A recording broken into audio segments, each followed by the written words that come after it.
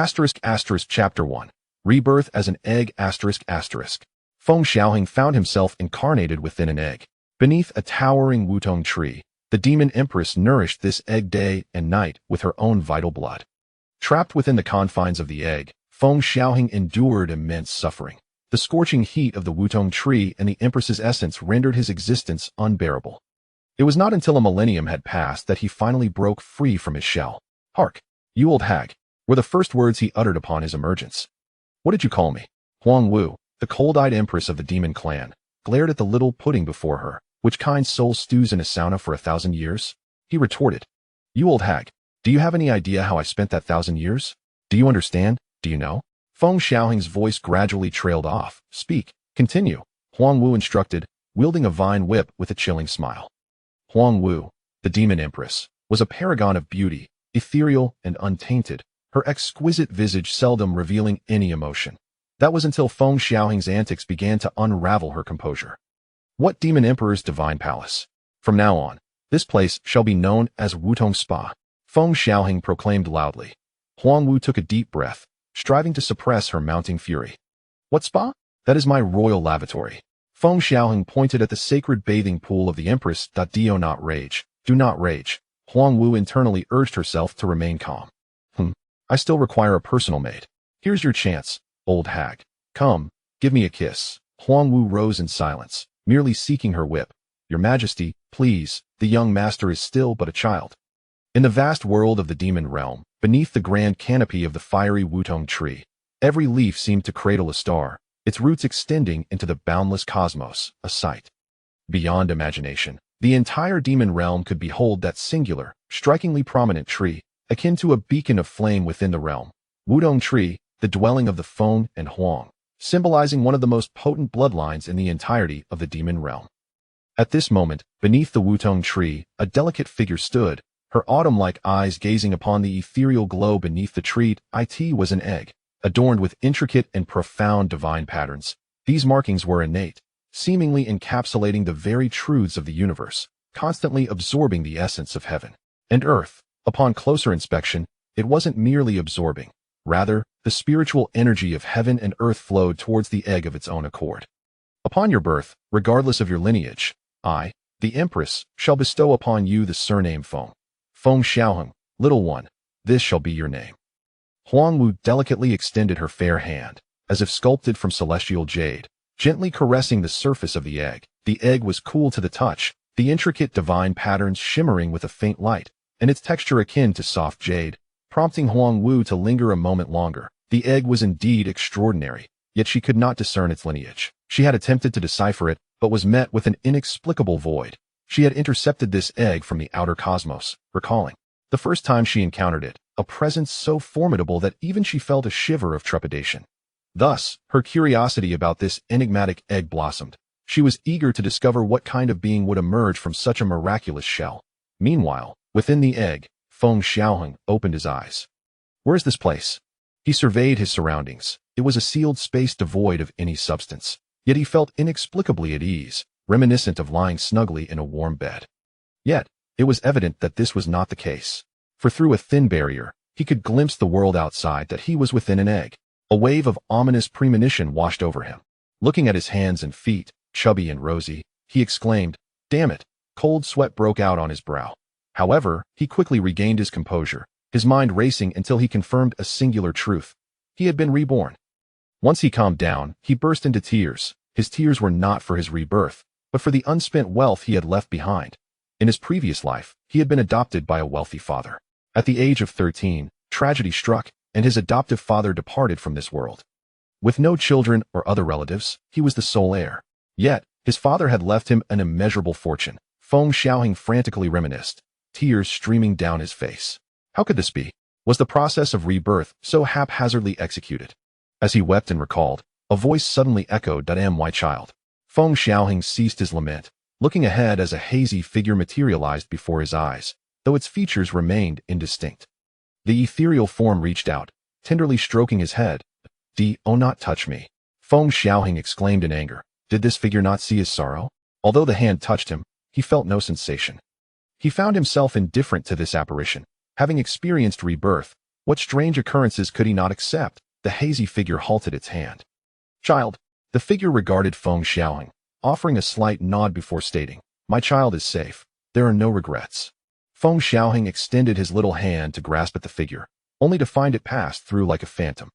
So, this is merely a residual thought, he mused. In a wonder I felt nothing when you touched my head. As for what a residual thought entailed, he was uncertain. Perhaps it was akin to a projection in this world. Listening to the size of the figure, he inquired, Who are you? A glimmer of affection flickered in the figure's eyes as it looked at Feng Xiaohang and gently replied, I am your father. Upon hearing this, Feng Xiaohang's face flushed, not from shyness, but from indignation, as he retorted, I am your grandfather. The figure before him seemed to possess a mischievous nature, attempting to take advantage of him. What kind of etiquette was this? The hazy figure trembled, pointing a finger at Feng Xiaohang. Clearly infuriated, the apparition began to dissipate, revealing a face of ethereal beauty, too exquisite for words, a visage that would render any comparison to mere mortals inadequate. This face appeared youthful, yet bore an expression of restrained anger, which quickly shifted to tranquility as it regarded Feng Xiaohang. What was expected to be a tender reunion between father and son had turned into an unforeseen confrontation. Feng Xiaohang could only perceive him as a rebellious offspring. Yet, considering the child's tender age and unrefined intellect, the handsome man fell silent for a moment and said, In the past, I encountered formidable foes, and reluctantly had to send you away. Regardless, you are my true bloodline. The man spoke earnestly to Feng Xiaohang, uncertain if he could comprehend, albeit feeling a pang of guilt. The bond of kinship was before him, yet he could not witness his birth or growth.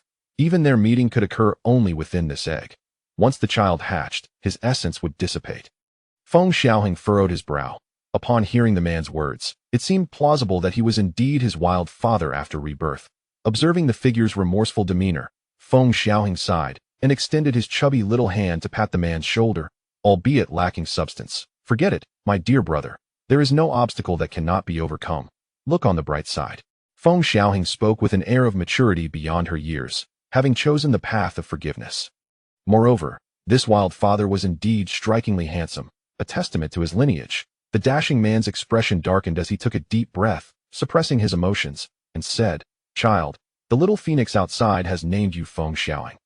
Remember, you shall henceforth be known as Feng Xiaohang, a member of the Phoenix clan. At this juncture, the handsome man's demeanor was exceedingly serious, resembling that of a solemn admonition. Feng Xiaohang was momentarily taken aback, realizing from his words that her identity was not solely tied to the Phoenix clan, but that there were deeper origins at play. She then inquired, What is my true identity? The man fell silent for a moment before finally uttering 4 words, Son of the Demon Emperor. Chapter 2. This father is unfilial son of the Yaohuang. Upon hearing this, Feng Xiaohang's eyes sparkled with anticipation as he eagerly inquired, Pray tell, where lies your kingdom? A son of the Yaohuang ought to possess a grand empire from birth. The handsome man was taken aback, not expecting such a question from Feng Xiaohang. He shook his head and replied, Once, the Yao Jie revered fathers above all else, but with my father's departure, new forces have inevitably emerged. Feng Xiaohang rubbed his small face, furrowing his brows in confusion. What do you mean? Observing the demeanor of this wild father, an ominous premonition stirred within him. My father has long been absent from Yao Jie. The generals and factions that once followed me have likely faded into the annals of time, the man lamented, shaking his head. Upon hearing this, Feng Xiaohang erupted in fury. Are you implying that I have now become a destitute prince? The man merely nodded gently, attempting to reach out and pat Feng Xiaohang's head, but withdrew his hand upon witnessing the child's furious expression. Before him stood the Yaohuang, and thus he was the prince. The entire Yao Jie's empire should rightfully belong to him. Yet now, hearing his wild father speak, he feared he had become a mere empty figurehead. This was a reality Feng Xiaohang could not bear. In his previous life, he had a splendid father, acquiring untold wealth at a young age, yet enjoyed it for but a fleeting moment before being reborn, having never tasted hardship in his past existence. Must he now endure suffering in this life? Absolutely not. Resolute, Feng Xiaohang pressed on. Surely, there must be something left behind, perhaps followers or treasures. How could a dignified Yao Huang leave nothing behind? It was unfathomable to Feng Xiaohang. After a moment of silence, The man appeared to reminisce, then shook his head. There is nothing. When faced with a formidable enemy, I sent my kin away, leaving behind a fragment of my spirit for protection. However, much of the memories contained within that spirit have been stripped away from my true self. This was done to prevent anyone from detecting his spirit and extracting memories. Perhaps some remnants were left, but this fragment of spirit was unaware. Feng Xiaohang's delicate face flushed crimson with indignation. How can you be so unfilial? Do you not owe me? Do you not owe my mother? What the yet-to-be-born descendants? He pointed an accusatory finger at the man, his expression one of heart-wrenching sorrow. To lose an entire empire so casually was unthinkable. This father was dreadfully unfilial. The man's forehead throbbed with veins, and even with his temper, he felt on the verge of collapse, wanting to thrash this rebellious child, yet finding himself unable to do so. At that moment, Feng Xiaohang wailed, "Descendants, open your eyes and see. Your empire has been squandered by this unfilial being." Tears streamed down his face, snot running from his nose. This was genuine sorrow. To be such a large figure, and yet have the empire of the Yaojia lost. The man's face turned ashen as he listened to this rebellious child, correcting him. "You have not even been born yet. What do you speak of descendants?" Feng Xiaohang straightened his adorable little face and huffed. "Do not concern yourself. They will come. And you have wronged so many descendants." The man rubbed his temples, gazing at the increasingly agitated child. He extended a slender finger, pointed, and a surge of energy entered Feng Xiaohang's consciousness. Suddenly, Feng Xiaohang's awareness blurred, and new knowledge flooded his mind. This was a bloodline inheritance. Although it would naturally awaken as he matured, his father activated it early, hoping to pave a smoother path for him, sparing him from suffering. Bloodline inheritance? Feng Xiaohang pondered, as the newfound information coursed through him. Yet, he still did not know the man's name or his lineage. Wan Yao Shanti. This was the most formidable body of the Yao clan, surpassing any bloodline. Each powerful bloodline within the Yao clan possessed unique talents and inheritances exclusive to each physique. However, the Wan Yao Shanti was extraordinary. It could evolve bloodlines. This was the unparalleled aspect of this physique. Yet, it required a medium, essence blood, and a fragment of divine soul. Not only could it evolve bloodlines, but it could also transform the essence of one's race, granting access to their formidable abilities and bloodline powers. This was the miraculous nature of the Wan Yao Shanti. Feng Xiaohang ceased his lamentations, wiping his nose with his tender little arm and taking a deep breath. He was momentarily consoled. However, when he looked up again, he found the man had vanished. At that instant, he felt himself being lifted. Two soft, plump objects obscured his view. In the next moment, he was set down, and the one who held him released him. Before him appeared a breathtakingly beautiful visage, enchanting yet slightly aloof. Her phoenix-like eyes radiated nobility and allure, accentuated by a stunning beauty mark beneath one eye. Her long silken hair cascaded like a waterfall, gently swaying with the breeze, as a vibrant red garment billowed beneath the Yutong tree, creating an ethereal and unparalleled sight. Feng Xiaohang's little legs kicked in agitation, momentarily forgetting the unfilial father he had just chastised, captivated instead by the beauty before him. This woman seemed otherworldly. Just as Feng Xiaohang's excitement peaked, a sudden wave of heat enveloped him. The woman parted her crimson lips and softly spoke. "Little one, the essence of the Yutong tree will refine your physical form." Huang Wu gently placed the egg containing Feng Xiaohang at the root of the Yutong tree, intending to nourish it with the tree's essence. Inside the egg, Feng Xiaohang became restless, his bright eyes filled with trepidation. "It's too hot. What are you doing? Release me." He gently tapped the shell, but it remained unyielding, his tiny hands and feet flailing helplessly, only to feel even hotter. Before him, the woman squeezed a drop of her essence blood from her palm, allowing it to fall upon the eggshell. Feng Xiaohang's mouth fell agape, the ominous feeling within him intensifying. The eggshell absorbed that drop of blood. Instantly, he felt as though every pore in his body was being scorched by flames. Though unaware of the woman's identity, he recognized the terrifying heat of her essence blood. He did not desire it, yet the egg was actively absorbing it. Feng Xiaohang cried out in distress. "You seek rebellion and wish to murder me. Just wait until I emerge. I will have my revenge." Without the Yao Huang present, He was the sovereign of the Yaojie, and how dare this woman conspire against him? One day, he would settle the score. However, outside, Huang Wu could not hear Feng Xiaohang's rants. She only observed the extraordinary egg shaking vigorously. Her beautiful eyes narrowed as she murmured to herself, "It seems it craves my essence blood."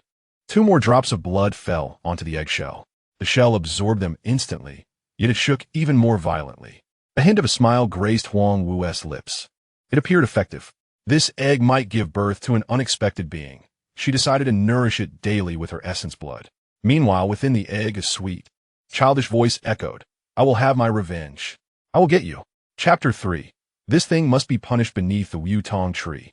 Feng Xiaohang was lost in a blissful stupor, unaware of how much time had passed. The woman outside visited daily, feeding him her essence blood. By now, Feng Xiaohang was thoroughly exhausted from cursing, for no matter how loudly he shouted, she could not hear him. The most infuriating part was that whenever he stirred and shook the egg, the woman's eyes would light up, and she would redouble her efforts to feed him more of her essence blood. 1,000 years. He had endured for a full millennium. He had yet to be born, yet he had experienced what it meant to suffer a fate worse than death. 1,000 years felt akin to being trapped in a sauna. Who among the good folk would endure a sauna for 1,000 years? Tired of it all, he wished for annihilation. Feng Xiaohang was filled with malice toward the entire world. Reborn inexplicably. No, it could be said he was only half reborn, still unborn, yet already subjected to 1,000 years of torment. Once he departs, he shall unleash his wrath upon this malevolent world, revealing his wickedness and terror to all. Meanwhile, outside, Huang Wu moved gracefully to the base of a phoenix tree, her enchanting eyes peering through the roots. For millennium, she had nourished this egg with her own essence, and aside from a brief stirring at the beginning, it had remained eerily still. She could not fathom what kind of being could gestate within an egg for 1,000 years. Was her essence not sufficient to sustain it? Contemplating this, Huang Wu considered whether to offer the blood of her kin to nurture it further. A faint crackling sound broke the silence as she focused her gaze. With a wave of her hand, the shimmering egg emerged from beneath the roots. A wave of anxiety washed over her. She was uncertain what kind of creature would emerge after such a long gestation. Behind her, 2 women, Qing Ming of the Qing Wan clan and Su Yi of the Nine-Tailed Fox clan, both loyal confidants of the Phoenix Empress, watched intently. Throughout the past millennium, the Empress had confided in them about the egg, urging them to scour ancient texts for its origins, yet their search had yielded no results. Now, as the egg was on the brink of hatching, its origins no longer mattered. Cracks began to form on the smooth surface of the egg, intricate lines appearing. The 3 held their breath in anticipation.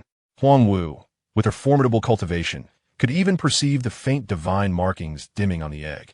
Inside, Feng Xiaohang felt the intense heat that had enveloped him for 1,000 years dissipate, and the egg began to crack open on its own. He extended his hand, and wisps of ethereal energy danced around his fingers. Despite the torment he had endured, the essence from the phoenix tree and Huang Wu's blood had greatly nourished him. The egg had absorbed the essence of the heavens and earth for a millennium, and according to his ancestral memory, it was forming an unparalleled body of myriad spirits.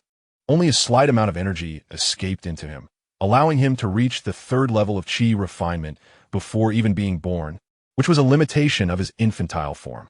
The accumulation of spiritual energy had forged a remarkably strong body, but it had not significantly advanced his cultivation. As the shell shattered, a diminutive figure emerged. Huang Wu was momentarily stunned by the sight, while Qing Ming and Su Yi's eyes sparkled with delight. Their hearts melted by the cuteness of the little one before them. The child, appearing no older than 3, bore a human form with silvery, fluffy hair adorned with a pair of furry ears and a snow-white tail. His eyes were bright and lively, his cheeks flushed with a gentle hue, and his skin smooth and tender, exuding an adorable baby fat. "So this is the egg that our master brought back," Qing Ming murmured, her voice filled with awe as she gazed at the enchanting child. Su Yi, equally entranced, longed to hold the little one in her arms. Just as they were entranced, a childish voice broke the silence. "Hey, you old hag!"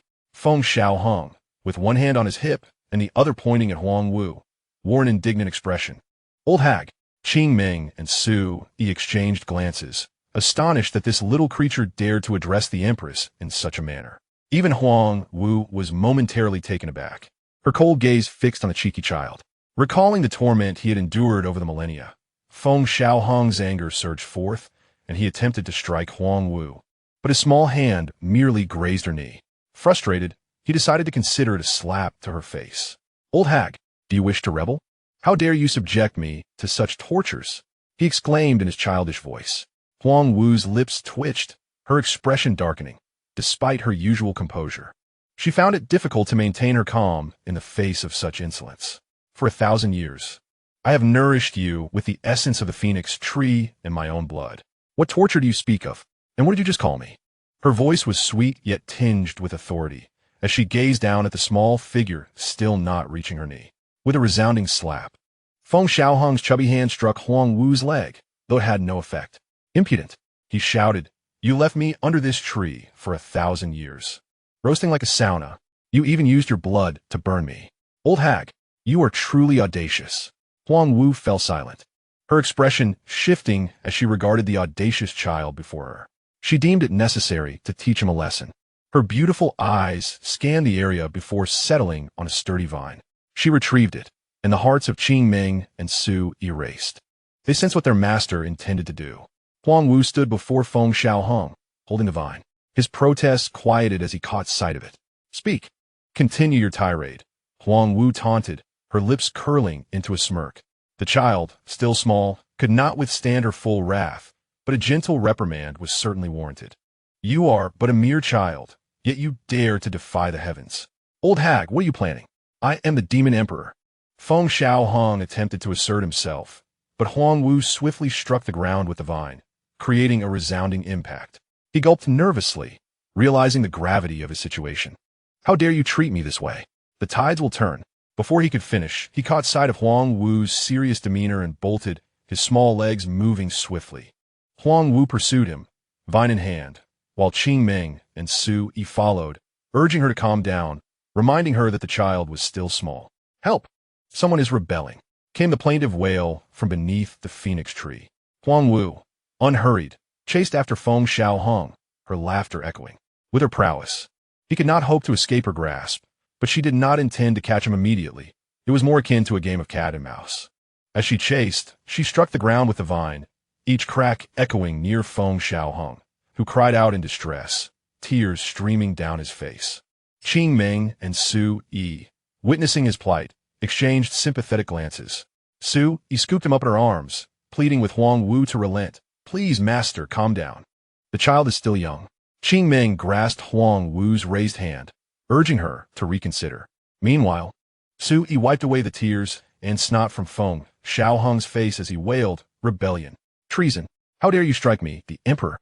Huang Wu discarded the vine and approached Feng Xiaohang. Qing Ming, witnessing this, let out a sigh of relief, as it seemed the master was not genuinely angry. "What are you doing?" Feng Xiaohang's heart tightened, his delicate face contorting as he threatened, "If you dare," however, in the next moment, Su Yi directly handed Feng Xiaohang over to Huang Wu. Instantly, Feng Xiaohang fell silent, gazing at the exquisite visage so close before him and inhaling the fragrant aroma emanating from Huang Wu. He temporarily forgave her earlier disrespect, albeit more out of fright.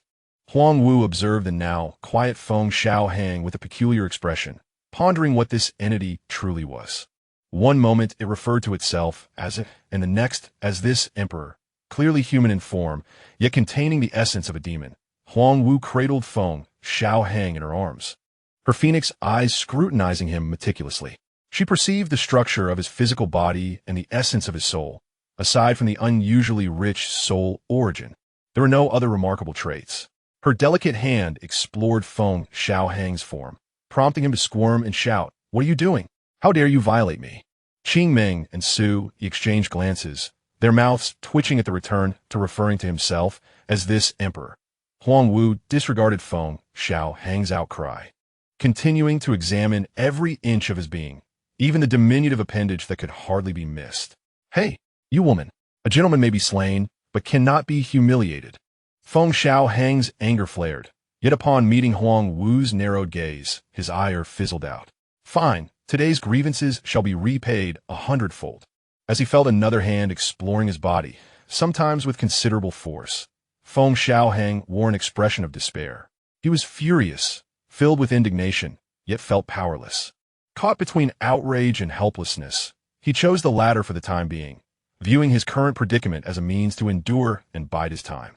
Huang Wu regarded the pouty Feng Xiaohang, a flicker of tenderness appearing in her eyes, unnoticed by him. For within him coursed the purest phoenix bloodline, one that shared her essence, establishing the most intimate of connections. This bloodline was not akin to that of kin, but resembled the bond of siblings or even parent and child. Huang Wu contemplated that over the millennia, she had nourished this being with her own blood, thus giving rise to a bloodline that mirrored her own. Holding Feng Xiaohang close, she took strides into the void. Boldly, "Release this emperor," Feng Xiaohang wailed, realizing he was being lifted into the air. The crucial detail was that he had a fear of heights. Desperately clutching a strand of Huang Wu's hair, he exclaimed in terror, You must let me down. I shall overlook your earlier disrespect." His fear of heights was genuine. Upon hearing this, Huang Wu's lips curled into a rare smirk. "You are afraid of heights?" She had assumed this entity feared nothing, only to discover his trepidation. Feeling exposed by her words, Feng Xiaohang's expression stiffened. He fought to suppress his fear and huffed. "Who do you think this emperor is? If you were to soar into the cosmos, I would not even blink." Huang Wu chuckled, a glimmer of mischief dancing in her eyes. "Very well." With that, she soared upwards at an astonishing speed. With her cultivation, she could easily tear through the fabric of space, but now that she knew Feng Xiaohang's fear of heights, the experience would be tailored perfectly for him. "Stop! Stop!" Feng Xiaohang cried out, tears and snot streaming down his face, his fear of heights surpassing all else. As the frigid wind whipped around him, he opened his eyes to find himself dizzy, an unsettling chill creeping up from below. Mid-flight, Huang Wu suddenly sensed warmth engulfing her chest. Her expression darkened. This little rascal had wet himself. In the imperial palace, Huang Wu changed into a flowing white garment. Observing Feng Xiaohang, who was devouring his food. The dishes before him were spirit porridge made from rare heavenly ingredients, with their medicinal properties diluted significantly. Qing Ming and Su Yi attended to him, occasionally serving snacks or spirit fruits. Huang Wu had just conveyed to them that Feng Xiaohang was to be her disciple and the future master of the Huang nest. Naturally, Qing Ming and Su Yi were delighted by this development. They found the little fellow irresistibly cute, his soft and adorable appearance stirring their hearts. As Feng Xiaohang indulged in his feast, Qing Ming seized the opportunity to gently stroke his fluffy tail. The sensation was delightful. From head to toe, he was utterly impeccable, as though he were a divine masterpiece. Alas, he had mouth on him. With his cheek stuffed, Feng Xiaohang grumbled, "Once this emperor is full, I will settle the score with you for embarrassing me." Having consumed a copious amount of the spirit porridge, he had to admit that it surpassed all delicacies he had ever tasted. He had never encountered such exquisite flavors before. The spirit fruits left him feeling remarkably invigorated, as if his body were absorbing them autonomously, resembling a bottomless pit. Observing Feng Xiaohang devour bowl after bowl of spirit porridge and fruits, Qing Ming and Su Yi quickly intervened. Although the medicinal properties had been significantly diluted, it was still concerning for such a newly born being to overindulge. "How dare you?" Feng Xiaohang slammed the table, glaring at Qing Ming and Su Yi. "Young master, you mustn't eat any more. Your body is frail, and the potency could overwhelm you." Su Yi gently reassured, ruffling Feng Xiaohang's hair. He grimaced, on the verge of anger. Suddenly, he felt a wave of heat coursing through him, as though his body might burst.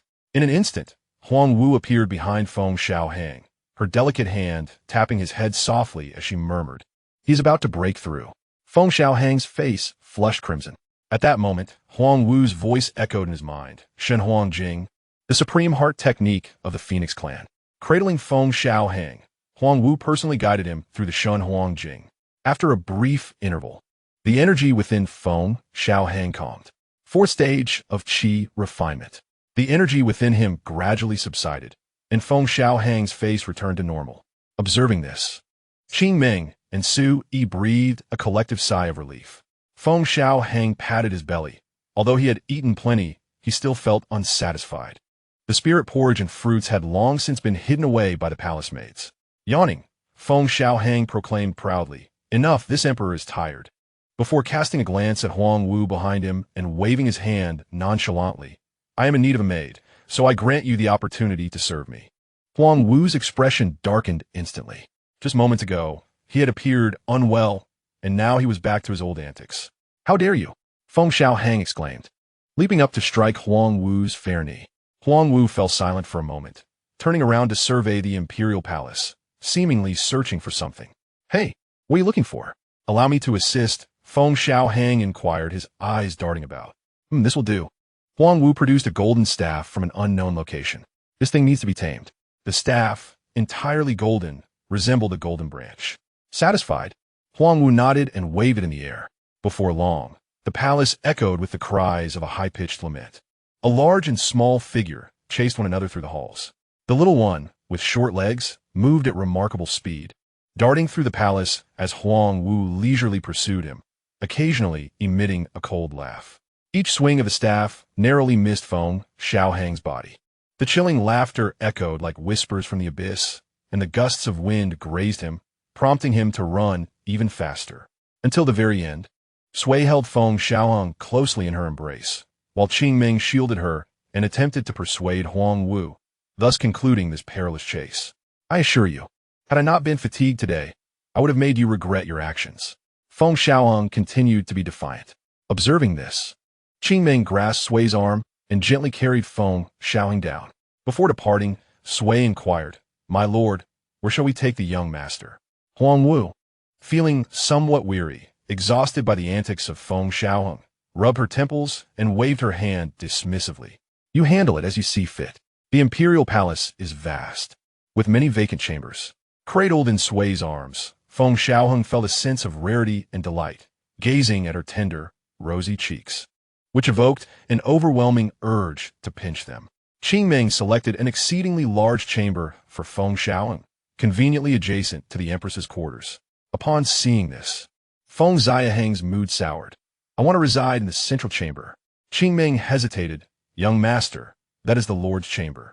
Feng Xiaohang wriggled free from Sui's grasp and strode toward Huang Wu's quarters. Young master, you must not. That is the Lord's chamber. If the Lord were to find out. Both Qingming and Sui gently restrained Feng Xiaohang. How audacious! It is not her chamber. It is mine. The entire demon realm belongs to me. Let alone a mere chamber. Feng Xiaohang's small face was flushed with indignation as she scolded in her childish voice. Qingming and Sui exchanged glances, and Qingming sighed, Very well. I will proceed as the Lord wishes. This little master has quite the temper and is notoriously stubborn, particularly when it comes to remembering grievances.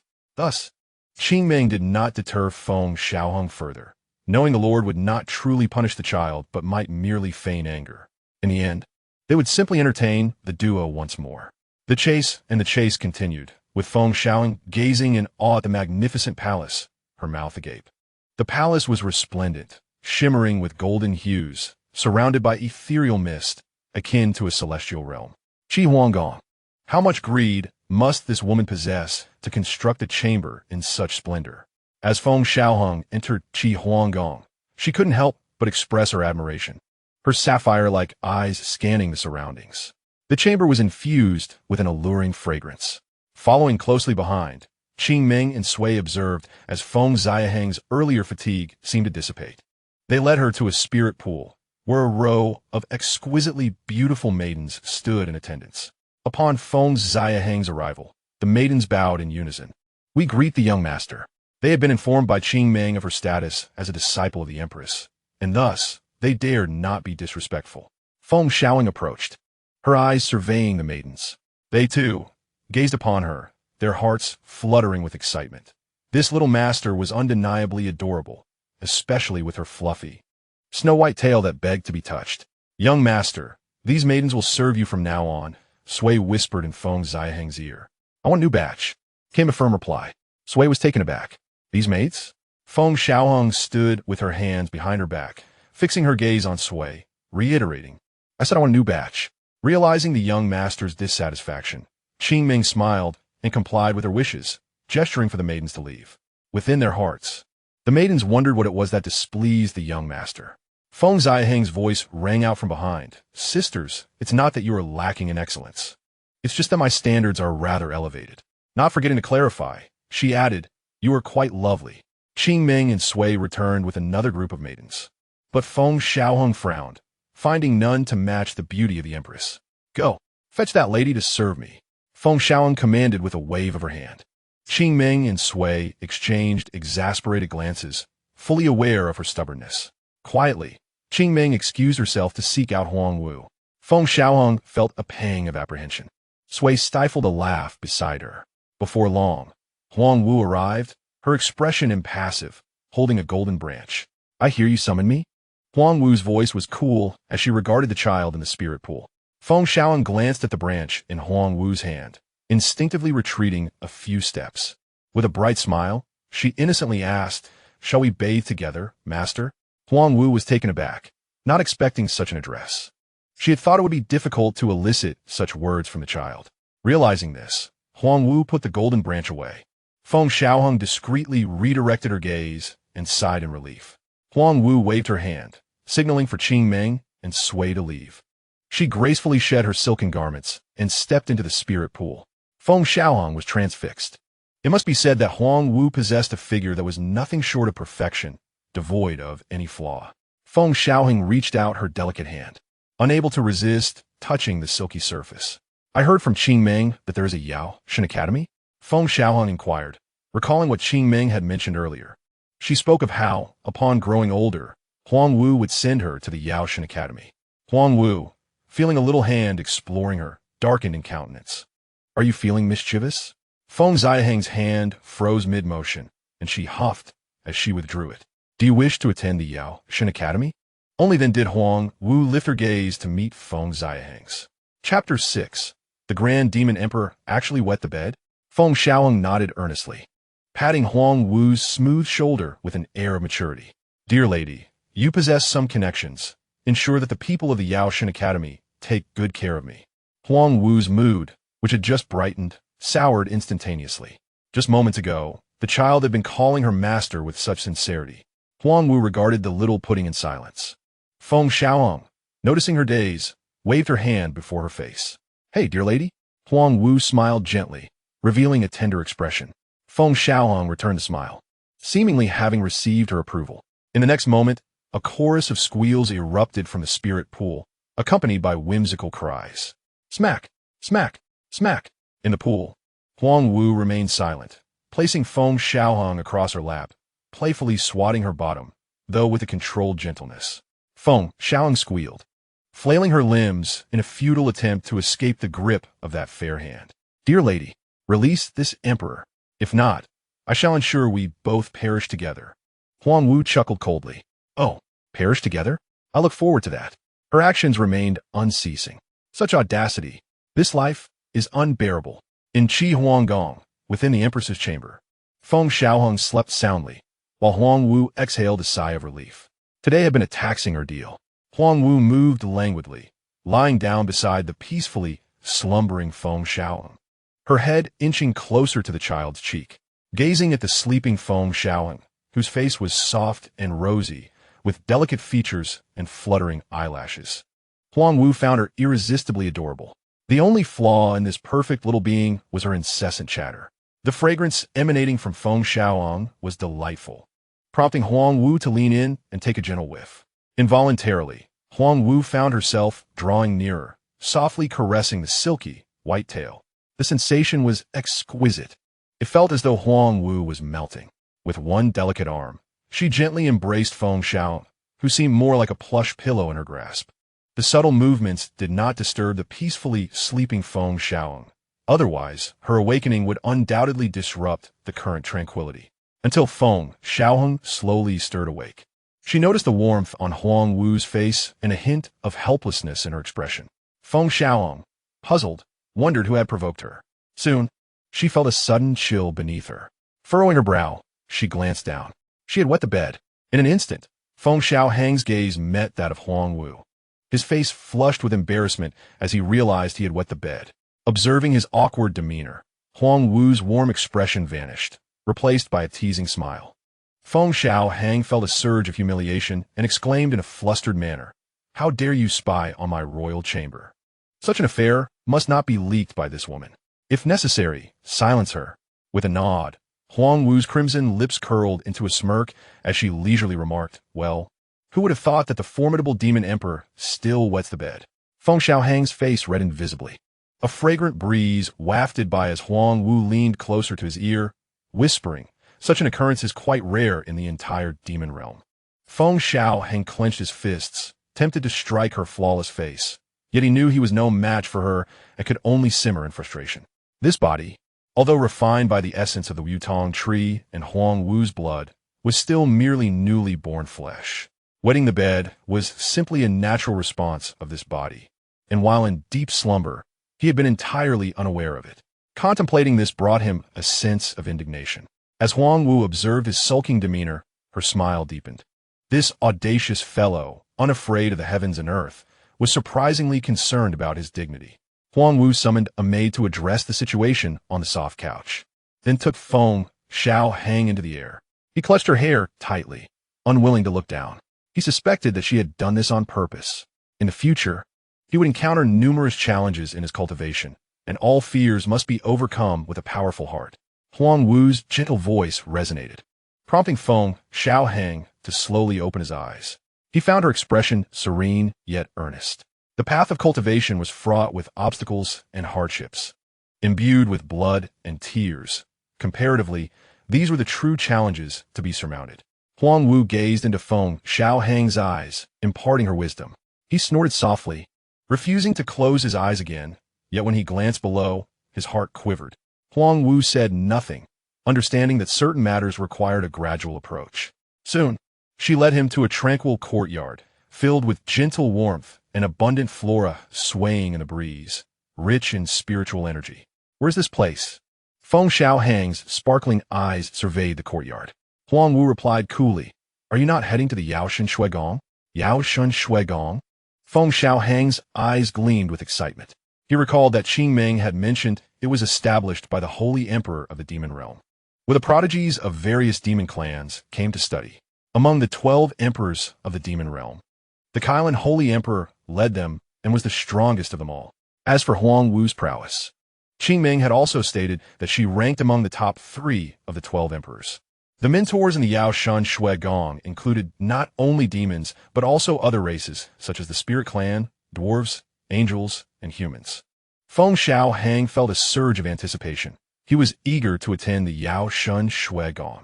His unreliable wild father had lost the kingdom, and he was determined to reclaim it. The Yaoshan Shuigong was the optimal choice for him to gradually win over various factions and ultimately unify the demon realm. Reflecting on this, Feng Xiaohang sighed inwardly, acknowledging the weight of responsibility ahead. Suddenly, a figure materialized like a phantom from the depths of the courtyard, revealing a massive crane. As the demon light flickered, the crane gradually transformed into a humanoid figure. An elder with an ethereal demeanor bowed slightly to Huang Wu. Huang Wu nodded slightly and introduced him to Feng Xiaohang, saying, "This is Elder Ren Bai He from the Yaoshan Shuigong. He will guide you in your cultivation. As for the divine techniques, I shall personally teach you. Surely, this must be the little prince." Elder Ren Bai He beamed at Feng Xiaohang. He had been summoned by Huang Wu from the Yaoshan Shuigong to enlighten the young master of the Phoenix clan.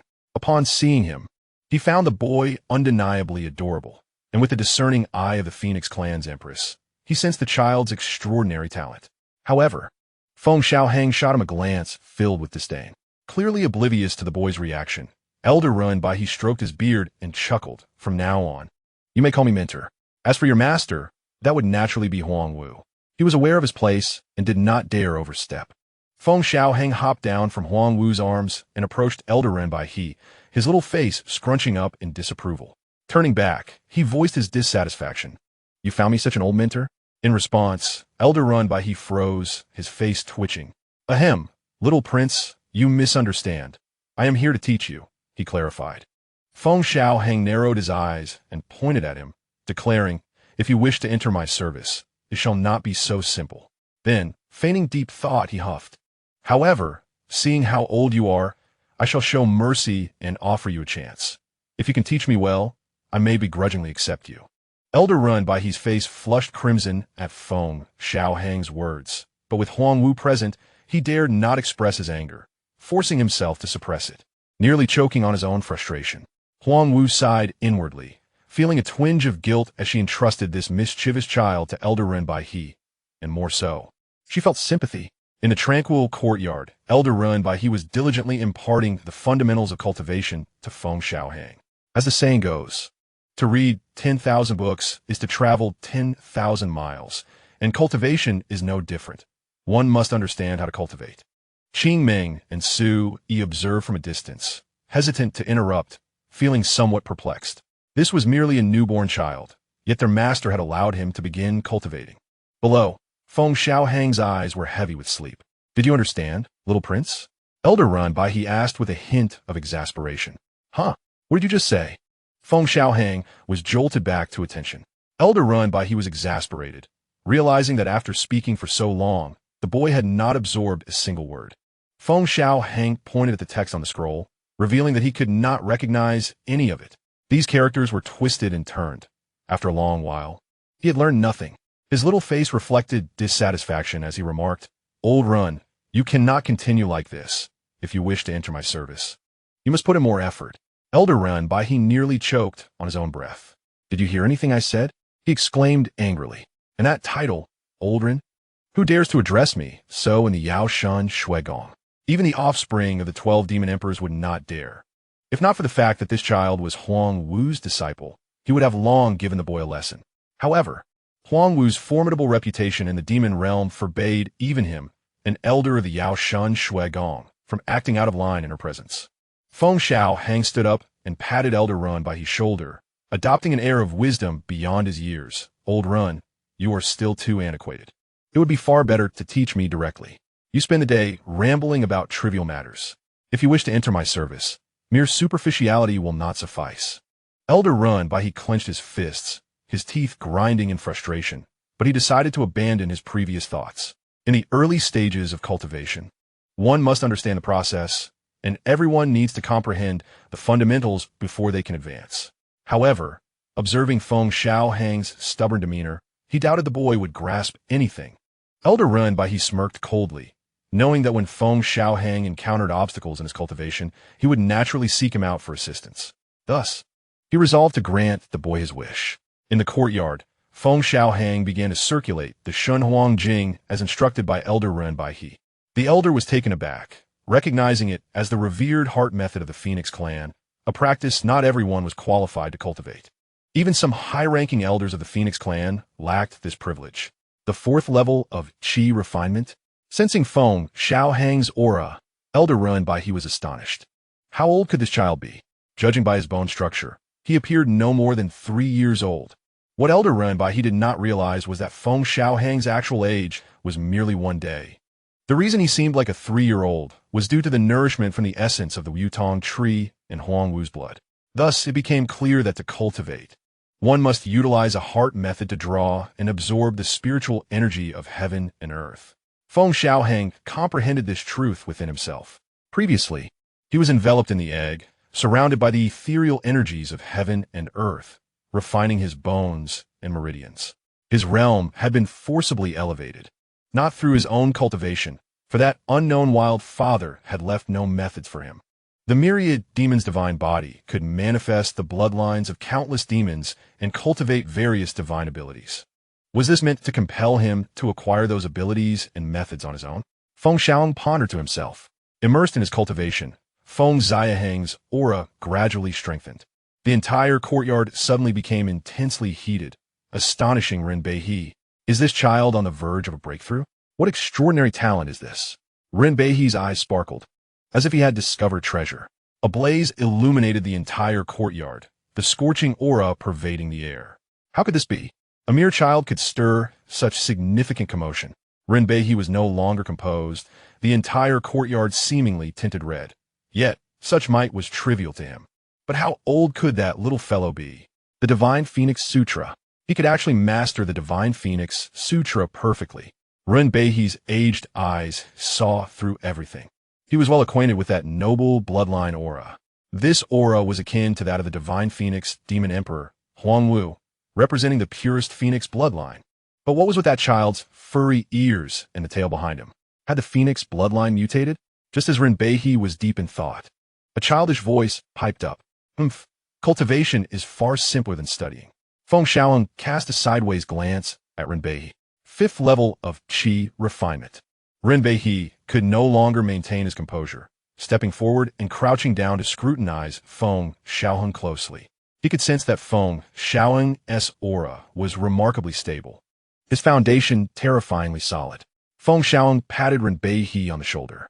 Little Run, not bad. Your teaching methods are quite beneficial to this emperor. But this emperor does not easily accept disciples. You will first be a registered disciple, while I contemplate further. Feng Xiaohang's face was filled with satisfaction. Rinbei's aged face stiffened. As his address to him changed back to Little Rin, this appellation feels utterly awkward. You should address me as master, Rinbei corrected. Before him stood the little prince of the Phoenix clan, a true prodigy. If he succeeded under Rinbei's tutelage, his prestige in the Yaoshan Academy would be immeasurable, allowing him to suppress the old geezers within the academy. At that time, he would have grounds for boasting. Rinbei thought it imperative to have this little fellow acknowledge him as his master. However, this child was excellent in every aspect except for his incessant chatter. Hearing this, Feng Xiaohang straightened his small face and said earnestly, Little Run, I have stated that you must pledge yourself to my tutelage. This emperor needs to consider. Do not be so anxious when the opportunity arises. This emperor will grant it to you.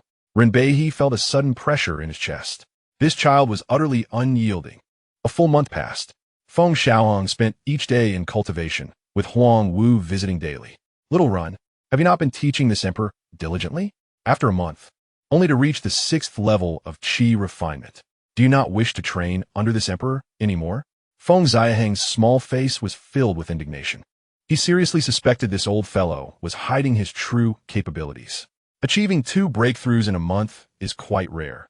Cultivation requires steady progress. Do you think it is that easy? Rinbei finally could not contain his fury and shouted. This child had been questioning him daily for the past half month, suspecting him of concealing his abilities. Now, Rinbei could no longer suppress his anger. In the entire demon realm, and even the cultivation world, who does not endure 10 years in the Qi refinement stage? This child appeared no older than 3 years, and yet he had already reached the 6th level of Qi refinement, and still he was dissatisfied. Anger bubbled within Rinbei, causing him to puff up his cheeks. Feng Xiaohang, hearing this, appeared curious and asked, What level are you at now? Rinbei, suppressing his anger, stroked his white beard proudly. I am known as the Great Saint Behi, having cultivated for 30,000 years, and I am at the 3rd level of Tongtian. Rinbei anticipated Feng Xiaohang's astonished expression. The Tongtian realm is known as the Great Saint, a significant figure in the entire demon realm. A junior learning that a great saint personally instructs him should at least show some respect. 30,000 years to reach the Great Saint? Indeed, that is quite lacking. Feng Xiaohang's disdainful voice rang out. You. Rinbei's face flushed crimson, his hand trembling as he stroked his beard, nearly pulling it out. Chapter 8. Defraying Huang Wu in the Imperial Palace, at the Qi Phoenix Palace. 6th level of Qi refinement, not bad. Huang Wu crouched down, adjusting Feng Xiaohang's garments. Feng Xiaohang found it quite enjoyable, huffing. Who am I? Do you think everyone is like Little Run, only reaching the Tongtian realm after 30,000 years? His words were filled with pride. If Rinbei heard this, he would probably spit out a mouthful of old blood. Observing Feng Xiaohang's smug expression, Huang Wu let out a cold laugh. 6th level of Qi refinement, and yet you wet the bed? Bold, daring to slander this emperor. You old hack, you have sealed your own fate. With his secret exposed, Feng Xiaohang was instantly furious. It was clearly when he was at the 4th level of Qi refinement. Huang Wu did not pursue the matter further and said earnestly, Although Rinbei's strength is lacking, his teaching methods are quite effective. Many prominent figures in the demon realm have been his students. You must diligently cultivate alongside him. Once you break through to the foundation establishment stage, I will personally teach you the divine abilities described in the Divine Phoenix Sutra. Feng Xiaohang nodded slightly, then turned and strolled towards the spirit pool with his hands behind his back. At that moment, a delicate-looking woman arrived, slightly bowing to Huang Wu. This was the personal maid assigned to Feng Xiaohang by Huang Wu, named Chen Xiu, and another maid, Chen Shuang, was currently accompanying Feng Xiaohang. Otherwise, That little rascal would be shouting all day for someone to be his maid. A child who never learns from his mistakes. Huang Wu had no hope of him changing. So she arranged for 2 maids to lessen her troubles. However, when Chen Xiu approached Huang Wu, she appeared hesitant. What is it? Huang Wu furrowed her brow. After deliberating, Chen Xiu spoke softly. The young master has. Huang Wu's heart skipped a beat. What mischief had this child been up to make Chen Xiu so hesitant? Master, you should see for yourself. Chen Xiu couldn't bring herself to meet Huang Wu's gaze. Chen Xiu led Huang Wu to the entrance of the imperial palace. And upon glancing up, 4 large characters were prominently displayed on the plaque. Wu Tong foot bath. Huang Wu's expression visibly darkened, her silver teeth clattering. This was written in the demon language, which Feng Xiaohang could not decipher. Thus, he had first asked Renbei, then ordered Chen Xiu and Chen Shuang to change the plaque. Chen Xiu and Chen Shuang could only comply, as Huang Wu had previously stated that if there were requests, they should be met as much as possible. Although they complied, Chen Xiu felt something was amiss and decided to inform Huang Wu. Ever since the young master learned of the use of spirit stones in the cultivation world, Chen Xiu pointed to a nearby notice board, which clearly stated, massage, yoga, foot massage, with various price tiers clearly indicated. There was even a special note at the bottom, become a member, enjoy an 80 discount with surprises, accompanied by a vague silhouette of a woman. These words were all written by Feng Xiaohang himself, having learned them from Renbei. At that time, Renbei was moved, thinking this little fellow had finally taken the initiative to learn. Of course, after Feng Xiaohang learned these few characters, he turned and left, leaving Renbei perplexed. In Huang Wu's eyes, flames seemed to blaze, her delicate hands clenched tightly. This sight made Chen Xiu tremble in fear. Huang Wu silently took out a golden branch and headed towards the Qi Phoenix Palace. Chen Xiu's heart sank. This could not end well. And she quietly turned to find Qing Ming and Su Yi at the Qi Phoenix Palace, by the spirit pool. By the edge of the spirit pool, Feng Xiaohang reclined on a lounge chair, his eyes slightly squinted, thoroughly enjoying himself. A girl resembling Chen Xiu was currently massaging his little feet. Little sister, how old are you?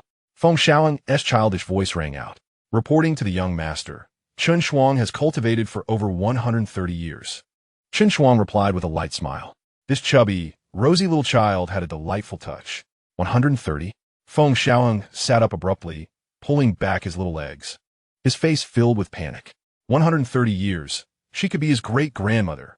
An elderly woman was massaging his feet, and Feng Xiaohang was instantly covered in goosebumps. Observing Feng Xiaohang's terrified expression, Chen Shuang was first taken aback, then explained, young master, in the demon clan, 130 years is merely the threshold of adulthood. Upon hearing this, Feng Xiaohang let out a slight sigh of relief. Oh, I see. You scare me to death. Please continue.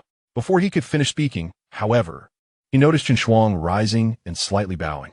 Feng Xiaohang furrowed his brow, suddenly sensing a chill emanating from behind him. There stood Huang Wu, calmly gazing at him while holding a golden branch. Feng Xiaohang swallowed hard. Feng Xiaohang, you have become quite bold, daring to use the imperial palace for trade. Huang Wu approached him step by step with the golden branch in hand. Old hag, you ought to know better. I am doing this for the family, for the prosperity of the Feng clan. Feng Xiaohang slowly retreated, his voice becoming faint towards the end. Before Huang Wu could react, his short legs spun around swiftly. Huang Wu let out a cold laugh and chased after him. Chen Shuang trembled in place, glancing with some pity in the direction Feng Xiaohang had fled. Soon, cries of despair filled the Qiwang Palace. At this moment, Qing Ming and Su Yi arrived. Upon seeing their master wielding the golden branch in pursuit, Qing Ming hurried forward to intervene. Feng Xiaohang, seeing Qing Ming and Su Yi arrive, quickly nestled behind Su Yi, shielding himself completely. Master, the young master is being unreasonable. There's no need for such a commotion, Qing Ming softly urged, while Su Yi protected Feng Xiaohang, tenderly wiping his tears and snot with a handkerchief. So he can use the imperial palace for trade? Huang Wu's ample bosom heaved, clearly infuriated. Trade? Both women turned their gazes towards Feng Xiaohang. He snorted and regained his composure, shouting again, everything I do is for long-term development. However, as he continued, Feng Xiaohang displayed a look of grievance, tears streaming down his face as he cried sorrowfully. Being beaten and scolded for the sake of my clan's development, I am not only exhausted but also persecuted by you. Feng Xiaohang cried even harder, wailing, I can no longer endure this life. What is the meaning of my existence in this world? Looking at his delicate and adorable face, and hearing his childlike cries, Su Yi felt a pang of heartache, cradling Feng Xiaohang in her arms and soothing him. Little young master, you've suffered. Don't cry. I will cook you some spiritual porridge later. Huang Wu's face turned ashen, her silver teeth clenched tightly, nearly on the verge of collapse. This little one is truly adept at acting. He portrays himself as the victim despite not having been harmed at all. Qing Ming quickly intervened and signaled Su Yi to take Feng Xiaohang away. Su Yi understood immediately. Huang Wu took a deep breath, calming herself, reminding herself that he was still a child and would not act beyond this. Huang Wu slowly made her way to the spirit pool to bathe and soothe her nerves, believing it to be the best course of action. Just as she arrived at the spirit pool and began to shed her garments, she heard Chun Shuang call out loudly. Master, wait. Chun Shuang lowered her head, her voice barely above a whisper. The young master urinated in the spirit pool. Huang Wu's pupils constricted. Chapter 9. My life is like walking on thin ice these past few days. Huang Wu felt exhausted, uncertain of when Feng Xiaohang would create another ruckus. Surprisingly, since the last incident, Feng Xiaohang had been relatively well-behaved. Nonetheless, Huang Wu dared not let her guard down. Fortunately, Feng Xiaohang had been at the other courtyard, where Renbei was guiding him in his studies. One day, in the other courtyard, Feng Xiaohang sat cross-legged, practicing the divine phoenix scripture. His breathing was steady, even infused with a hint of warmth. After 10 years of refining qi and 100 years of foundation building, Feng Xiaohang had reached the 6th level of qi refinement, not far from the 7th. He had inquired of Renbei whether he could utilize external forces to break through, but was firmly rebuffed, receiving a stern warning for his audacity. 10 years of refining qi is about cultivating that innate vital energy. To rely on spiritual pills or external forces would be detrimental to your foundation. Renbei's aged face bore a serious expression, devoid of any jest. He did not wish to see such a talent squandered, especially as this was the disciple of the divine phoenix demon emperor. To this, Feng Xiaohang merely nodded, saying nothing further. I no longer wish to cultivate. I want to practice divine abilities, Feng Xiaohang declared, rising with determination. Renbei cleared his throat, saying, Your Highness, your cultivation is still lacking. It is insufficient to support the manifestation of divine abilities. At this, Renbei shook his head and smiled. Divine abilities can only be cultivated upon reaching the nascent soul stage. At your level, you can only be considered to have mastered demon techniques. Demon techniques, akin to human martial skills, cannot mobilize the spiritual energy of heaven and earth to yield great power. Only divine abilities can summon the forces of heaven and earth in a single thought, thus earning the title of divine ability. Renbei stroked his beard, chuckling. Once you reach the foundation building stage, you can gain a slight mastery over them. By the heavens! Before he could finish speaking, Feng Xiaohang's face turned crimson, and in his small hand, a fire phoenix flapped its wings. Although this fire phoenix was quite miniature, it radiated an overwhelming heat. Even Qing Ming and Su Yi, watching from a distance, gaped in astonishment. Feng Xiaohang shot a sideways glance at Renbei, huffing, Is it that difficult? Renbei's face twitched. He could hardly fathom how this little one, merely at the 6th level of qi refinement, could possibly execute a demon technique. Demon techniques typically require foundation building to practice. The spiritual energy at the 6th level of qi refinement is insufficient to support their execution. As Renbei remained in a daze, a gentle breeze swept by, adding to his disarray. Feng Xiaohang grinned mischievously and hurled the fire phoenix towards Renbei. However, before it could reach him, it dissipated. Hey, little Ren, how dare you extinguish my fire phoenix? Feng Xiaohang chastised in a childish voice. He had intended to test the fire phoenix's power on Renbei. Renbei, disregarding Feng Xiaohang's antics, frowned in contemplation. Having spent many years in the Demon God Academy, he had witnessed countless geniuses, yet he had never encountered one capable of executing a demon technique at the qi refinement stage. Suddenly, Renbei froze, staring at Feng Xiaohang. Wait, this child has never practiced demon techniques. The fire phoenix from earlier was a divine ability from the divine phoenix scripture. meaning Feng Xiaohang had merely invoked it based on the scripture. Upon realizing this, Rinbei's composure began to waver. Regardless of being a demon or a human, martial skills and demon techniques require cultivation to master. Yet this little one had not practiced at all. He had considered the possibility that the Divine Phoenix Demon Emperor had personally imparted teachings, but quickly dismissed it, knowing that cultivating demon techniques at the Qi refinement stage was a misguided approach, one that would not yield results. Lost in thought, Rinbei he suddenly felt an intense heat emanating from his lower region, accompanied by a slight charred scent. When he regained his senses, he nearly spat out blood in shock. Feng Xiaohang wore a mocking smile as a small flame flickered in his hand, singeing Rinbei's clothing blackened at the crotch. How about it, little run? Isn't the power of my phoenix flame quite impressive? Feng Xiaohang's expression was drenched in mischief. Rinbei grasped Feng Xiaohang firmly, his face contorted with anger. He had initially thought that Feng Xiaohang's character had shifted in recent days, but he realized he had underestimated him. You insolent child! How dare you disrespect me? Little Ren, you are finished. Your future is ruined. Feng Xiaohang shouted defiantly. Rinbei was infuriated, yet he chose to endure, aware that this was an exceptional talent. It is astonishing that the young master has managed to master demon techniques at the Qi refinement stage. This must be reported to the master, Qing Meng murmured, with Su Yi nodding in agreement. Such a feat was extraordinary. In the entire cultivation world, no one had claimed to master demon techniques at the Qi refinement stage, with most only possessing simple martial techniques. In the other courtyard, Feng Xiaohang, having discovered his ability to wield demon techniques, began to revel in the experience, while Rinbei faced a series of unexpected challenges. Before one's eyes, Feng Xiaohang's arms surged with fiery feathers, transforming into a flurry of sharp arrows that shot forth with great speed.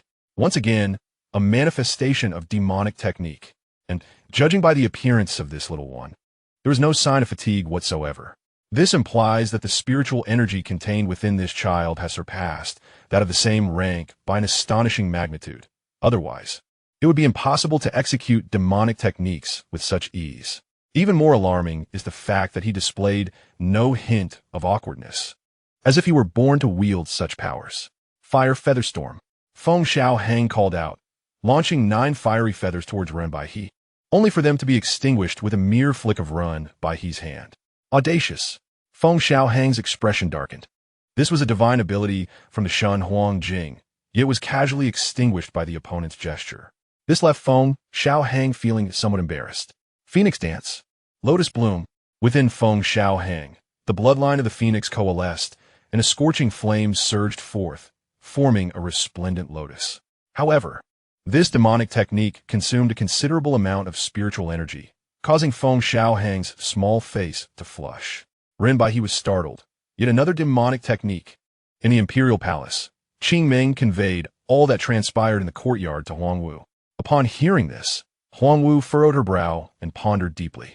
Could it be that a millennium of nurturing and the essence of the Wutong tree endowed this little one with such innate talent for birth?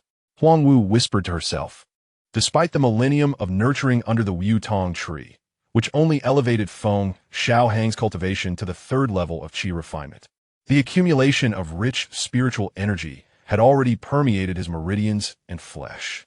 One could even say that every drop of blood within Feng Xiaohang contained spiritual energy. His entire being was akin to a treasure yet to be unlocked. The ability to casually execute techniques from Shan Huang Jing could only be attributed to the nurturing of the Wutong's essence and her blood, granting him an innate comprehension of the divine scripture. This was the only explanation that could reasonably account for his prowess. In the courtyard, Little Run, well done. I did not expect you to be of some use at such a critical moment. This emperor is quite pleased. Feng Xiaohang patted Rinbei's shoulder, a look of satisfaction on his face. That demonic technique is beyond your current grasp. You nearly suffered a backlash. Rinbei was filled with ire, having been quite frightened moments ago. Feng Xiaohang had nearly faced dire consequences due to his reckless attempt at a demonic technique. And had Rinbei not intervened in time, the outcome could have been dire. Feng Xiaohang waved his hand dismissively, a hint of melancholy crossing his youthful face. This emperor has walked on thin ice throughout his life. Little Run, do you think this emperor can reach the other shore? He raised his head to gaze at the sky, feigning a truly sorrowful demeanor. "Oh, where do you wish to go?" A clear and melodious voice pierced the air. Feng Xiaohang's body stiffened. Chapter 10. The excited Feng Xiaohang. As Huang Wu arrived, she beheld the dejected visage of Feng Xiaohang. Entrusting this little one to Ren Bai He for instruction was indeed the right choice. Let him torment Ren Bai He. A dead friend is better than a poor companion. Ren Bai He cast a reproachful glance at Huang Wu, who, knowing she was in the wrong, chose not to meet his gaze. "Hey, old lady, long time no see." Feng Xiaohang waved at Huang Wu. It had only been a few hours since their last meeting. Huang Wu replied with a detached acknowledgement. Meanwhile, Ren Bai He relayed the incident of Feng Xiaohang nearly suffering a backlash to Huang Wu through a mental message. Upon hearing this, her expression shifted, and she approached Feng Xiaohang, crouching down to grasp his small hands. "Old lady, what are you trying to do?" This emperor, Feng Xiaohang, assumed Huang Wu was about to be rough with him, given his delicate constitution. However, Huang Wu merely held his hands, scrutinizing him before finally releasing a breath of relief. The Phoenix Dance, Lotus Bloom, consumes too much energy. It is not something you can control at this moment. Do not attempt to use it lightly. Should you lose control, it will destroy your meridians and innate essence. Huang Wu gazed at Feng Xiaohang with utmost seriousness. Her exquisite visage drew closer, her phoenix eyes glinting with a hint of concern. Feng Xiaohang, captivated by her proximity and the faint fragrance she exuded, leaned in and planted a gentle kiss on her cheek. "Fear not, old lady. This emperor knows his limits." Feng Xiaohang beamed with confidence, feeling reassured by her evident concern. It had merely been an oversight. He was certain he could succeed if he tried again. Huang Wu did not chastise Feng Xiaohang for his actions, knowing that this little one would not remain subdued. "Should you incapacitate yourself, you will be barred from entering the Yaoshan Academy," Huang Wu stated earnestly. "Consider the grand ambitions you have yet to fulfill." Feng Xiaohang's face paled in fear. How could he allow his great undertaking to be thwarted midway? Seeing the effectiveness of her words, Huang Wu decided to employ his greatest fear as a warning. This little one had previously mentioned aspirations of entering the Yaoshan Academy, reclaiming lost territories, and accomplishing grand feats. Rest assured, this emperor will remain patient until the great undertaking is complete. Feng Xiaohang declared with newfound seriousness, yet a hint of melancholy remained on his face. Huang Wu felt a slight sense of relief within her heart. Ren Bai He observed the peculiar exchange between the two with growing embarrassment. He had not anticipated that the formidable Shan Huang Yao Di would stoop to coaxing a child. After today's training concluded, Huang Wu escorted Feng Xiaohang back to the imperial palace. "Impudent! Who has smashed this emperor's signboard?" Feng Xiaohang noticed that the plaque for the Wutong footbath had vanished, and even the pricing list he had created was gone, inciting his fury. Huang Wu's gaze turned sharp, her beautiful eyes narrowing slightly, exuding an air of danger. "Old lady, this emperor has tolerated you for far too long. Hurry and restore my signboard." Feng Xiaohang's voice grew increasingly subdued. Huang Wu, seemingly drawing a golden branch from nowhere, regarded him with an impassive expression. "This emperor may spare you once, and perhaps even twice, but remember, this emperor is not one to be trifled with." Upon concluding his declaration, Feng Xiaohang fled with all haste, his short legs propelling him away swiftly. As night fell, Feng Xiaohang awoke from a restless slumber, feeling the chill of the bed beneath him. Upon uncovering the blankets, his expression shifted. Over the past month, he had seldom wet the bed, but it still occasionally happened. "Chenxiu," Feng Xiaohang called out. Chenxiu arrived promptly, immediately spotting the dampened bed. Feng Xiaohang narrowed his eyes. "Qiu, what have you seen today?" Chenxiu stifled a giggle, but complied. "Young master accidentally spilled spiritual liquid on the bed. I shall not disclose this to the master." Feng Xiaohang patted Chenxiu's shoulder with satisfaction. "When this emperor ascends to power, you shall be one among the highest." Chenxiu was touched and replied earnestly, "Rest assured, young master, I am willing to serve you faithfully." After changing the bed linens for Feng Xiaohang, Chenxiu took her leave. Suddenly feeling restless, Feng Xiaohang exited the Qi Huang Palace and made his way to the imperial palace. A pang of hunger struck him. Within the imperial palace, Huang Wu sat cross-legged when suddenly a voice resonated in her ears. "Shen Huang, come forth for a discussion." Huang Wu opened her golden phoenix eyes, and in an instant, her figure vanished. In the vast expanse beyond the stars, 12 formidable figures emanating overwhelming demonic energy stood, each exuding immense strength that shook the very stars. The foremost figure bore the antlers of Kylan. Esteemed ones, the Su realm has appeared in the Yao realm star domain, and it has drawn the attention of the Yuansong realm. The resonant voice echoed through the celestial expanse, causing Huang Wu's brow to furrow as she coldly remarked, "Once again, it is the Yuansong realm. It seems my previous actions were insufficient." All eyes turned to Huang Wu, aware of her terrifying nature and unwilling to provoke her further. One must not underestimate the Shen Huang. The Yuansong realm has come prepared this time. Their aim in targeting the Su realm is to constrain us, but more importantly, to obliterate it. Another voice interjected, tinged with gravity. Huang Wu nodded lightly, gazing into the depths of the Yao realm, where a colossal void loomed. Ignoring the others, she stepped forward. With a resounding phoenix cry, Huang Wu transformed into a blazing divine phoenix, illuminating the entire starry sky as she soared towards the void. Observing this, the others followed suit, vanishing into the depths of the Yao realm. Meanwhile, within the imperial palace, Qingming and Suyi received a divine soul transmission from Huang Wu, the appearance of Su Jie in the Yaja star domain. Qingming and Suyi exchanged startled glances, their faces reflecting astonishment. Su Jie is devoid of any living beings, concealed in the depths of the void, imperceptible to the senses, yet the resources contained within such a realm are immeasurable. Having remained hidden in the cosmic void for countless years, it has undoubtedly accumulated an immense wealth of resources. The resources of a grand Su Jie could significantly elevate the overall strength of a realm. Where the people? The voice of Feng Xiaohang echoed through the imperial palace, accompanied by Chen Xiao and Chen Shuang. Many guards observed and bowed to Feng Xiaohang, recognizing this young master. Only this little one dared to address the Empress in such a manner. Qingming and Suyi appeared just in time. Feng Xiaohang scanned the surroundings, realizing that Huang Wu was conspicuously absent. "Young master, the master is not at the phoenix nest," Qingming informed. "Where has she gone?" Feng Xiaohang furrowed her brow. "The master, she..." Before Qingming could finish her sentence, Feng Xiaohang clapped her hands, exclaiming excitedly, "What a splendid opportunity!" Chen Xiao and Chen Shuang exchanged glances, wondering what mischief this little tyrant was plotting. "Chen Xiao, Chen Shuang, hurry and pack your things. We are leaving," Feng Xiaohang urged eagerly. "Where are we going, young master?" Chen Xiao asked, observing Feng Xiaohang's exuberance. "To the Yao God Academy, of course." "The Yao God Academy?" Chen Xiao gasped, quickly shaking her head. "Young master, without the master's command, I cannot act on my own." Qingming and Suyi remained silent, recognizing the impulsiveness of the child. It was fine to indulge in playful banter, but making decisions in serious matters was another story.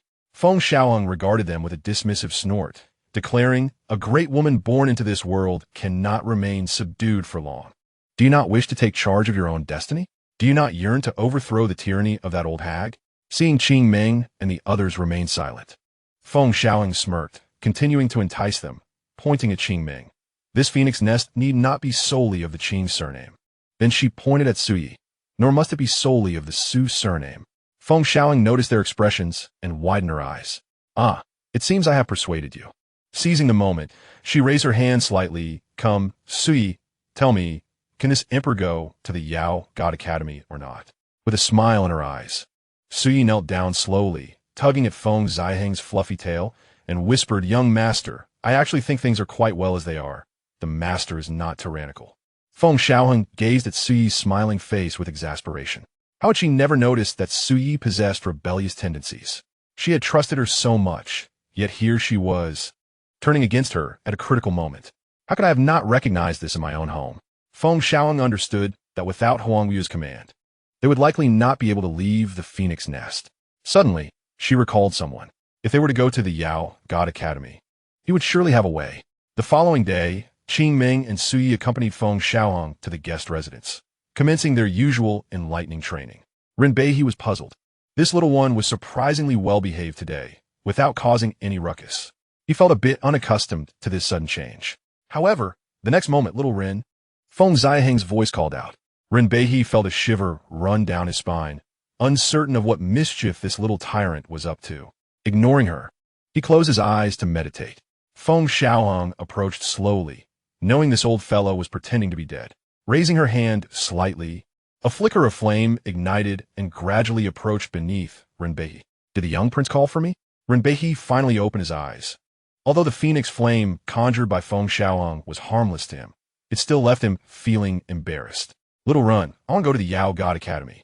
Right now. Feng Xiaohang gazed earnestly into Renbei's eyes, aware that this old fellow must have a plan. Renbei's aged brows furrowed.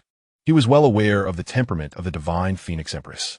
If he were to take this young prince away without permission, he would not dare. Renbei shook his head. The Empress has only tasked me with enlightening the young prince. I cannot take liberties. Upon hearing this, Feng Xiaohang's eyes darted around, and she responded indignantly. Do you think I still need enlightenment? In terms of cultivation and Yao techniques, he had already mastered them and found no need for meaningless instruction. For a moment, Renbei felt that there was some truth to her words, but he still replied, but you cannot read. How ridiculous! Feng Xiaohang exclaimed in anger. This old man was so mean, targeting his weaknesses. However, realizing she still needed his help, she suppressed her anger.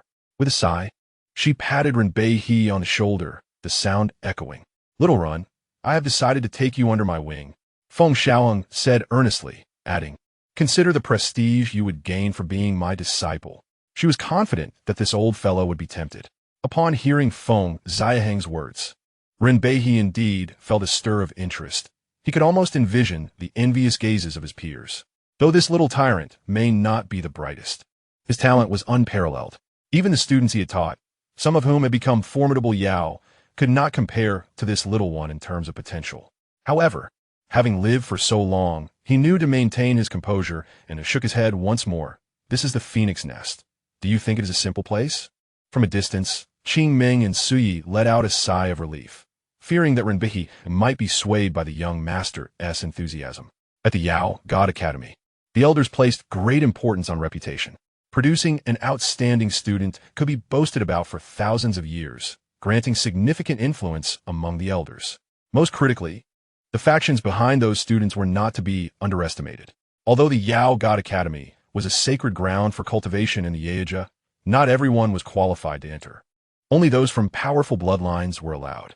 Feng Xiaohang's face flushed with anger, not expecting this old man to be so unyielding. However, Renbei cleared his throat. Feng Xiaohang's anger dissipated, and she looked expectantly at him. After a pause, well, do speak. Feng Xiaohang clenched her little fists. You're making me anxious. Renbei observed the impatient Feng Xiaohang, a rare smile appearing on his aged face. He had not smiled since he arrived at the Phoenix Nest. If the Empress consents, I can take you to the Yao God Academy right now, Renbei said, stroking his beard with a faint smile. Are you toying with me? Feng Xiaohang's eyes widened. This old fellow had said something without saying it. If that old hag were willing to let him go to the Yao God Academy, he would have done so long ago. I can test it, Renbei replied again, looking at Feng Xiaohang with a serious yet somewhat awkward expression. The Yao God Academy places great emphasis on etiquette. If your address towards me is not proper. Feng Xiaohang froze. This old fellow actually dared to threaten him. Yet, for the sake of his ambitions, he endured. Was it not just about face? Fine, in front of outsiders, I will call human to Feng Xiaohang feigned indifference, but added ultimately, you are under my command. Renbei smiled. It was rare for this little one to agree, and as for the rest, it mattered little. After all, bringing Feng Xiaohang back to the Yao God Academy was crucial. If Feng Xiaohang did not cooperate, it would be embarrassing for him, subjecting him to ridicule from his peers. Now, he eagerly anticipated the envious gazes of those old fellows. With this thought, Renbei's face broke into a broad smile. In his hand appeared a purple-golden divine token, intricately engraved with the image of a purple Kylan, so lifelike it seemed ready to leap to life. At that moment, deep within the starry expanse of the Yaoja, a verdant world stirred. Oh, unexpectedly, Shen Huang has accepted a disciple who is about to enter the Yaoshan Academy. A middle-aged man clad in a purple-golden robe was momentarily taken aback. According to the information relayed by Renbei, that little one seems to possess exceptional talent. Yet he dared not take him away without permission. Renbei gazed at the character that emerged on the divine decree, feeling completely reassured. Meeting Feng Xiaohang's gaze, Renbei merely nodded slightly, the meaning unmistakable. It's settled. Qingming and Su Yi were also astonished that Renbei had actually agreed. Had they been swayed by a mere child? At that moment, a fiery red divine crystal depicting a phoenix in flight appeared in Qingming and Su Yi's hands, shimmering with intense flames. Our Lord has commanded us to follow, and he has given his consent. Qingming and Su Yi exclaimed in unison. In the imperial palace, Qingming and Su Yi observed the exhilarated Feng Xiaohang, their hearts filled with mixed emotions. The young master had successfully convinced a great sage, a feat that would indeed seem quite extraordinary if it were to spread. Watching the old and the young, the elder wore a broad smile, his wrinkled face crinkling with joy, while the younger was directing Qinxiu and Shuang to gather their belongings. That one, and that one as well, bring them all. Feng Xiaohang commanded, declaring that he was embarking on a quest to reclaim the lost lands, and he could not allow himself to be wronged on this journey. With a wistful expression, he lamented the sacrifices he had made for the kingdom lost to his wild father, for the sake of his descendants. As this thought crossed his mind, his eyes turned slightly red. How could one not be moved by such sentiments? And that soft couch, I must take it with me. Feng Xiaohang reminded Qinxiu. However, he was stopped by Qingming. That is simply outrageous. You cannot even think of taking the Empress's couch. Renbei transformed into a colossal white crane, revealing his true form. Feng Xiaohang, perched atop, felt a twinge of anxiety and gently patted the crane's head, saying, "Little Run, you must support me well. Do not let me fall." Renbei remained silent, thinking, as a being of the Tongtian realm, could he not even protect a little child? He had intended to tear through the fabric of space and head directly to the Yaoshan domain. But Feng Xiaohang insisted on inspecting his kingdom first. With a cry of the crane, Renbei spread his wings and soared swiftly toward the horizon. In the void, a woman clad in fiery red armor stood tall, her armor not heavy, but rather accentuating her delicate curves, with a striking ponytail that gave her an imposing presence. Commander Huang Wu. Qingming and Su Yi bowed respectfully to Huang Wu, while Qinxiu and Shuang bowed their heads, not daring to meet her gaze. Huang Wu said nothing, merely nodding slightly, her demeanor quiet and reserved. She was the leader of the Ji Huang Guard, possessing formidable strength as a Tongtian realm sage. It was surprising that the Lord had sent Commander Huang Wu to guard them in secret, Qingming mused. With a wave of her hand, the laws of the realm enveloped Qingming and the others, transforming into a crimson whirlwind, vanishing from sight. 3 days later, Feng Xiaohang experienced the sensation of entering the void, which was quite extraordinary. All he could see was a vast emptiness. Upon learning that it would take several years to travel from the Phoenix Nest to the Yaoshan domain, even with Renbei's strength, Feng Xiaohang was left speechless. Little Ren, why did you not tell me sooner? Faced with Feng Xiaohang's unreasonable outburst, Renbei could only respond helplessly. You never asked. If I do not inquire, will you not speak? To this, Renbei fell silent, realizing it was futile to argue with this little one. Otherwise, he would only end up frustrated. Upon arriving at the Yaoshan domain, they encountered a region of remarkable prosperity, with celestial mountains shrouded in mist, some floating in the void. Alongside towering structures reaching tens of thousands of feet and expansive celestial ponds as vast as the sea. Yaoshan City, the heart and most bustling metropolis of the Yaoshan domain, was beyond measure at a single glance. Feng Xiaohang's eyes shimmered with wonder as he murmured, "Why does it feel so humanized?" Observing Feng Xiaohang's astonished expression, Renbei felt a sense of pride and replied, "The demon realm was not always like this. It was only after the previous demon emperor interacted with humans that they began to adopt human cultivation methods. Whether in alchemy, formations, or the architecture you see, all were learned by that demon emperor from humans, fostering coexistence between humans and demons, thereby elevating the entire demon realm's strength several tiers. The previous demon emperor contributed immensely to the prosperity of the demon realm. It is due to the governance of the former emperor that the realm flourished so." The mention of the previous demon emperor made Feng Xiaohang ponder deeply. His wild father, who had lost the kingdom, was known as the demon emperor. Could it be that the former demon emperor was him? No, he must not make assumptions. If he were to mistake someone for his father, it would be a grave error. Renbei, now taking on human form, gazed into the void. Suddenly, a woman clad in crimson armor appeared, bringing along Qing Ming, Su Yi, Chen Xiu, and Chen Shuang. Feng Xiaohang curiously surveyed the tall, armored woman. Huang Wu, sensing Feng Xiaohang's gaze, stepped forward and slightly bowed. Young master. I am Huang Wu, the commander of the Ji Huang Guard. It was unexpected that this escort would be led by Commander Huang Wu. Ren Beihe chuckled in greeting. He had certainly heard of this commander, but had not anticipated her youth. Huang Wu turned to Ren Beihe and offered a slight bow, acknowledging him. How does your strength compare to that of little Ren? Feng Xiaohang inquired, observing Huang Yu's tall and slender figure. Upon hearing this, Ren Beihe's face grew awkward. If strength were to be compared, he did not believe he could match Huang Wu. Huang Wu paused for a moment before responding. I am at the same level as Elder Run in the Tongtian realm. A simple statement, yet carried an air of confidence.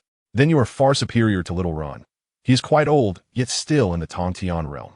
Feng Xiaohang felt a sense of satisfaction, for Huang Wu was now his guardian. From this moment forth, she would be under his command. Beside them, Ren Beihe's face flushed with embarrassment. It was a pity that this matter had come to light. Ahem, young master, in Yaoshan City. There are territories to be divided for the Phoenix clan. Shall we go to claim the territories, or head directly to the Yaoshan Academy? Qing Ming, noticing Ren Beihe's discomfort, interjected to change the topic. Ultimately, under Feng Xiaohang's decision, they proceeded directly to the Yaoshan Academy. Due to Huang Yu's level of cultivation, she could not enter the Yaoshan Academy directly, as per the Academy's regulations. While a guardian was permitted, they could not exceed certain limits. A being of the Tongtian realm sage class, should a conflict arise, it could affect the younger generation within the Academy. This was a rule established by the Kailan Demon Emperor. Thus, Huang Yu remained outside the Yaoshan Academy, while Qing Ming and the others were allowed to accompany Feng Xiaohang inside. This is the student medal of the Yaoshan Academy. You may present this token to enter. Ren Beihe handed Feng Xiaohang a purple medal, labeled as core student. Qing Ming and the others recognized such a medal. It was reasonable, given Feng Xiaohang's status. If you were not a core student, it would be a slap in the face of the Shen Huang Demon Emperor. Coincidentally, you have arrived just in time for the opening of the Yao Huang Spirit Spring, but the slots are filled. I shall take the liberty of reserving a spot for you, Ren Beihe said, stroking his beard. This is blatant favoritism. Feng Xiaohang initially shouted, but then, feeling pleased, he patted Ren Beihe, who was too tall for him to reach the shoulder, instead patting his thigh, and praised, Truly, one of my royal subjects, Little Run. Your future is boundless. Ren Beihe's lips twitched, ignoring the praise, and made his exit. However, just as he stepped out, he felt a twinge of concern and reminded, do not forget our agreement. That agreement was, of course, that he would address him as mentor within the academy. The reason for securing the spot for Feng Xiaohang, besides his innate talent, was also due to Huang Wu's influence. Ren Beihe belonged to the Crane clan, which had always been closely allied with the Phoenix clan. Furthermore, as Feng Xiaohang's inaugural mentor, Ren Beihe felt it was his duty to advocate for him. Feng Xiaohang cast him a reassuring glance. Without further hesitation, Ren Beihe vanished from sight. Qing Ming and the others exhibited expressions of envy, a rare occurrence. In the Huangqiao, what resources could those serving the Empress possibly lack? Huang Wu turned to Feng Xiaohang and remarked, Young master, the Yao Huang Lingqi is a tremendous opportunity, and it could also be seen as a favor owed to Ren Beihe. Chapter 13. The pitfall of the Jimyu clan. Feng Xiaohang, feeling somewhat bewildered, listened as Qing Ming explained that the Yao Huang Lingquan was left behind by a former Yao Huang of the Kailan clan, said to contain the essence of the Yao Huang's blood, capable of inducing a qualitative transformation in foundational level cultivators. Indeed, if one were to be nurtured by the Yao Huang Lingquan, it could even facilitate a transformation of one's bloodline. Qing Ming elaborated. At this moment, Sui also expressed her envy. Feng Xiaohang's eyes sparkled with excitement. It seemed that Xiaoren had secured such a grand opportunity for him. For Feng Xiaohang, being nourished by the Yao Huang Lingquan could awaken another bloodline within him. As a manifestation of the myriad demons, he required the bloodlines of various demons to awaken different abilities. However, to gain the inheritance of that lineage, he would need a strand of pure Kailan divine soul. Currently, he only possessed the Phoenix bloodline. Awakening the Kailan bloodline would expedite his growth. Is it truly possible for the Yao Huang of the Kailan clan to be so generous? He inquired. Qingming gently patted Feng Xiaohang's head and smiled. Do you not know why the Kailan Sacred Emperor is referred to as the foremost among the 12 emperors of the Yao realm? Is it due to his selflessness and righteousness? Feng Xiaohang replied. Precisely. Qingming affirmed, continuing, when the Yao Huang went missing, chaos engulfed the Yao realm, with various factions warring amongst themselves in the absence of the Yao Huang's rule. Moreover, external forces eyed the Yao realm covetously. Had it not been for the Kailan Sacred Emperor's emergence to quell the turmoil and fend off invaders, the Yao realm would have surely fallen into bondage. Although the chaos was subdued, the Yao realm suffered great losses. Thus, the Kailan Sacred Emperor utilized the Yao Huang's essence left within his clan to forge the Yao Huang Lingquan, founding the Yaoshan Academy, sparing no effort to nurture the successors of the Yao realm. To this day, the Yao realm's revival can be attributed to the diligent governance of the Kailan Sacred Emperor, which is why all demons revere him. In the Yaoshan Academy, within a vast hall, formidable figures sat in solemnity. Renbeihe, what do you mean by this? An elder clad in gold robes questioned, his expression grim. Jinxi, the young master of Huangchao, has been acknowledged by the Sacred Emperor. Renbeihe stated, his demeanor unyielding. During this elder council meeting, Renbeihe had proposed a quota for the Yaoshan Lingquan. A previously allocated quota had been forcibly claimed by him, specifically from the Jinmu clan. However, Jinxi realized this was a deliberate act by Renbeihe, as the Phoenix and Jinmu clans had long been at odds, with numerous conflicts arising between them. Had it not been for the Kailan Sacred Emperor's restraint, they would have already been at war. Before the Sacred Emperor departed, he did not inform me of this. And do you truly believe that the Jinmu clan's quota is so easily claimed? Jinxi's gaze was icy as he scrutinized Renbeihe. The quota in question belonged to Jin Hu, the young master of the Jinmu clan, who was also the son of the Suanri Yao Emperor. If the Sacred Emperor had indeed given his blessing, then the situation would become troublesome. Renbeihe, seemingly indifferent, produced a divine token engraved with a purple Kailan and tossed it forward.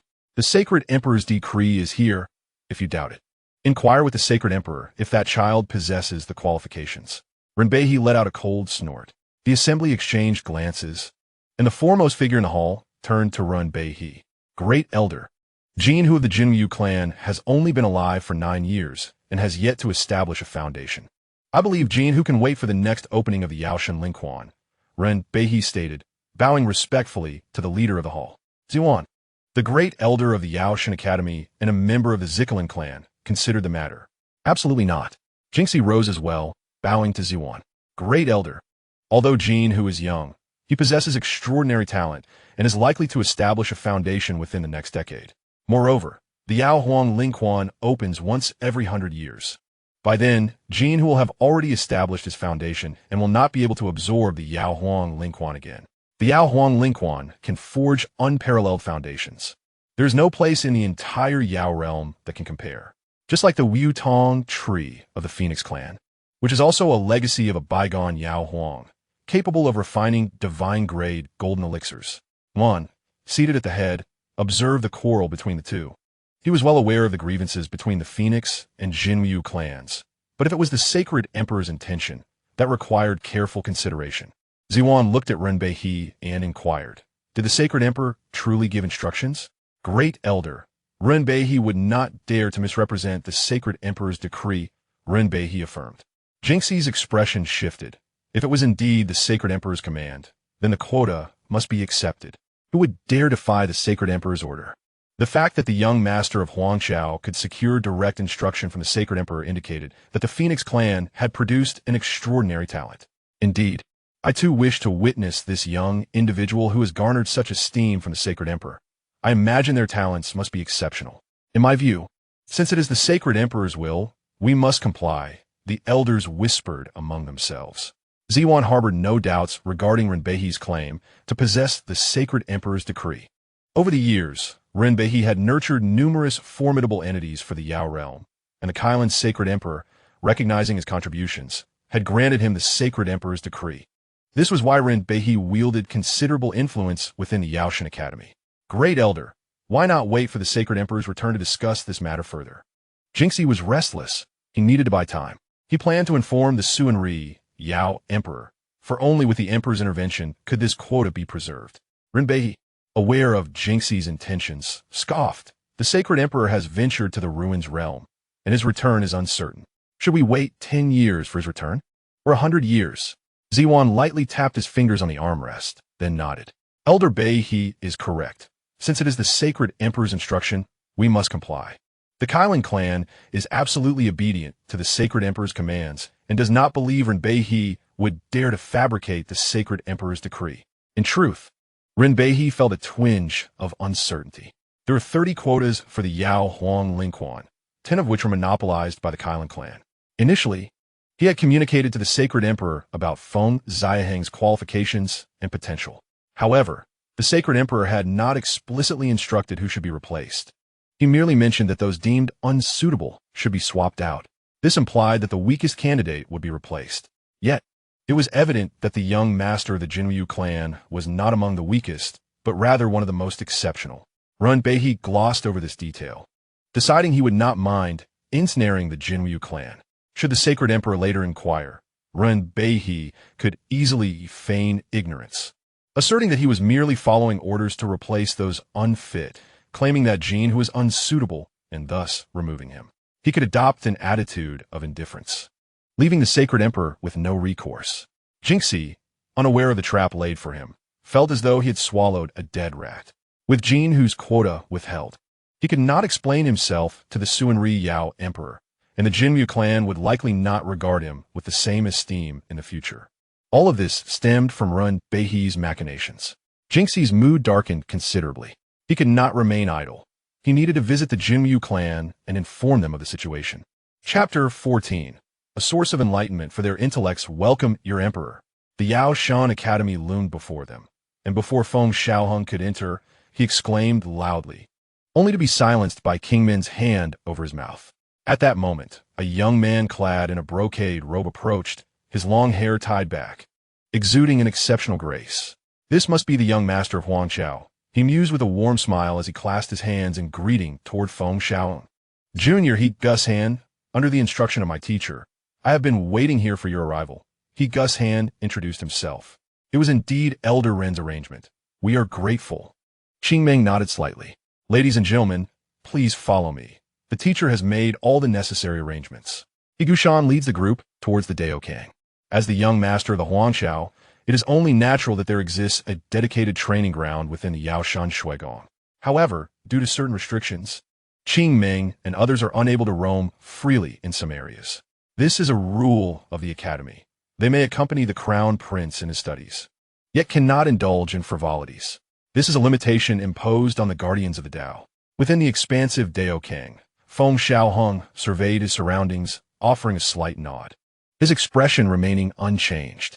Although this Daokang could not rival his own imperial palace, it was still quite acceptable. Among the students entering the Yao Shan Shui Gong this time, there were many from the Yao Di clan, yet young Master Xiaohang was the youngest among them. Igushan chuckled softly. After Gushan's explanation, it became clear that the admissions for the Yao Shan Shui Gong, held once every decade, had concluded a year prior. Only those with significant backgrounds like Feng Xiaohang, or individuals of extraordinary talent, could join midterm. Subsequently, Gushan detailed the rules of the Yao Shan Shui Gong and the instructors. Feng Xiaohang was to be assigned to the Qi refining Daokang under the tutelage of an elder. That elder belonged to the Zi Kylan clan, Elder Zi Ming, who had trained many descendants of the Yao Di. Gushan revealed this information. Feng Xiaohang clapped his hands, a slight smile gracing his lips, and patted Gushan on the shoulder, declaring, once I reclaim the realm, you shall be my trusted aide. Gushan chuckled, but said nothing, having long understood the temperament of this young master of the Huangqiao from Ren Beihe. After Gushan finished his introductions, he took his leave to report back to Ren Beihe. The next day, Feng Xiaohang was awakened from his slumber. For today, he was to report to Elder Zi Ming and attend the morning lesson. Chen Xiao and Chun Shuang helped Feng Xiaohang don his garments, while he remained drowsy. In the Yao Shan Shui Gong, unlike the Huangqiao, Qingming and the others could not accompany him, leaving Feng Xiaohang to venture forth alone. Fortunately, with Gushan guiding him, he would not lose his way. In a certain Yinhai Daokang, Feng Xiaohang beheld a striking young man with purple hair, his instructor, Elder Zi Ming. Although he appeared youthful, he had cultivated for 10 millennia. Is that the new student? How adorable. I truly wish to touch his tail. In this Yin Hai Dao Kang, pairs of eyes gleamed with interest. After He Gushan departed, Ziming smiled and affectionately ruffled Feng Xiaohang's hair. Little Junior, are you also of the Tianhu clan? A little girl, around 5 or 6 years old, stepped forward, her eyes sparkling, even reaching out to touch Feng Xiaohang's tail. I'm also of the Tianhu clan, Hu Yao Yao. Hu Yao Yao introduced herself, her grip on Feng Xiaohang's tail unwavering. Hu Yao Yao, what are you doing? Be careful not to frighten him, protested a girl with small dragon horns on her head, who appeared slightly older than Hu Yao Yao. Ao Xine approached Feng Xiaohang, gently stroking his fluffy ears, and smiled. I am of the Dragon Clan, Ao Xine.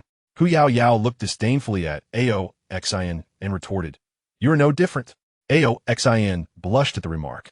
Feng Xiaohang struggled, wishing to escape from their grasp. Yet soon, several others gathered around. Little Junior, your tail, doesn't look like that of the Tianhu clan? It resembles our Tian Ming cat more. No, I think it looks more like our Tian Yao Shanghu, chimed in a toddler of about 3 years.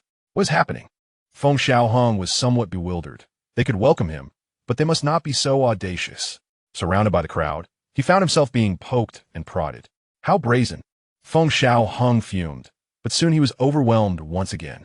Watching this scene, Elder Ziming initially chuckled, but soon felt it was inappropriate and cleared his throat. Enough. Let us begin the morning lesson. As Ziming spoke, the little ones reluctantly released Feng Xiaohang. At that moment, Feng Xiaohang appeared disheveled, his face flushed with indignation. How dare these children, so young, act so brazenly in public? It was utterly outrageous. Ultimately, Feng Xiaohang was assigned seat, with Ao Xin and a boisterous child beside him. This arrangement sparked discontent among many. Why does Ao Xin sit so close to the little junior? Elder Ziming, feeling the weight of the situation, cast a stern glance at the little ones. Let us commence today's morning lesson. With hands clasped behind his back, Ziming began to elaborate. Today, we shall explore the concept of innate qi. Innate qi, also known as innate essence, is what we cultivate in qi refinement. But how does innate qi come to be? It originates from the Kuei. Stand up. Midway through his explanation, Ziming suddenly scolded sharply. A chubby child with Kuei horns rubbed his eyes and stood up. Upon glancing around, he noticed that everyone else was similarly drowsy, including Feng Xiaohang, who was on the verge of dozing off. However, they all suddenly woke up. Witnessing this, Ziming's frustration mounted. This group of children never took the morning lesson seriously. At this moment, Hu Yao Yao stepped forward, voicing her discontent. Teacher Ziming, to enhance our strength, we only need to cultivate. I believe there's no need for all this extraneous talk. This statement resonated with the other little ones. In response, Ziming was quite displeased. The reason our demon realm has ascended to the great realms is because a former demon emperor traversed the myriad worlds, acquiring the cultivation methods and knowledge of the human race. The demon emperor once proclaimed, to read thousands of books and travel thousands of miles is essential. To refine qi, one must understand qi refinement, which is beneficial for cultivation. As Ziming continued, he was suddenly interrupted by whispers from below. Call the landlord. Seize the landlord. I seize. Near S cards are too good. Ziming turned to see Feng Xiaohang, Ao Xen, and the little one from the Tian Yaoshang, Hu clan, playing cards with great enthusiasm. Ziming's eyes darkened. With a swift motion, Ziming reached out and summoned a stack of cards to his hand. How audacious! Came a high-pitched reprimand. Feng Xiaohang's small face flushed with anger. A perfectly fine hand, including 2 kings and 4 twos, was taken away by Ziming. Ziming approached Feng Xiaohang, spreading his hand to reveal the pile of cards, gritting his teeth as he asked, Feng Xiaohang, what is this? It was evident that it was some form of plaything, yet this was the first time Ziming had encountered such an item. Feng Xiaohang coldly snorted. This is for stimulating their intellect. It is far more effective than your lectures. Ziming was momentarily taken aback, staring at the cards in his hand. This thing can stimulate intellect? Chapter 15. All are elderly, you say this thing can stimulate intellect? Ziming's face displayed disbelief, followed by a cold smirk. However, he noticed Ao Xin and Xianheng nodding vigorously like chicks pecking at rice. Teacher, Xiaohang is quite formidable. You cannot win against him. Xiaohang pointed at the cards in Ziming's hand.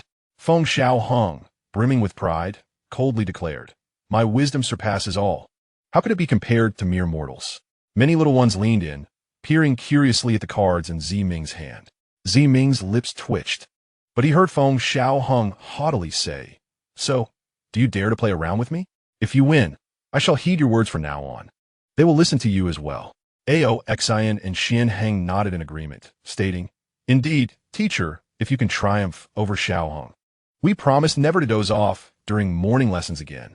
Observing Feng Xiaohang's rebellious demeanor, Ziming's mind began to shift. If he could earn the respect of these little ones, it might prove beneficial. With this thought, Ziming nodded. "It is a deal." After Feng Xiaohang explained the rules, Ziming scoffed. Such simple tricks, how could he possibly lose to a child? In the Dao King, 3 voices rang out. "Call the landlord. Seize the landlord." "I seize." Feng Xiaohang, Aoxn, and Ziming began. The sound of cards echoed through the air. Soon, Ziming found himself frozen in place, staring at the cards he had yet to play. Had he lost? To a child? It is of no consequence. Losing to this emperor is not a disgrace. My intellect is unparalleled, so there is no need to take it too seriously. Feng Xiaohang patted Ziming's shoulder in a gesture of comfort and proposed, "Shall we engage in another round?" "The previous one does not count." Ziming furrowed his brow, sensing that Feng Xiaohang's earlier victory was merely a stroke of luck. Very well. Thus, they commenced the next round. This time, Ziming held a decent hand. Yet Feng Xiaohang declared himself the landlord. When Feng Xiaohang discarded 2 cards, Ziming was left in utter disbelief. Did he just lose? How about another round? Feng Xiaohang smirked. Feeling embarrassed about losing to a child, Ziming resolved to play again. In a moment of absurdity, the entire dojo, which should have been devoted to morning lessons, was instead gathered around for a game of Dodi Zhu, with even the instructors joining in. This continued until He Gushan's arrival. "What is happening here?" He Gushan exclaimed, bewildered as he observed a group of children fervently engaged in the game, with Ziming and Feng Xiaohang anxiously vying for the landlord position. "Instructor Ziming," He Gushan called out, but Ziming paid him no heed. As he surveyed the discarded cards, He Gushan remained rooted in place. Was this Ziming's innovative teaching method? "Gushan, you arrived just in time. Come and put this little brat in his place." After one round concluded, Ziming finally noticed He Gushan and eagerly pulled him to sit down. At this point, He Gushan was still utterly perplexed. Eventually, he too inexplicably joined in, starting a new round of calling and claiming the landlord. Time passed, and He Gushan suddenly rose, realizing that he had become so engrossed that he had forgotten the matter at hand. "Stop! Stop!" he interjected, addressing the pressing issue. "The teacher has asked me to take Xiaohang to see him." Ziming cast a disgruntled glance at He Gushan. After playing for 2 hours, he had only won 2 hands. As an instructor, losing to a mere child was a source of great embarrassment. "Return soon. I have already grasped the strategy and will challenge you again." Ziming looked at Feng Xiaohang, determined not to believe he could be outmatched by a child. Feng Xiaohang raised an eyebrow and retorted, "Xiaoming, you still need practice. When I return, we shall battle for 300 rounds." He Gushan escorted Feng Xiaohang out of the dojo. As they traversed the Yao Shun Academy, many turned their heads to look. Whispers filled the air, with several Yao clan women gazing at Feng Xiaohang with expressions of admiration, indicating that He Gushan was quite renowned within the academy. A few others gazed at the adorable, tender Feng Xiaohang with sparkling eyes, wishing they could pinch his cheeks were it not for He Gushan's presence. "Xiaohe, are you so famous in the Yao Shun Academy?" Feng Xiaohang inquired, hands resting behind his back, appearing quite mature for his age. He Gushan merely smiled slightly, responding, "They are merely old students. We are all acquainted." His words were modest. Before long, He Gushan brought Feng Xiaohang to a spacious hall. Steady gazes were cast upon them, including that of Runbeihe. "Is this the young master of the Huangqiao? So small?" they murmured, surprised to see a child who appeared no older than 3. Runbeihe had gone to great lengths to secure a spot for the Jinyu clan, only to be met with this little pudding. Feng Xiaohang spotted Runbeihe and opened his mouth to call out, "Little Run, cough, cough." Runbeihe glanced at him, cleared his throat, and interrupted, "Instructor." Feng Xiaohang bowed respectfully, demonstrating a marked change in demeanor. This scene took Runbeihe aback. He had not anticipated this little one would show him such respect. Runbeihe nodded calmly. So, Xiaohang, how has your training in Yao skills been lately? Renbei inquired, stroking his beard with an expression of indifference. Yao skills? An elder furrowed his brow, looking at Feng Xiaohang. This child is merely at the 6th level of qi refinement. How could he possibly train in Yao skills? Others scoffed, their disbelief evident. Wait, 6th level of qi refinement? This child looks no more than 3 years old. How could he have reached such a level? However, those present were formidable cultivators who quickly discerned Feng Xiaohang's true cultivation level. Indeed, he was at the 6th level of qi refinement. Gasp! Renbei has struck gold this time. They mused, realizing that the divine phoenix Empress had invested considerable effort into this child. Some felt envy, while others resented the notion that the Empress had devoted herself to nurturing him. While this child was undoubtedly gifted, it was implausible for him to cultivate Yao skills at this stage. Even the divine phoenix Empress would not be so reckless, for mismanagement could harm one's innate essence, which was no trifling matter. Clearly, they doubted Feng Xiaohang's ability to master Yao skills, which required foundational cultivation to pursue, and mastering them would demand considerable time. This little one, being merely 3 years old, achieving the 6th level of qi refinement was already remarkable. Aspiring to master Yao skills was sheer folly. Even Ziwan, seated at the head, glanced over with a furrowed brow. What kind of jest is Renbei making? Training in Yao skills at the qi refinement stage? Such a phenomenon has never been seen in the entire cultivation realm. Gushan, standing beside Feng Xiaohang, felt his face flush. His teacher had indeed made an audacious claim. This tiny child at the 6th level of qi refinement was astonishing, even compared to his own past. However, the prospect of mastering Yao skills, even with Renbei as his teacher, was hard to believe. A bunch of old geezers daring to underestimate this emperor. Feng Xiaohang's infantile voice expressed discontent. Under everyone's gaze, a cluster of crimson flames began to rise slowly in his small hand. What? Impossible. Holy moly. This young man. Feng Xiaohang's lips curved upward, and even Renbei revealed a proud smile. You old fools. Feng Xiaohang declared disdainfully, his voice echoing in the hall. Chapter 16. The Astonished Crowd, Jin Ho's Challenge. This is Huang Yan. An astute observer recognized the small flame in Feng Xiaohang's hand. The intense aura, albeit feeble, was unmistakable. How could this be? How old is he? He can actually release Huang Yan. The divine phoenix Empress had apparently imparted the divine phoenix sutra to him. The calm, yet seasoned elders were taken aback, struggling to fathom how this little one could control Yao skills. Hey, who just looked down upon this emperor? Step forward for a duel. Feng Xiaohang shouted, his childish voice ringing through the grand hall. Some remained silent, while others wore contemplative expressions. Zuan, seated in the prominent position, regarded Feng Xiaohang, realizing why the sacred emperor placed such importance on him. This child was indeed extraordinary. By the way, Xiaohang, didn't you also learn a Yao skill? What about that fire feather storm? How is your training going? Renbei stroked his beard, his tone somewhat triumphant. Many exchanged glances of disdain. This old fellow was clearly showing off. It was likely that the child's talent was innate, with little connection to this old man. Yet, the little one did indeed call Renbei teacher. Moreover, Renbei had recently visited Huangqiao. However, his words left the crowd in astonishment. This little one had not only cultivated one Yao skill. Feng Xiaohang's small arms began to gather fire feathers, conjuring a total of 12. Renbei was also taken aback. Previously, Feng Xiaohang could only condense 9, but now he managed to create 12 fire feathers. Such talent was rare, even in his lifetime. Feng Xiaohang was aware of the old man's intentions to show off, but chose not to expose him, especially since he had previously secured a spot for him in the Yao Emperor's spiritual spring. The 12 fire feathers shot forth, aimed directly at Zuan. Gushan was taken aback. This little one was incredibly audacious. How dare he show disrespect to the Grand Elder? Yet, Ziwan merely extended his finger, effortlessly catching the incoming fire feathers. The flames posed no harm to him whatsoever. The true fire feather storm is a sight to behold. In the past, the divine phoenix Empress transformed into countless fiery feathers, igniting half the sky of the demon realm. That scene was truly cataclysmic. Ziyuan stepped forward and instantly appeared before Feng Xiaohang. Run by, he felt a jolt of surprise. Could it be that the Grand Elder had been provoked? However, Ziyuan merely knelt down gently, grasping Feng Xiaohang's small hand, and said with a smile, "Little one, Feng Wu Yanhua is beyond your current capabilities. If you attempt it forcefully, the consequences could be dire. I recognize your talent. You have a share in the Demon Emperor's spirit spring." Feng Xiaohang huffed, acknowledging that he had indeed been trying to perform Feng Wu Yanhua, yet he was unable to fully manifest it.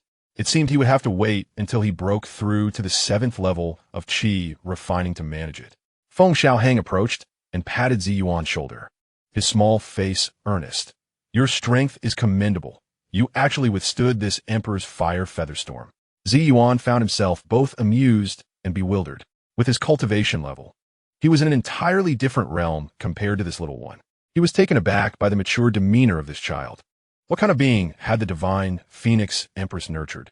Extraordinary talent was one thing, but speaking with such gravitas was quite another. Eventually, Igushan took Feng Xiaohang away. Shortly thereafter, Runbaihe arrived, a broad smile gracing his face. He had clearly noticed the envious and jealous glances from the older generation. "Little Run, you've made quite the impression. Haven to you?" Feng Xiaohang beamed. Runbaihe suppressed his smile, knowing that when this one grinned, it often presaged trouble. He looked at Feng Xiaohang and advised, "You should remain cautious for the time being, best to stay at the Dao Hall. This time, your position in the Demon Emperor's Spirit Spring is secured through the Jinwu clan's Jinhua. Jinhua is the son of the Xian Ri Demon Emperor and is about to enter the Foundation establishment stage. Given your current prowess, you're likely not his match. He may seek to trouble you, so it would be wise to avoid him." Although the position was confirmed, Renbaihe remained uneasy. If Jinhua decided to target Feng Xiaohang, as an elder, he would find it difficult to intervene. After all, sparring among the academy members was a common occurrence. Thus, it was best to sidestep unnecessary troubles, primarily out of concern for Feng Xiaohang's welfare. Feng Xiaohang frowned. Avoid his brilliance? Indeed, Renbaihe's worries are not unfounded. This child is fearless. Fear not. This emperor knows his limits and guarantees not to kill him. Feng Xiaohang waved dismissively, his expression one of disdain. Renbaihe sighed, choosing not to say more, having done all he could. Upon returning to the teaching Dao Hall, a cacophony greeted them. "Xianhang, blow him up," a shrill voice commanded, as a fox demoness directed the chaos. "Xianhang, you fool, why aren't you blowing him up? Step aside. Let me do it." The fox demoness rolled up her sleeves, shooing the stout Xianhang away. "Call the landlord. Steal the landlord. Umph. What trash cards do you have to dare steal the landlord? I'm coming." Renbaihe accompanied Feng Xiaohang to the training hall, and, as they entered, he witnessed this spectacle, his mouth twitching uncontrollably. Igushan whispered in his ear. Upon hearing it, Renbaihe's expression darkened as he strode directly to Zi Ming's side. Many little ones noticed Renbaihe and quietly returned to their seats. Zi Ming, regaining his senses, turned to greet Renbaihe. "Zi Ming, this seems rather inappropriate," Renbaihe cautioned. As an elder, leading the revelry was hardly becoming. Zi Ming shook his head, patting Renbaihe's shoulder. "Elder Baihe, care for a round?" Renbaihe flicked his sleeve and huffed. As an elder of the academy, he could not indulge in such frivolities. Feng Xiaohang tugged at Renbaihe's sleeve. "Little Run, don't always wear a stern face. Come, play a round with this emperor." In the next moment, within the hall, Zi Ming took his seat. In Renbaihe joined in as they commenced a new round of landlord. Feng Xiaohang pondered whether to create another set of mahjong. Just playing wasn't entertaining enough. Renbaihe glanced at Zi Ming, raising an eyebrow. "How about some stakes?" Zi Ming paused, recognizing Elder Baihe's intent. "Very well." Zi Ming welcomed the idea, eager to engage in a little wager. Half an hour later, Feng Xiaohang was surrounded by a pile of spirit stones, his face beaming with delight. He tossed a few to those beside him. Aoxin and the fox demoness, along with Xianhang, were all grinning widely. These were top-tier spirit stones. While they had some at home, those one were always the most gratifying. Within the Demon God Academy, in a certain Dao Hall, a golden-haired youth rose, scoffing disdainfully.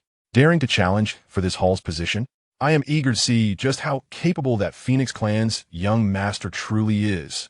Beside him, she revealed a grin.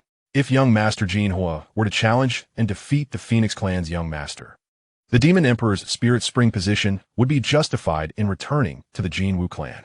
For the past few days, she had been here, unaware that Feng Xiaohang had already mastered the demon arts.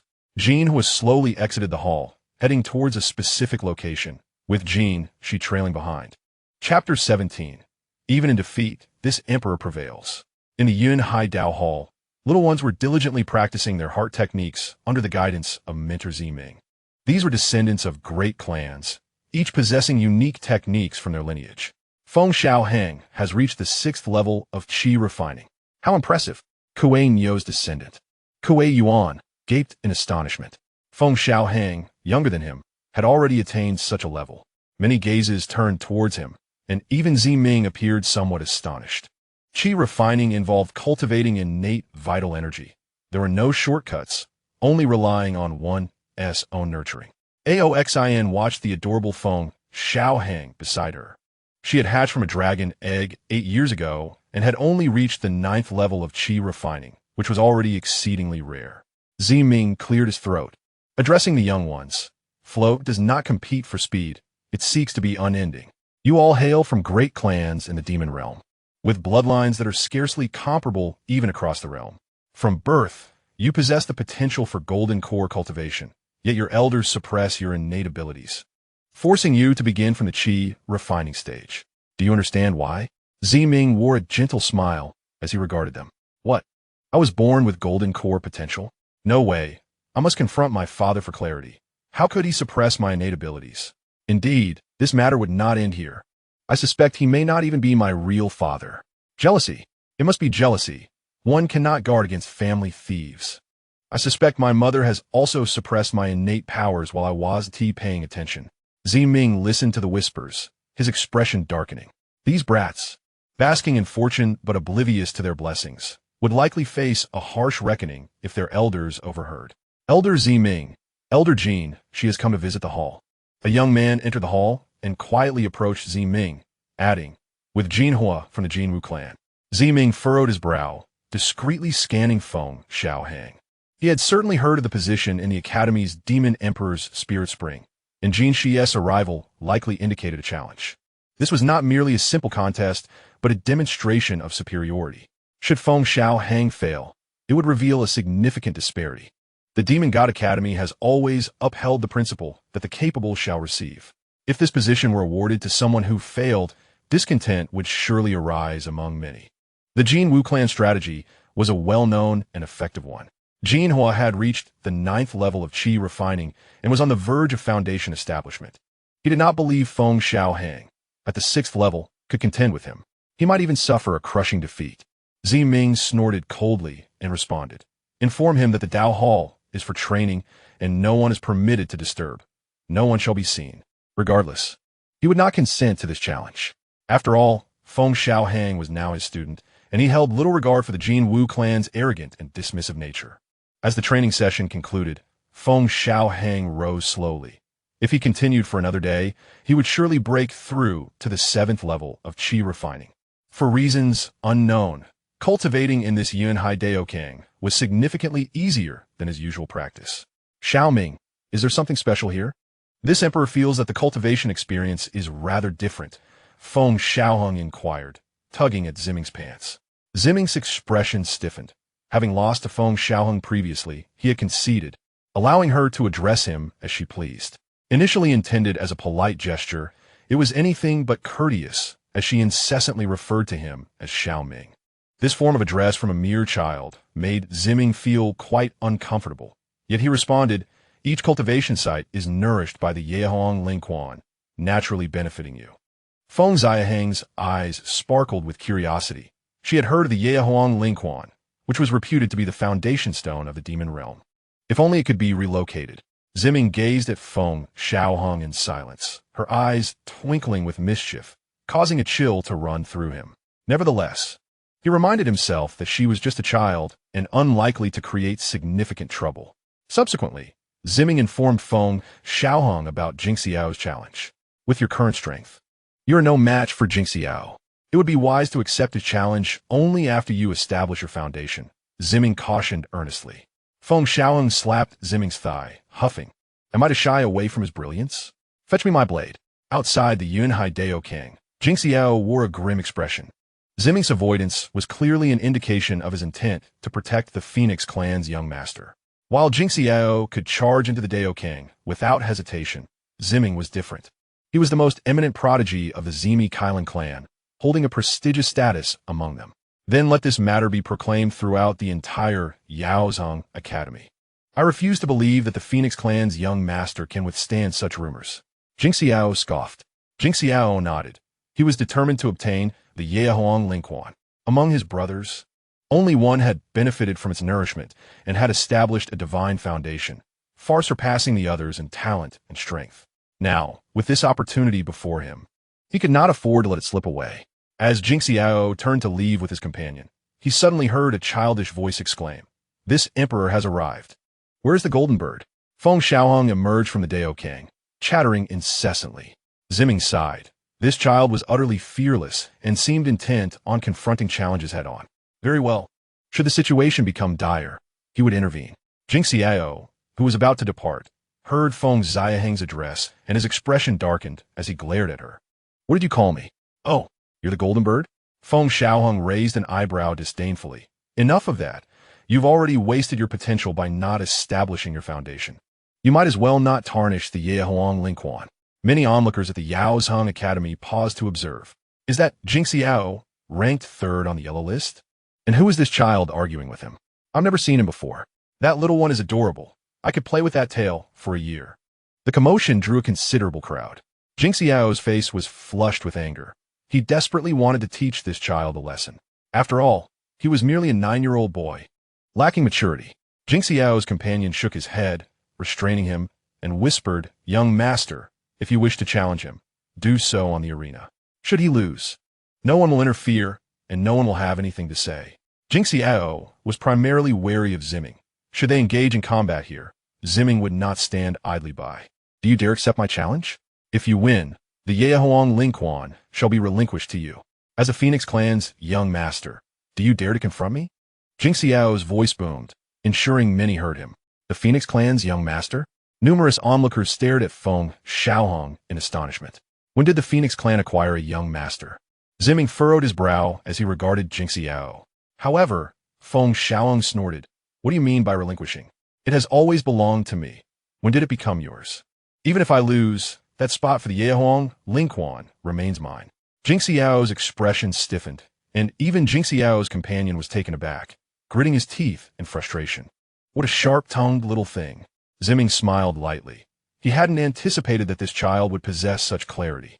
Indeed, even in defeat, the spot belonged to him, as decreed by the Holy Emperor, rather than being contingent upon victory or loss. Yet, since he sought to provoke, this emperor would graciously indulge him. Chapter 18. Competing in demon techniques with this emperor? Jingxiao's eyes burned with fury. He found himself at a loss against Feng Xiaohang's audacity. It was indeed true. As Feng Xiaohang had stated, even in defeat, the spot for the Yaohuang Lingquan would still belong to her. The two parties exchanged no further words and proceeded towards the arena. The Yaozhong Academy featured a specially designed arena. That child has acted impulsively. Jingxiao is ranked third on the yellow list, and this little one appears to be merely 3 years old. How could he possibly contend with Jingxiao? Indeed, Jingxiao had lost all sense of shame, bullying a mere toddler. If you have the ability, then come challenge me yourself. What honor is there in bullying a child? Many were filled with righteous indignation, and several young women looked upon Feng Xiaohang with sympathy, unable to bear the thought of him being mistreated. Some even approached Feng Xiaohang, gently advising, "Little one, he is clearly bullying you. You need not accept the challenge." Feng Xiaohang looked up at the young woman and, extending his little hand to grasp hers, smiled adorably. "Sister, rest assured, I will teach him a lesson."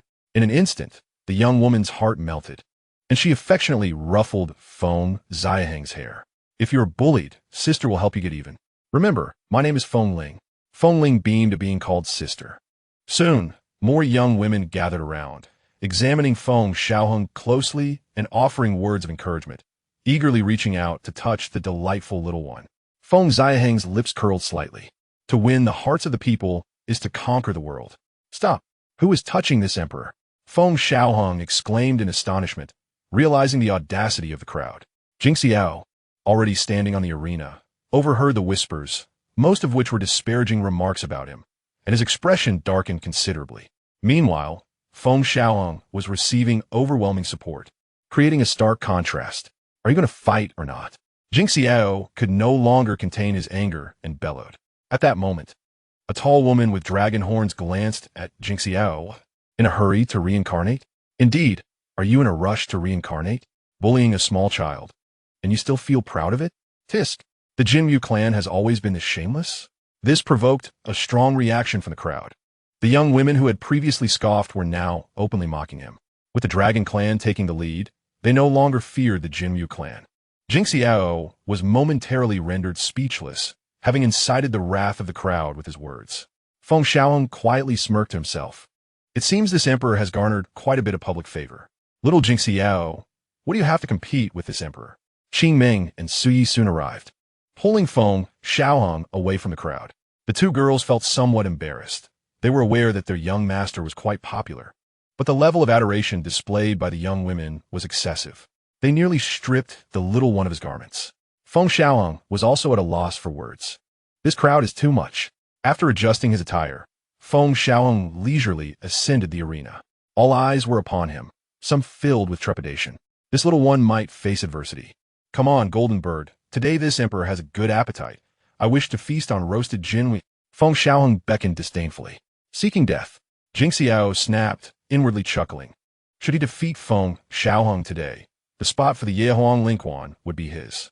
The Yaozheng Academy would not cultivate a waste. With this thought in mind, Jing Xiao stepped forward, unleashing a powerful punch enveloped in golden flames. He was going all out. Jin Hua has already taken half a step towards Foundation establishment, clearly intent on taking the life of that young one. Some have perceived this and shown their indignation. Yet the restrictions of the arena prevent any intervention. Young master, Qing Ming and Su Yi clenched their silver teeth, regretting not having acted recklessly to prevent this. If anything were to happen to that little one, they would have no explanation to give to their master. Even Zi Ming wore a grim expression, surveying the surroundings and noticing that in a corner, Renbai was calmly observing this scene. He was taken aback. Did this old fellow possess such confidence in Feng Xiaohang? In the face of Jin Hua's punch, Feng Xiaohang scoffed. The bloodline of the phoenix coalesced in his fist, and with flames rising, he stood firm and retaliated with a punch of his own. Bang! Cough! A spray of golden blood erupted, and Jin Hua's face bore an expression of disbelief. He had actually lost in this physical clash. This scene was completely unexpected for everyone. Those who were worried about Feng Xiaohang failed to react.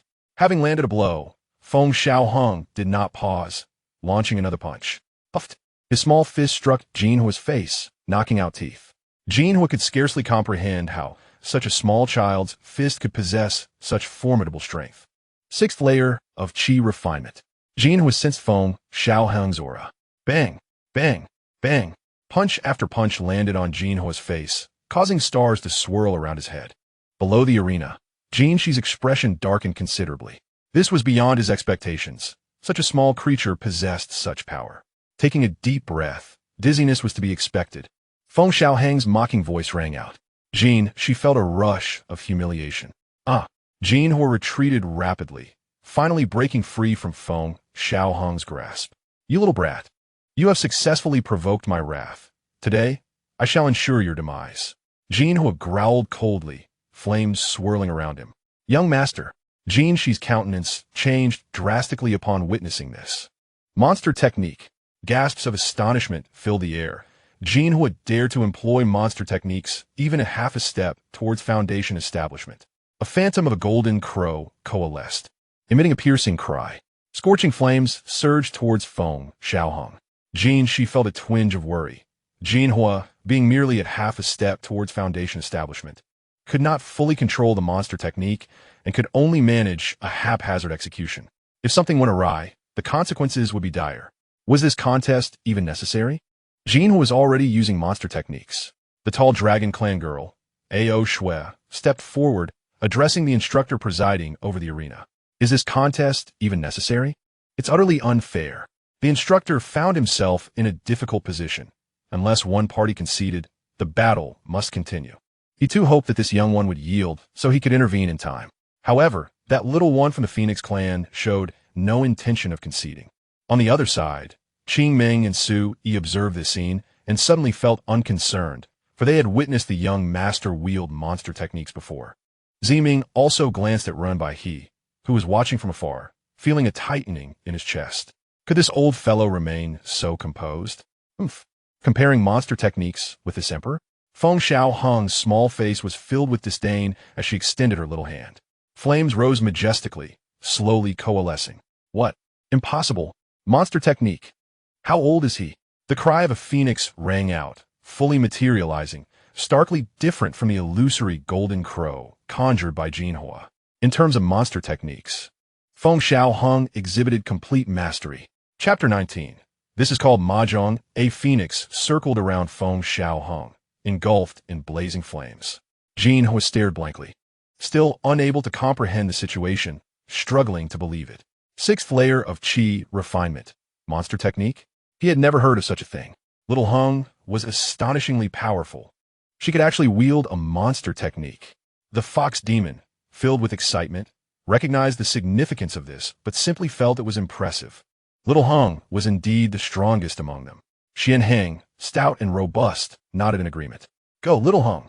Teach that bird a lesson. Ao jumped up, cheering loudly. These little ones were all taught under the same mentor, naturally supporting their own. At this moment, Ziming was still in a state of shock. A little child at the sixth layer of Qi refinement was executing a monster technique. On the arena, a vividly animated phoenix soared, its size comparable to Feng Xiaohang, yet considerably more solid than Jinhua's golden crow. With a mere gesture from Feng Xiaohang, the phoenix's cry resonated. Jinhua finally snapped back to reality, feeling his golden crow tremble. The phoenix charged forth, transforming into flames, and in an instant, his golden crow was consumed. Golden blood gushed from Jinhua's mouth. He had forcibly executed the monster technique and had yet to gain full control. Now, with his golden crow devoured, he was met with backlash. Young master, Jin Shi's face turned ashen, disregarding everything as he stepped towards the arena. A fierce wind surged, but Ren Bai He stood in his path. Ren Bai He, Jin Shi shouted angrily, step aside. Can you bear the wrath of Xian Ri Yao Di if something happens to young Master Jinhua? In that brief moment of delay, Feng Xiaohang charged directly toward Jinhua. Slap! A resounding sound echoed. On Jin Shi's face, the imprint of small palm was glaringly evident. Jin Shi was powerless against the backlash from a monster technique. Feng Xiaohang had effortlessly pinned him to the ground, sitting atop him. Slap! Slap! Slap! Bang! Crisp sounds rang out as Feng Xiaohang's slaps and punches fell relentlessly. You dare, little brat! Jin Shi barked, his voice laden with pressure. Humph! Ren Bai He coldly snorted, countering the authoritative tone. He stepped forward, lifting Feng Xiaohang. Enough! I have yet to finish my business with Jinhua. Feng Xiaohang expressed her dissatisfaction, kicking her small feet in protest. That's enough. If you truly kill Jinhua, it would surely cause great trouble, Ren Bai He advised. Jin Shi, cradling the unconscious Jinhua, wore a sullen expression. After assessing the situation, he discovered that Jinhua's meridians and nearly 10 years of cultivated innate energy had sustained damage. In that moment, he felt as if struck by lightning. He could not fathom how to report this to Xian Ri Yao Di. This was the esteemed young son that Xian Ri Yao Di held in high regard. And now his innate energy had been harmed in this battle. Very well, Phoenix Clan, young Master Jinhua's innate energy has been damaged. Prepare for the wrath of Xian Ri Yao Di. Jin Shi's eyes turned icy as he gritted his teeth. At that moment, Zi Ming slowly ascended the arena, gazing at Jin Shi with an indifferent expression. What? He suffered backlash from his own monster technique, and you blame others? Had that little brat not devoured young Master Jinhua's monster technique, would his innate energy have been harmed? Jin Shi's expression darkened, a glimmer of murderous intent flickering in his eyes. You old fool, what gives you the right to address me in such a manner? Feng Xiaohang retorted coldly. Qing Ming and Su Yi also stepped forward beside Feng Xiaohang. Call for help. Let's finish off this foolish lizard today. Feng Xiaohang commanded directly to Qing Ming. After some contemplation, Qing Ming nodded. Qing Ming and Su Yi's eyes turned icy. Their young master's noble identity meant that a mixed-blood lizard dared not show disrespect. However, Ziming quickly intervened. This is the Yao Shun Shui Gong. If we engage in combat, those old fellows will not permit it. Whoever strikes first will suffer. Ziming whispered to Feng Xiaohang. Qingming regained her composure, remembering that this was indeed the Yao Shun Shuigong. If they summoned Huang Wu, it would spell trouble. The old fellows of the Yao Shan Shuigong would not tolerate any external forces disrupting their sanctum, regardless of the reason. Seeking vengeance here would be seen as provocation. This was also a decree from the Holy Emperor. There had once been a prominent clan that disregarded the Academy's rules, leading to a great sage from the Tong Tian realm descending upon the Yao Shan Shuigong due to a conflict. The outcome was that the Holy Emperor personally intervened, striking down with a single blow. After hearing Ziming's words, Feng Xiaohang found merit in her reasoning. After all, Ziming had treated her reasonably well, and she was willing to heed her advice. On this occasion, Jin Xiao suffered a grievous loss. The Yao Huang Lingquan and the Jinyu clan were on the verge of departure. As long as you remain within the confines of the Yaoshin Suigong, you are assured safety. Ziming smiled faintly. Naturally, he favored his own disciples. I'm also safe outside. Feng Xiaohang snorted. Ziming was momentarily taken aback. The young master of the Feng clan was indeed formidable. Backed by the entire clan, few dared to provoke him beyond the academy. At some point, Jin Shi, clutching Jin Xiao, departed, his murderous intent unmistakable. The emergence of such a prodigy within the Feng clan was an ill omen for the Jinyu clan. They resolved to eliminate him before he could fully mature. Xiaohang, splendid work. You are truly formidable. I did not expect you to master Yao skills. Fox Yao Yao and Ao Xian, among others, rushed to Feng Xiaohang's side, genuinely delighted. Feng Xiaohang, linking arms with Fox Yao Yao and the others, whispered, Once I enter the Yao Huang Lingquan, I will bring some back for you. No need, we have our own quotas. Ao Xian chuckled. Xiaohang, we have none. Bring some for us, so we may taste it. The young girl from Tianmingcat approached, whispering. And me, I have none either. Xiaohang, can you truly bring some out? The little ones gathered, speaking softly. Their words were naturally overheard by Ziming, who said nothing. If the Yao Huang Lingquan could be extracted, someone would have done so already. These youngsters were indeed naive. At that moment, Ao Shui strode forward. Third sister. Ao Xian called out happily. Ao Shui patted Ao Xian's head, then smiled warmly at Feng Xiaohang. Young one, having defeated Jin Xiao, you now rank third on the yellow list. Third on the yellow list? Feng Xiaohang looked puzzled. The Yaoshin Suigong categorized student strength into levels, Tian, Di, Xian, and Huang, with a ranking list of 100 strongest students at each level. The Huang list corresponded to the refining chi stage, the Xian list to foundation establishment, the Di list to golden core, and the Tian list to nascent soul and transformation stages. Ao Shui patiently explained. What benefits does this confer? Feng Xiaohang inquired. The top 10 of each list become core students, granted a private dojo and prioritized resources from the academy. Only core students qualified to obtain the Yao Huang Lingquan. Feng Xiaohang nodded appreciatively. The academy's management was reasonable, reminiscent of human institutions. Within the Yunhai dojo, a table was set with small square tiles. This is called mahjong. Feng Xiaohang explained. Chapter 20. The unexpected strike within the Yunhai dojo. Feng Xiaohang absorbed the essence of heaven and earth, cultivating innate qi. His pores seemed to dilate, as Ziming observed in silent astonishment. Though only 3 years old in bone age, his innate qi was remarkably potent. Sensing Feng Xiaohang's qi intensifying, no one dared interrupt. He was about to break through refining qi stage 7. Such an achievement at his age was unprecedented. Even prodigies typically required 10 years to reach foundation establishment, which was considered exceptional. Given Feng Xiaohang's current condition, he might complete foundation establishment within 2 years. Flames blazed fiercely. Feng Xiaohang's cheeks flushed as he exhaled a long breath of innate qi. Refining qi stage 7. Rising, he stretched lazily.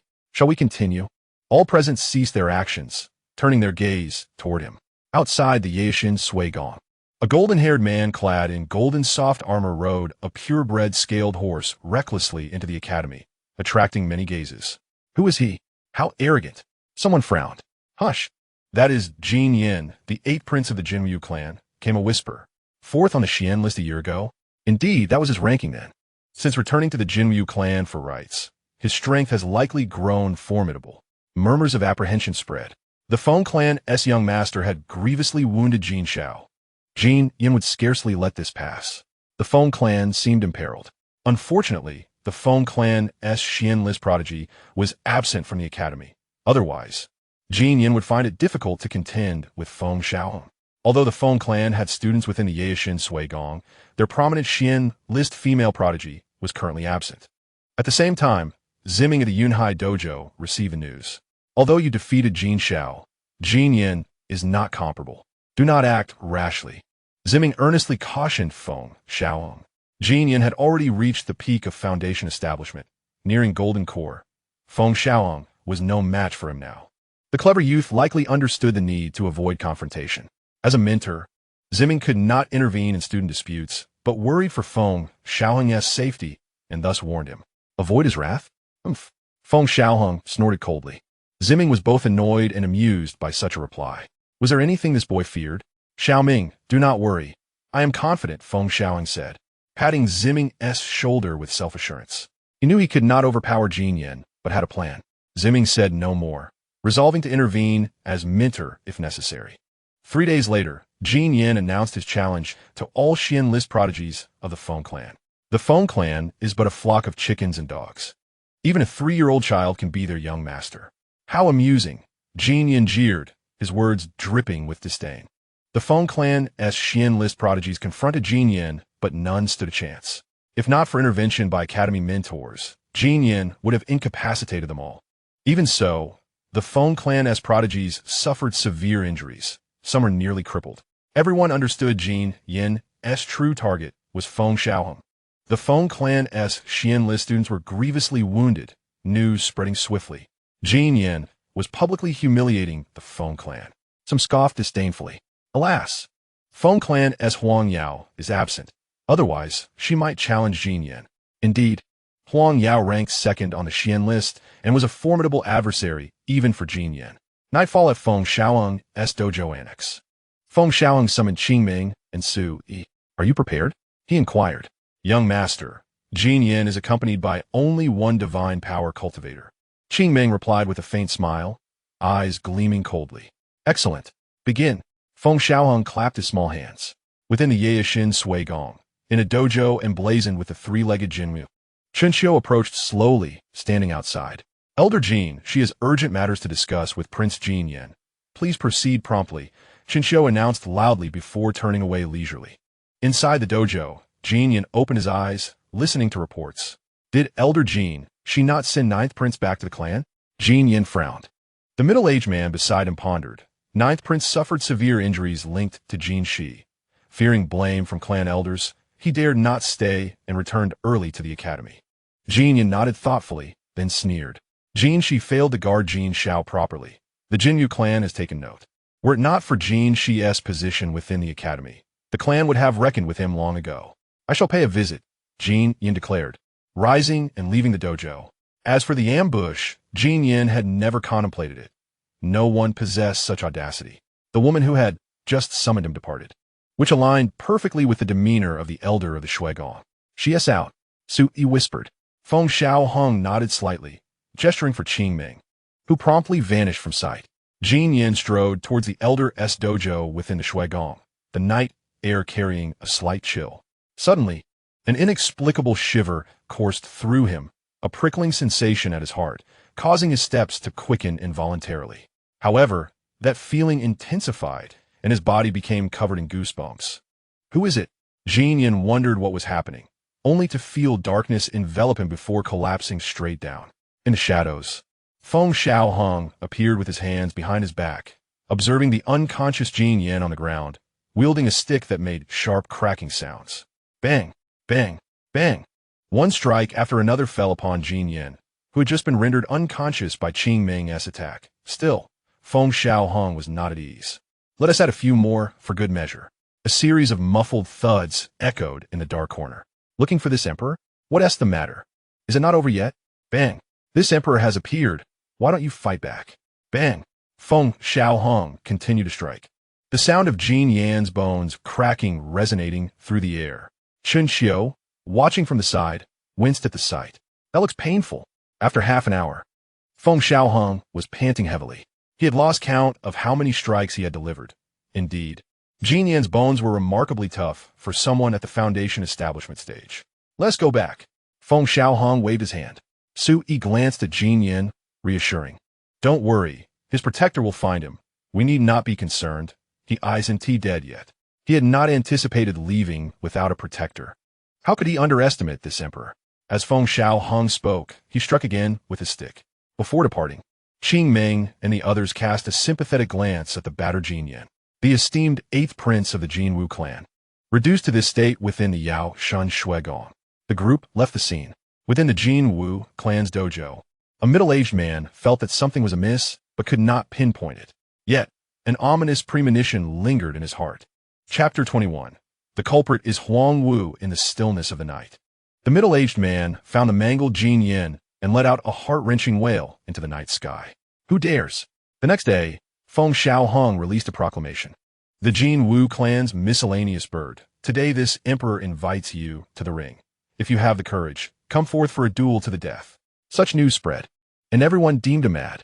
After all, this was Jin Yan, who was not far from condensing a golden Dan. Although Feng Xiaohang had defeated Jin Xiao, his strength was still insufficient to challenge Jin Yan. So where did he find such courage? Was it possible that the Phoenix clan's esteemed member had returned? It must be so, otherwise, a mere chi refinement stage would be courting death by challenging a peak Foundation establishment practitioner. A spectacular showdown was anticipated, as the Phoenix and Jin Wu clans had always been at odds, and a clash between these two was inevitable. Within the Yao Shan Shuigong, students buzzed with speculation, some harboring a hidden excitement for the impending confrontation. At this moment, the protector of Jin Yan from the Jin Wu clan approached the Elder Council of the Academy. The young master of the Phoenix clan is despicable and shameless. Last night, he impersonated Elder Jin Shi, falsely disseminating information that lured Jin Yan out of the dojo for an ambush. Now, Jin Yan is severely injured, with all his meridians severed. This revelation was undeniably a bombshell, sparking an uproar. Jin Yan had been ambushed, struck down. This incident sounded preposterous. Within the Yunhai dojo, Zi Ming regarded Feng Xiaohang with a complex expression, pulling him aside to ask earnestly, "Did you strike Jin Yan?" Feng Xiaohang looked at him and retorted, "He was ambushed by his enemies. What does that have to do with me?" Zi Ming clearly did not believe Feng Xiaohang's words. Who besides this little rascal would dare to commit such an act? Even run by he had been summoned. The two exchanged glances, looking at Feng Xiaohang's innocent face with a sense of oddity. They had also heard that Jin Yan was in a deplorable state, with not a single part of him unscathed, injured more severely than Jin Xiao. His entire body's meridians severed, and his bones shattered. The cruelty was unimaginable. Ren Bai's expression turned grave as he addressed Feng Xiaohang. "Regardless of whether you did this, when the elders inquire, you must deny it. Understand?" Zi Ming nodded in agreement. "As long as you do not admit to it, Bai and I will protect you." Feng Xiaohang tilted his head, feigning confusion. "What are you talking about?" The two were left speechless. It seemed he did not require their guidance on how to deny involvement. Before long, Feng Xiaohang received a summons from the Elder Council. Ren Bai and Zi Ming escorted him to the grand hall of the elder meeting. The elders were seated, gazing at the tiny figure of the 3-year-old with a mixture of incredulity. This diminutive child had struck down Jin Yan? Feng Xiaohang looked innocently at the assembly of elders, causing even the presiding elder, Zi Yuan, to question whether this little one could truly be responsible. A gaze filled with murderous intent pierced through the air. Wu Dao, with a darkened expression, glared at Feng Xiaohang. "You little rascal, you ambushed our clan's 8th prince. Today, you shall not leave here." Feng Xiaohang met his gaze, scoffing, "A mere lackey of the Jin Wu clan. Do you dare try?"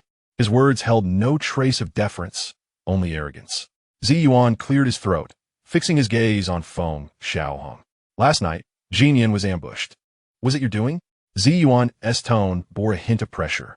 "Jin Yan was ambushed. Excellent. Had I been present, I would have plucked his feathers." Feng Xiaohang clapped his hands, his face beaming with delight. Zi Yuan retorted, "You little rascal, seeking death." Wu Dao unleashed his oppressive aura towards Feng Xiaohang. "Humph."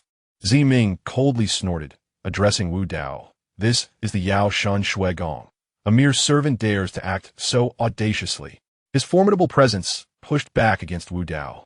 Wu Dao's expression shifted, his legs buckling involuntarily. Finally, with a resounding thud, he knelt.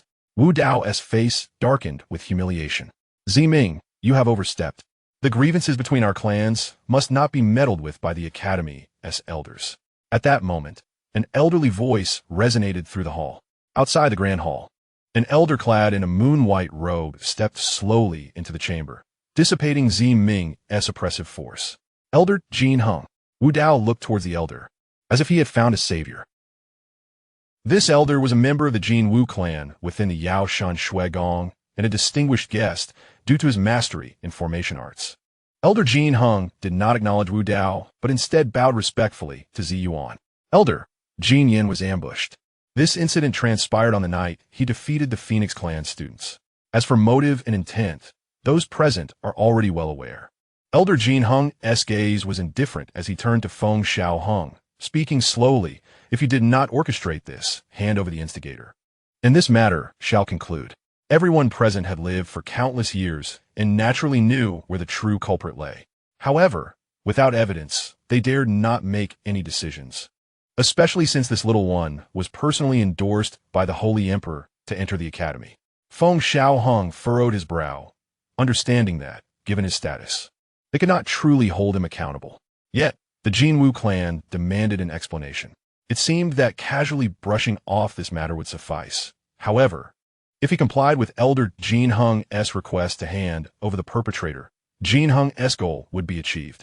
And Jin Heng's aim was to coerce him into acknowledging the incident. Evidence, Feng Xiaohang replied nonchalantly with 2 words. Ziming, and ruined by he quietly exhaled, relieved that this little rascal had not been coerced into a confession. Elder Jin Heng frowned, surprised that he had not elicited an admission from the child. How surprisingly composed he was for such a young age. You must consider this carefully. Jin Yin is the 8th prince of the Jinwu clan. Your ambush on him will not be overlooked lightly. The Jinwu clan will not let this matter rest, and it will plunge both clans into turmoil. When the time comes, casualties will not be limited to just a few. If you surrender the instigator, we can resolve this matter, which would be beneficial for both parties. Jin Heng's words seemed genuinely concerned for Feng Xiaohang. But who is Feng Xiaohang? Play mind games with him? You asserted his eye? Feng Xiaohang observed Jin Heng with amusement. Jin Heng remained silent, but his eyes conveyed everything. Very well, I shall comply, if you desire them. You may retrieve them yourself. The Feng clan will not interfere, and this matter can be settled. Feng Xiaohang waved his hand slightly. Rin Bai He and Ziming exchanged glances, their expressions shifting. This little rascal has indeed fallen for the trick. Even the elders in the grand hall sighed inwardly. He is still too young, easily swayed by a slight manipulation. Wu Dao looked at Feng Xiaohang with a cold smile, as long as he admitted it. That was enough. Fine, you only need to tell me who was behind this. Jin Heng remained calm internally. As long as he captured the person, he would have evidence in hand. Then, with proof, he could expel them from the Yaoshan Academy, establishing a valid reason for the return of the Yao Huang Ling Quan to the Jinwu clan. With this thought, a faint smile appeared on Jin Heng's face. Feng Xiaohang nodded, his expression turning serious. That person was exceedingly ruthless. Jin Yin is a prime example. When you go to capture her, you must take more personnel and exercise caution. Her strength is formidable. You need not concern yourself with that. The Jinwu clan has its own strong warriors. Just tell me who the assailant is. Jin Heng, losing patience, furrowed his brow and inquired. Feng Xiaohang looked at Jin Heng, nodded slightly, and replied earnestly. The culprit is named Huang Wu. Chapter 22. The Prodigal Son. Assassinating Feng Xiaohang in the spacious grand hall, a profound silence enveloped the atmosphere. Jin Heng's expression froze. Even Ziming and Ren Bai He were momentarily stunned, gazing incredulously at Feng Xiaohang. Who did you just mention? Huang Wu? The Huang Wu of the divine Phoenix Empress? The elders gaped, staring at the seemingly harmless young one. After a prolonged silence, Jin Heng's indifferent face finally darkened as he turned to Feng Xiaohang, his eyes narrowing. Are you toying with me? Feng Xiaohang let out a cold laugh. Congratulations, you guessed correctly. He then stepped forward, looking defiantly at Jin Heng. Are you trying to intimidate me? Do you wish for war between our clans? Then let it be. In my home, my mother dotes on me. Do you dare threaten me? Ha! Who do you think you're scaring? If you can instigate war between our clans, I am more than willing to partake. In the Huang nest, I hold the authority. You want to wage war? I will accompany you until the end. Though Feng Xiaohang spoke childishly, everyone felt an undeniable aura of dominance. Just you, old dog. Dare to touch me, and I will extend my neck for you to strike. Do you dare? If you lay a finger on me, my mother will ensure your demise. His childish tone was laced with a rebellious spirit. The elders exchanged glances, their expressions reflecting their astonishment. Many discreetly transmitted messages to Ziyuan. Ziyuan, momentarily taken aback, stared blankly at the audacious Feng Xiaohang. What does it mean to be a prodigal son? What does it mean to be fearless? This is a living example. That little rascal clearly understands his status and background, speaking without fear. Initially, it was thought that this little one had been deceived by Jin Heng. Yet he displayed such audacity. This matter need not be discussed. Let them resolve it themselves. Ziyuan ultimately made a decision. The grievances between the two clans had accumulated for too long. He did not intend to wade into these murky waters. Jin Heng's face darkened. His gaze seemed to bore into Feng Xiaohang. However, Ren Baihe and Zi Ming remained vigilant, knowing he could not act against Feng Xiaohang here. Should he dare to do so, he would be subdued immediately. Ziyuan, seated at the head, appeared nonchalant. Yet if the academy's regulations were broken, it would cross Ziyuan's bottom line. Jin Heng glanced at Ziyuan, his expression grim, and clasped his hands. Great elder, everyone here knows who plotted against Jin Yan. Are we to allow this rogue to act recklessly? If we set this precedent, will anyone be able to conspire against others within the academy without consequence? Many nodded at Jin Heng's words. Even Ziyuan furrowed his brow. Jin Heng was forcing him to take a stand, yet he had no desire to involve himself in the enmity between the two clans. While ostensibly upholding the academy's rules, he was merely seeking to use the academy to deal with the Phoenix clan. Ziyuan, however, could not be deceived and replied, Elder Jin Heng, everything relies on evidence. Without it, mere conjecture is unwarranted. Should we set this precedent, everyone could imitate it, using academy rules to harm others? Feng Xiaohang smirked. Ziyuan's words effectively returned the favor to Jin Heng, further implying that their grievances ought to be settled by themselves. At that moment, Ren Baihe interjected with a cold snort. Being targeted within the academy is indeed unprecedented. The Jin Wu clan has set this precedent. The sarcasm was unmistakable. Why is it that others have not been targeted, yet only the Jin Wu clan has? Moreover, there is a protector of the divine realm present. The protector is unharmed while Jin Yan is severely injured. Is it not their own failure to protect? Ren Baihe chuckled lightly. Jin Heng glared at Ren Baihe, suppressing his inner fury. The many elders present nodded in agreement. As a protector, how could you allow such a conspiracy to unfold under your very nose, and still have the audacity to seek the academy's intervention? Ziyuan stood up and waved his hand. Without evidence, this matter ends here. The enmity between your two clans is well known throughout the demon realm. How you choose to settle it outside the academy is none of my concern. However, within the academy, I expect you to maintain decorum.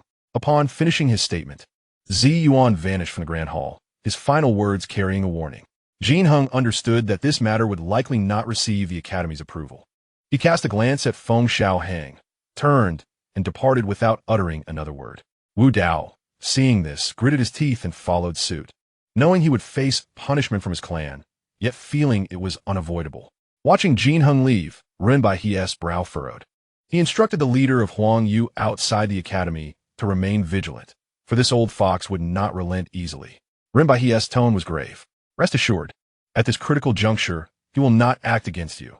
However, do not let your guard down. Zi Ming rubbed his forehead, recognizing that this was the most troublesome group of students he had ever encountered. Yet, he had no choice, having boarded this ship. He must protect this little rascal to the end. At the Yunhai Daochong, Feng Xiaohang concluded today's training. Qingming and Su Yi awaited him outside the training ground, a privilege granted by Ziming. After all, Feng Xiaohang found himself in a precarious situation, necessitating constant guardianship.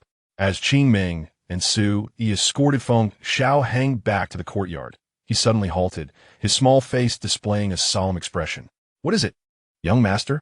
Qingming inquired, observing Feng Xiaohang's pause.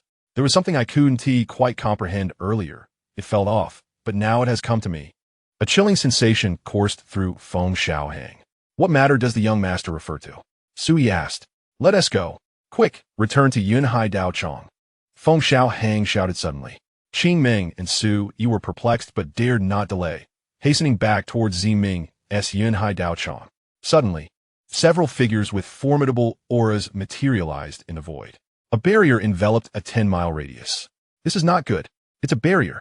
Qing Ming, upon seeing the figures, finally realized something was amiss. Indeed, you cannot be spared.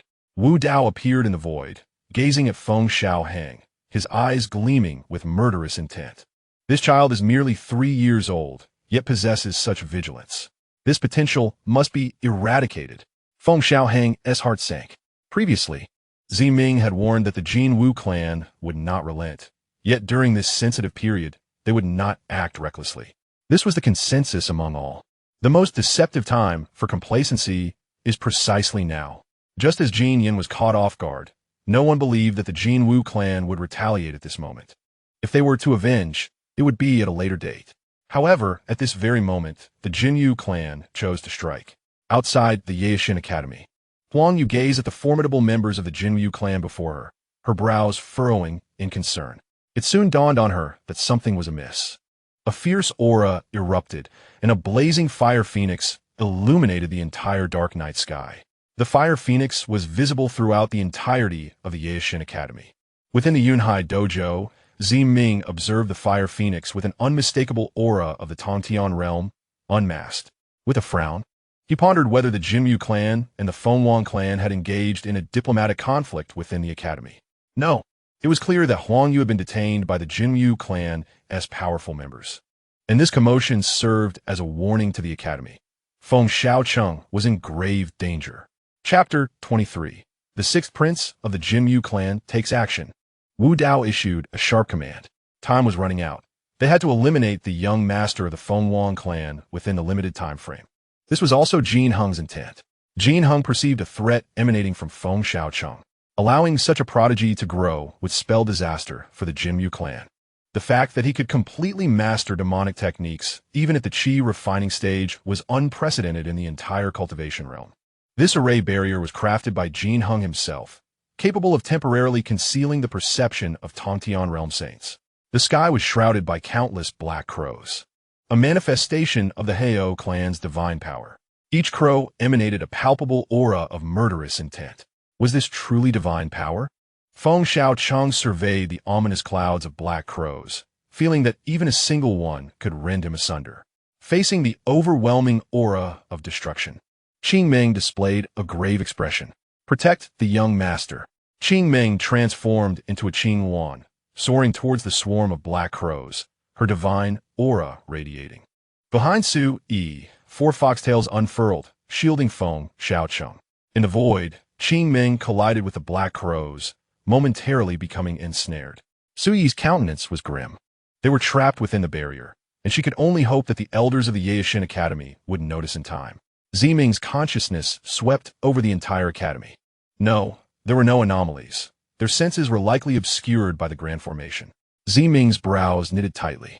Ren Bai He, in a state of frantic urgency, exclaimed, I will seek the Grand Elder. You keep an eye on that old coot Jin Heng. A white crane unfurled its wings and soared deeper into the academy. Ziming stepped forth, arriving at the Dao Hall. Elder Ziming. Jin Heng emerged slowly from the dojo, hands clasped behind his back. As an elder of the Yaishin Academy, have you considered the consequences of plotting against a mere child? Ziming's eyes were cold as he fixed his gaze on Jin Heng. Jin Heng, in response, merely replied with indifference, Elder Ziming, I fail to comprehend your words. Ziming scoffed, fully aware that this old fox left no trace behind. Even if discovered, it would not lead back to him. Moreover, he had an alibi. Jin Heng had refrained from striking because he possessed absolute confidence in his ability to eliminate Feng Xiaocheng. With this thought, Ziming felt a weight in his heart, hoping that the Grand Elder would arrive in time. Within the barrier, 4 formidable divine powers targeted Su Yi. She revealed her true form as a 9-tailed celestial fox.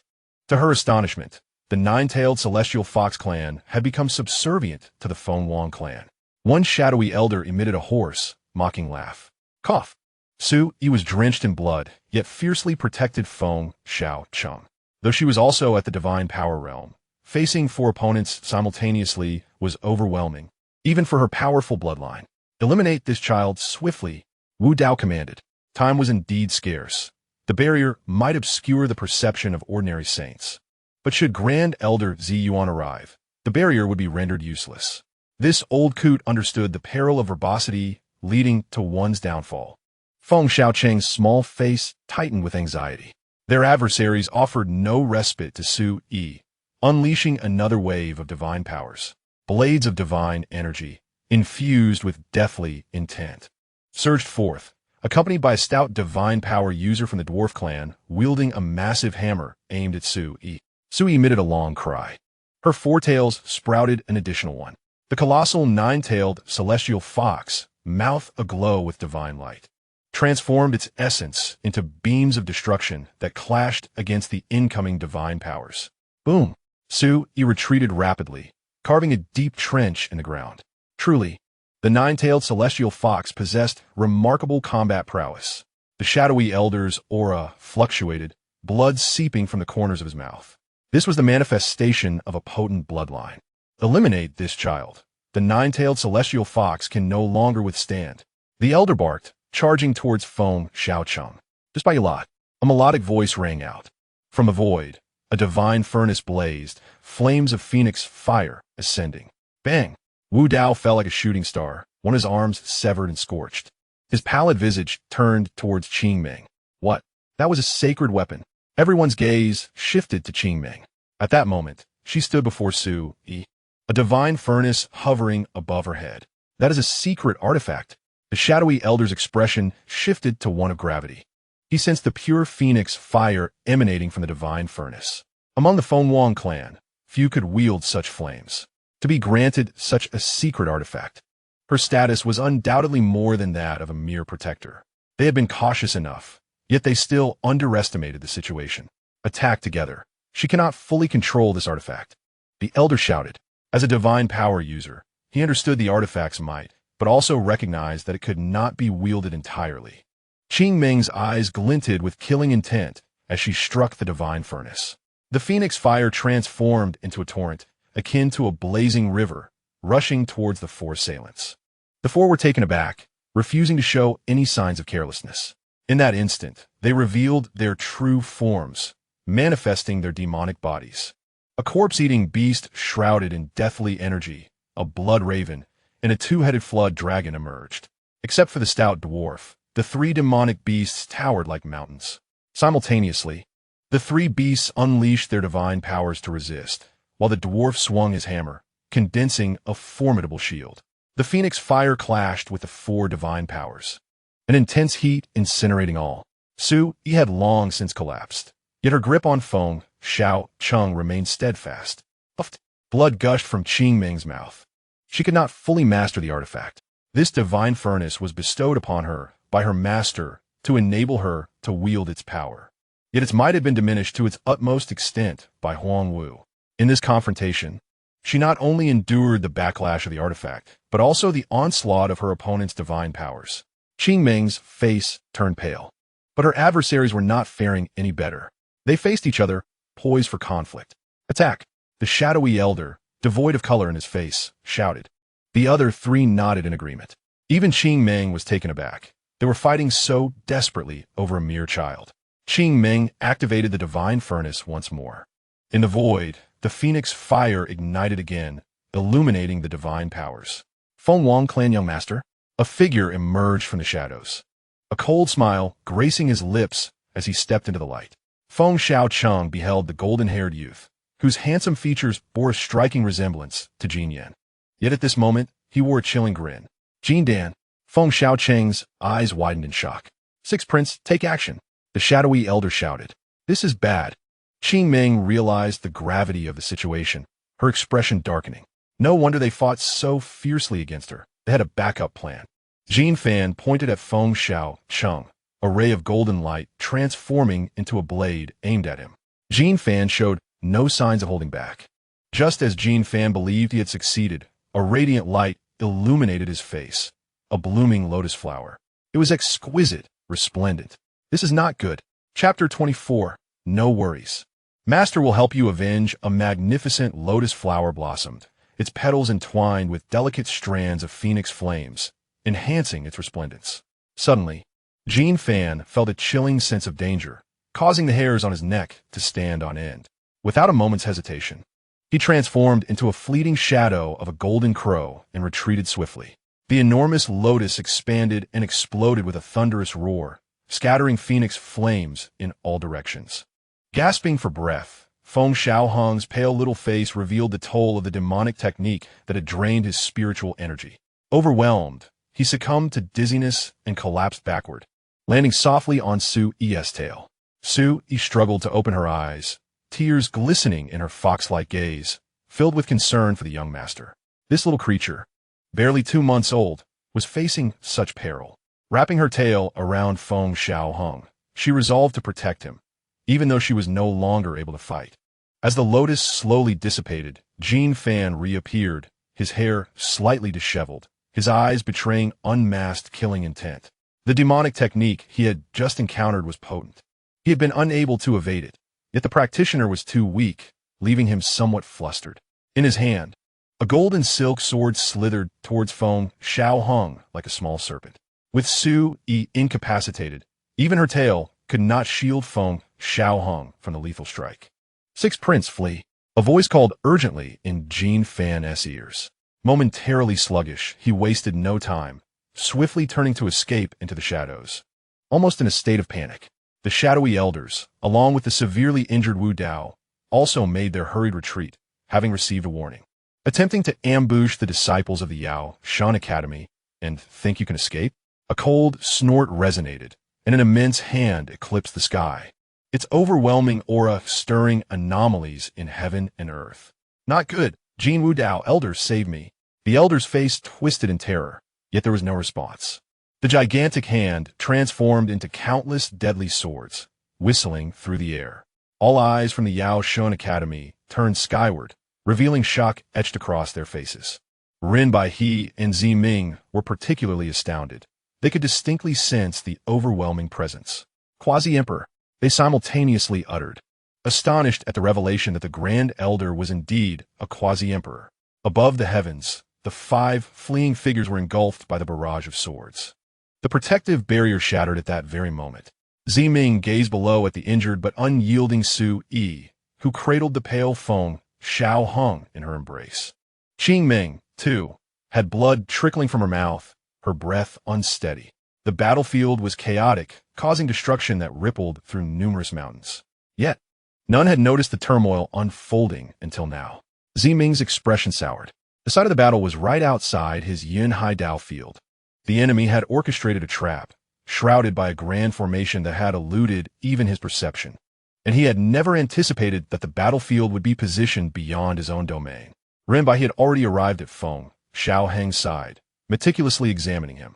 Fortunately, he had merely overexerted himself, and there were no severe injuries. A sigh of relief escaped Renbai. You have a sword wound on your arm? He observed the tender arm of Feng Xiaohang, noting a small cut. This was a remnant of Jin Fan's panic strike, had they not arrived in time. It could have been far worse. Yet, the danger at that moment was unimaginable. Even Feng Xiaohang had not anticipated such a decisive abandonment from his opponent. It seemed the adversaries had foreseen this conclusion and thus retreated with remarkable swiftness. However, indeed, had there been even a moment's hesitation, Jin Fan might not have escaped today. Zi Ming took Feng Xiaohang's hand, attempting to heal his wounds with his own cultivation, but was halted by Qing Ming. Elder Zi Ming, wait. Qing Ming's eyes were icy as she knelt and grasped Feng Xiaohang's injured arm. The wound still lingered, but had ceased to bleed. With a heart full of compassion, Qing Ming stroked Feng Xiaohang's head gently, speaking softly, "Young master, I have sent word to our master. She will arrive shortly. Please bear with it for a moment and let her see your injury, all right?" Feng Xiaohang, upon hearing this, managed a small smile, nodding earnestly. Ren Baihe and Zi Ming's expressions changed dramatically. The divine Phoenix Empress was returning from the ruins? If true, matters would become exceedingly complicated. Feng Xiaohang's eyes twinkled mischievously, and Ren Baihe and Zi Ming exchanged glances, their hearts sinking. This little one was no ordinary child. With reddened eyes and a pout, Feng Xiaohang appeared utterly wronged, tears shimmering in his innocent gaze, evoking sympathy. Rin Bai He and Zi Ming couldn't help but twitch at the corners of their mouths. Just moments ago, he had been smiling, and now he had turned to a face of grievance. A piercing phoenix cry resounded throughout the demon realm, an overwhelming pressure descending like thunder. The entire demon realm witnessed the blazing inferno akin to the end of days. In the void above the Yao Shun Academy, Zi Yuan muttered a curse under his breath. Glancing at the pitiful Feng Xiaohang, realization dawned upon him. The divine Phoenix Empress had indeed returned from the ruins. He had underestimated the significance of Feng Xiaohang to Huang Wu. With a resounding boom, a fiery phoenix descended, gradually forming a graceful figure before the onlookers. A breathtakingly beautiful visage emerged, though it bore a frostbitten expression. Having encountered the Empress before, Zi Yuan felt a flutter of anxiety. Huang Wu cast a glance at Zi Yuan, offering no reply, and instead approached Feng Xiaohang. Feng Xiaohang ceased his charade. Today, the Empress was decidedly out of sorts. Upon standing before Feng Xiaohang, both Rin Bai He and Zi Ming bowed respectfully. This was the Empress of the demon race. Reverence was due from all. Feng Xiaohang felt a twinge of guilt. Technically, he had struck first. Yet, he had no desire for conflict, as it was the other party who had provoked him. With this thought, Feng Xiaohang regained his confidence, gazing at Huang Wu and defiantly pouting, "Old lady." Just so we're clear, they started at first. Before he could finish, Huang Wu knelt and grasped his small, wounded arm. Her beautiful eyes focused on the minor injury, which, though superficial, she examined for an extended period. Feng Xiaohang felt a warmth enveloping him, as his arm began to heal visibly. "Does it still hurt?" Huang Wu's voice was gentle as she gazed at Feng Xiaohang. He hesitated, then resumed his act, tears welling in his eyes as he pouted. "I don't want to cause trouble, but without Master here, they just bully me." Feng Xiaohang wore an expression of grievance, his cherubic face contorted in distress, his little nose twitching. Rin Bai He's heart raced. This little master was not going to relent easily. Huang Wu gently embraced Feng Xiaohang, her movements tender as she pressed her cheek against his. Whispering softly in his ear, she reassured him, "Fear not, Master will take you to exact your revenge." Chapter 25. The young master seeks rebellion. Qingming sent a message to the Jinwu clan, demanding the surrender of Suanri Liuzi and Jinheng within 3 days. Failure to comply would result in their deaths, and the Phoenix clan would mobilize all its forces to wage an extermination war. Huang Yu's voice was devoid of any emotion. "Empress, please do not." Ziyuan's face paled. Rin Bai He and Ziming felt a sinking dread and terror. Ignoring everyone, Huang Yu embraced Feng Xiaohang and vanished into the Yaoshan Academy. "Master, you are truly wonderful," Feng Xiaohang murmured adorably, planting a kiss on Huang Yu's cheek. Huang Yu merely cast a faint glance at Feng Xiaohang, knowing full well it was a deliberate act to provoke her, for he would never be so compliant. Yet, the injury he bore was genuine.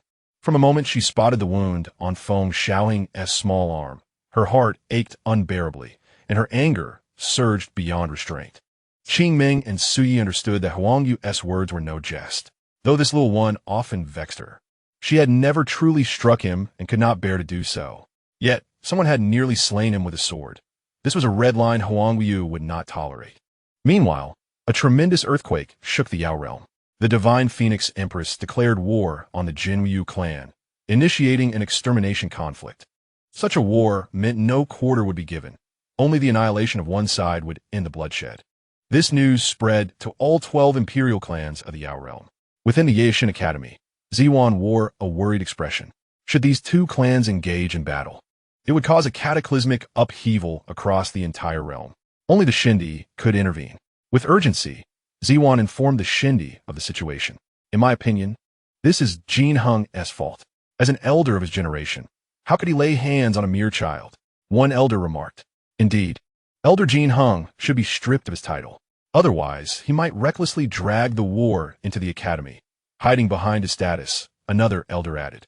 The elders concurred, primarily to avoid antagonizing the divine Phoenix Empress, who was among the top 3 sovereigns of the Yao realm, possessing terrifying strength. "Elder, something's wrong. The divine Phoenix Empress has gone to the Jinwu clan." Rin Bai He burst into the hall. What Guarantee there 3 days? Everyone's composure shattered. Report. Suan Riao Di has returned from the Ru realm. Another elder announced. Their pupils dilated in shock. Two formidable Yao emperors were about to clash. Where's the Shindi? Have he not returned? Someone asked. Suddenly, the celestial domain outside the realm thundered, the sky obscured by colliding flames of phoenix and Jinryu fire. They had engaged in combat. The entire Yao realm trembled, suffused with dreadful laws of power, while countless meteors streaked across the outer cosmos. In the celestial void, Suan Riao Di's face darkened as he bellowed, Shan Huang, will you truly incite war for a mere child? Huang Wu's expression was cold as she summoned countless fiery feathers. Unwilling to underestimate her, Suan Riao Di manifested a colossal golden sun. Their terrifying divine powers clashed, annihilating space itself, shattering endless stars. Within the phoenix nest, Feng Xiaohang watched the flickering cosmos, shifting between crimson and gold. Are these ladies so formidable? He mused. The denizens of the Yao realm gazed skyward in terror, sensing a profound unease akin to an apocalypse.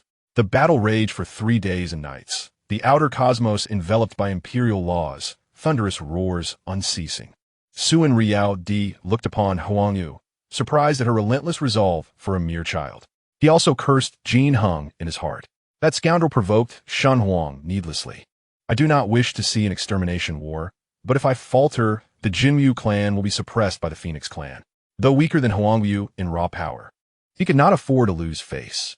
Just as the conflict threatened to engulf the entire Yao realm, a resolute middle-aged man stepped forth into the battlefield. The Kailan Shindi. Both combatants recognized him and ceased their fight. Shindi, Shan Huang incites an extermination war over a child, Suan Riao Di said, glaring. Huang Wu's eyes were icy. I have declared that unless they surrender the two, I shall not relent. Shan Huang, if you wish for war, so be it. Suan Riao Di refused to yield. Surrendering his 6 sons was unthinkable. It concerned the entire Jinryu clan. The Kailan Shindi addressed them solemnly. Since the disappearance of the Yao emperor, the realm has nearly fallen to invasion. Your internecine strife risks repeating that catastrophe. I do not need grand moralities to bind me, Huang Wu retorted. My disciple was wronged and nearly slain. This matter will not rest. Huang Wu discerned that this was but a projection of the Shindi, incapable of truly halting the battle. The Kailan Shindi's gaze shifted to the Yaishin Academy. Suddenly, Jin Heng, within the academy, felt a piercing gaze upon him. A colossal hand emerged from the void, imprisoning him like within a cage. Jin Heng's face was filled with terror. Helplessly, he was utterly subdued. When he opened his eyes, he saw the divine Phoenix Empress and Suan Riao Di confronting each other, while he was trapped within a palm. Clan leader, save me, Jin Heng cried out. Suan Riao Di's expression shifted. I know the grievances. This all stems from Jin Heng's actions. Let the juniors settle their disputes themselves. Jin Heng, abusing his status as an elder in the Yaishin Academy to harm juniors, must be punished. The Kailan Shindi nodded towards Suan Riao Di. Jin Heng has broken the rules and must be duly punished. Shindi, Jin Heng is from my Jinryu clan. Suan Riao Di protested. I cannot return from the Ru realm. The Kailan Shindi interrupted coldly. Do you wish me to come back? Suan Riao Di's face darkened. For the Kailan Shindi was far superior in strength. This intervention offered both sides a dignified way out, acknowledging Jinyu's fault. The Kailan Shindi then addressed Huang Wu. I have said, let the juniors resolve their own disputes. If your disciple is capable, let him fight Jin Fan to the death. This was both a directive and a warning. Huang Wu remained silent for a long while before pointing delicately. Jin Heng's soul ignited and his entire body disintegrated. Suan Riao Di's eyes grew cold. He could not ignore the Kailan Shindi's admonition. Lastly, Huang Wu cast a cold glance at Suan Riao Di before vanishing into the celestial void. Back at the Phoenix Nest, Qingming hurried to Huang Wu. Master, the young lord, Qingming faltered. Huang Wu's heart tightened. What of him? He is inciting the Huangyuan guards to rebel, Qingming stammered. Huang Wu's expression darkened. Silently, she drew out a golden branch and headed toward Feng Xiaohang. Chapter 26, could it not simply be that I possess innate talent? In the present day, with the Yao realm newly stabilized, You are summoned here to assist me in governing and securing the people. Yet the Jinyu clan repeatedly attempts to harm me. Are they not intent on bringing chaos to the Yao realm? Within the Imperial Phoenix Dojo, Feng Xiaohang observed below as the Huangyuan guards donned their crimson armor, their youthful voices tinged with both innocence and authority. Huan Jiayu declared, "Now that I have arrived, I cannot stand idly by. The Jinyu clan rides roughshod over me, insulting not only myself, but the entire Phoenix clan. Will you remain indifferent? In this household, whom do you obey?" A hush fell over the dojo. Sui stood awkwardly at the side. "Speak," Huan Jiayu commanded. After a moment's silence, several voices arose. "We obey the young lord. Why are only a few responding to me? Where's everyone else?" Feng Xiaohang shouted loudly.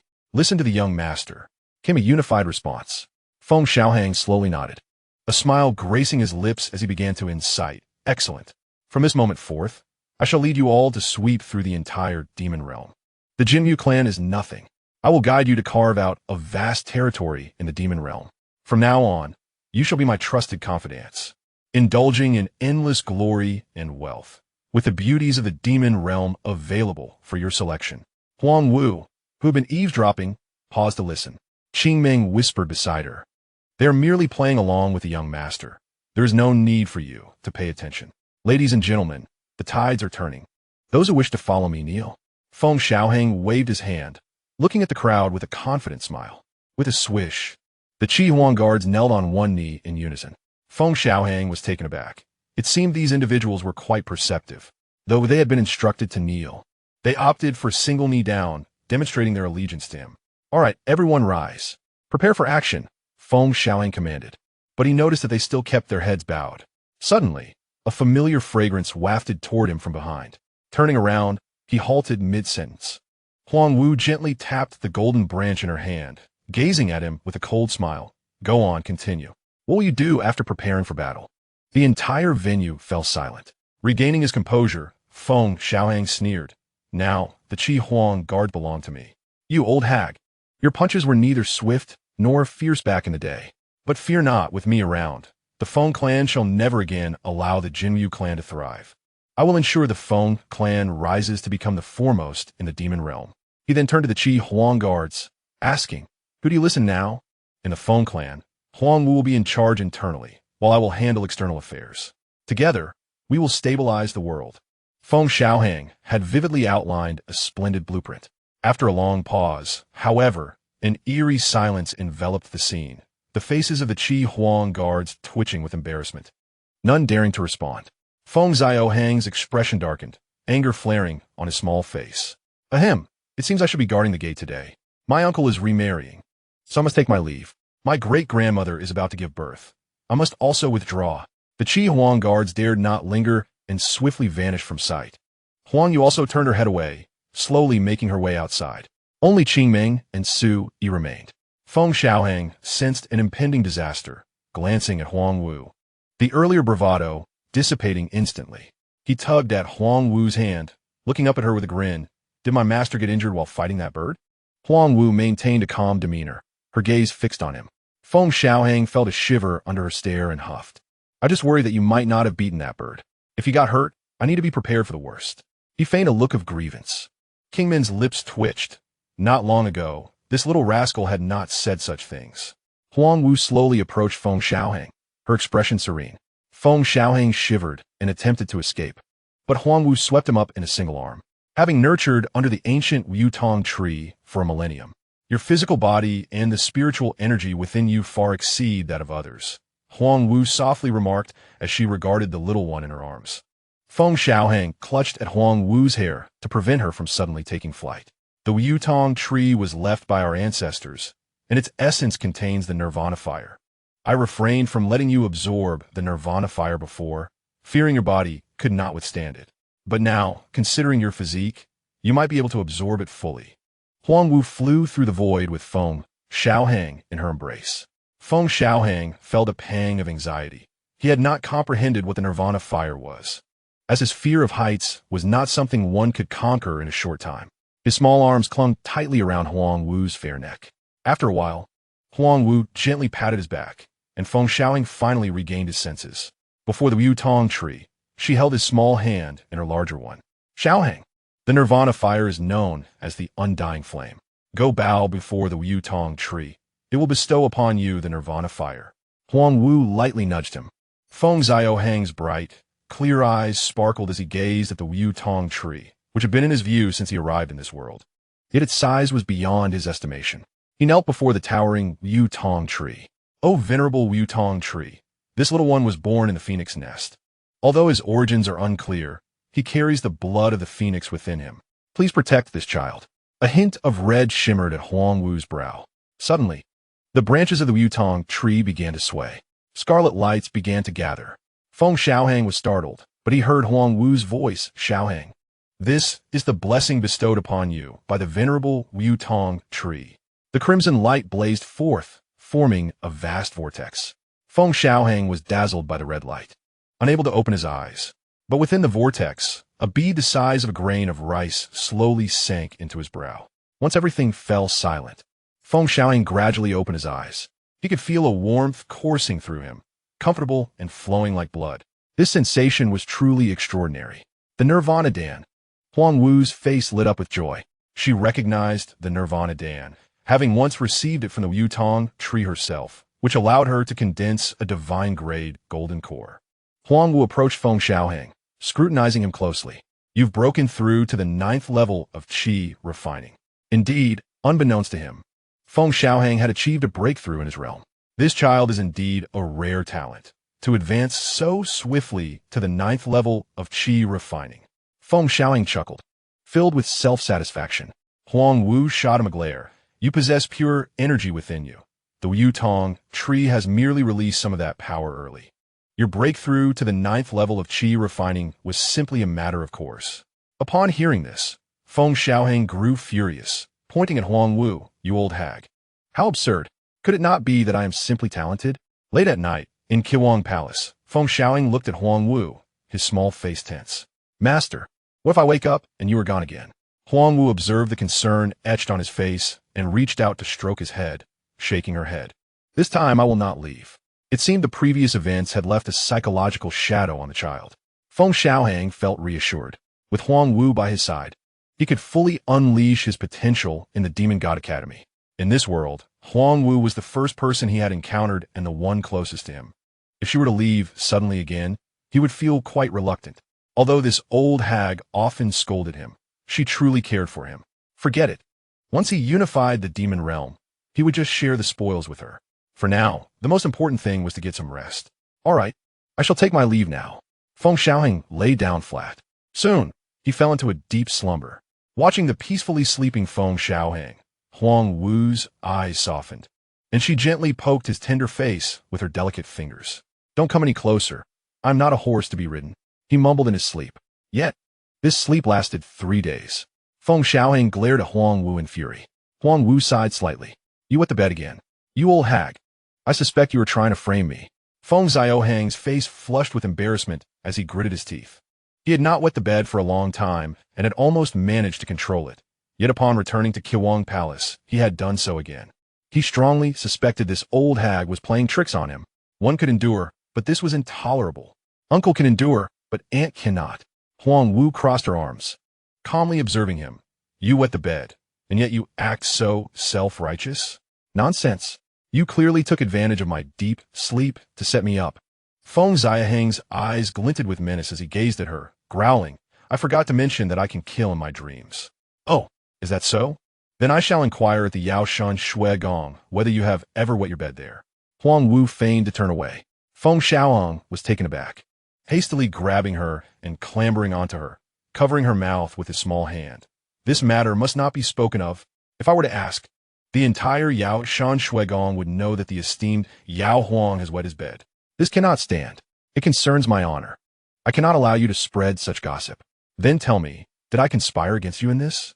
Huang Wu replied coolly, aware of his vanity. Feng Xiaohang furrowed his brow, still harboring doubts. Why is it that I returned and immediately wet the bed? You must provide me with an explanation. Huang Wu understood that failing to clarify this matter today would lead to prolonged turmoil. What child has never wet their bed? Moreover, the Yutong tree, bestowing the nirvana fire, would elevate your realm while also inducing slumber. 3 days of deep sleep would cleanse and transform your physical body. Wetting the bed merely signifies the expulsion of impurities within. Huang Wu pushed Feng Xiaohang off her. My lord, Ren Beihe has arrived. Qing Ming announced. Little Ren has come? Qing Ming nodded lightly, smiling. He is waiting for the young master to change out of his wet trousers. Feng Xiaohang was momentarily stunned, then fell into a rage. You wretched woman. I will not let this go. Huang Wu's expression darkened, yet she saw Feng Xiaohang beckoning her. As she leaned closer, Feng Xiaohang stared intently at her. Who had you told about this? Observing the anxious expression on Feng Xiaohang's face, Huang Wu considered teasing him but thought better of it. If he were to concoct some mischief, it would be troublesome. She casually mentioned Ren Beihe and Qing Ming. Upon hearing this, Feng Xiaohang exhaled slightly, extending his small hand. Why must you speak so carelessly? A light slap landed softly, like a cotton puff, yet Huang Wu stood frozen in place. Even Qing Ming gaped in astonishment. In the entire Yao realm, who would dare slap the face of the Huang Empress? This little rascal? Feng Xiaohang had already vanished, charging into the distance, his short legs racing with fervor. Huang Wu's face darkened, her chest heaving. Qing Ming covered her mouth, not daring to utter a word, even hesitant to offer advice. A golden branch appeared in her hand, pursuing Feng Xiaohang's direction. Soon, a series of high-pitched cries echoed. At the steps of the imperial palace, Huang Wu seized Feng Xiaohang, laying him across her lap, her palm striking down. You wretched child, how dare you mistreat your empress? I shall remember this humiliation. Feng Xiaohang squealed, his bottom making a resounding noise as he protested. Make sure you remember it well. Each slap landed with a sharp sound. Until Ren Beihe arrived and witnessed this scene, he was momentarily taken aback. The mischievous child was receiving punishment. The empress's child was still young. There was no need for such severity. Ren Beihe could not help but interject. Feng Xiaohang cried out, tears streaming down his face. Primarily, Ren Beihe's presence made him lose face. How could he maintain his dignity after this? Huang Wu glanced at him. So he is allowed to slap the face of the empress? Is he still a child? Ren Beihe was taken aback. The Huang Empress had been slapped? In an instant, Ren Beihe's mouth fell agape, swallowing his words of caution. Such an incident would undoubtedly send shockwaves throughout the entire Yao realm.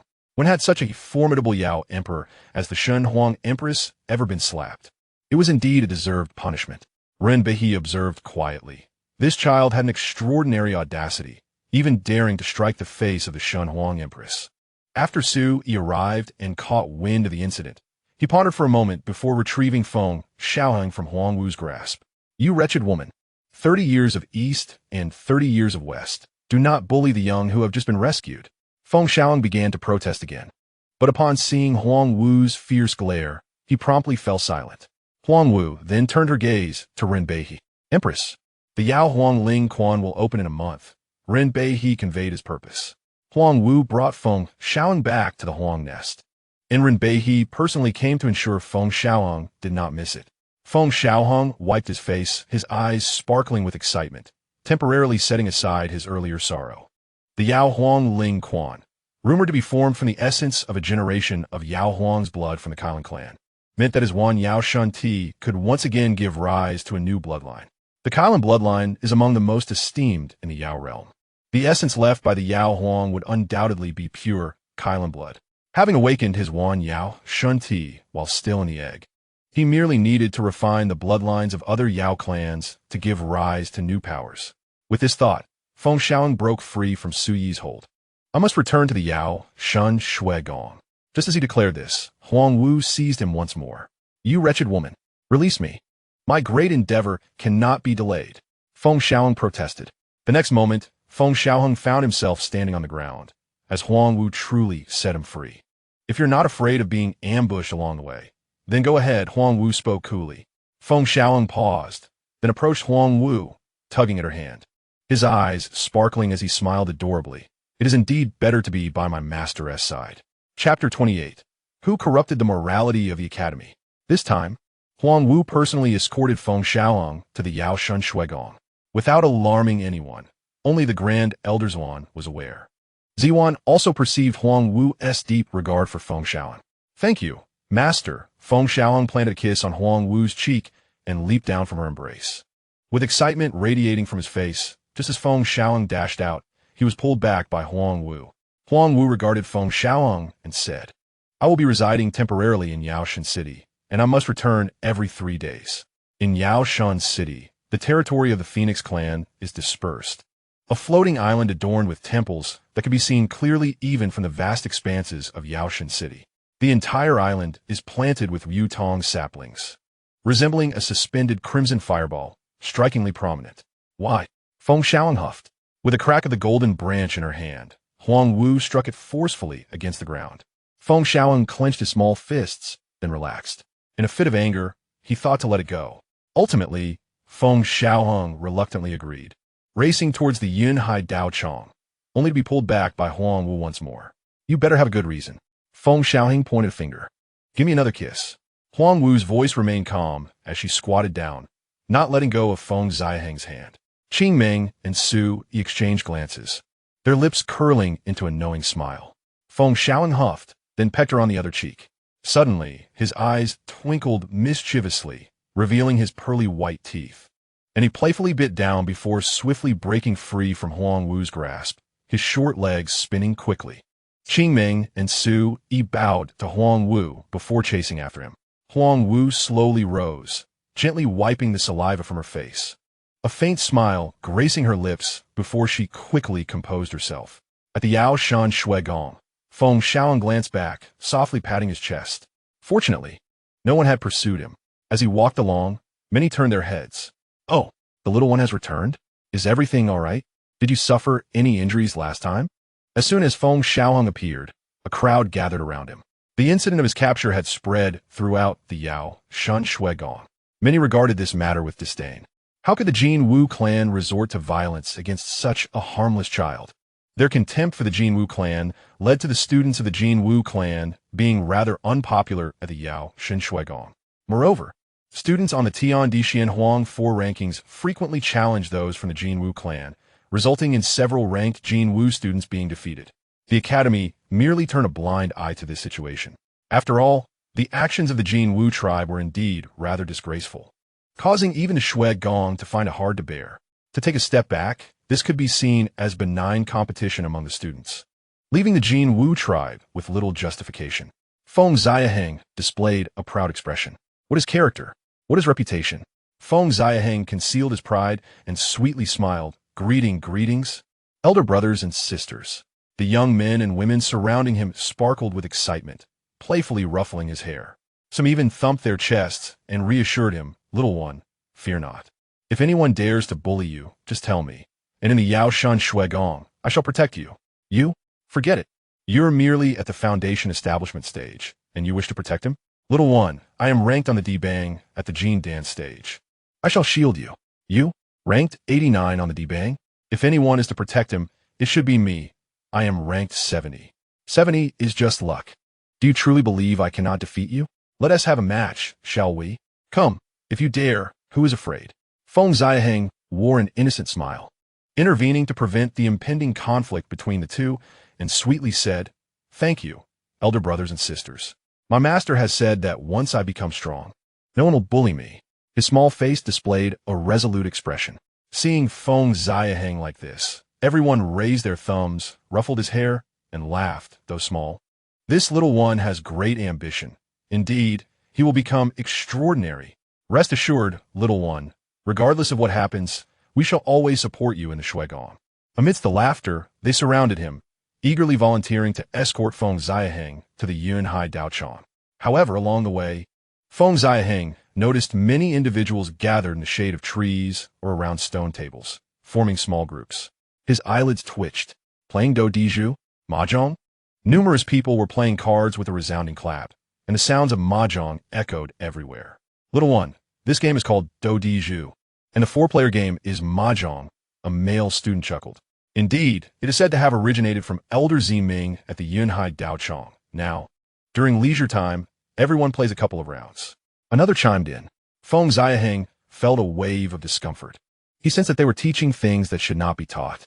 The Shui Gong had surprisingly adopted such a culture. Not mentioning himself, it seemed Ziming remained loyal.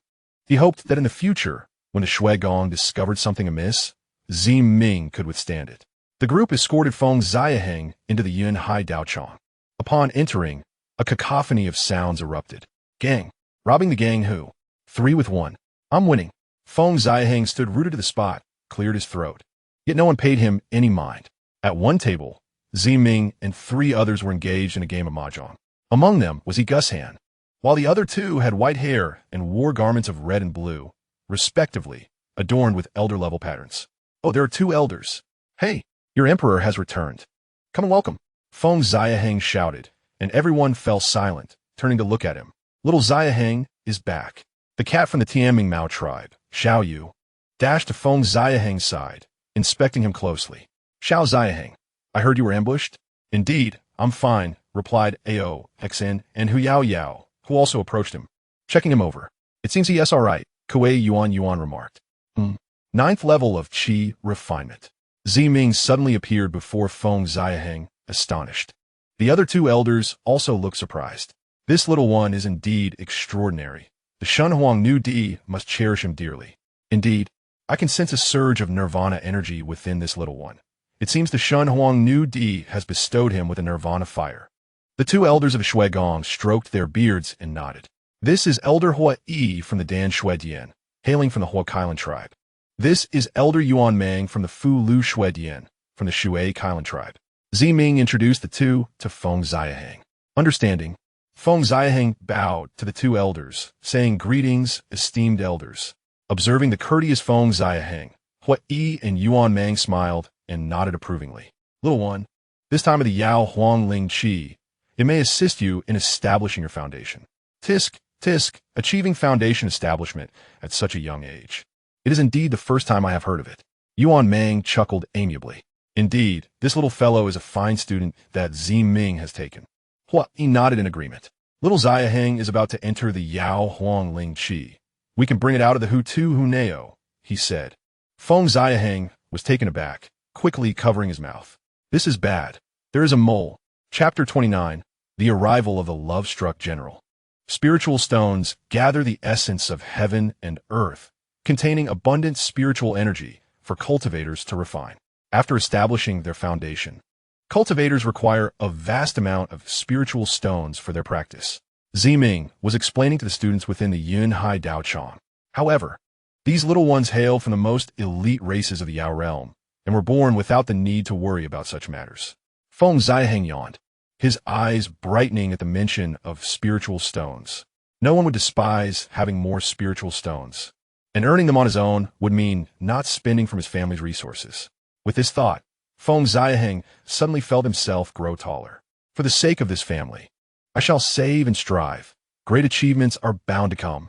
Feng Xiaohang praised himself. After the morning session concluded, several little ones left the Yun Hai Daochang together. Wandering around the Yao, Shun, Shui Gong, Xiao Yu, a boy of 7 or 8 years, came running toward them, waving his hand, a fluffy cat tail swaying behind him. Xiao Yu looked at the boy and, frowning, asked, "Xiao Qi, why are you not at the Fu Lu Shui Dian, running over here?" Xiao Yu, I crafted a few talismans and wanted to give them to you, but you were not at the Yun Hai Daochang. I didn't expect to run into you here.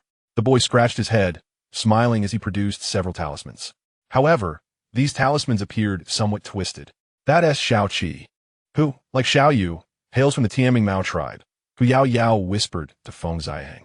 Though Xiao Qi brings good things to Xiao Yu, it seems Xiao Yu doesn't quite like to engage with him. Ao, Xine added. Indeed, the sound of Xiao Yu's disdain echoed. These talismans are merely first tier. What use are they to me? Showing clear disdain for the first tier talismans, Xiao Yu directly tossed them back to Xiao Qi. Xiao Qi was not upset. He simply scratched his head and chuckled. Xiao Yu, once I establish my foundation, I will craft second-tier talismans, and I will definitely make a few for you. Feng Xiaohang observed from the side, looking at Xiao Qi as if he were gazing upon a treasure. What a genius! Previously, during the game of mahjong at the Yun Hai Dao Chang, Yuan Mang, who is an elder of the Fu Lu Shui Dian from the Shui Kailan tribe, had informed him that being able to craft first-tier talismans upon establishing a foundation is considered a genius among geniuses. Yet, Xiao Qi was able to craft them even before establishing his foundation, demonstrating a terrifying talent. Do you have anything else? Xiao Yu cast a disinterested glance at Xiao Qi. No, Xiao Qi replied softly. All right, if there is nothing else, you may return. Xiao Yu waved her hand dismissively. Okay, Xiao Qi felt a bit dejected. He truly wished to stay with Xiao Yu a while longer, but he understood that if he annoyed her, she might ignore him in the future. As Xiao Qi turned to leave, he was called back by a voice. Hey, Xiao Qi, let me see your talismans. Feng Xiaohang reached out his hand, looking at him. Who are you? Xiao Qi regarded Feng Xiaohang with curiosity. He did not recognize him, having not seen him before at the Yunhai Daochang. I am Feng Xiaohang, their leader. Feng Xiaohang proudly patted his chest. Indeed, the leader. Xianhang nodded in agreement. Yes, the leader, Kuei Yuan echoed. The other little ones offered no rebuttal. With Feng Xiaohang at the 9th level of Qi refinement, they were all convinced, and he naturally became their leader. You are the young master of the Feng clan. Mao Zioqi was astonished. He had heard of Feng Xiaohang's name before, though he had never met him in person. Feng Xiaohang was unceremonious, snatching the talisman from Mao Zioqi's hand. After a careful inspection, he channeled his spiritual power into the talisman. Be careful, Mao Zioqi shouted in alarm. Sizzling, and then an explosion erupted from a distant stone pedestal. Feng Xiaohang was taken aback, but fortunately, he reacted swiftly and threw the talisman away. Otherwise, it would have detonated amidst the crowd. Several youngsters, standing far from Feng Xiaohang, looked as though they had seen something terrifying. They were equally frightened. Although the talisman was only of the 1st rank, it was a thunder talisman with foundational power. Had it exploded on them, they would have been seriously injured. Xiaohang, stop playing around. It's very dangerous. Fox Yao Yao's voice trembled as she dared not approach Feng Xiaohang. Feng Xiaohang looked embarrassed, but earnestly assured them. Don't worry, I won't play anymore. After a moment's hesitation, the group gradually approached. Feng Xiaohang still held 3 talismans in his hand and quickly stuffed them into his pocket. That's mine, Mao Zioqi reached out. But Feng Xiaohang shot him a sharp glance. Pulling him aside, he snorted, What's yours or mine? Join me, and you'll enjoy the finer things in life. Such a prodigy must be recruited. Once grown, he will be a great asset. Seeing Feng Xiaohang, who was even younger than himself, Mao Zioqi whispered, I don't want the finer things. Smack! Feng Xiaohang slapped Mao Zioqi on the forehead, looking at him with a mixture of disappointment and frustration. Useless. Mao Zioqi's face showed some anger, but Feng Xiaohang added, Stick with me, and you'll be able to see Mao Ziao anytime. All right. Mao Zioqi's eyes brightened, and he nodded enthusiastically. Call me boss once. Feng Xiaohang crossed his arms and stood before him. Boss. Without hesitation, Mao Zioqi thought to himself that since Feng Xiaohang was their leader, if Mao Ziao ever drove him away again, he could appeal to Feng Xiaohang. Thinking this, Mao Zioqi chuckled quietly. Feng Xiaohang looked at Mao Zioqi's silly expression with satisfaction. What are they talking about? Why have they been chatting so long? At that moment, Feng Xiaohang led Mao Zioqi towards the group and, with a pretentious tone, declared, Everyone, from now on, Mao Zioqi is one of us. P.S. my little brother. Any objections? Aoxin and Fox Yao Yao exchanged peculiar glances. Clearly, Feng Xiaohang was younger than Mao Ziao. No way. I object. Mao Ziao pouted. Feng Xiaohang glared at her. No, this one is rebellious and must be properly disciplined. Xiaohang, he is not even a disciple of the Yunhai sect. Why is he one of us? Mao Ziao protested. Feng Xiaohang stared fiercely, threatening. Do you still want to go to the Yao Huang Spirit Spring? I do. Mao Ziao hesitated. Then listen to me and trust me. In the future, this guy will be an invaluable help to us. Feng Xiaohang patted Mao Ziao's shoulder and began to coax her. Really? Mao Ziao glanced at Mao Zioqi with suspicion. How dare you doubt me? Feng Xiaohang pointed at Mao Ziao, his face stern. Mao Yu, rest assured, I will definitely help you all. Mao Zioqi nodded earnestly. Eventually, under Feng Xiaohang's overwhelming authority, Mao Ziao conceded. Feng Xiaohang felt delighted, having gained another capable ally. As the group walked through the Yaishin Academy, Mao Zioqi deliberately edged closer to Mao Zio's side. But she paid him little attention. Feng Xiaohang noticed this and silently cursed. Such a lovesick fool. Such talent wasted on infatuation.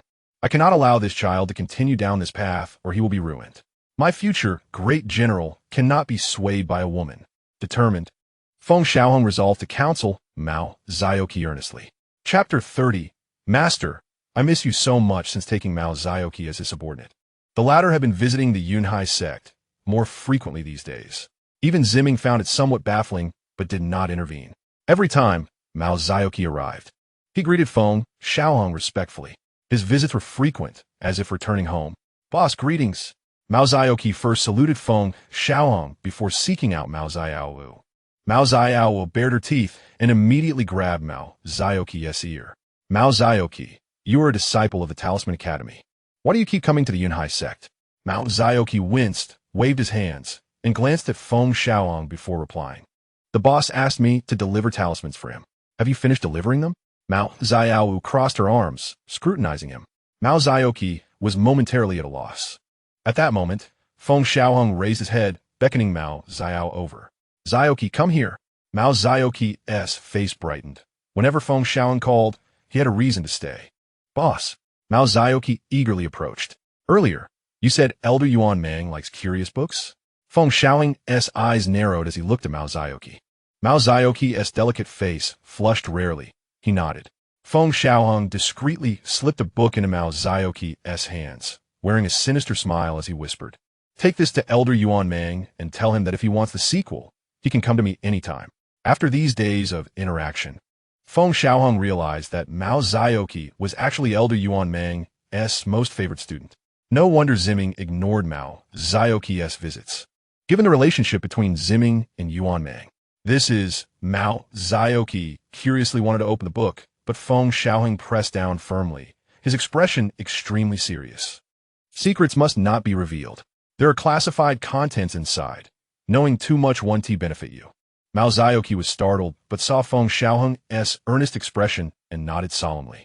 At the Talisman Academy, Elder Yuan Mang examined the book with a puzzled expression. "Teacher, the boss said this book is very important and must not be shown to outsiders. It's best to read it alone. If you want the sequel, you can contact him anytime," Mao Zioqi earnestly explained. In his view, whatever the boss gave must be very important and must not go wrong. Yuan Mang frowned, unconvinced. A mere child, what important thing could he produce? Holding the book, he swiftly opened the first page. Slap! Suddenly, Yuan Mang shut the book, his face filled with shock. Heart pounding wildly. "Teacher, what's wrong?" Mao Zioqi was alarmed by Yuan Mang's sudden change. Looking at Mao Zioqi's innocent face, Yuan Mang cleared his throat. "Zioqi, you may leave now. There are things I must ponder carefully." He stroked his beard, appearing solemn. "All right." Mao Zioqi left with a puzzled expression. Once Mao Zioqi was gone, Yuan Mang flipped through the thin book. The illustrations were vivid and lifelike, making his breathing heavy. "Ah!" Yuan Mang exclaimed, flipping through the pages and marveling, his face flushing red. Unfortunately, the critical parts of the illustrations were meticulously concealed. Immersed, Yuan Mang was unable to extricate himself. The depictions sparked boundless imagination and excitement, making him eager to see the next chapter. "What? That's all?" Yuan Mang quickly finished the book, his face burning with frustration. Just at the crucial moment, it ended. He was desperate and furious. It was all a trap, yet he had to admit he had fallen for it. He was certain this artifact was obtained by Feng Xiaohang from some unknown source. There was no way the child had drawn it himself. Such a treasure must be shown to the Fire Elder as well. Thinking so, Yuan Mang headed towards the Alchemy Academy. Yunhai sect. Qingming carried Feng Xiaohang away, and outside the Sui Gong, Huang Jiu awaited. It was the 5th day since they last visited the Huangqiao division, and the master was quite displeased. "Young master, please do not cause any disturbance later," Qingming whispered. Feng Xiaohang dismissed her concern with a cold snort. "This emperor is currently plotting great matters, while the old women only know how to create chaos. I shall see how she dares to act so brazenly in front of me. Do not stop me later. I intend to teach her a lesson." Her words were laced with discontent. Qingming, with a furrowed brow, remained silent as she flew towards the crimson floating island above Yaozheng City, cradling Feng Xiaohang. Soon, they returned to the Huangqiao division. In the central hall, Feng Xiaohang strode in with her hands behind her back, exuding an air of maturity. Huang Wu sat regally on the throne, with a golden branch resting on the table before her. Huang Wu gently lifted her teacup and took a sip. Feng Xiaohang glanced at the golden branch, then hurriedly approached and plopped down on Huang Yu's lap, planting a kiss on her face. "Master, I have missed you so much," Feng Xiaohang said sweetly. "Oh, you miss me? Why have you been away for so long?" Huang Yu replied, her tone teasing as she gazed at Feng Xiaohang's face, now so close. Feng Xiaohang rolled her eyes. her small face displaying a hint of distress. It's all Xiao Ming's fault. He insisted on teaching us how to identify spirit stones, and if we couldn't, he wouldn't let us leave. I missed you dearly while meditating at the Yundao place. Meanwhile, Ziming, who was meditating at the Yundao place, inexplicably felt a twitch in his eyelids, sensing an ominous presence watching him. He extended his divine sense, but found nothing, then sighed, realizing he had reached a bottleneck in his cultivation, resulting in such illusions. Huang Wu observed the little one before her with some suspicion. Logically, this child had reached the 9th level of qi refinement, not far from foundation establishment, and indeed should be exposed to spirit stones. Considering this, Huang Wu thought it quite possible that the child spoke the truth. She knew well that the Yaozhang Suigong took its students' education seriously. Nevertheless, she felt compelled to warn Ziming to return home every 3 days for her peace of mind. At the Yundao place, Ziming opened his eyes again, feeling that dark, damp sensation return, now tinged with a hint of danger. Shaking his head, he muttered, "It seems I have been a bit too hasty in my cultivation. Very well. Since there is a reason behind this, I shall forgive you." Huang Wu nodded slightly, prompting Feng Xiaohang to beam with joy, albeit she shot him a glare, warning him not to let it happen again. Feng Xiaohang huffed, waving her hand dismissively. This emperor is back and tired. In the deep autumn, with frost settling, attend to my change of clothes, bath, and foot massage. She marched boldly toward the spiritual pool. At the Dangsu Hall of the Yaozhang Suigong, a loud bang echoed as Hua Yi slammed the books he received from Yuan Meng onto the table. What disgrace! At such a young age, you still do not learn properly. Hua Yi fumed, his frustration escalating. The crucial moment was wasted, nearly resulting in a slip-up. He confronted Yuan Meng with a calm demeanor, stating, "At such a tender age, you collect such books. As elders, we cannot ignore this." Yuan Meng was taken aback by the righteous indignation. Hua Yi continued, "I suspect the little one may have more volumes. They must be confiscated." He stroked his beard with a grave expression.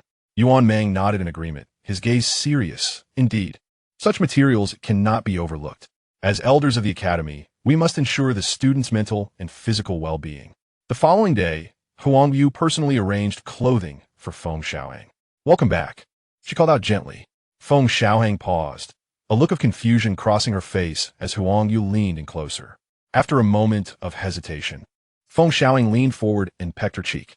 "You are truly sentimental," she murmured as she returned to the Yaozhang Suigong. Rin Beihe approached Ziming to convey the Empress's message. Ziming turned sharply, fixating on Feng Xiaohang, who appeared calm. When had she learned to identify spirit stones? And for several days at that?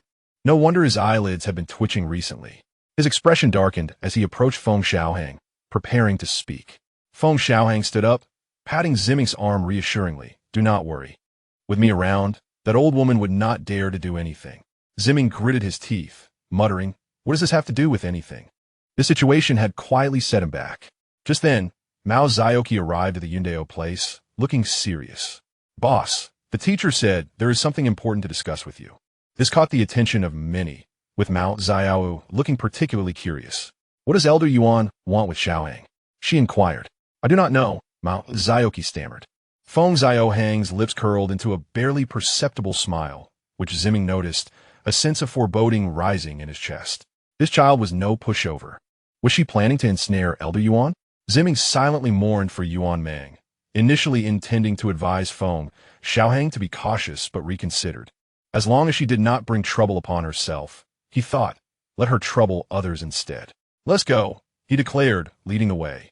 Before departing, Ziming felt uneasy and whispered a warning only Feng Xiaohang could comprehend.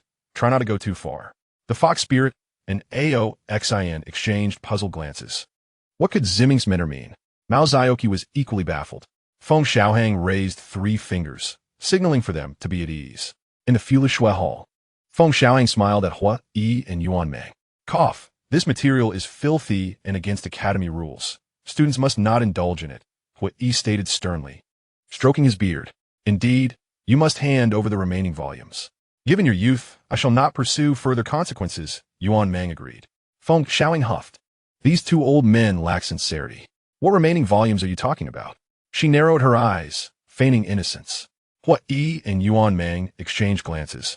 Hua Yi's expression turning serious. If the Academy learns of your possession of such materials, do you understand the consequences? Hand over the remaining volumes, and I shall provide an explanation to the Academy. Feng Xiaohang shrugged, feigning ignorance. If the elders do not believe me, feel free to search my person. My residence is also open for inspection. The two elders stared at her, realizing her clever ruse. He contemplated for a moment, producing a Dan pill from his palm. I hear you're close to Foundation Establishment. This Foundation Establishment pill will aid in stabilizing your realm once you achieve it.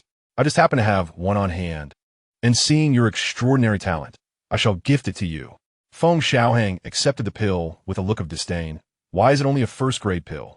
What if I break through to Jindin, Huashan, or Yuanying in the future? Hua Yi's mouth twitched. She was clearly trying to extort him. They all understood the unspoken agreement. And as Hua Yi took out a bottle of pills, the fragrant aroma wafted through the air. He was about to pour out a few when a small hand swiftly grabbed the bottle. Thank you, Elder Hua. I shall accept this bottle of pills. Feng Xiaohang said cheerfully, placing it into her bosom. That was not my intention, he protested, not having intended to give away a whole bottle, which contained many premium pills. Yet, seeing Feng Xiaohang's helpless smile, he gritted his teeth and feigned generosity. Very well. Consider it a foundation for your future cultivation. Thank you, Elder Hua. Feng Xiaohang beamed with delight, then turned to Yuan Mang, falling silent. Yuan Mang's lips twitched as he retrieved a talisman inscribed with intricate runes from his bosom and handed it to Feng Xiaohang. To safeguard you against any further assaults at the Academy, this second-tier talisman will protect you should you encounter a Huashan or Yuanying. He interrupted her, producing several more talismans which he presented to her. Feng Xiaohang, smiling broadly, accepted the elixirs and talismans with glee. Hua Yi and Yuan Mang observed her closely, and Feng Xiaohang quickly grasped the situation. Her expression turned pensive as she sighed. I've heard that cultivating requires quite a number of spirit stones. The expressions of the two immediately darkened. This little one still demanded spirit stones. Hua Yi gritted his teeth and spoke. How many? Feng Xiaohang extended a single finger. Taking a deep breath, Hua Yi nodded. 10,000 spirit stones is not excessive. Elder, I meant 100,000. Feng Xiaohang blushed, appearing somewhat embarrassed. 100,000? Both exclaimed in unison, their eyes wide with disbelief. Xiaohang, you cannot be so ambitious. 10,000 spirit stones would suffice for you to reach the golden core stage. Being overly ambitious will not be beneficial for your future cultivation, Yuan Mang said earnestly, gazing at Feng Xiaohang. She well understood that these two old fellows would never agree. After a moment of contemplation, she nodded in reluctant agreement, causing them to sigh in relief. Then let us settle for a bit less. How about 100,000? She suggested, her eyes sparkling. After a struggle and much reluctance, each produced a spirit card, each with a limit of 100,000 spirit stones. These cards could be exchanged for spirit stones within the Yaoshan Academy, essentially serving as hard currency, a necessity for elders to carry. Feng Xiaohang estimated it was about time to conclude this negotiation. If she pressed too hard, these two old fellows would surely become incensed. Ah, she exclaimed, I just remembered. I seem to have another volume at home. Alas, this item indeed poses a threat to me, and I am willing to surrender it to the two elders. The performance elicited an awkward silence.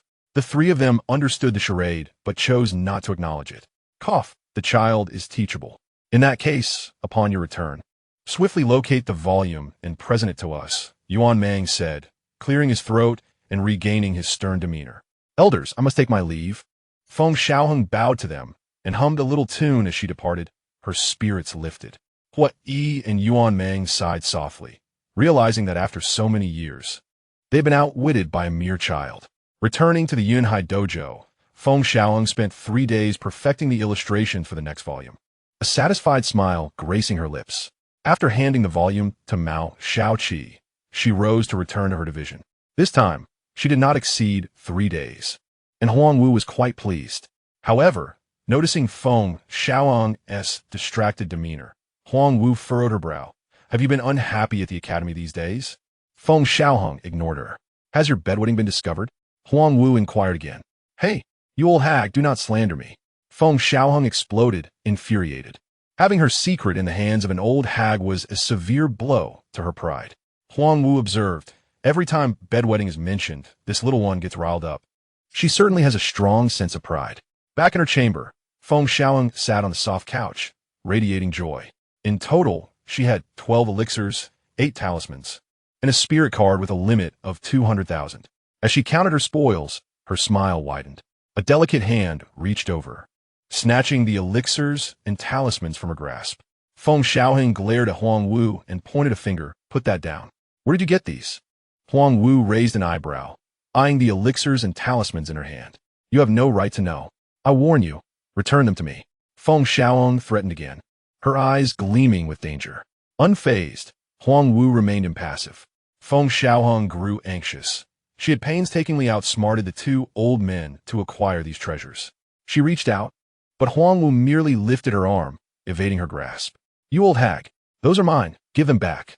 Feng Xiaohang exclaimed, flustered. Huang Wu smirked, a cold snort escaping her lips as the elixirs and talismans vanished from her hand. You don't need these elixirs. The talismans are too dangerous and could harm you if mishandled. Huang Wu gazed earnestly at Feng Xiaohang's youthful face, firmly stating that these items would be confiscated. This was also Huang Wu's genuine sentiment. Given Feng Xiaohang's talent, there was no need to rely on elixirs. Premature use could damage her foundation. Moreover, some of the talismans were 6th tier, posing a significant threat to Feng Xiaohang. Even a slight misstep could lead to her demise. How dare you? Feng Xiaohang was genuinely alarmed. Her face flushed. This old hag was too ruthless, stripping her of her only possessions. Then tell me, how did you obtain these items? Speak, and I shall return them to you. Huang Wu crossed her arms, scrutinizing her. They were given to me by Old Man Hua and Old Man Yuan. Feng Xiaohang replied, her expression triumphant. Given to you? Huang Wu's eyes narrowed in disbelief. Why would they bestow such gifts upon her? Being aware of the elders at the Yaoshan Academy, she suspected that perhaps Feng Xiaohang had done something remarkable to earn their favor. In truth, her guess was not far from reality. They had seen her as a prodigy, possessing an imperial presence, and thus they were inclined to gift her. Feng Xiaohang chuckled smugly, omitting the details of her cunning dealings with the two. She enjoyed a little embellishment. Naturally, Huang Wu did not believe Feng Xiaohang's words and contemplated whether she should investigate further. There was no way she would accept that Hua Yi and Yuan Mang would simply gift her these items out of admiration for her talent. I have already informed you. Return my belongings. Feng Xiaohang extended her small hand. A single, lightweight talisman floated into her palm. It was merely a 1st-tier talisman. Just this one? Feng Xiaohang's eyes widened in shock. Indeed, I said I would return something, but I never promised to return everything. Huang Wu chuckled lightly, having learned to be cheeky over time. You. Feng Xiaohang opened her mouth to protest, but upon meeting Huang Wu's narrowed eyes, her indignation diminished. Clenching her jaw and squeezing her little fists, she felt utterly helpless, left to stew in frustration. As night fell, Huang Wu cradled Feng Xiaohang to sleep. In truth, with her cultivation, she required no sleep, yet she accompanied Feng Xiaohang into slumber for the sake of the child. Feng Xiaohang quietly opened her eyes, carefully removing one of her jade arms. She stealthily reached out, gently searching Huang Wu's body. Where did this old hag hide them? Feng Xiaohang furrowed her brow. Huang Wu, well aware of the child's actions, subtly curbed a smile in the dim light. Feng Xiaohang, perspiring with urgency, was convinced she had seen the old hag conceal the items on her person, but no matter how she searched, they eluded her grasp. With a vexed expression, Feng Xiaohang nearly caused Huang Wu to lose composure, eventually rolling over, turning her back to Feng Xiaohang, covering her mouth to stifle her laughter. Startled by the movement, Feng Xiaohang paused, contemplating her next move. Cautiously, she resumed her search, glancing at Huang Wu's demeanor, fearful of waking her. The texture feels promising. After a long while, Huang Wu could no longer contain herself and woke up, looking at Feng Xiaohang. Cough, cough. Feng Xiaohang gasped in surprise, but quickly regained her composure, clearing her throat. Master, I need to use the restroom. Huang Wu nodded gently, and Feng Xiaohang sighed in relief. Rushing to the lavatory, Feng Xiaohang pounded her small fists against the wall, her face filled with indignation. All of this was being closely observed by Huang Wu through her spiritual senses. Observing the distressed Feng Xiaohang, Huang Wu could no longer suppress her laughter, which shook her frame. Upon Feng Xiaohang's return, Huang Wu regained her composure, yet the mirth in her eyes lingered. Feng Xiaohang also returned to normalcy, stifling a yawn. The duo, one large and one small, each harbored their own thoughts. They continued to lie down as if nothing had transpired. That night, Feng Xiaohang tossed and turned, unable to sleep, pondering how to recover the family's wealth that had been pilfered. The following day, Huang Wu meticulously arranged Feng Xiaohang's attire. Noticing her troubled expression, Huang Wu smiled gently and teased. "Still fretting over your worthless trinkets? Worthless?" Feng Xiaohang exclaimed in indignation, pointing at her and declaring, "Those are the capital of this emperor's ventures. You unscrupulous woman, you have devoured them, and yet you dare call them worthless." After a moment of silence, Huang Wu scooped up Feng Xiaohang and positioned her across her lap. "What are you doing, old hag?" Feng Xiaohang protested loudly. The room echoed with her childish cries. As they were about to return to the Yao Shan Shui Gong, Huang Wu crouched down and pointed to her own cheek. Feng Xiaohang huffed, unwilling to engage. "You bear grudges. Those elixirs and talismans will be returned to you once you mature." Huang Wu's voice resonated. Upon hearing this, Feng Xiaohang's expression finally softened. She leaned closer to Huang Wu's exquisite cheek, pressed a kiss on her delicate face, and then gracefully turned to mount a crimson demon bird. Qing Ming and Su Yi had long awaited their arrival. Suddenly, Feng Xiaohang recalled something and turned to Su Yi. "Sister Su Yi, are you of the Jiawei Tianhu clan?" Su Yi nodded gently, smiling. "Young master is curious why I serve the Lord in the Huang Nest." Su Yi anticipated Feng Xiaohang's inquiry. "I actually wanted to ask if I could take a little blood from you." Feng Xiaohang was taken aback, then shook her head, gazing at Su Yi with expectation. Su Yi's expression stiffened. In the Yao Shan Shui Gong, both the Dan Shui Dian and Fu Lu Shui Dian erupted with furious voices. "Outrageous! How dare you deceive me?" Chapter 33. Deceived again. "This infuriates me. How dare you fool me? This matter is far from over." With a resounding clap, Huang Yi hurled the book in his hand. Initially, he had opened it with excitement, finding the first page similar to the previous volume. However, upon reaching the second page, it was entirely different. It depicted a cat chasing a mouse, vividly alive. But the focus was not on the cat and mouse, was it? Had he perhaps received the wrong book? He also questioned whether the little rascal had made a mistake. Yet upon repeated confirmation, he spotted a dog's head with a mocking smile on the last page. It was a most infuriating expression. Finally, he realized he had been played. This little brat had no sense of decency. At such an exciting moment, to suddenly present a cat and mouse scenario would make anyone tremble with rage. Within the Fu Lu Shui Dian, Yuan Mang was equally furious. His hand trembling slightly as he gripped the cat and mouse book, clearly incensed.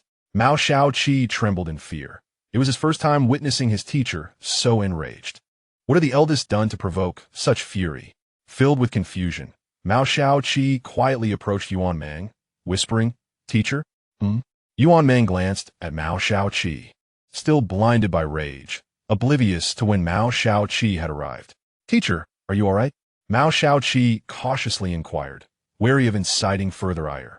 Yuan Mang waved his hand dismissively, struggling to contain his fury. Yet as he looked at Mao Xiaoqi, he found the child increasingly irksome. Remembering the cat in the book, he looked back at Mao Xiaoqi and scolded, "You have been growing increasingly lazy, neglecting your talisman studies. From now on, you are forbidden from going to the Yun Hai Dao Chong, and reduce your interactions with Feng Xiaohang." The barrage of reprimands left Mao Xiaoqi bewildered. His teacher had always been kind, so what had changed today? "Yes, teacher," he dared not retort, feeling the weight of the moment. "Enough, you may leave."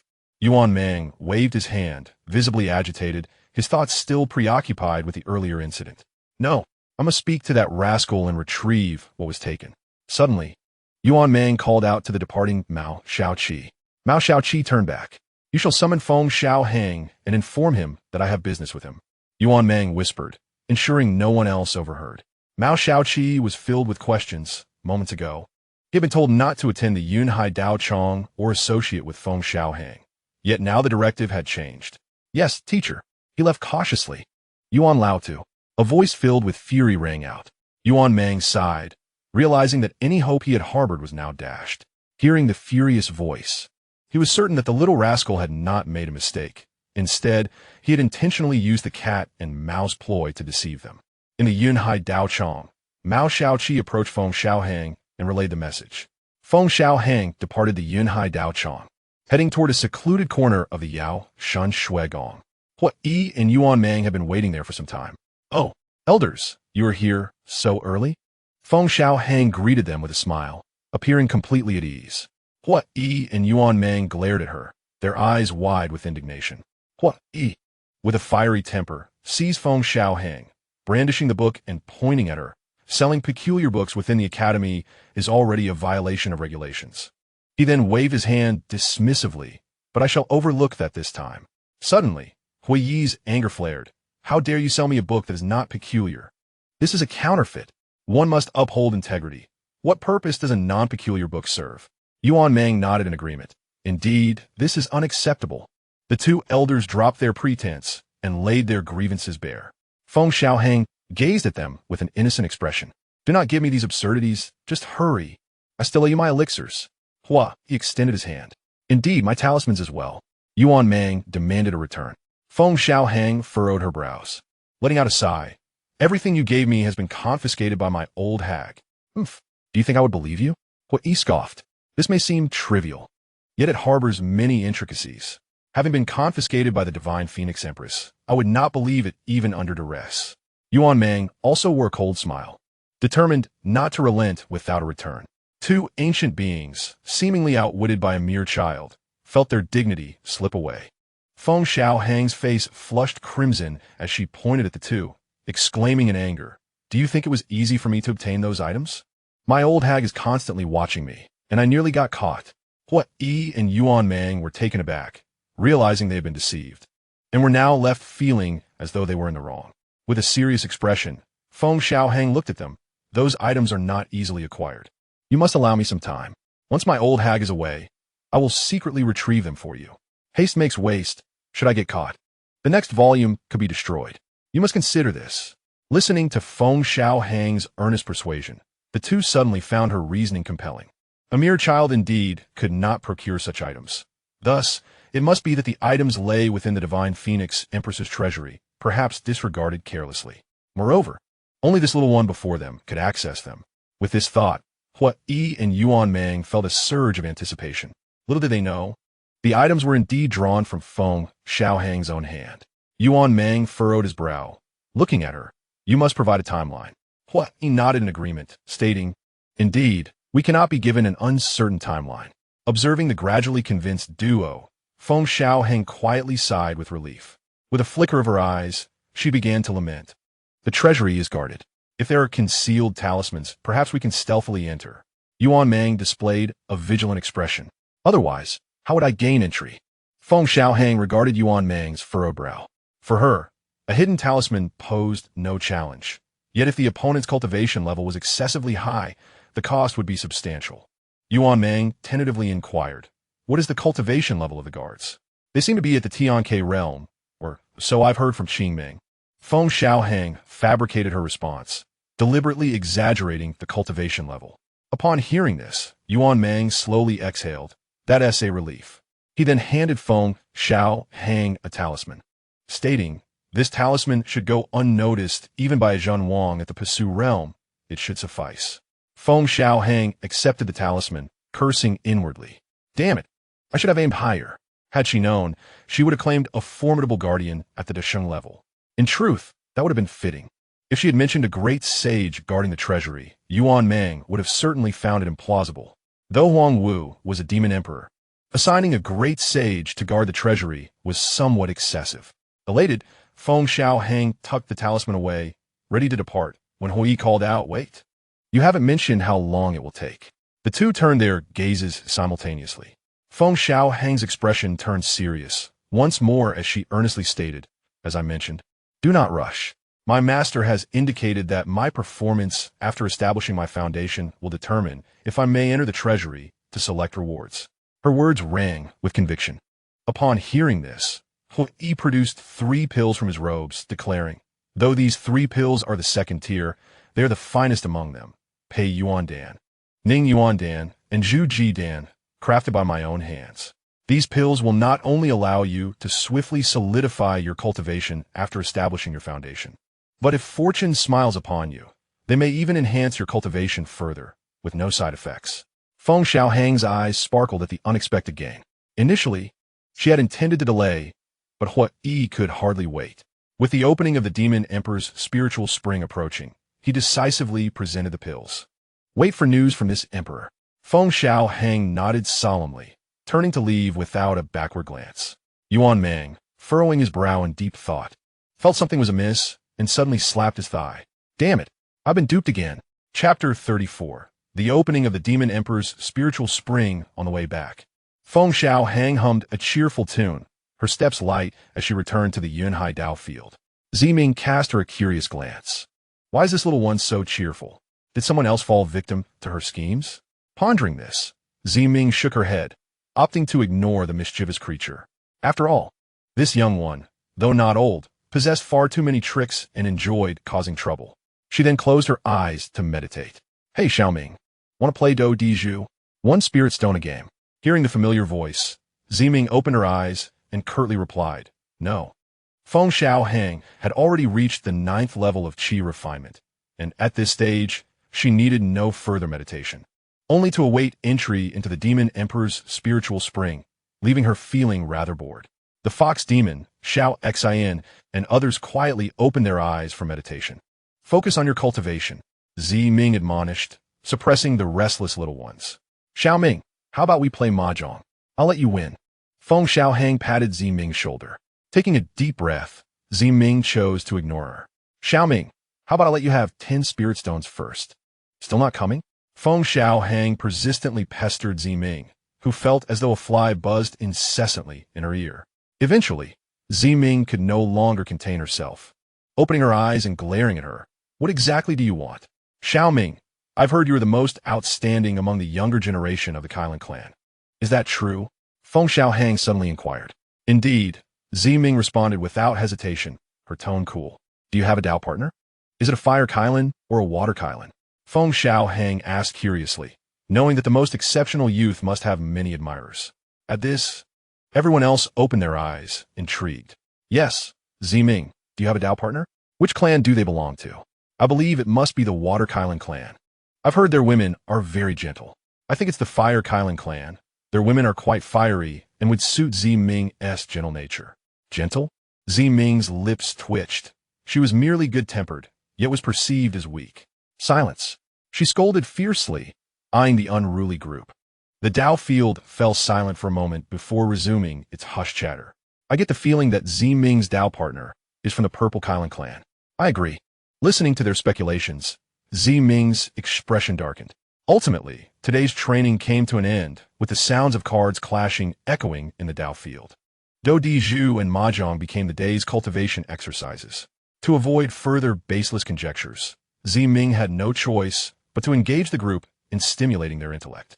In the following days, Feng Xiaohang rarely caused a stir, realizing she could not truly disrupt their cultivation, as these were her future generals. Returning to her own courtyard, Feng Xiaohang held a small vial in her hand. This contained Su Yi's blood essence, which Feng Xiaohang had requested. Carefully pouring the blood essence into her palm, she wore a solemn expression as she began to activate the Wan Yao Shen Ti according to the methods in her inherited memories. In an instant, her entire being radiated a chaotic and hazy aura, as Su Yi's blood essence began to merge with the Wan Yao Shen Ti.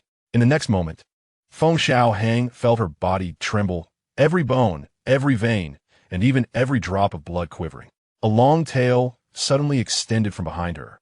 Fox ears replaced her previous ones, and her eyes transformed into a bewitching hue. The bloodline of the nine-tailed celestial fox. Feng Xiaohang sensed that she could perceive everything within a 10-mile radius, even with her eyes closed. The nine-tailed celestial fox possessed naturally powerful soul energy, which was indeed its advantage. Moreover, she felt as though her tail was as sharp as a blade, capable of slicing through gold and stone. The tail of the nine-tailed celestial fox was its most formidable weapon. Fortunately, Su Yi had removed all the energy contained within this drop of blood essence. Otherwise, she would have directly established her foundation. Feng Xiaohang felt a sense of relief.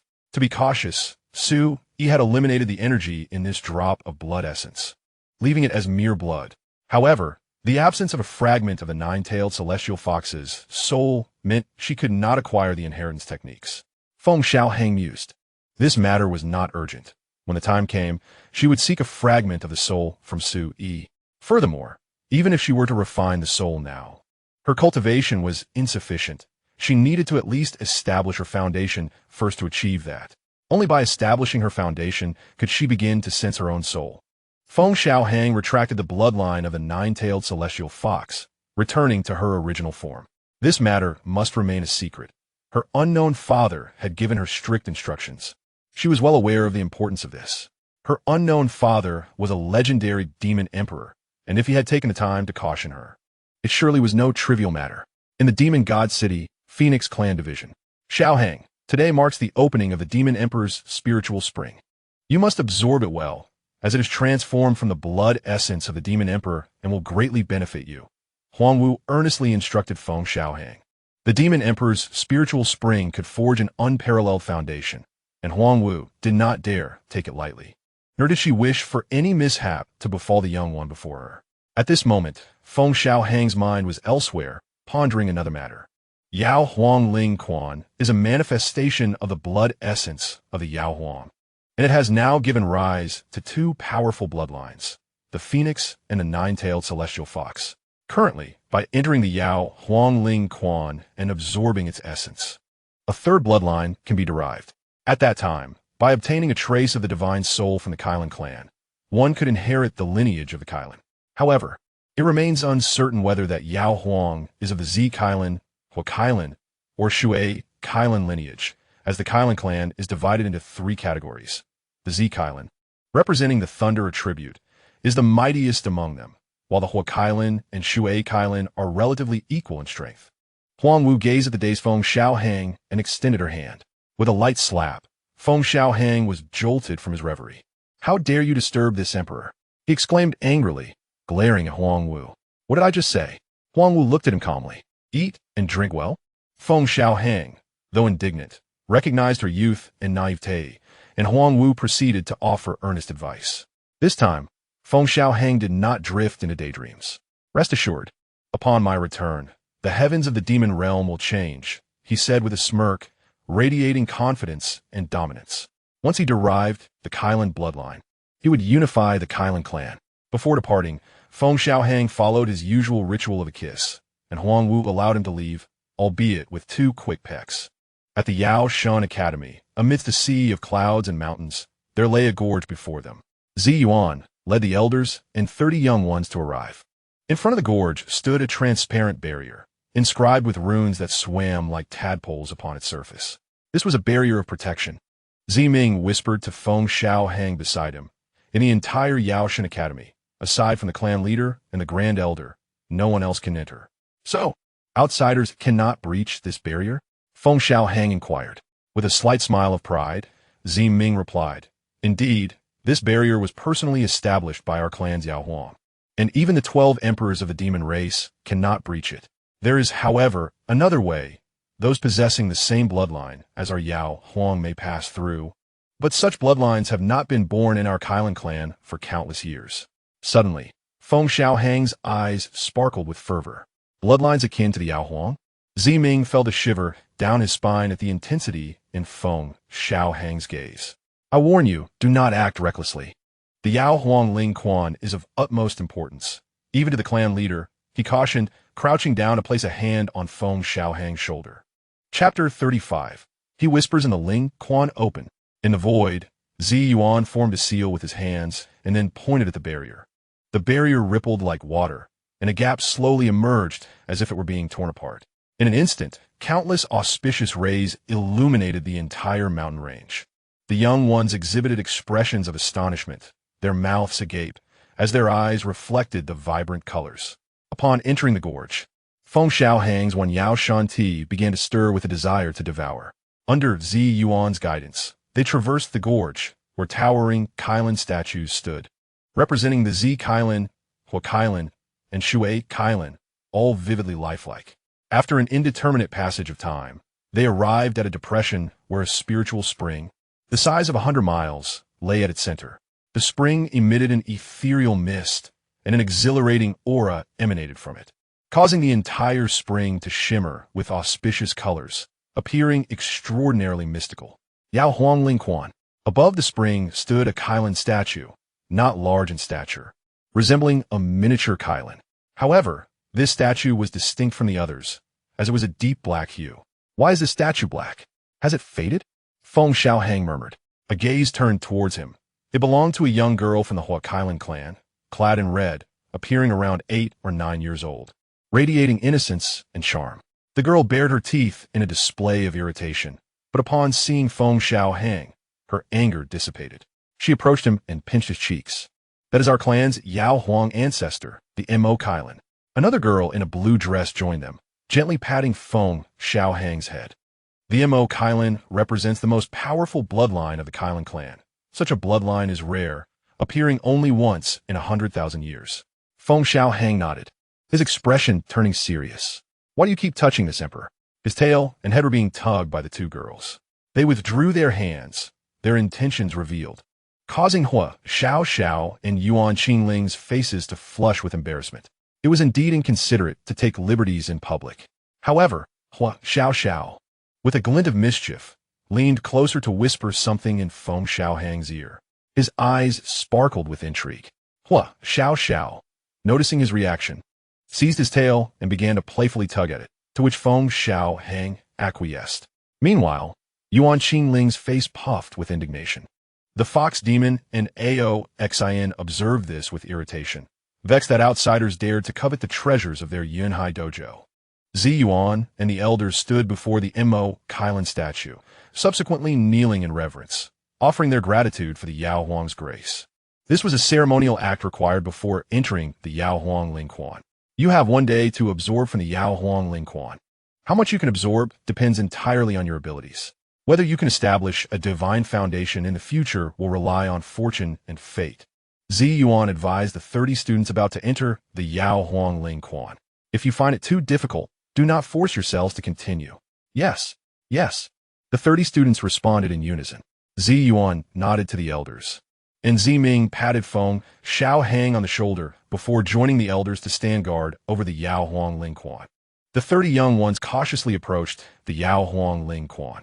As Feng Xiaohang first made contact with the spring, he immediately felt a weight pressing down upon him. Despite it being a clear spring, the gravitational force was nearly unbearable. The Yao Huang Ling Quan generates weight according to one's cultivation. If one cannot endure, they must not force themselves. The Grand Elder Zi Yuan's voice echoed once more. The expressions of those entering the spring shifted. Some could not advance further towards the center. For the closer one got to the center of the spring, the more the weight increased exponentially, rendering it intolerable. Feng Xiaohang observed the Kylin clan students already reaching the center of the spring. The 10 individuals possessed Kylin bloodlines, so the pressure from Yao Huang Ling Quan was relatively weaker for them. However, the Fox Demon and Aoxin, along with the other students, were struggling. Come here. Hua Xiaoxiao called out to Feng Xiaohang, grabbing him and directly transporting him to the center of the Yao Huang Ling Quan, where the unique aura of the Kylin clan shielded him. Many looked at Feng Xiaohang with envy. Even Zi Yuan and Zi Ming cast a glance, but said nothing. Feng Xiaohang nodded slightly. In truth, he could have reached the center on his own. Feng Xiaohang began to absorb the essence of the Yao Huang Ling Quan, feeling the innate vital energy nourishing his flesh, visibly expanding. Once it reached a certain extent, it would begin to compress in a continuous cycle. No wonder the Yao Huang Ling Quan is renowned for its ability to establish a divine foundation. It is unparalleled in the entire demon realm. Feng Xiaohang marveled. With a splash, with a splash, with a splash, the sounds of water echoed as, under Feng Xiaohang's watchful gaze, the bodies of the 10 Kylin clan students began to transform, becoming their Kylin forms, before leaping into the depths of the spring. Feng Xiaohang's expression darkened. Hua Xiaoxiao had tricked him. When she had tugged at his tail earlier, she had claimed there is a superb place for absorption within the Yao Huang Ling Quan, known only to me. At the time, Feng Xiaohang had not thought much of it, and had simply nodded in agreement. However, now it was evident that all 10 Kylin clan students were aware of this, and it lay at the bottom of the spring. Observing the other students who had not ventured near the central area, they too submerged themselves into the water. How ridiculous! They were fully aware of the consequences. They had foolishly sacrificed their pure bodies. Little brother, come down quickly. You can absorb the Yao Huang Ling Quan more effectively below. Hui Xiao called from below. Her voice filled with delight. She was still enjoying herself. Feng Xiaohang snorted and also plunged into the water, deciding to settle accounts with her later. Once submerged, Feng Xiaohang indeed felt her absorption of the Yao Huang Ling Quan intensify, though the pressure increased as well. Yet, her physical form showed no signs of discomfort. Suddenly, Feng Xiaohang's myriad demon body emitted a faint, chaotic aura, almost imperceptible within the Ling Quan. The essence of the Yao Huang's blood was being absorbed. A smile broke across Feng Xiaohang's face. She had finally waited long enough. However, the pace of absorption was slow, as the Yao Huang's essence enveloped the entire Ling Quan, necessitating a gradual siphoning process. Ah, this Ling Quan is powerful. Feng Xiaohang fervently drew from it. A certain bloodline beginning to manifest. Whose bitter tea leaves were these? Above in the void, the elders guarding the area saw a small bitter tea leaf floating. It was so small that Ziming recognized it immediately. Isn't it that little things? A wave of apprehension surged within Ziming. Surely this child wouldn't relieve himself in the Ling Quan? Given the child's mischievous nature, it was entirely plausible. Suddenly, a small Kylan head emerged from the Ling Quan, sputtering water and gasping for breath. Feng Xiaohang, you are actually frolicking in the Ling Quan. The little Kylan shouted, its expression quite displeased. Just moments ago, while swimming in the Ling Quan, it had accidentally glided beneath Feng Xiaohang and was met with a rather salty surprise. Upon opening its eyes, it was greeted by a scene that made its scalp prickle with horror. The worst part was that it was caught mid-enjoyment. This utterly disgusted it, and without a moment's hesitation, it shot up from below. Zi Yuan's lips twitched. Ziming's face flushed with embarrassment. This was a student from his Yun Haidao field, and he felt utterly humiliated. In Chapter 36, the will of the Yao Huang, the Mo Kylan, the gathered elders fell into a contemplative silence. Although this incident wasn't particularly grave, it was still rather. Ziming's greatest fear materialized, and he felt the weight of numerous gazes upon him. For the first time in his life, he felt utterly exposed. Those gazes were piercing, forcing Ziming to avert his eyes. At the bottom of the Ling Quan, Feng Xiaohang shivered. Her master had mentioned that this was a normal process of expelling impurities from the body. Why are they all keeping their distance? One gaze directed at her carried a hint of resentment, akin to a vengeful spirit, sending a chill down her spine. It belonged to a water Kylan. Not the Yuan Qingling, but a male. She recalled they had little interaction before. What did that look mean? Moreover, it was the farthest from her. Feng Xiaohang suddenly felt a chill, looking down to see her face darken. Who stole my bitter tea leaves? In a fit of rage, she exclaimed, who is so despicable as to steal my bitter tea leaves? Reflecting carefully, she remembered feeling overheated just moments ago. Could it be? Upon this realization, Feng Xiaohang fell silent. Little one, your bitter tea leaves are up there, Yuan Qingling quietly reminded her. Feng Xiaohang glanced upward, noticing her bitter tea leaves floating, and without a second thought, she swam toward them. The elders merely witnessed a small hand swiftly snatch the bitter tea leaves away. Feng Xiaohang then contemplated before diving back down. Little one, come back. You can't withstand the pressure below. Hua Xiao shouted in alarm. However, there was no response. If he wants to court disaster, let him be. It's no concern of mine. The water, Kylan grumbled, still smarting from earlier. What nonsense? Yuan Qingling retorted, irritated, as she swam upward. The elders continued to guard the area above, but the Yao Huang's essence below obscured their senses, preventing them from accurately gauging the situation. Suddenly, two more small Kylan heads emerged. It was Hua Xiao and Yuan Qingling, both displaying urgency in their eyes. Upon seeing this, Ziming's heart tightened, immediately thinking of Feng Xiaohang. Could it be that this little brat has gotten into trouble again? Impossible. Absolutely impossible, Ziming reassured himself. The voices of Hua Xiao and Yuan Qingling rang out urgently. Elder, that little one has ventured deep into the Ling Quan. At their words, the elders were taken aback. Even Zi Yuan trembled, his form wavering. The pressure below was far greater than above. Even the 10 Kylan students dared not venture deep, only able to submerge slightly. Ming's heart raced. Without a moment to lose, he dove into the Ling Quan. In the next moment, Feng Xiaohang was pulled out by Ming. "You reckless child!" she exclaimed in anger, glaring at Ming, who had inexplicably yanked her away while she was absorbing the Yao Huang's essence. The elders regarded the tiny figure with peculiar expressions. In past instances involving the Ling Quan, they had never been so concerned. Everything had proceeded smoothly without issues. Ziyuan exhaled softly, relieved that nothing had gone awry. If anything happened to this little one, the divine Phoenix Empress would hold him responsible.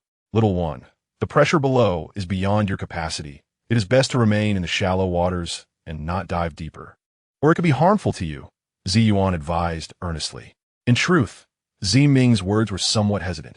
He could venture deeper. Upon hearing this, Ziyuan furrowed his brow, and the other elders turned to look at Ming. "Isn't this reckless? How old is he?" Even if he is at the 9th level of qi refining, the pressure from the Ling Quan comes from within, not from the Ling Quan itself. Can he truly withstand such pressure? Seeing this, Feng Xiaohang scoffed, gazing at Ming. "Little Ming, do not underestimate me. Underestimating me is tantamount to underestimating yourself. Can you swallow this humiliation? Quickly, let me down. I must seize the moment." Ming, undeterred by the elder's comments, promptly returned Feng Xiaohang to the Ling Quan. "Elder, this little one cannot be judged by common standards. Perhaps he can truly forge a divine foundation," Ming stated earnestly to Ziyuan. Ziyuan's eyes darkened. The Yao Huang Ling Quan indeed has the potential to forge a divine foundation, albeit with low probability. Historically, those who succeeded in this endeavor did so at the deepest depths and were all prodigies of the Kylan clan, possessing ancestral bloodlines. Only a prodigious Kylan could venture deep. Did this little one intend to forge a divine foundation? Could it be that the divine Phoenix Empress had provided this child with some means? Ziyuan could only ponder this. Meanwhile, on the suspended island of Yaoshan City, Huang Wu paced anxiously, rising and sitting repeatedly. The attending maid had never witnessed Huang Wu so distressed. "With the measures I have secretly left behind, that little one should not encounter any mishaps, right?" Huang Wu furrowed her brow. She understood what lay in the depths of the Yao Huang Ling Quan and had discreetly left some means on Feng Xiaohang. "I must go to the Yaoshan Academy." With that, Huang Wu departed. In the depths of the Ling Quan, Feng Xiaohang found herself enveloped in darkness. Her myriad demon body continuously devouring the essence of blood hidden within the Ling Quan. Unbeknownst to anyone, a pair of dark Kylan horns had sprouted from her head. Her entire being was shrouded in a thick layer of scales, resembling black gemstones. As she swam, she regarded the mounting pressure as inconsequential. The powerful bloodline within churned, generating waves. Everyone below turned their attention to the whirlpool that had suddenly emerged in the Yao Huang Ling Quan. Even Ziyuan sensed a pressure emanating from the bloodline. Before long, a Mo Kylan materialized within the Yao Huang Ling Quan, appearing like a painting in water. Ancestral spirit, the will of the Yao Huang. Ziyuan was greatly astonished, and Ming along with the other elders knelt reverently, overwhelmed by the formidable pressure emanating from the bloodline, which filled their hearts with awe. Yet, a wave of perplexity also stirred within them. Why had the ancestral will manifested? Simultaneously, their thoughts converged upon one individual, Feng Xiaohang. Could it be that this young scion had summoned forth the ancestral will's manifestation? Contemplating this, Ziyuan resolved to personally venture into the Yao Huang Ling Quan to investigate. A thunderous roar of a Kylan abruptly halted Ziyuan's steps. The ancestral will was obstructing him. His expression darkened. Beneath the sacred spring, a juvenile black Kylan appeared to be slumbering. So this was the so-called myriad demon divine body? A profound voice echoed in the darkness. Two eyes brimming with majesty illuminated like twin beacons in the night. The bloodline of the Feng clan was present, even that of the nine-tailed celestial fox. Had the myriad demon divine body already given rise to two great bloodlines? A vague figure stood before Feng Xiaohang, who was deeply asleep, oblivious to the scene. The indistinct silhouette pointed, and a piercing phoenix cry resounded. Outside, Huang Wu's figure paused, then her countenance changed drastically. She sensed that the essence lingering on Feng Xiaohang had vanished. a protective force that could shield him from formidable foes. The Yao Huang. Huang Wu's expression turned grim. Deep within the Yao Huang Lingquan, the will of the Yao Huang resided. Though she had been cautious, she had underestimated its immense power. Chapter 37. The sovereign prefers modesty. A day passed swiftly. The fox demon Yao and the others had long emerged from the Yao Huang Lingquan, save for Feng Xiaohang. Gazing upon the enormous vortex within the spring and the ink-black Kylan depicted like a painting beneath the waters, unease gripped them. Could something have befallen Xiaohang? Yao Yao's face brimmed with worry. Zi Ming, escort them out. Zi Yuan's expression was grave as he commanded Zi Ming, who nodded and led the students safely beyond the spring's confines. Elder, the divine Phoenix Empress has arrived. At that moment, He approached Zi Yuan. Zi Yuan's head ached with foreboding. As a disciple of the divine Phoenix Empress, Feng Xiaohang surely bore the Empress's residual means. Perhaps a response had been triggered. Zi Yuan looked up to see, beyond the barrier, a peerless beauty of unparalleled grace standing and gazing toward them. Empress, rest assured that young one shall be unharmed. Zi Yuan spoke.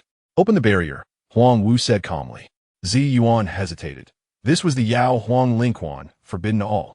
Yet this visitor was the Yao realm's sovereign. If she forced her way in, trouble would ensue. Open it. Huang Wu's patience waned, her worry for Feng Xiaohang deepening. Beneath the spring, a gaze pierced through the barrier. Huang Wu trembled. The gaze was immense, spanning eons, as though suppressing all existence with sovereign authority. The young one is safe. Little Phoenix, withdraw. Only this imperative voice reached Huang Wu's ears, brooking no dissent. She peered inside the barrier, but could see nothing but a pair of eyes. This was the Yao Huang who once ruled the Yao realm. Even as a mere will, her true visage remained inscrutable. Huang Wu stayed her ground, but made no further move. The gaze then withdrew. Beneath the spring, the vague figure regarded the young Kylan thoughtfully. Myriad demon divine body. A taboo of the Yao realm. Since you have absorbed my blood, you are of the Kylan clan, the silhouette murmured after a long silence. The divine grade Tao foundation shall be your gift from me. May you bring blessings to our race.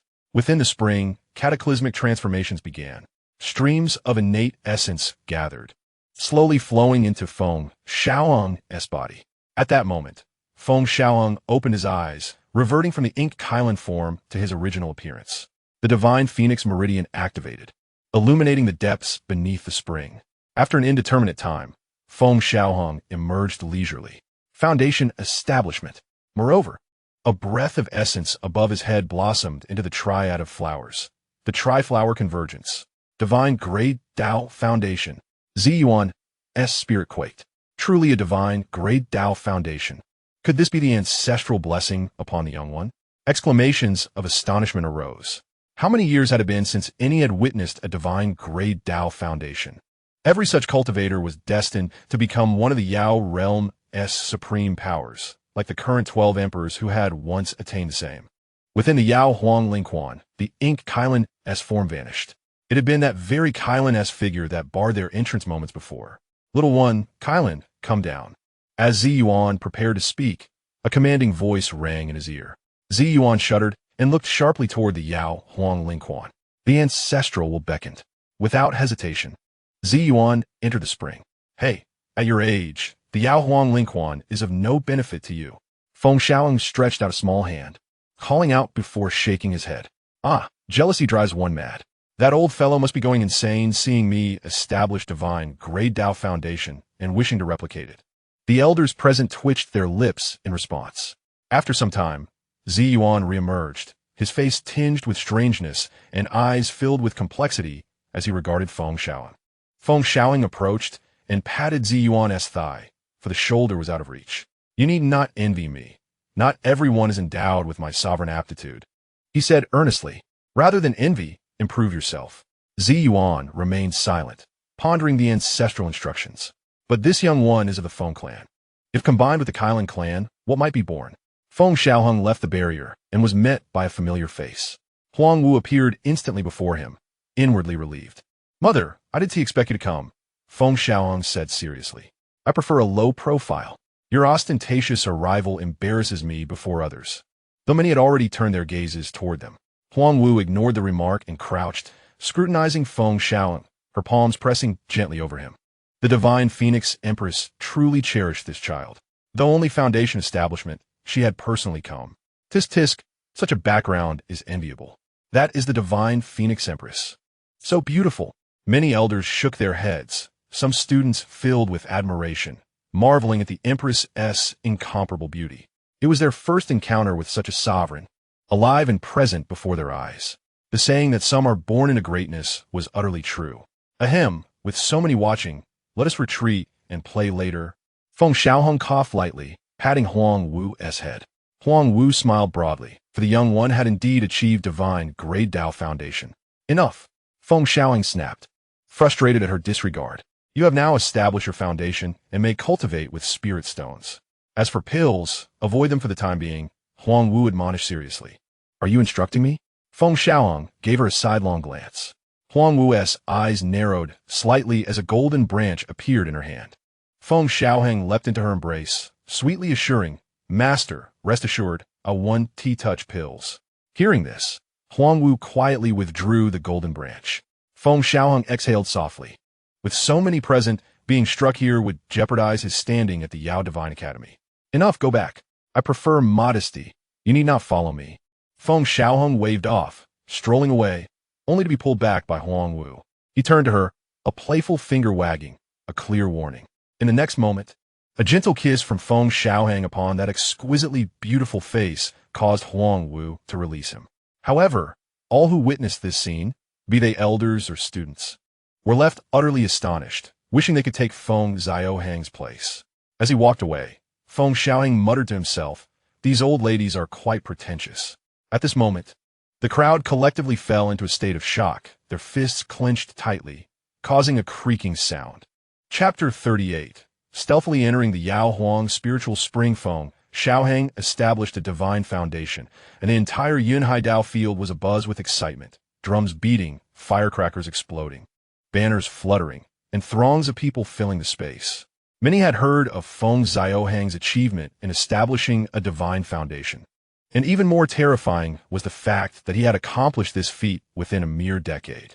This was an extraordinarily daunting accomplishment. As Feng Xiaohang strode confidently, he felt a twinge of unease upon seeing Mao Xiao. He had previously promised to bring back some of the Yao Huang spiritual spring, but it was not as simple as he had imagined. Such things could not be taken out. This time, at the Yao Huang spiritual spring, Feng Xiaohang successfully established his foundation, and the fox demon, Aoxn, Kuei Yuan, and Xianheng also made breakthroughs, albeit still in the qi refining stage. Not everyone could achieve what Feng Xiaohang had.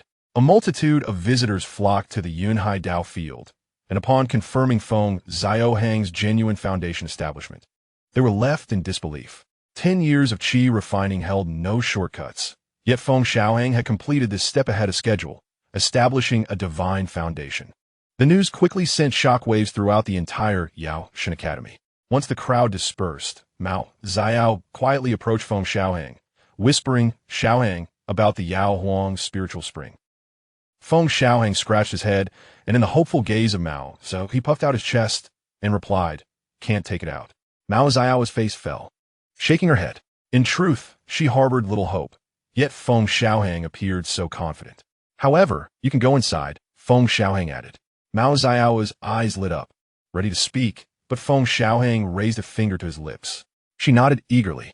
With a smile, Feng Xiaohang patted her head 3 times before turning to leave. The following day, Mao Xiao found Feng Xiaohang, her small face flushed with anger. "Xiaohang, didn't you say you could take us into the Yao Huang spiritual spring?" Upon hearing this, Feng Xiaohang's face darkened.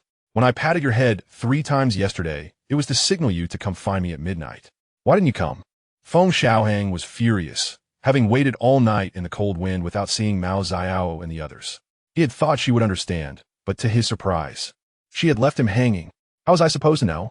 Mao Xiao pouted. The other 3 looked equally innocent.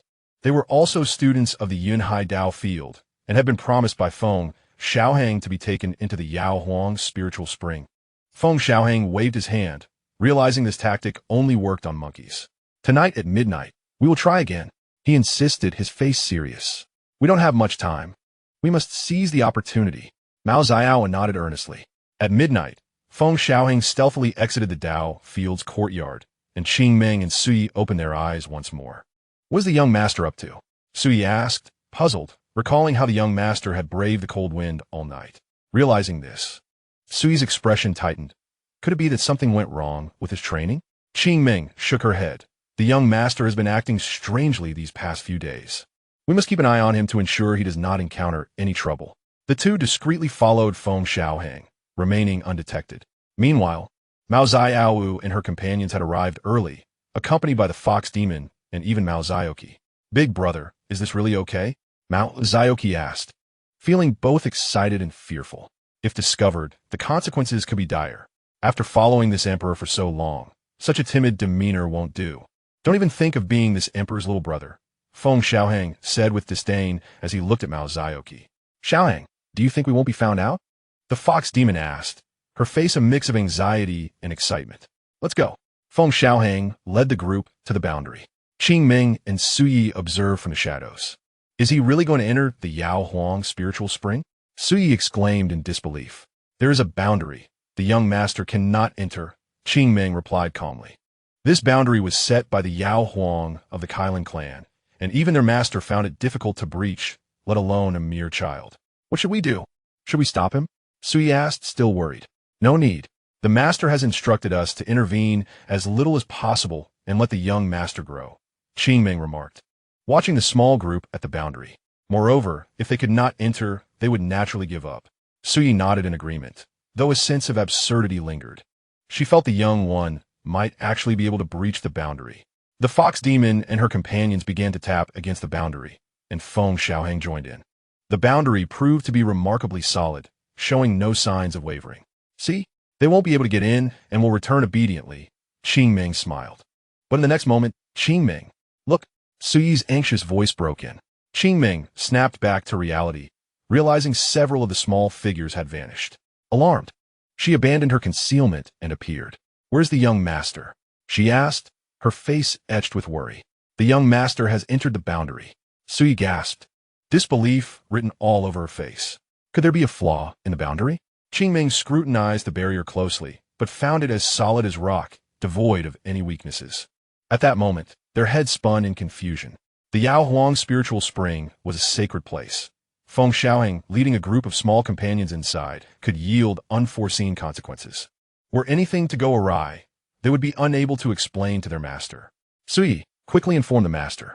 Qing Ming urged, her mind racing. The only way to resolve this was to alert their master, who could call upon the great Elder Zuan to open the boundary. Sui nodded, preparing to convey the message through the divine phoenix order in her hand. Cough, cough. A series of coughs echoed, and Qing Ming and Sui exchanged glances, quickly concealing themselves once more. Xiaohang, why are there so many first-tier ferocious beasts inside? The fox demon panted. The others were equally out of breath, while Feng Xiaohang looked disheveled. He recalled that they had not encountered any ferocious beasts upon arriving. Yet now, an entire swarm of first-tier beasts had appeared. Fortunately, although the small companions were only at the qi refining stage, their strength was formidable, and they managed to escape together. Feng Xiaohang's face was covered in dust, looking quite disheveled. With enough talismans, they could have dealt with these ferocious beasts, which lacked intelligence and perhaps had undergone some transformation under the nurturing of the Yao Huang spiritual spring. Mao Xiaoqi, being the oldest among them and a student of the Talisman Academy, quickly deduced the situation. Feng Xiaohang's eyes brightened as he tentatively asked, how many talismans do you need? Mao Xiaoqi thought for a moment and held up 5 fingers. 50 talismans would suffice. Feng Xiaohang shook his head. 50 is nowhere near enough. I'll give you 100. Enough for a grand explosion. Mao Xiaoqi was momentarily taken aback. Then his expression brightened. The more talismans, the better. As they spoke, the small group began to head back toward where they had come from. These little ones could actually pass through the boundary in a secluded Dao field. Zuan opened his eyes, puzzled. Chapter 39. Trouble arises. Robbers. The next day, Feng Xiaohang arrived at the Talisman Academy. As he passed through, he attracted considerable attention, with everyone exchanging knowing glances.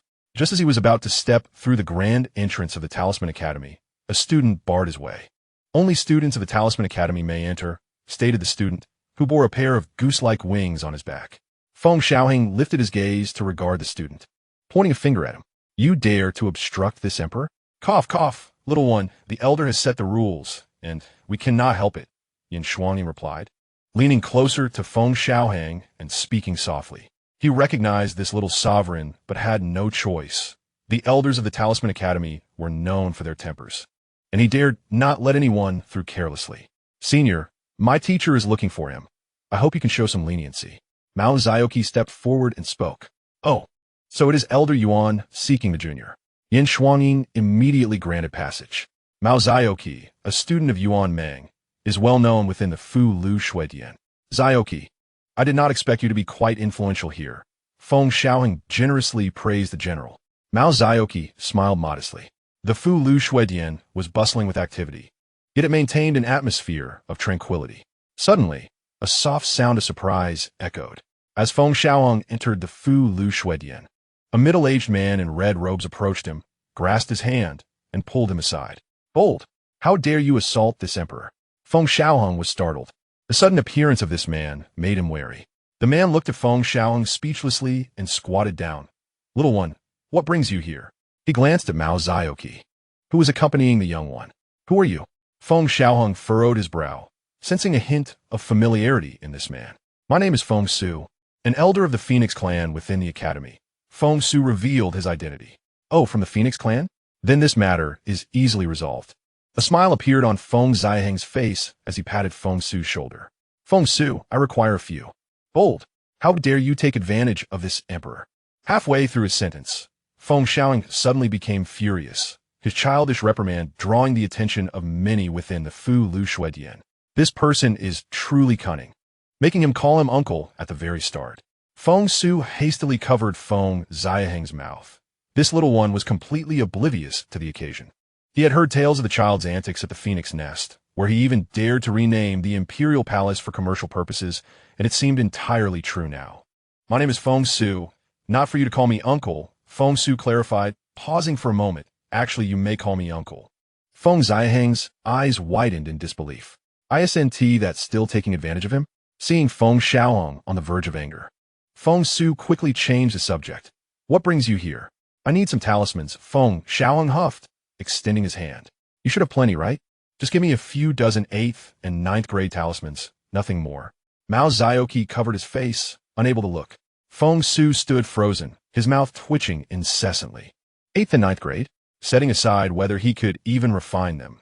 Even if he had them, he certainly could not produce talismans of such caliber, nor could he control them.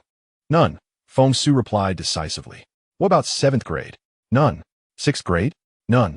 Feng Xiaohang stared at Feng Su, tilting his head, and pointed accusingly. You only remember none, don't you? Feng Xiaohang paid no mind, starting to rummage through Feng Su's belongings. Really none? Feng Xiaohang frowned, looking at him. How have you been surviving all these years without a single talisman?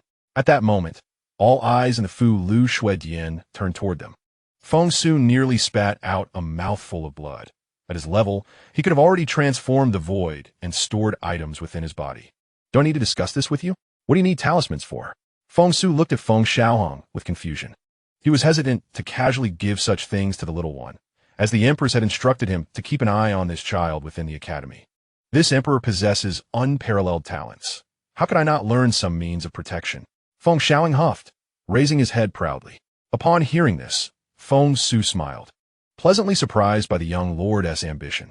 Truly, he is a favored child of the Empress. Feng Su felt a sense of relief, patting his shoulder, and unexpectedly produced 2 talismans from somewhere. Here are 2 first-grade talismans for you to study. Although they're only first grade, they should suffice for your current stage. Feng Su smiled. Only 2? Do you take me for a Jinryu clan member? Feng Xiaohang complained, stashing the 2 first-grade talismans into his pocket, his face full of disdain. Feng Su? Zhaoqi? Feng Xiaohang. At that moment, an elder in a blue robe noticed them. Upon seeing Yuan Meng, Feng Xiaohang's eyes brightened, but soon his small face revealed a hint of melancholy. Yuan Meng immediately grew cautious. Feng Xiaohang looked at him, calling him aside with a troubled expression. It's hard to acquire the next volume. My master said that although my cultivation meets the standards, I know too little about the world of cultivation. He shook his head, lamenting, talking about alchemy, talismans, formations, and all that. Yuan Meng, somewhat skeptical, hesitated. Just tell me what you need this time. Feng Xiaohang looked at the old man, incredulous that he would think of him in such a manner. Is that who I am? Well then, give me 100 first-grade talismans to study, Feng Xiaohang stated boldly, as he had come to find Yuan Mang. Yuan Mang felt a slight sense of relief. If the little one had made unreasonable demands, he would have to escape. Fortunately, only 100 first-grade talismans was nothing to him. Those talisman refining stations could easily yield a few handfuls. Yuan Mang waved his hand dismissively, eager to send the child on his way. After speaking, Yuan Mang turned to leave. If he lingered any longer, he might find himself in trouble again. Before departing, he reminded, "Don't forget our previous agreement." Feng Xiaohang patted his chest in assurance, and seeing this, Yuan Mang vanished from sight. With permission granted, Feng Xiaohang rushed to a series of refining stations, where the students of the Fu Lu Shui Dian had produced numerous talismans. Feng Xiaohang extended a small hand and grabbed a handful. "Those are mine." The students who were about to protest were silenced by Feng Xiaohang's glare. "Elder Yuan Mang sent me to observe your refining results. You and T want me to say something inappropriate, would you?" Feng Xiaohang's gaze held a hint of threat. "Cough, cough, since Junior likes them, then I shall gift them," one of the students remarked, though his expression showed signs of pain. Those were the fruits of his labor from several days of hard work, yet he dared not refuse, having just witnessed Yuan Mang take Feng Xiaohang aside. Unsure of what they discussed, this scene did not escape Feng Xiaohang's notice, who gleefully stored away the talismans, 11 in total. Feng Xiaohang then set his sights on other refining stations. All the students became aware of Feng Xiaohang's gaze, their hearts sinking in unison. "Not good, there's a bandit." Chapter 40, The Great Bath of the Yaoshan Academy. Feng Xiaohang exited the Fu Lu Shui Dian with a smile, clutching a stack of talismans and counting as he walked. Reminiscent of counting money, Mao Zioqi observed beside him, somewhat dazed. So many talismans, including several third-grade ones, all pilfered from the students. Although he could also refine talismans, he had never possessed such a bounty, merely a few. The sheer volume left Mao Zioqi in disbelief. Feng Xiaohang gathered everyone to discuss their plans for tonight's action. Meanwhile, within the serene domain of the Great Elder, Ziwan was closely monitoring everything. He observed all of Feng Xiaohang's actions. The Yaohuang Lingquan barrier contained numerous ferocious beasts, including fourth-grade ones, along with a guardian residing within the barrier. The first-grade ferocious beasts the group had encountered were merely a fraction of what lurked within. These youngsters truly know not what they are getting into. "It seems I must give that fellow a heads up," Ziwan murmured to himself. Regarding Feng Xiaohang's actions, Ziwan made no effort to intervene. Even the ancestors of the Yaohuang were quite fond of this child, allowing him to turn a blind eye. After all, a few children could hardly stir up any trouble. The day of cultivation concluded in the Yunhai dojo. Ziming gazed at the obedient students, momentarily unable to adapt. "They are too well-behaved. These past few days, the group had been unusually compliant, and Feng Xiaohang, in particular, was quietly cultivating." This left Ziming with the impression that perhaps the child was plotting something significant. However, he soon shook his head, inwardly chuckling. He realized he was being overly sensitive. A group of small children, what kind of havoc could they possibly wreak? It seems this time at the Yaohuang Lingquan has made these little ones understand the importance of cultivation. Those who had not obtained the qualification for the Yaohuang Lingquan were striving even harder in their cultivation. Ziming reflected on this and felt a sense of comfort in his heart. This was indeed a positive development. His Yunhai Dao Chong finally possessed such an atmosphere. As night fell, Mao Xiaoyu, Hu Yao Yao, Ao Xen, and others continued to wait. Qing Ming and Su Yi quietly followed, eager to discover what these little ones were up to. Just the previous day, Qing Ming and Su Yi had come to realize that such a significant place as the Yaohuang Lingquan would undoubtedly be under the watchful eye of the Grand Elder. Since the Grand Elder of the Academy had chosen to turn a blind eye, they naturally felt no concern. If there were any real danger, the Grand Elder would have intervened long ago. The little ones were brimming with excitement. Although Hu Yao Yao, Ao Xien, and Xianhang had previously entered the Yaohuang Lingquan, this time was different. This time they were sneaking in. The thrill of secrecy was intoxicating and exhilarating. Feng Xiaochang pressed a small hand against the barrier, creating an opening through which the group eagerly rushed. How did the young master manage to open the barrier? Qing Ming was astonished, her heart racing. A tiny child capable of opening a barrier that even the Yao Di found troublesome felt surreal, as if she were dreaming. Inside the barrier, as Feng Xiaohang and the others entered, a pack of fierce beasts locked their eyes on them. Deep within the Yao Huang Ling Quan, a profound gaze observed everything. Is it the little one mentioned by Ziyuan? Why do I sense the aura of my ancestors? The voice murmured softly. Mao Xiaoqi tossed out talismans, each one enhancing its power with unique characteristics. Talismans can be used this way? Feng Xiaohang gaped in awe. Each talisman represented a different force, some of which could synergize, greatly amplifying their potency.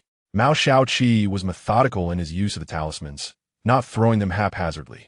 In the gorge, the fierce beasts were obliterated. The little ones were somewhat shocked. After all, they were quite young and had rarely witnessed such scenes. Before long, Mao Xiaoqi managed to create a path with the talismans. Feng Xiaohang waved his hand, leading the group forward.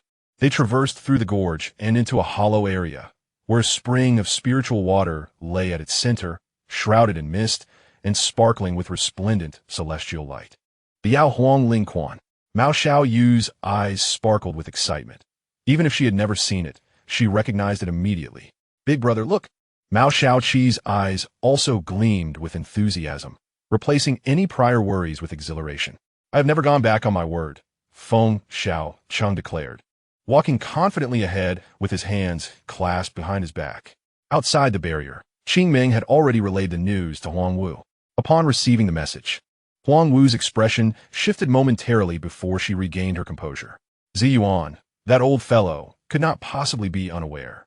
However, she had not anticipated that this audacious individual would dare to venture into the Yao Huang Ling Quan without any guardians present. Simultaneously, she felt curiosity about how this individual had managed to open the barrier, a task that even she found challenging. Regardless, she resolved that this impish child needed to be taught a lesson. Huang Wu decided that upon Feng Xiaohang's return, she would ensure he received a thorough reprimanding. Meanwhile, Feng Xiaohang, within the barrier, inexplicably shivered. The group entered the hollow area, where a stone tablet stood tall. 8 characters were inscribed in demon script upon the stone. Mao Xiaoyu furrowed her brow and glanced at Hu Yao Yao and Ao Xian. Feng Xiaohang stepped forward.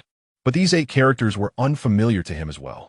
Observing Mao Xiaoyu's expression, it was evident she did not recognize them either. Feng Xiaohang pointed to Hu Yao Yao.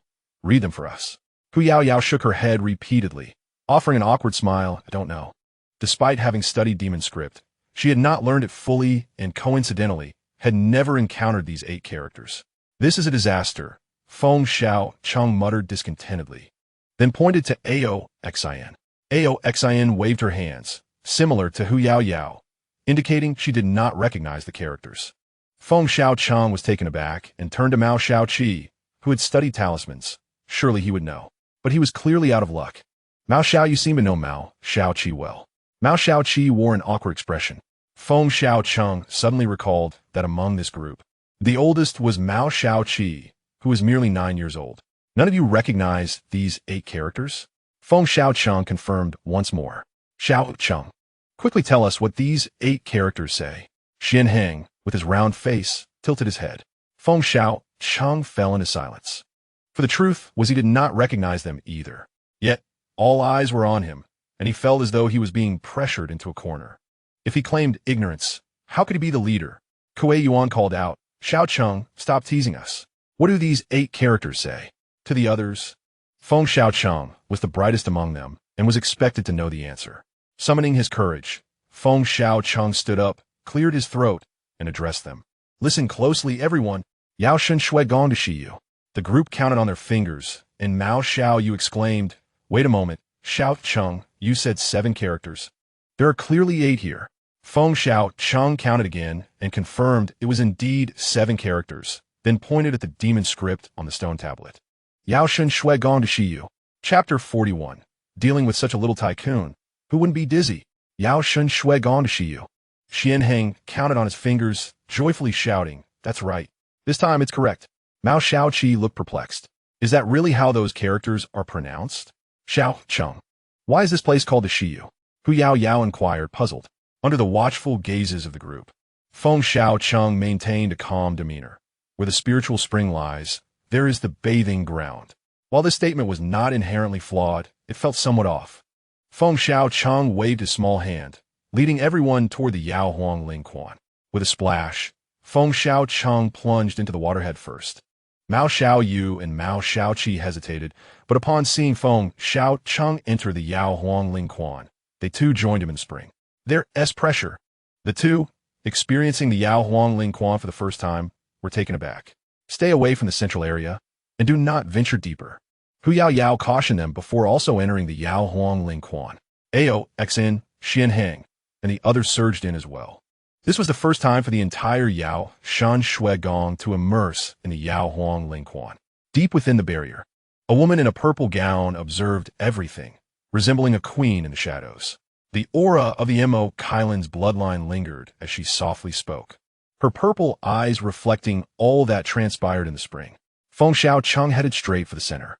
The Mo Kailan bloodline within him transformed, and Feng Xiaochang's form morphed into a dark Kailan, manifesting his demon body. He swam through the spring, but this time, he did not experience the same effects as before when absorbing the Yao Huang Ling Quan. Was the Yao Huang Ling Quan ineffective for foundational cultivation? Feng Xiaochang, undeterred, swam deeper. The darkness thickened the further he went, sending chills down his spine. As he prepared to turn back, a flash of color appeared in the depths. Of course, in a place like the Yao Huang Ling Quan, how could there be no heavenly materials and earthly treasures? Feng Xiaochang felt a rush of excitement. In his previous life, he had often seen authors embedding such treasures in hidden locations, and it was no different here. With his short legs paddling vigorously, he noticed that the flash of color seemed to be moving. There were 9 vibrant colors, splendidly swirling in the depths of the spring. It was a lotus flower, 9-color lotus. Although unfamiliar, its extraordinary nature was palpable. As if sensing Feng Xiaochang's approach, the 9-color lotus began to sway. Attempting to flee, Feng Xiaochang's heart raced. If he let this treasure escape, he would surely regret it upon waking. Resolving this, he swam even faster, urging himself, move. Legs move. With a whoosh, the 9-color lotus shot upward like an arrow, its speed astonishing. Feng Xiaohang was taken aback, as the juice Lian had already vanished. The group, including Mao Xiaoyu, who were relishing the nourishment of the Yao Huang Ling Quan, were abruptly awakened by the sudden emergence of the juice Lian from the waters. It seemed as though the juice Lian was about to break free, but was gently grasped by a delicate hand. A woman clad in a purple gown stood in the void, her hair cascading like a waterfall, exuding an ethereal grace akin to that of a celestial being. Her violet eyes reflected no discernible emotion. Panic surged through Hu Yao and Ao Xin. They realized the gravity of the situation. The woman in the purple gown was evidently an immensely powerful figure, likely a guardian of the Yao Huang Ling Quan. Their faces turned ashen at this realization. However, the woman paid them no heed and instead descended towards the depths of the Ling Quan without a sound, appearing in its depths in the next moment. Before long, Feng Xiaohang found himself lifted into the air. The woman regarded him with a penetrating gaze. Release this sovereign, he protested, struggling in vain. The presence of so many subordinates only compounded his embarrassment. The woman ignored his cries and vanished from sight with him. What should we do now? Mao Xiao said, trembling with fear and uncertainty. Just then, an elder dressed in a robe of moonlight appeared, shaking his head. Ziwan had initially thought that these youngsters would merely enjoy a soak in the Yao Huang Ling Quan, and he could turn a blind eye, especially since the Yao Huang's ancestors held that little one in high regard. However, he never anticipated that they would attract such a formidable figure. Worrying not at him, the woman was known for her unpredictable temperament, and, if angered, she would not care about Feng Xiaohang's identity. While the others pondered the elder's identity, they were startled by a voice. Elder, Hu Yao, Ao Xin, and Mao Xiao gasped, their expressions turning as pale as death. They had entered stealthily, and now they were caught red-handed by the elder. The situation had escalated dramatically. Zimming opened his eyes, halting his cultivation. He felt an unsettling quietness over the past few days, as if something significant was about to unfold, though he could not pinpoint the source of his unease. Just then, a voice echoed, and Ren Beihe strode into the hall. Elder Beihe, Zimming remarked, puzzled by the late-night visit. However, a sense of foreboding struck him. Every time this old fellow appeared, it was rarely for good news. I hope nothing has gone awry, he said, staring at Rinbei, feeling as if he were gambling on a bad outcome. No, something grave has occurred. Rinbei's expression grew serious. Those youngsters snuck into the Yao Huang Lingquan and were caught by the elder. Boom! Zimming felt the world spin around him. His ears rang, and his head buzzed, rendering him unsteady on his feet. Rinbei quickly steadied him. There was no avoiding the dizzying effects of dealing with such troublesome youths. Zimming clutched Rinbei's hand tightly. Quick, where are they? Take me there. His voice brimmed with urgency. Rinbei wasted no time and led Zimming towards the elder's hall, simultaneously sending a message to Huang Wu, as only the divine Phoenix Empress could resolve this predicament. Feng Xiaohang gazed at the woman in the purple gown, particularly at the juice Lian in her grasp. I have heard you are the heir of the Phoenix Nest, yet possess the bloodline of the Mo Kylin, she said, her eyes fixed on the young boy for a protracted moment. Feng Xiaohang's heart raced. His Mo Kylin bloodline had been exposed. Just moments ago, in the Yao Huang Lingquan, the woman had appeared and seen his true form. The simultaneous existence of two bloodlines in a single being, she mused. The Wan Yao Shen-Ti, no less. Feng Xiaohang stood frozen. Are you anxious? She inquired. Feng Xiaohang, indeed feeling a twinge of anxiety, replied. You aren't planning to kill me, are you? She shook her head gently. A sigh of relief washed over him, only to be met with her next remark.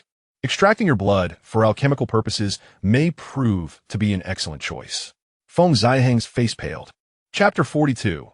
Call me Aunt Z. Deep within the Yao Huang Lingquan lay a simple bamboo dwelling. Feng Xiaohang gazed at the stunning woman before him, finding her beauty rivaled that of his own mother. He was utterly astonished that she intended to concoct elixirs using him. Yet the woman remained silent, slowly advancing towards him with the juice Lian in hand. As she drew nearer, horror gripped Feng Xiaohang's features. Given his current strength, he was utterly incapable of resisting her. And even if Huang Wu sought to rescue him, it would be akin to a distant water source failing to quench immediate thirst. A sense of helplessness enveloped him. Just as he pondered self-preservation, the woman bypassed him entirely. The juice Lian soared away towards the horizon, headed for the depths of the Yao Huang Lingquan. The juice Kylin seed, she remarked, planted by the Yao Huang Mo Kylin many years ago, has matured over the ages. This is a legacy left for the descendants of the Kylin clan. Feng Xiaohang, intrigued, asked, after so many generations, no one has dared to take advantage of it? One must admit, the Kylin clan exhibited remarkable restraint. The juice Kylin seed was undoubtedly a treasure, and for it to remain unclaimed after so many generations was impressive. It is prepared for the future Mo Kylin, she implied, gazing at Feng Xiaohang. Feng Xiaohang exhaled. The woman's earlier threats about using him for alchemy seemed to have been mere intimidation. However, upon learning that it was intended for the Mo Kylin, and given his own bloodline, he felt a surge of pride. The Yao Huang Mo Kylin is indeed a noble being. Knowing I am in need and leaving me such a treasure, having realized that she was aware of his true nature, he saw no reason to conceal anything further, even if he did not understand the purpose of the juice Kylin seed. The juice Kylin seed can only be used to authenticate the Yao Huang fruit position by one with the Mo Kylin bloodline, but you are currently too weak. Even if you were to refine it, it would yield no benefits, she stated, shaking her head. The Yao Huang fruit position. Feng Xiaohang gasped, having vastly underestimated the juice Kylin seed's worth. It was the embodiment of the Yao Huang, a status revered even by the 12 emperors of the current Yao clan. You have manifested the Mo Kylin bloodline, yet have not inherited its divine abilities, she said, crouching to meet Feng Xiaohang's gaze. Would you like to learn? Confusion furrowed his brow. You could teach me? She shook her head gently, her expression calm. I cannot. Feng Xiaohang shot her an exasperated glance. What? Am I just a source of amusement for you? But I can teach you, she continued. Feng Xiaohang's eyes brightened. Although he lacked the Mo Kylin spirit, the divine abilities could only be obtained through bloodline inheritance. Thus, he possessed the bloodline, but lacked the corresponding abilities. Much like owning an exquisite sword without knowing how to wield it. I want to learn, he exclaimed, excitement coursing through him. The woman gradually rose and took his hand, softly stating, I can teach you, but until you mature, you must not use the Mo Kylin divine abilities recklessly. All right, Feng Xiaohang eagerly agreed, casting aside all other thoughts. My name is Zishan, she introduced herself. Yes, Zishan. Feng Xiaohang nodded obediently, responding without hesitation. Zishan's brows knitted slightly. From now on, you may call me Aunt Z. Aunt Z, Feng Xiaohang called out decisively. As long as she taught him the Mo Kylan divine abilities, she could be addressed in any manner he wished. You shall return to the Shui Gong, and I will teach you from now on. Ziwan will handle everything. Zishan gestured towards the void. Crack! The sound of shattering reverberated, and a spatial vortex appeared. Feng Xiaohang's heart raced as he looked at Zishan. It's all right, be bold and step inside, she reassured him. Gazing into the inky darkness of the portal, Feng Xiaohang hesitated, his steps tentative as he slowly advanced. In the end, there remains a trace of fear, for the realm within is shrouded in mystery. Upon witnessing this, Zishan promptly seized Feng Xiaohang and thrust her into the spatial passage, eliciting a delicate cry. In the next instant, Feng Xiaohang found herself outside the boundary of the Yaohuang Lingquan. She patted her chest, realizing that this woman was indeed quite reliable. Just as Feng Xiaohang prepared to return to the Yunhai Dao King, the figure of Ziwan appeared suddenly. Have you seen her? Ziwan was evidently aware of all that had transpired within and did not seem to hold any grudge against Feng Xiaohang for her unauthorized entry. Yes, I have. Feng Xiaohang replied, stepping before Ziwan and playfully patting her hand, boldly declaring, from now on, we are allies. This emperor is still quite young and struggles to fend for herself, so please take good care of me. Ziwan remained silent, observing the little one before her. She was taken aback that the individual within would personally educate this child, fueling her curiosity regarding the true identity of this little being. On the surface, she was of the Feng Wang clan, yet Ziwan sensed that there was more complexity beneath. Ziwan escorted Feng Xiaohang back to the Yunhai Dao King. Within the Yunhai Dao King, the air was filled with the sounds of excitement. Do Dizu, compete for the landlord. I'm going to win. Ziming fidgeted restlessly, his anxiety palpable, as he had yet to receive any news from Feng Xiaohang. Although the Grand Elder assured him that all was well, she was still his disciple. The thought of the Grand Elder holding him accountable weighed heavily on Ziming's mind. In contrast, the Fox Demon and others were engrossed in their games, seemingly unbothered, which darkened Ziming's expression further. These little rascals had caused trouble, yet they remained carefree while he was consumed with worry. Ziming approached the Fox Demon, ready to reprimand her when a familiar voice rang out. Oh, everyone is playing? Feng Xiaohang entered the Dao King with her hands clasped behind her back. A smile upon her face, followed closely by Ziwan. Xiaohang, greetings, Grand Elder, called out the Fox Demon, along with Mao Xiaowu and the others, who first greeted her before bowing to Ziwan. Finally seeing Feng Xiaohang safe and sound, Ziming let out a sigh of relief. He could hardly bear to imagine the consequences had anything happened to this little sovereign. Grand Elder, about this matter. After a moment's contemplation, Ziming decided to take the initiative to admit his oversight, as it was indeed his duty to safeguard her. Ziwan waved her hand, stating from now on, Feng Xiaohang will no longer cultivate at the Yunhai Dao King. I am here merely to inform you. What? Xiaohang will not be at the Yunhai Dao King anymore. Why? The group of little ones looked at the Grand Elder, their faces filled with confusion. Were they to assume that the Grand Elder was angry and intended to expel Feng Xiaohang from the academy? Grand Elder, this matter is not Xiaohang's fault. It was my desire to enter the Yaohuang Lingquan that caused this, and it has nothing to do with her. Mao Xiao stepped forward decisively. Indeed, this is not Xiaohang's fault. It is entirely our mistake. The Fox Demon and Aoxin also stood in solidarity. Absolutely. Even Xianheng, the youngest aside from Feng Xiaohang, joined in. Ziming's expression shifted slightly as he spoke. Grand Elder, Xiaohang is still young and inexperienced. Would you consider forgiving her this time? It is I who failed in my duties, and I should bear some responsibility. Feng Xiaohang gazed at those pleading on her behalf, feeling deeply moved. No, you all stop. Hurry and apologize to the Grand Elder. Just as Feng Xiaohang began to explain, she was silenced by Ziming's stern glare. Chapter 43. The increasing frustration of Huang Wu in the Yunhai Dao King. Ziming listened as Ziwan explained, and it dawned on him. He cast another glance at Feng Xiaohang, astonished that the individual would personally instruct this little one. Ziming uttered nothing in response, though his curiosity was piqued. Logically, they as instructors excelled in guiding cultivation. Otherwise, The descendants of these Yao emperors would not be in the Yao Shun Shui Gong for their training. The figure, the Ling Quan, it seemed, lacked any experience in teaching. Xiaohang, are you truly leaving? Xianhang asked, holding a spirit fruit with juice smeared across his mouth. Observing Xianhang, who was about the same height as herself, Feng Xiaohang patted his shoulder. Xianhang, though I may not be present, the spirit of this emperor will endure. Yes, the spirit will endure, Xianhang replied. Appearing somewhat dazed, yet he nodded in agreement. Feng Xiaohang contemplated whether she should gather the bloodlines of these young ones before her departure. Ao Xian of the Dragon Clan, Xianhang of the Tian Yaosheng Hu Kuei Yuan of the Kuei Niu clan, Mao Zhu of the Tian Ming Mao, and several others all possessed formidable bloodlines within the demon realm. However, after some thought, she decided against it. These children had yet to mature. Extracting their essence now could jeopardize their foundations, a loss not worth incurring. These individuals would be her future generals, and she could not risk harming them for short-term gain.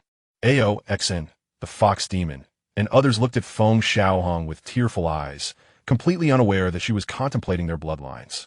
Especially the young girls, who clung to Feng Xiaohang's hands, reluctant to let go, while the fox demon grasped her tail, sniffling. Oh, where should I wipe this? Feng Xiaohang suddenly withdrew her tail, her expression darkening. This situation felt like a heartbreaking farewell, and as she observed the forlorn expressions of her little companions, Feng Xiaohang clenched her fist. Why did the atmosphere feel so off? She was departing, but not truly departing. Boss. At that moment, Mao Zioqi burst into the Yunhai Daokang, relieved to see Feng Xiaohang unharmed. Upon learning of her intention to leave, Mao Zioqi's expression darkened. Boss, if you leave, how will I find Xiaowu in the future? Mao Zioqi frowned, clearly troubled. Boss, if you're not around, will Xiaowu still pay attention to me? Feng Xiaohang inhaled sharply. This was bad. What do you mean? If I'm not around? Her eyes glinted with danger as she listened, increasingly perturbed. Mao Zioqi realized his words had gone awry and quickly added, Boss, after you leave. Stop. Feng Xiaohang interrupted, her face turning serious. Zioqi, you must not fixate on Mao Xiaowu right now. Focus on your talisman cultivation. Once you become a talisman master, what kind of women won't you be able to attract? Feng Xiaohang had to persuade him. After all, her future general could not be reduced to a mere love-struck fool. But Xiaowu is different, Mao Zioqi countered, glancing toward Mao Xiaowu. Mao Xiaowu frowned, scrutinizing the two. What are they whispering about? Feng Xiaohang glared at Mao Zioqi in disapproval, astonished that he could be so infatuated. Her gaze toward Mao Xiaowu turned slightly hostile. She was practically a cat in smoke. A genius in talisman crafting must not fall victim to a woman's whims. Mao Xiaowu, sensing Feng Xiaohang's ominous gaze, felt a shiver run down her spine, overwhelmed by a sense of confusion. A man's ambition lies beyond, and once you master your talisman skills, Mao Xiaowu will naturally come to appreciate you, Feng Xiaohang assured, tapping Mao Zioqi's chest. In the future, this emperor will certainly find you someone even better than Mao Xiaowu. The two continued their hushed conversation until Ziwan led Feng Xiaohang away, prompting the others to return their focus. Ziming, for reasons unknown, exhaled a sigh of relief. Since that little one had arrived, the Yunhai Daokang had gained considerable notoriety in the Yaoshan Shuigong. Although the reputation was not entirely favorable, it had certainly made an impact. Ziming surveyed the students of the Yunhai Daokang and cleared his throat, feeling it necessary to provide proper guidance to these young ones. Feng Xiaohang returned to the suspended island. 10,000 demon divine body. Huang Wu gazed at Feng Xiaohang's triumphant expression. Upon seeing Feng Xiaohang reveal her true form as the Mo Kailan, Huang Wu was taken aback for a while before regaining her composure. No wonder this little one possessed the purest phoenix bloodline from birth. For millennia, she had nurtured it with her essence, allowing the 10,000 demon divine body to manifest. Feng Xiaohang willingly shared the details of the 10,000 demon divine body with Huang Wu, as well as the matter concerning Zishan. Understanding the complexities of human emotions, she knew her mother would not wish her harm. Xiaohang, how many are aware of the 10,000 demon divine body? Huang Wu crouched down, grasping Feng Xiaohang's arms. As she uttered these words, a profound murderous intent was concealed within her gaze. Should others be aware of Feng Xiaohang's Wan Yao Shinti, she would undoubtedly take matters into her own hands. There were 3 individuals. Feng Xiaohang pondered momentarily, extending 3 fingers. Huang Wu's expression shifted dramatically as she tightened her grip on Feng Xiaohang, pressing for answers. Xiaohang, who else have you told? Could be Ziyuan? Ren Beihe? Ziming? If necessary, they must be eliminated. Besides Master and Aunt Z, there is also the Yao Huang. Feng Xiaohang candidly replied. Yao Huang. Huang Wu was momentarily taken aback before comprehending the situation. It must pertain to that Yao Huang, M.O. Kylin, from years past. What did you just call Zishan? Huang Wu suddenly fixed her gaze upon Feng Xiaohang. Aunt Z, she asked me to call her that. Feng Xiaohang chuckled, yet felt Huang Wu's eyes slowly narrow, causing her heart to tremble. Each time this elder displayed such demeanor, it meant trouble was brewing. Feng Xiaohang attempted to break free and flee, but Huang Wu held her firmly. Elder, please do not act rashly. Feng Xiaohang pleaded, her eyes wide with fear. From now on, you are not permitted to call her that. Huang Wu snorted coldly, beginning to threaten Feng Xiaohang, warning that if she did not comply, her accumulated treasures would be forfeit. Feng Xiaohang's complexion changed. The treasures he had amassed from Hua Yi and Yuan Meng were at stake. Master, I will never call her that again. Feng Xiaohang's face transformed swiftly as he spoke, even rising on tiptoe to peck Huang Wu on her exquisite face. Huang Wu nodded slightly, her heart filled with silent disdain. While she had no objections to Zishan teaching Feng Xiaohang the M.O. Kylin divine powers, allowing this little rascal to call her aunt was crossing the line. She had nurtured this child from birth, even using her own blood essence to nourish him for a millennium. With this thought, Huang Wu felt a surge of anger and slapped Feng Xiaohang's backside. Useless. The more she thought about it, the angrier she became. That woman had received but a trifling favor and was already calling her aunt. Huang Wu felt as if something precious had been snatched away from her. Feng Xiaohang clutched his backside, glaring angrily at Huang Wu. When Huang Wu produced a golden branch, Feng Xiaohang wrapped his arms around her fair neck. Chapter 44. M.O. Kylin Divine Powers. Yin and Yang as night fell. Feng Xiaohang and Huang Wu stared at each other, locked in a standoff. There was no way he would sleep alongside this elder tonight. Did she intend to plot against him while he slept? Feng Xiaohang chuckled coldly, his eyes ever vigilant. I have declared, I excel at slaying in dreams. You shall not succeed. Huang Wu observed the little rascal before her, whose eyes were sharp yet filled with wariness. I recall a time when you wet the bed in my absence, Huang Wu remarked nonchalantly, flicking her fingers. Feng Xiaohang's face paled. Only Chen Qiu knew about that incident, and to his shock, Chen Qiu had betrayed him. You actually bribed my person? Feng Xiaohang narrowed his eyes. How careless of him. If one wishes for secrets to remain hidden, one must refrain from wrongdoing, Huang Wu sneered. Feng Xiaohang flipped over, standing on the soft couch, pointing at her with a fierce expression and in a childish voice rebuked. Do you think that by placing a cat or dog beside me, you can drive me away? Huang Wu gazed at the obstinate Feng Xiaohang, momentarily at a loss for how to proceed. Ultimately, under Feng Xiaohang's watchful gaze, Huang Wu departed from Qi Huang Palace. Huffing, Feng Xiaohang slowly exhaled. Now, he believed he could sleep alone without wetting the bed. If he was alone, undisturbed, surely he would not have such an embarrassing mishap. In the dead of night, Feng Xiaohang drifted into a serene slumber, his breathing steady. Beside him, Huang Wu gently embraced his small frame, akin to a plush cushion. The following morning, Feng Xiaohang furrowed his brow, deep in thought. What do you wish to say this time? Huang Wu observed him with amusement. Last night, she had only climbed into bed after he had fallen deeply asleep, a fact unbeknownst to Feng Xiaohang. Yet, Huang Wu was also somewhat intrigued as to why this little one had developed a habit of wetting the bed upon returning home. Feng Xiaohang sighed, staring vacantly at the soft couch, a look of despondency on his face. He had already established his foundation. If this were to spread, even Xianhang would mock him. No, he could not allow this elder to speak of it carelessly. Feng Xiaohang turned to Huang Wu, flashing a sweet smile as he took her arm, shaking it. Master, I've made up my mind. I shall sleep with you from now on. His words were laced with flattery. Huang Wu gently brushed aside Feng Xiaohang's small hands, scoffing lightly. I will not sleep with a bedwetter. People can sometimes be quite mundane, preferring to wander outside, share conversations, and express everything with others. As Feng Xiaohang listened to the light-hearted banter, His eyes widened in shock, inhaling sharply. It was a blatant threat. Yet, Feng Xiaohang found himself unable to resist. As his vulnerabilities were laid bare, he sprang from the soft couch, leaping into Huang Wu's embrace, wrapping his arms around her neck as he whispered, "From now on, I shall accompany Master, so you won't be bored. You can share everything with me." With that, he planted a kiss on Huang Wu's cheek, his little hands clutching her neck tightly. Huang Wu rolled her eyes. This little one was quick to change sides, a fact she had grown accustomed to. However, this was advantageous, for he had a penchant for mischief, yet was also sensitive about his pride, which she could leverage against him. A smile crept onto Huang Wu's lips, detected by Feng Xiaohang, causing him to shiver. This woman did not seem benevolent. At the Yao Shan Academy, Feng Xiaohang approached the boundary of the Yao Huang Ling Quan, where a spatial gate materialized before him. Without a moment's hesitation, he stepped through. Zishan was pruning flowers and plants in the bamboo courtyard, appearing as an ordinary woman. "Aunt Z." Upon entering the bamboo courtyard, Feng Xiaohang called out. Noticing his arrival, Zishan paused her work. Mo Kailan cultivates the power of yin and yang.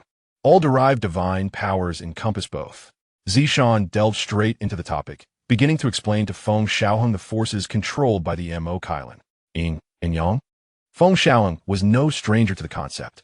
Yin and yang represent two opposing forces that, through mutual fusion and interdependence, give rise to new powers, known as Wanxian. Zishan's explanation was profound. Feng Xiaohang listened intently, finding it entirely consistent with his understanding of yin and yang. Zishan had not anticipated that this little fellow would be so attentive. Whoosh! A sound of air slicing through the atmosphere echoed, as nine-color divine light illuminated the bamboo courtyard. Nine-colored Kailan seed? Feng Xiaohang's face lit up with awe as he slowly extended his hand. However, in the next moment, the nine-colored Kailan seed flew away. It possessed sentience. Feng Xiaohang was astonished. The nine-colored Kailan seed hovered above his head, as if teasing him. Every living being harbors innate essence, and this was no exception.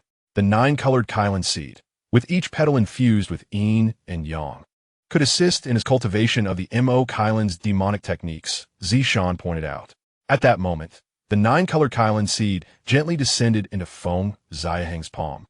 His mouth agape, tears of gratitude welled at the corners of his eyes. "You cannot consume it."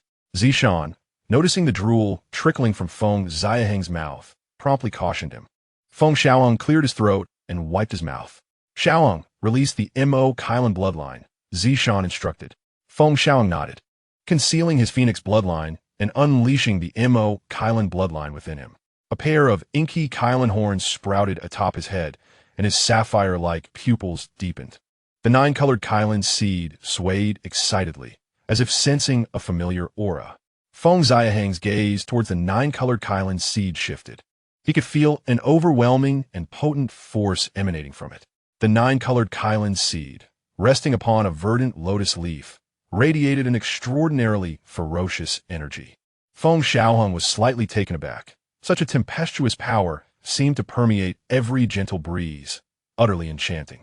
"The first form of yin-yang power you must cultivate gathers as the might of wind and thunder, known as Feng Lei Wanxian."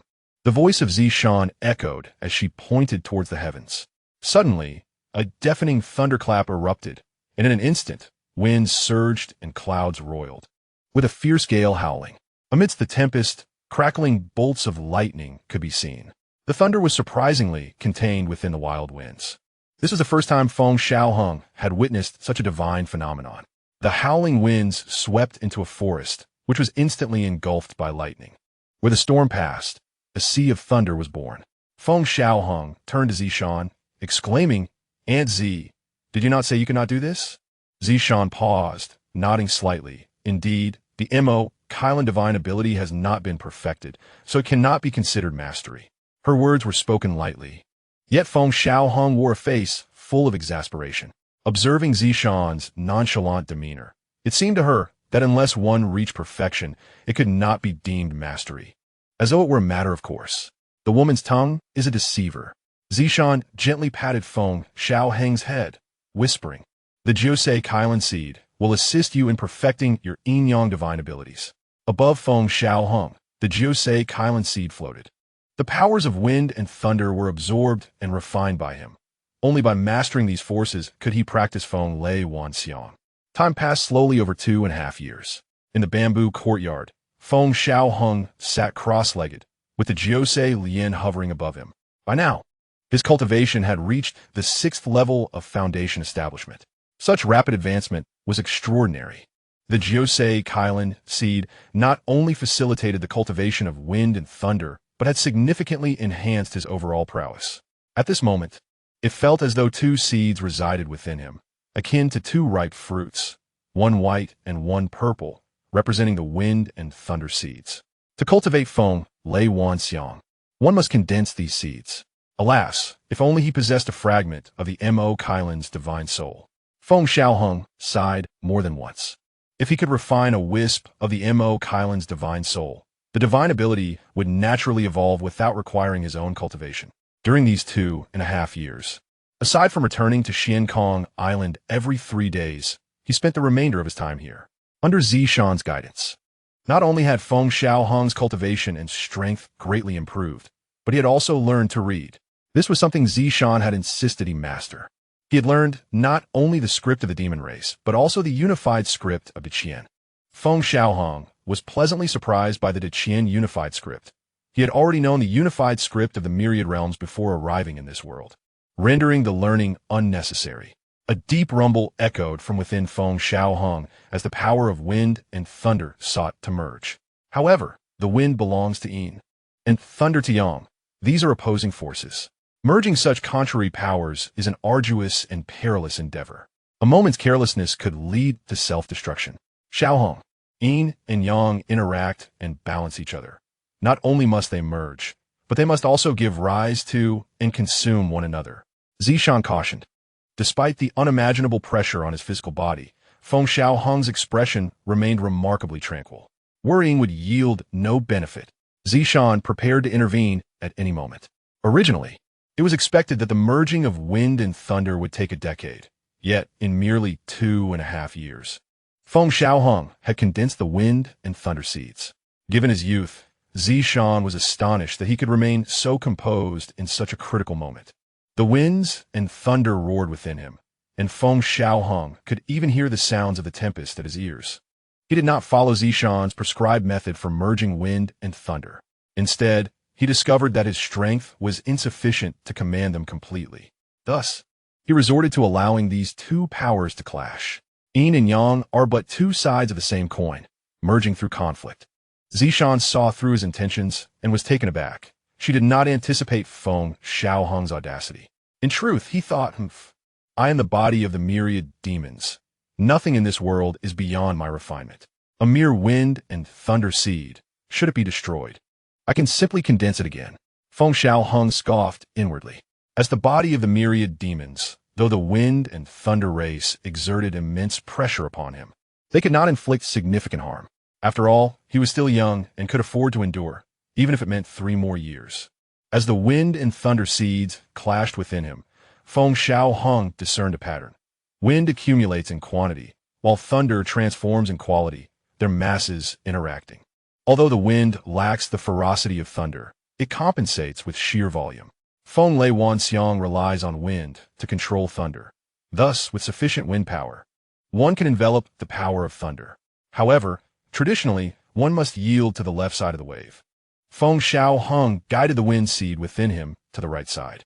Indeed, as the esoteric principle dictates, Feng Xiaohang suddenly sensed that the wind and thunder seeds within him were gradually merging in a slow yet tangible manner amidst their strife. Could this truly work? Zishan's expression was peculiar. This little one was not following her taught methods at all. To put it bluntly, he was quite rebellious. She had prepared to intervene, but seeing Feng Xiaohang so engrossed, she hesitated to disrupt him. If he were to truly fall out of balance, the harm to him would be substantial. Suddenly, Zishan glanced beyond the barrier. A woman clad in crimson stood tall, alongside a smiling Ziyuan. Huang Wu observed the barrier with concern. The little one had not returned home for several days. Upon seeing Zishan, their 2 exquisite faces met in silence. In the next moment, the barrier dissipated, and Huang Wu stepped forward, instantly entering the barrier. Ziyuan stood frozen. Previously, when the divine Phoenix Empress had come, she had not revealed herself. Yet now she had willingly opened the barrier. Huang Wu regarded Feng Xiaohang, quickly recognizing his state. Her brows furrowed slightly, and her gaze turned cold as she fixed her stare on Zishan. Once again, do you see conflict? Zishan spoke indifferently. Huang Wu did not respond. She recognized that Feng Xiaohang was at a crucial juncture.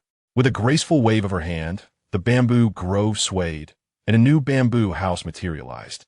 Zishan frowned. Given the other's demeanor, it appeared she intended to take residence here. Time steadily passed.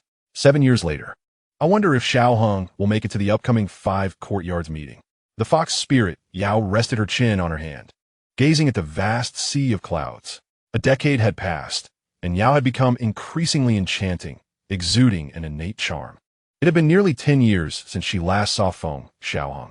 Aoxin, Koei Yuan. And Mao Xiao, you had all grown into young men and women of 17 or 18 years. Even Xian Heng had matured into a 13-year-old boy.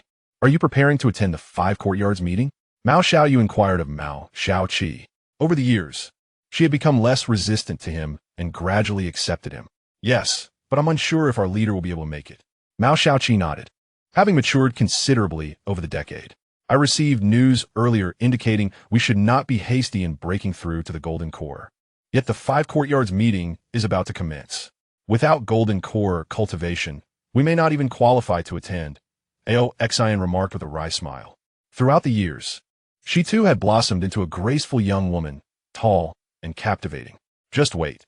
Xiaohang will surely arrive, Koei Yuan declared, his robust frame resonating with confidence. Hey, let us speak without resorting to violence.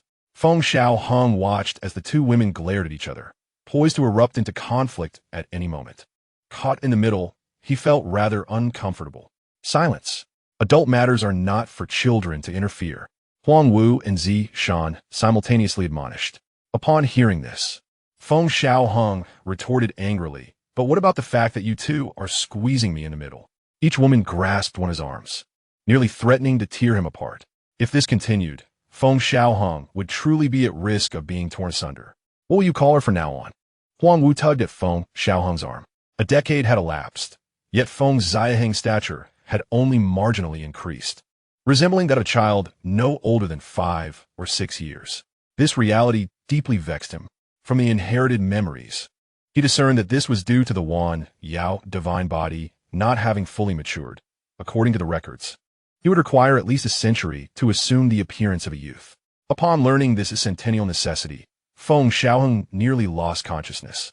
Meanwhile, Zishan grasped Feng Xiaohang's other small arm, her expression calm, though she scoffed coldly, remarking that he had addressed her as Aunt Z for 10 years. How could that be? Feng Xiaohang's face bore the weariness of one caught between 2 quarrelsome matriarchs who bickered frequently, often dragging him into their disputes.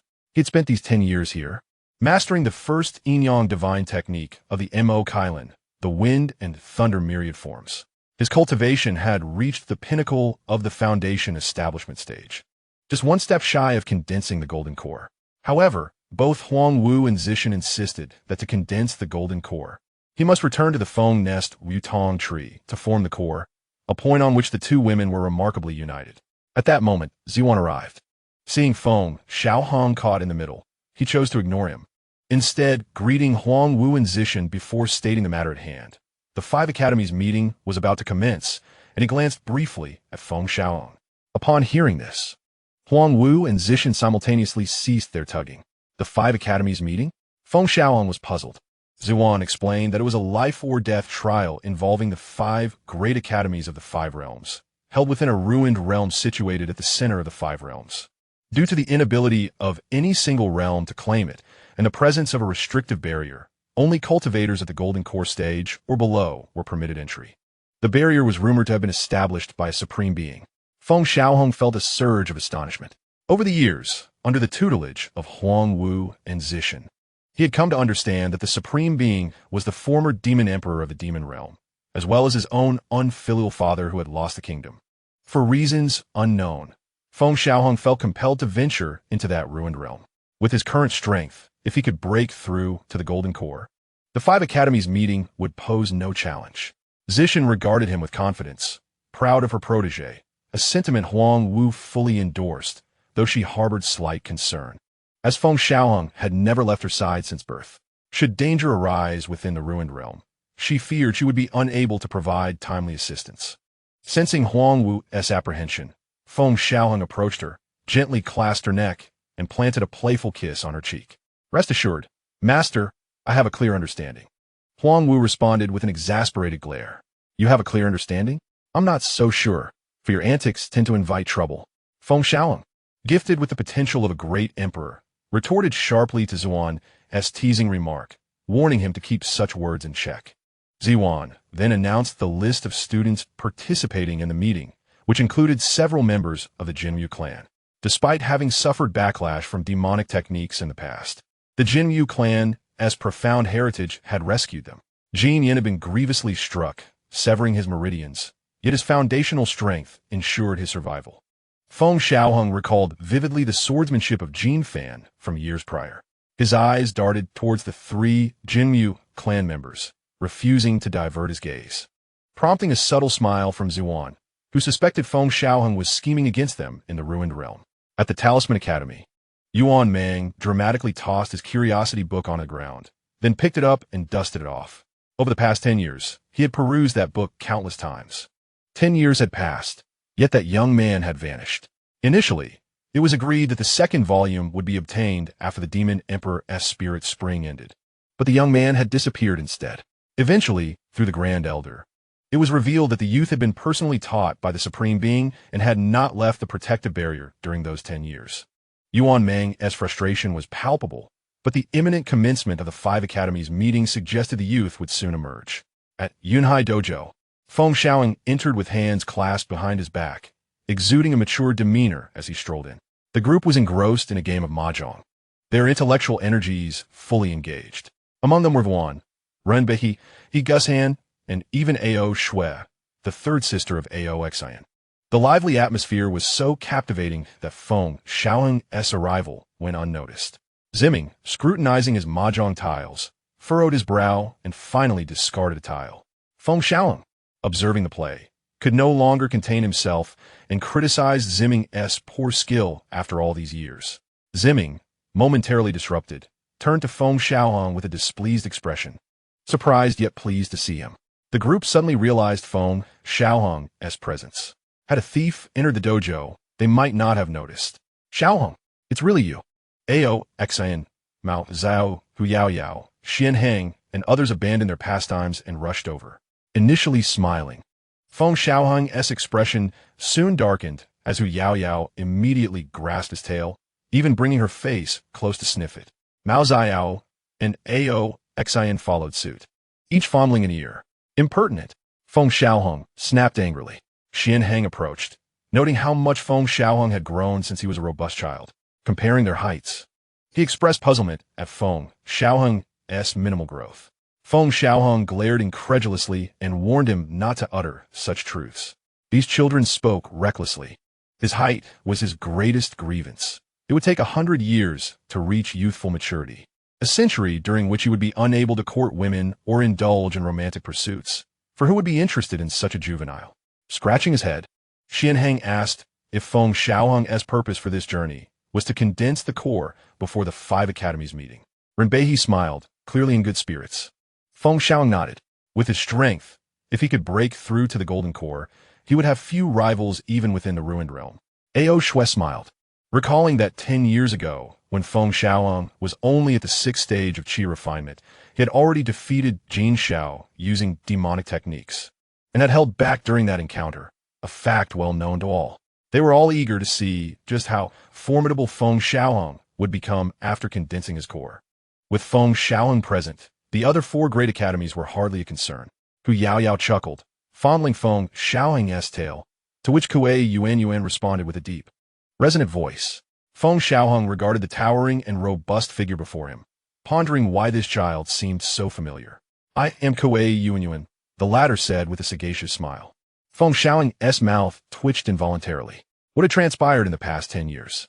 Time had been merciless, carving its marks deeply upon Kuei Yuan, transforming the once chubby child into a formidable giant. Such was the nature of the Kuei Nyo clan. As their bloodline awakened, Their physiques grew extraordinarily large. "All right, my juniors," Feng Xiaohang commanded, maintaining his authoritative demeanor. Ming remained speechless. This was his dojo, and he was the mentor. Yet it felt as though this little rascal was the true master here. Nevertheless, that familiar sensation returned. Igushan wore a broad smile, as gentle as a breeze caressing the face, maintaining this demeanor regardless of the circumstances. The dojo fell silent. Feng Xiaohang observed the reactions of those present, feeling quite satisfied, and cleared his throat. Now that everyone had reached the pinnacle of foundation establishment, we were to form a golden core of divine quality. Ming and Renbai exchanged a glance, both astonished at what they saw in each other's eyes. This little rascal intended to lead these individuals to Huangchao. The Wutong tree at Huangchao could indeed produce divine-grade golden cores, standing out in the entire demon realm as a unique entity, akin to the divine spring of the Yao Shan Shui Gong, which could forge divine foundations. "Cough, cough. Xiaohang, this matter may be a bit much," Renbai softly reminded. Ming nodded slightly in agreement. The Wutong tree towered like the world tree in the cosmos, visible even within the Yao Shan Shui Gong. Setting aside whether the Empress would agree, even if she did, the Wutong tree possessed spirit and would not assist outsiders. After all these years, why had no one sought to call in favors from the Empress? It was because the Empress had no authority over the tree's decisions. The Wutong tree was a sanctuary for the Feng and Huang, and other races could not gain its recognition. A cold smile formed at the corner of Feng Xiaohang's mouth. "In Huangchao, I hold the final say. My will surpasses all." Renbai exclaimed, "Xiaorun, what kind of look is that?" Faced with Renbai's doubtful gaze, Feng Xiaohang felt his authority somewhat diminished. "I trust Xiaohang." Xianhang beamed with innocence. Feng Xiaohang glanced at him, feeling gratified. He truly was his future general. Just as everyone was listening to Feng Xiaohang boast, "No, arrange," Mao Xiaoqi arrived. "Boss, you actually came." Mao Xiaoqi's face lit up. After 10 years, Feng Xiaohang remained unchanged, yet increasingly unfathomable. Xiaoqi."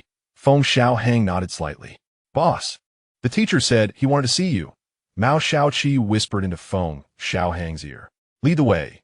Feng Xiaohang waved his hand and addressed the others. "Young ones, wait here for my return. We shall head to Huangchao together." He was well prepared for this outing and feared not the impending meeting with those two old fellows. However, having left them hanging for a decade, Feng Xiaohang felt a tinge of guilt, though this emotion passed swiftly, replaced by scheming thoughts. Elixirs, talismans. Perhaps he could extract a little more from the two old geezers. Renbai pondered for a moment and decided to inform the Empress. On Xiankong Dao, Huang Wu listened to the news relayed by Renbai, her fingers lightly tapping the armrest. "I understand. Let him be," Huang Wu replied nonchalantly. Renbai was taken aback. He anticipated the Empress's agreement. "You should visit the Tianyao Shanghu clan, the Long Shui, the Zhu Zhou Kuei Nyo clan, and Qing Xiu," Huang Wu instructed after some contemplation. After all, this was a favor, and having these major clans owe her was advantageous. Whether or not it would succeed was up to him, but that debt must be established. Renbai understood and departed. The Bai clan was a prominent family among the demons, thriving under the auspices of Huangchao. Renbai executed Huang Wu's commands without question. In the Yao Shan Shui Gong, within the Talisman Learning Hall, the atmosphere was tense. "Hurry, return it." "Indeed, return it." Yuan Mang and Hua Yi threw the curious book at Feng Xiaohang. Their demeanor conveyed their disbelief in Feng Xiaohang's integrity. This rascal had been deceitful. He had promised them the subsequent volume after returning from the Yao Huang Ling Quan. They had waited 10 long years. This time, they would not let him trick them again. Why return it? Feng Xiaohang feigned ignorance. "No more nonsense. What did you say before?" "Exactly. I've waited 10 years. Almost thought you vanished." What? He huffed, adamant about returning the book.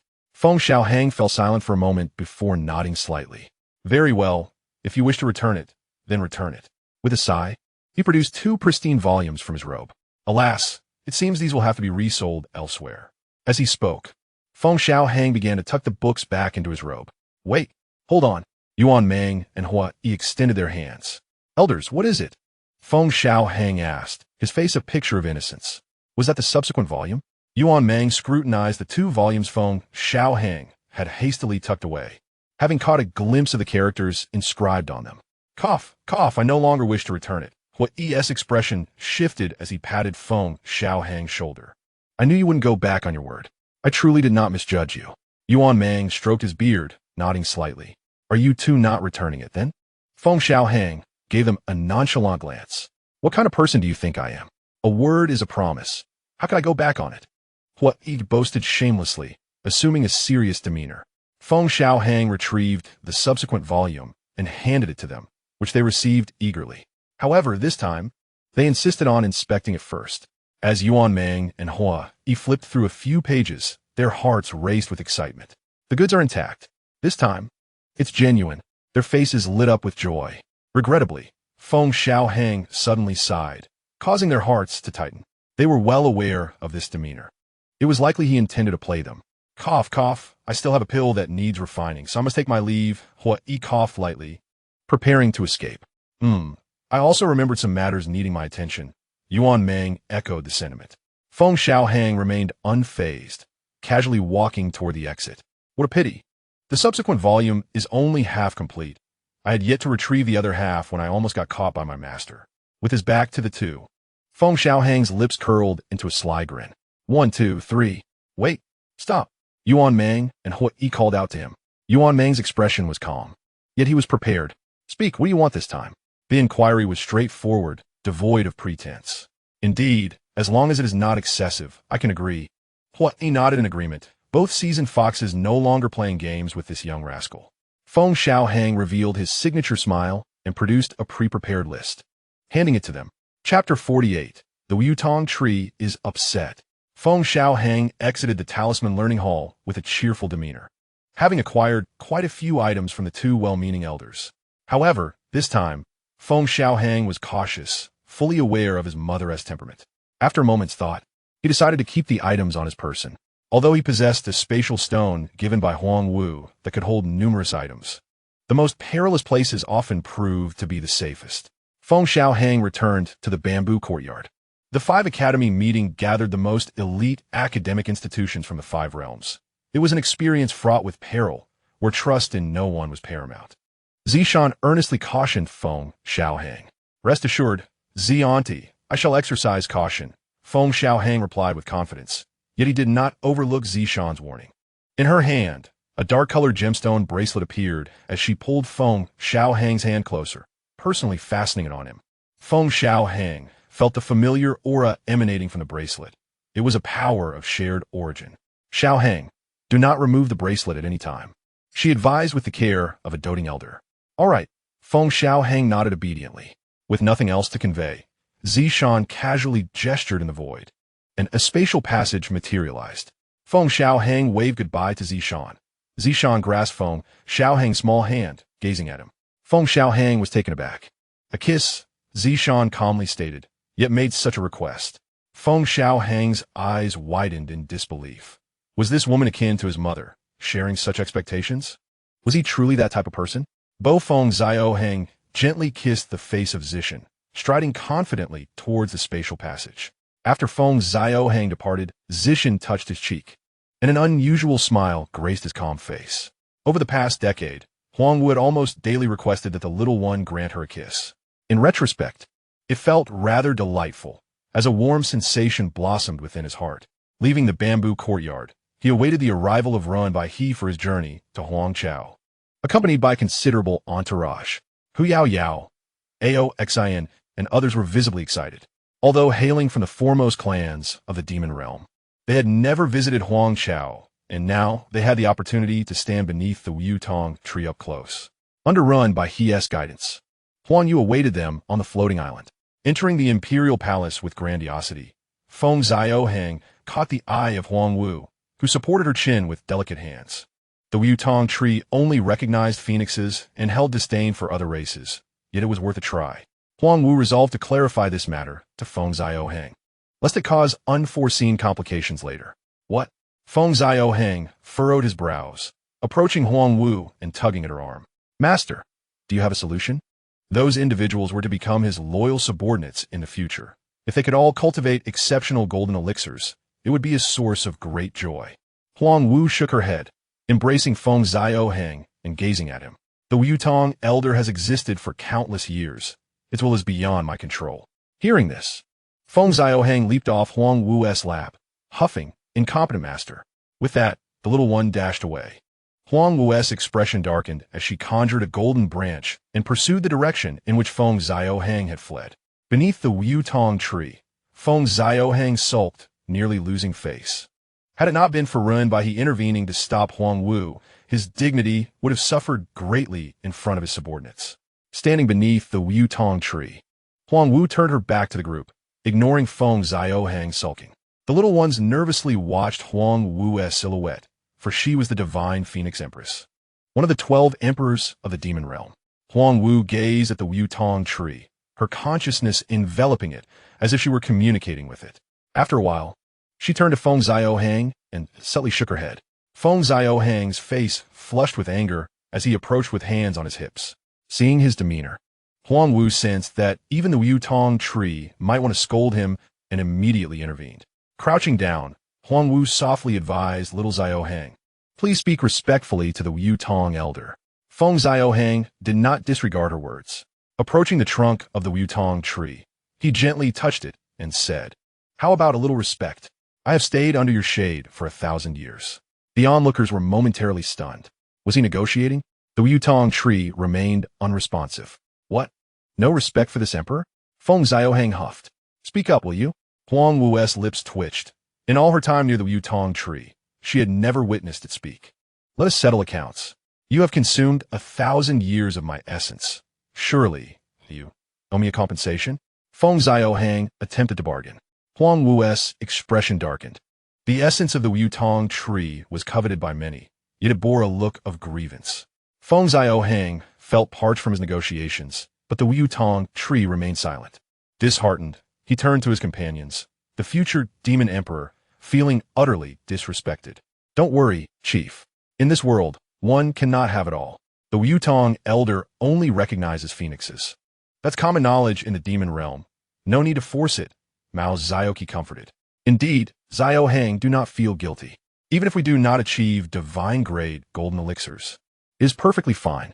Perhaps we can also cultivate our own divine-grade golden elixirs." Hu Yao Yao and others chimed in, hoping to alleviate Feng Xiaohang's sense of shame. Feng Xiaohang rolled his eyes at them. He merely felt embarrassed, not guilty. Suddenly, a crimson vine ensnared Feng Xiaohang's ankle. Startled, he soon saw the vine retract. Huang Wu cast a peculiar glance at the Wutong tree. "What's wrong?" Feng Xiaohang tugged at Huang Wu. Yet, she remained lost in thought. "Hey, speak up." Feng Xiaohang slapped Huang Wu's thigh. Only then did she snap back to reality and hesitantly say, "It is angry." "It is angry?" Feng Xiaohang, as well as everyone present, froze in disbelief. The Wutong tree could feel anger? Qing Meng was filled with questions. Su Yi shook her head, stating that only the master could communicate with the Wutong tree. "Why is it angry?" Feng Xiaohang pressed. Huang Wu glanced at the roots of the Wutong tree, where Feng Xiaohang had once been born. "It says it is upset because you haven't visited for so long," she chuckled lightly. This was the first time she sensed the Wutong tree experience emotion. After nurturing him for a millennium, it felt as if he were a child who had been away from home for too long. "It is upset with you." Huang Wu found the notion amusing. This Wutong tree had stood in the demon realm for countless ages, yet could exhibit such feelings. Feng Xiaohang approached the trunk again, gently patting it. "All right, I will be good." Chapter 49. To kill or not to kill beneath the Wutong tree. Feng Xiaohang and the others sat cross-legged, channeling their energy.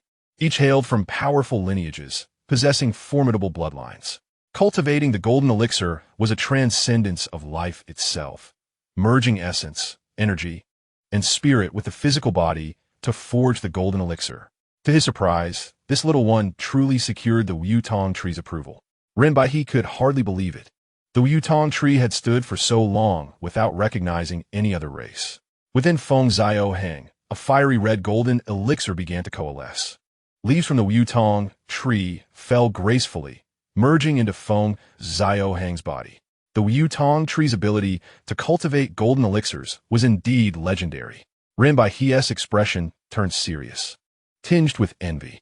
The divine Phoenix Empress had achieved a divine-grade golden elixir, ranking among the top 3 in strength among the 12 emperors.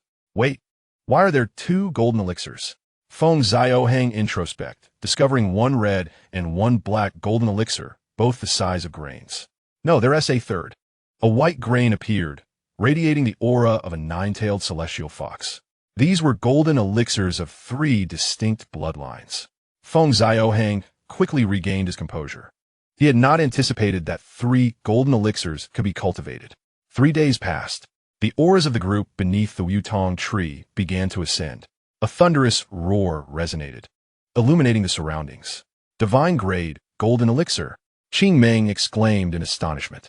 At that moment, Kuei Yuan manifested the form of Kuei Niu, drawing immense spiritual energy into a cerulean demon elixir, while Wutong leaves danced down upon it.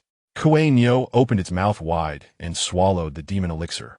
In that instant, Kuei Yuan successfully broke through to the golden elixir stage. This was a divine-grade golden elixir. Kuei Yuan had transformed into a human form, towering and muscular, resembling a coiled dragon. In the ensuing days, Hu Yao and others followed suit, breaking through under the Wutong tree's blessing, all advancing to the golden elixir stage. Divine-grade golden elixirs circulated, attracting the attention of powerful beings from the 9-tailed celestial fox and dragon clans, who came to pay their respects to the divine Phoenix Empress. Upon learning that their descendants had cultivated divine-grade golden elixirs, the elders of these clans beamed with delight. This was an immense favor. However, Huang Wu chose not to meet them.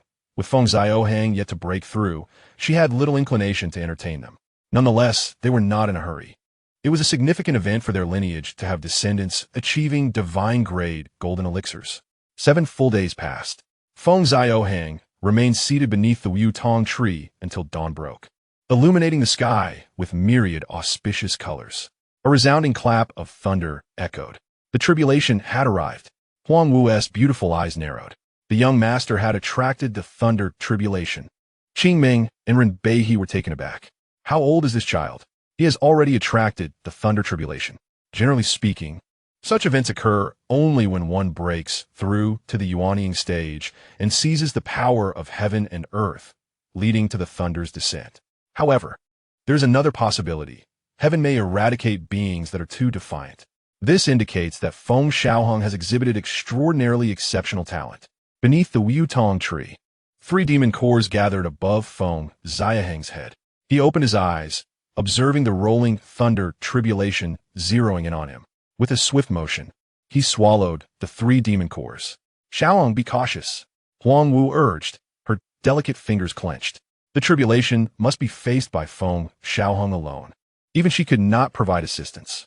Feng Xiaohang raised 3 fingers, indicating his assurance. How bold! Dare to strike at this emperor? Try it. He attempted to project an air of authority, but his slow physical growth rendered him merely a child. Boom! As the thunder tribulation coalesced, a cold smile crept across Feng Xiaohang's lips. At the pinnacle of immortals, unrivaled in the world, where there is this emperor, there is heaven. Boom! Crack! The thunder tribulation struck down fiercely, showing no mercy. Oh no! Feng Xiaohang turned on his heels and fled, his small face displaying terror. Master, save me. Yet Huang Wu stood at a distance, unwilling to step into the tribulation, knowing that her intrusion would elevate the tribulation's intensity based on her cultivation. At that moment, Feng Xiaohang would be truly obliterated beneath the thunder tribulation. Screech! In his hand, the Fengyu lotus transformed into a sea of crimson petals, striking towards the thunder tribulation. Boom!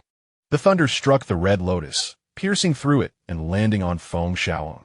His body stiffened, but fortunately, the power of this strike had been significantly weakened by the red lotus.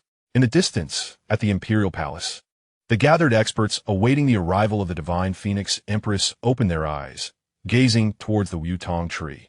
But soon, they were met with a piercing gaze in return. The fox demon and Ao Xian were also present.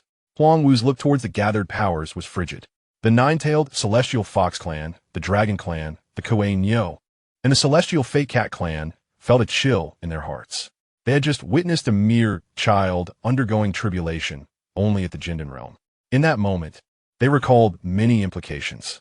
Attracting the thunder tribulation at the Jindan stage could only be accomplished by a being defying the heavens. Such an individual, once grown, would upend the entire demon realm, even a myriad worlds. Bang, bang, bang. Figures clad in crimson armor stood tall in the heavens, casting cold glances towards them. The clansmen trembled with fear. Even the students who had come to the Demon God Academy felt their legs weaken. Kill. Huang Wu uttered this word with indifference. Those who had witnessed things they should not have would not be permitted to leave. The Qi Huang guards wasted no time. Huang Yu took the lead, launching a spear towards the gathered powers. Your Majesty, please calm your anger. We saw nothing. One expert exclaimed in horror, but soon was enveloped by flames, reduced to ashes. Your Majesty, I swear, I will never speak of today's events. Please spare me. The sounds of pleading echoed, yet Huang Wu remained expressionless, ignoring them. The assurances from these individuals stirred no emotions within her. Renbei He, witnessing this scene, felt a surge of dread. Although he relied on the Phoenix clan, today's events had evidently awakened a murderous intent in the Empress. He could not fathom whether he would survive this day. At that moment, Huang Wu turned her gaze towards him. Cold sweat trickled down Renbei's brow, and he wished he could slap himself. It was merely a divine-grade Jindan. Yet he had been so curious. Why had he stayed to watch? Only when Huang Wu shifted her gaze did he exhale slowly, realizing he had survived. In that instant, he had not sensed any killing intent, yet he understood that his life hung by a thread, contingent on her whims.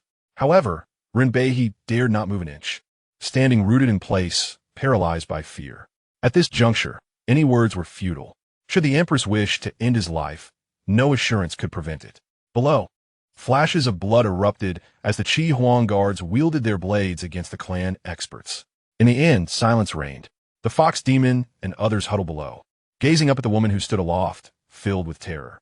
In that moment, she resembled Ashura, devoid of any emotion. The powerful figures of their clan had come to welcome them back, only to be met with this brutal massacre. Huang Wu merely observed them coldly, detached. She was torn between the decision to kill or spare. Under the Yutong tree, Feng Xiaohang's clothes were tattered, a result of the lightning strike. The branches of the Yutong brushed against him, akin to a warm hand soothing the wounds inflicted by the thunder tribulation.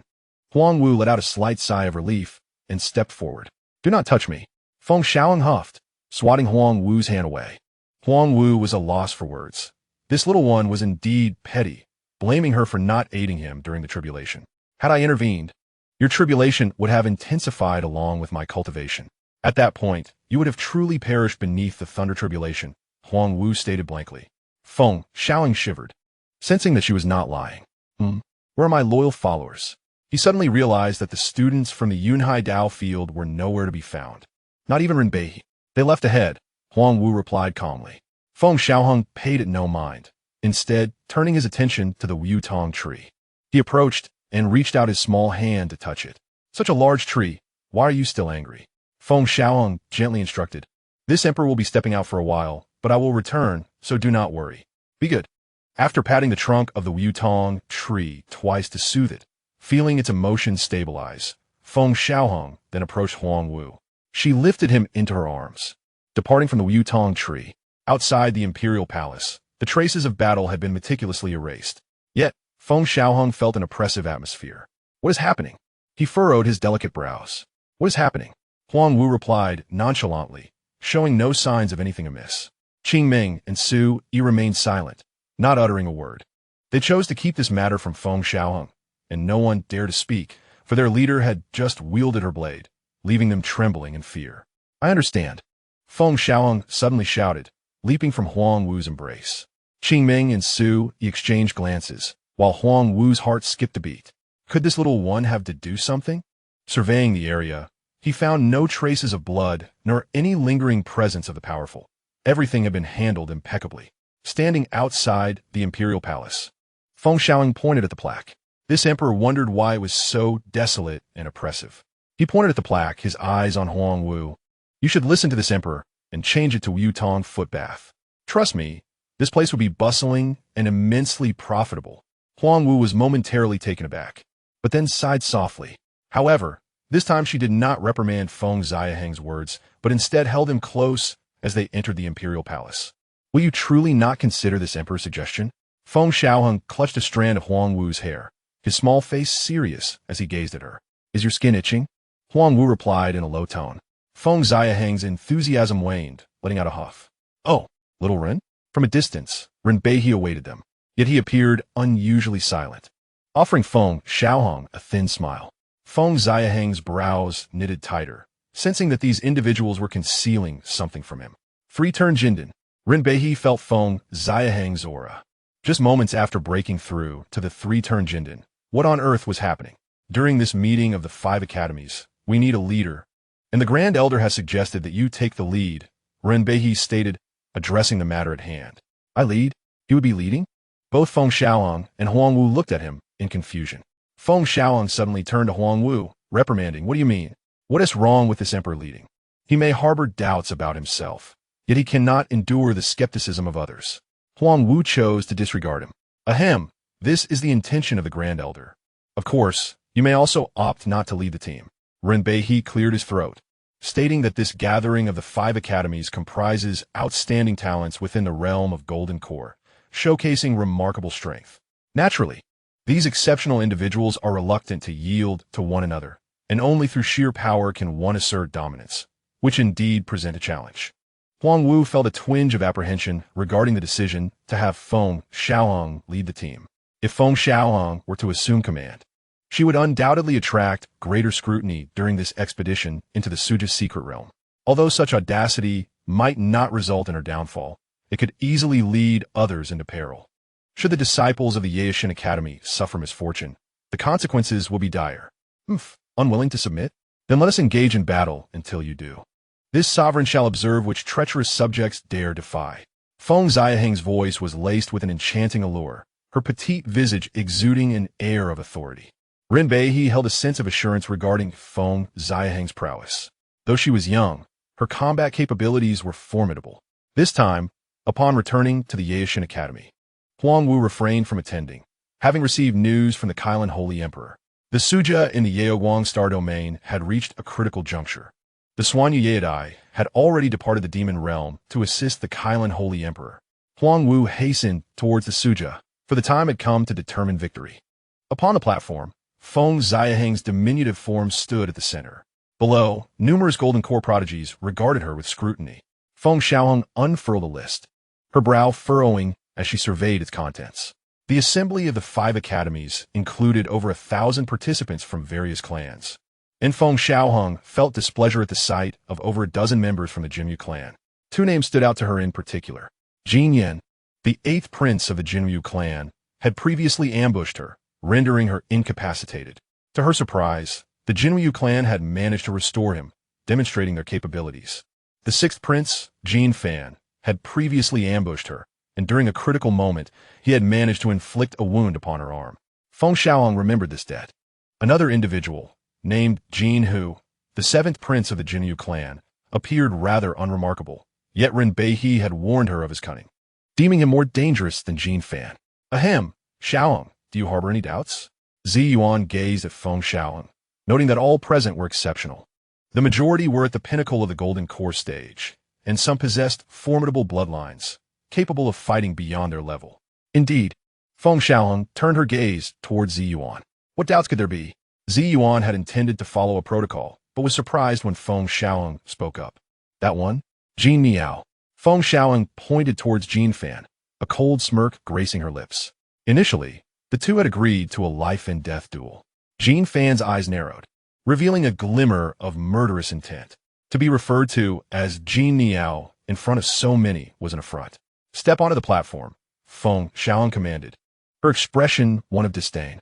Jin Fan, with a mocking demeanor, replied, very well, as long as the Grand Elder permits, let us engage in a life-and-death battle. On the platform, Zi Yuan sighed inwardly, understanding that such grievances were unavoidable. Moreover, the Holy Emperor had previously intervened, and both the Empress and Suanyu Yaodai had consented.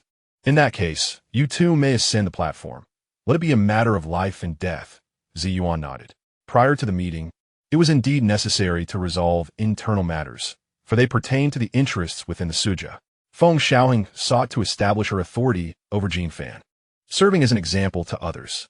Chapter 51. Who says winning hearts requires only strength? Your Highness, you must kill this child. Jean, she secretly transmitted his thoughts. Rest assured. Jean Fan nodded slightly, having sensed that Feng Xiaohang's aura was merely at the third tier of Golden Core. He had already reached the pinnacle of Golden Core and was confident in his ability to crush Feng Xiaohang. Internally, he sneered. Indeed, the naive young often fear not the tiger, their minds still immature. Under the watchful eyes of the Academy's members, Feng Xiaohang and Jean Fan ascended the platform. Boom! As Jean Fan stepped onto the platform with his hands behind his back, the lotus blossom surged toward him. Jean Fan was taken aback, caught off guard, and with a thunderous explosion, it erupted around him. Even the spectators below were momentarily stunned. The attack came too swiftly, no words were exchanged, and the assault commenced without warning, taking advantage of Jean Fan's moment of inattention. Shameless. Jean, she seethed, directing his gaze at Ziyuan. Grand Elder, this child ambushed him. His intentions are sinister. This is unfair. At this moment, Ren Beihe responded with a mocking tone. Once on the platform, one must be prepared for anything. What? Should I remind you before we commence? Moreover, this is a life-and-death battle. Only one can survive. Upon a life-and-death stage, all means are permissible. The atmosphere fell into silence, and Ziyuan offered no rebuttal, evidently acquiescing. Many mentors, elders, and students present nodded in agreement.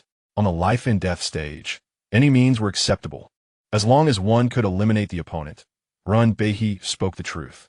Jean Shi's expression darkened further upon witnessing Jean Fan coughing up blood, his body half consumed by the flames of Huang Yan.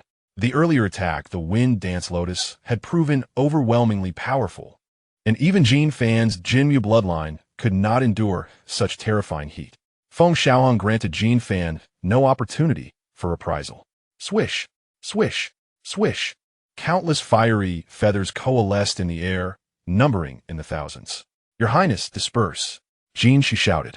Just as Jean Fan regained his senses, he saw Feng Xiaohang's lips curl into a cold smile. With a cry that echoed like a phoenix's call, Jean Fan's mind faltered. Feng Xiaohang opened her mouth, unleashing waves of sound that penetrated Jean Fan's consciousness. This was a mental attack from the divine phoenix scripture, her innate mental prowess, combined with the bloodline of the nine-tailed celestial fox, rendered her mental energy extraordinarily formidable. Phoenix cry to the nine heavens. Such a technique could only be wielded by one with sufficient mental strength. Should the mental energy falter, it would recoil upon the user. As Jean Fan's consciousness wavered, the sky filled with fiery feathers, each blazing like arrows. Your Highness. Jean, she stepped forward, determined not to witness Jean Fan perish on the life-and-death stage. When Jin Xiao was gravely injured, the Jinmu clan was already displeased, but at least he survived, still possessing a chance for redemption. If Jean Fan were to die, he too would face the clan's reckoning. At this moment, Ziyuan turned his gaze towards him, offering no words, yet exuding an unparalleled pressure. Jin Shi halted, cold sweat trickling down his forehead. This was a life-and-death battle presided over by Grand Elder Ziyuan, and no one dared to act recklessly. He had momentarily lost his wits. Puff, puff, puff. A rain of arrows pierced through Jean Fan's body, as the flames of Huang Yan consumed him. The entire ordeal transpired swiftly. Jean Fan could not unleash a single technique nor mount any resistance. Silence enveloped the arena. All eyes were fixed in shock upon the petite figure on the life-and-death stage, their expressions fraught with astonishment. Although Jean Fan had been caught off guard, this was sufficient to demonstrate Feng Xiaohang's formidable strength. Jean Fan had been slain without a chance to fight back. Deep within the Yaohuang spirit spring, Zishan withdrew her gaze, a subtle smile gracing her lips. She was fully aware of Feng Xiaohang's capabilities. As a precaution, she had kept a close watch on the proceedings. Should Feng Xiaohang truly falter, she would disregard the rules to ensure his safety. Rules have always served to bind the weak. In her presence, rules are inconsequential, easily altered, for she is the architect of those very rules. On the life-and-death stage, Feng Xiaohang approached Jean Fan's lifeless form, retrieving a spatial stone from his possession. Delving her consciousness inside, she discovered numerous valuable items. Following a moment of silence, Jin Shi's voice, laced with fury, broke through. You dare, wretch! Within Jin Fan's spatial stone lay many secrets of the Jinyu clan. Although only those of Jinyu blood could wield them, they remained the clan's hidden treasures. Feng Xiaohang merely cast a dispassionate glance at him, stating, "These spoils of war belong to this sovereign. Even Jin Fan's corpse is rightfully mine." In full view of the crowd, Feng Xiaohang extended his hand and pierced through Jin Fan's corporeal form. With a soft sound, he cast a glance at Jin Shi, sneering, "How is it?" This act was a blatant insult, yet none dared to speak, while the expressions of the Jinyu clan members darkened to an extreme. Seventh Prince Jin, whose gaze was shadowed. In contrast to Jin Xiao and Jin Yin, he appeared remarkably composed. At that moment, Feng Xiaohang was the victor. Should he act recklessly, Ziwan would not hesitate to eliminate him. A faint smile graced Feng Xiaohang's lips. His objective had been achieved. The seemingly insulting gesture concealed profound significance, for he had obtained the essence of the Jinyu clan's bloodline, enabling him to cultivate a fourth lineage. Despite harboring enmity towards the Jinyu clan, he could not overlook the potential of their bloodline. Being a formidable force in the demon realm, their lineage possessed undeniable merits. Feng Xiaohang was far from narrow-minded. Moreover, encountering the Jinyu clan in the future and utilizing their bloodline and abilities against them would be far more entertaining. "Enough. I have no interest in corpses. You may have it back." With a casual kick, Feng Xiaohang sent Jin Fan's lifeless body flying, landing at Jin Shi's feet. "Seventh brother," Jin Yin called out, gritting his teeth. Jin, who shook his head, his voice calm. "No need to rush. We shall deal with him in the ruins realm." Jin, who cast a glance at Jin Shi, disregarding him, and turned to leave, with the Jinyu clan following suit. Gazing at the corpse beneath his feet, Jin Shi's heart trembled, but at this point, he could only depart with Jin Fan's remains. However, it was likely that the Jinyu clan would not let this matter rest easily. On the life and death platform, Feng Xiaohang bowed to the assembly below. "Dear brothers and sisters, during this meeting, let us discuss matters collectively, and I hope for your guidance." Feng Xiaohang wore a warm and gentle demeanor, entirely devoid of his earlier arrogance, instead exuding humility and courtesy. This display naturally endeared him to the gathered students. After all, facing them with a smile and respectful address. Even the proudest among the students nodded appreciatively. "Ha ha, little fellow, no need for such formality.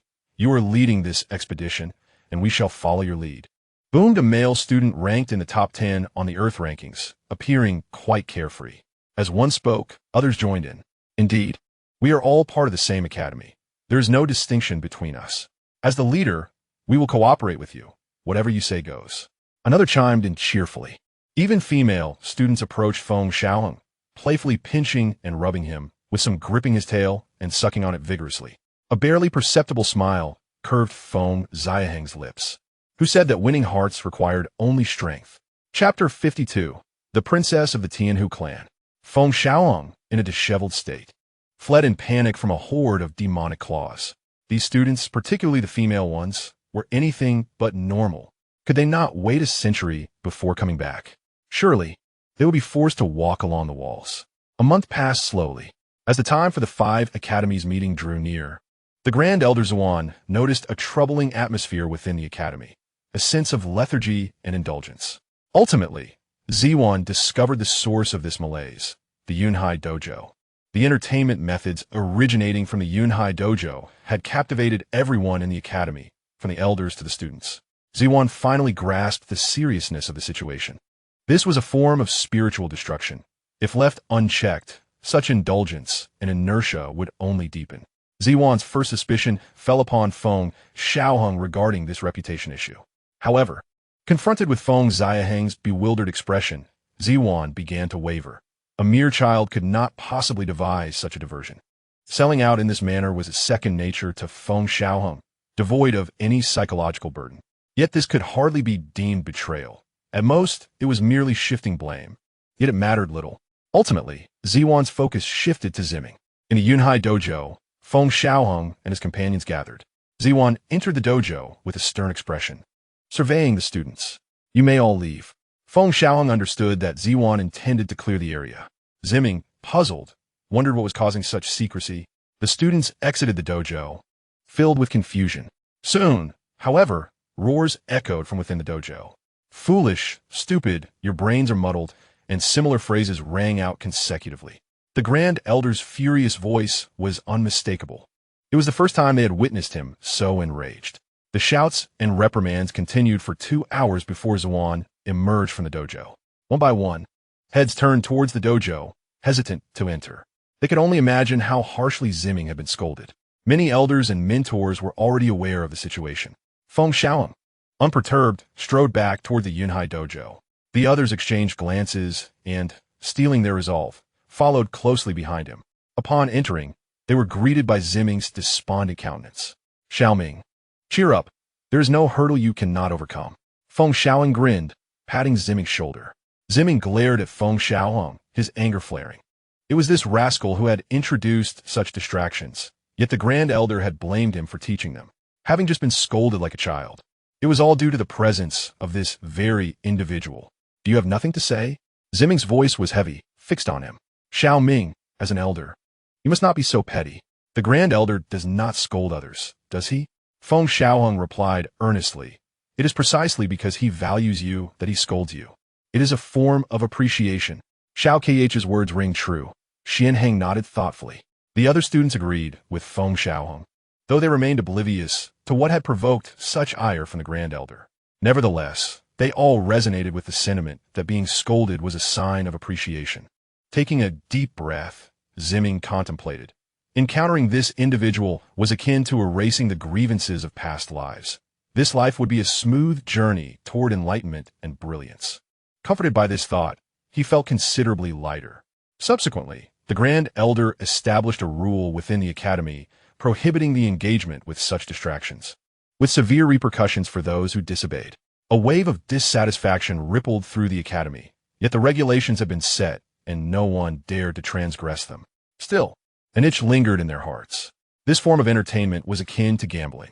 Xuan, examining the playing cards and square mahjong pieces in his hand, quickly deduced their nature. This was merely a simple amusement, yet it could evoke greed within one's heart, leading to an irresistible obsession. Xuan understood clearly that the true peril did not stem from the oppression of cultivation, but rather from the erosion of the spirit. This was an invisible blade, undermining one's foundation. With this realization, Xuan's eyes sparkled. Summon someone. A figure appeared, bowing slightly before Xuan. Do you know how to play Do Dizu and Mahjong? Xuan inquired. The newcomer hesitated, unsure why the Grand Elder posed such a question. Declaring ignorance would be implausible, as he had played before. Xuan discerned from his expression that he was indeed familiar with the games. Bring these to the 4 realms. Disseminate this method of play. Xuan stroked his beard, exuding an air of mystery, a smile playing at the corners of his mouth. Understood. The figure vanished, setting the plan into motion. Xuan rose slightly, murmuring, if the 4 realms become enamored and neglect their cultivation, while I flourish, there will be no future 5 academies meetings. The north of the eastern lands shall belong to our demon realm. At the Huangqiao, Feng Xiaohang returned to find Huang Wu waiting for him. Oh, were you not off to engage in battle in the ruins realm? Feng Xiaohang plopped down on a Huang Wu's lap with ease. We emerged victorious. Huang Wu replied with a faint smile. Ha ha ha, as expected of my loyal maid. I am greatly pleased. Feng Xiaohang laughed heartily, his face brimming with satisfaction, only to be met with Huang Wu's dangerous gaze. Feng Xiaohang lightly cleared his throat, and in the next moment, he sprang from Huang Wu's lap like a startled rabbit. However, before he could touch the ground, his collar was seized by Huang Wu. Feng Xiaohang kicked and struggled, but Huang Wu merely smirked as she lifted him effortlessly. Old lady, don't mess around, he called out, but Huang Wu paid him no heed and simply laid him across her thigh. Startled, Feng Xiaohang shouted, stop fooling around. This is serious. Huang Wu raised an eyebrow. Oh, pray tell. I require a fragment of the 9-tailed celestial fox's spirit. Feng Xiaohang hurriedly stated, adding, it's essential for the Wan Yao Shun tea. As expected, Huang Wu paused her actions, cradling him as she regarded him intently. You absorbed Su Yi's essence blood? Feng Xiaohang nodded. Indeed, her essence blood is the finest. Huang Wu let out a subtle sigh of relief, and continued, I shall procure a fragment of Su Yi's spirit for you. The secret of the Wan Yao Shun tea must remain concealed, and no one should be privy to it. Huang Wu's expression turned serious. She had reiterated such warnings on numerous occasions. What exactly is Su Yi's background? She is of a nine-tailed celestial fox lineage. Why is she here in the phoenix nest? Feng Xiaohang voiced his lingering confusion. He had long been perplexed by this matter, as both the nine-tailed celestial fox and the phoenix clans represented the pinnacle of demonic bloodlines and races, making such circumstances seem improbable. Although Huang Wu was the demon empress, she could not simply take a member of the nine-tailed celestial fox as a servant. She was a princess of the celestial fox, her father the clan leader. But her lineage had encountered some unforeseen troubles. Huang Wu did not conceal the truth and began to explain, "Long ago, stop. No need to elaborate," Feng Xiaohang interrupted, covering Huang Wu's mouth. He could already predict the ensuing narrative, even envisioning multiple versions of it. Chapter 53. The Conclave of the Five Academies commences. All right. Go fetch Su Yi's spear for me. Feng Xiaohang leapt down from Huang Wu's thigh. Yet, Huang Wu restrained him once more. Feng Xiaohang tilted his head.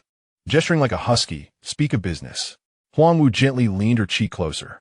Feng Xiaohang was all too familiar with this gesture. "At your age, still needing to kiss," he muttered. With a soft peck on her flawless cheek, Huang Wu departed, quite satisfied.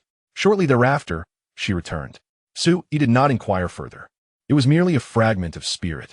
Beneath the Wutong tree, only Huang Wu and Feng Xiaohang remained, with Qing Ming and Su Yi absent this time. Currently, only Huang Wu and Zishan were aware of the Wan Yao Shinti. Huang Wu's prior actions in eliminating powerful beings from various clans were precautionary measures. As for the few academy students, including the fox demon, Ao Xian, and Xian Heng, they were spared. However, it appeared that those students still held no animosity towards Feng Xiaohang. They had merely been startled by Huang Wu's methods. The loss of their kin had barely stirred any emotions within them. In such grand clans, the bonds among kin were often fragile, especially considering that those who had come to the Phoenix Nest held little status within their own clans.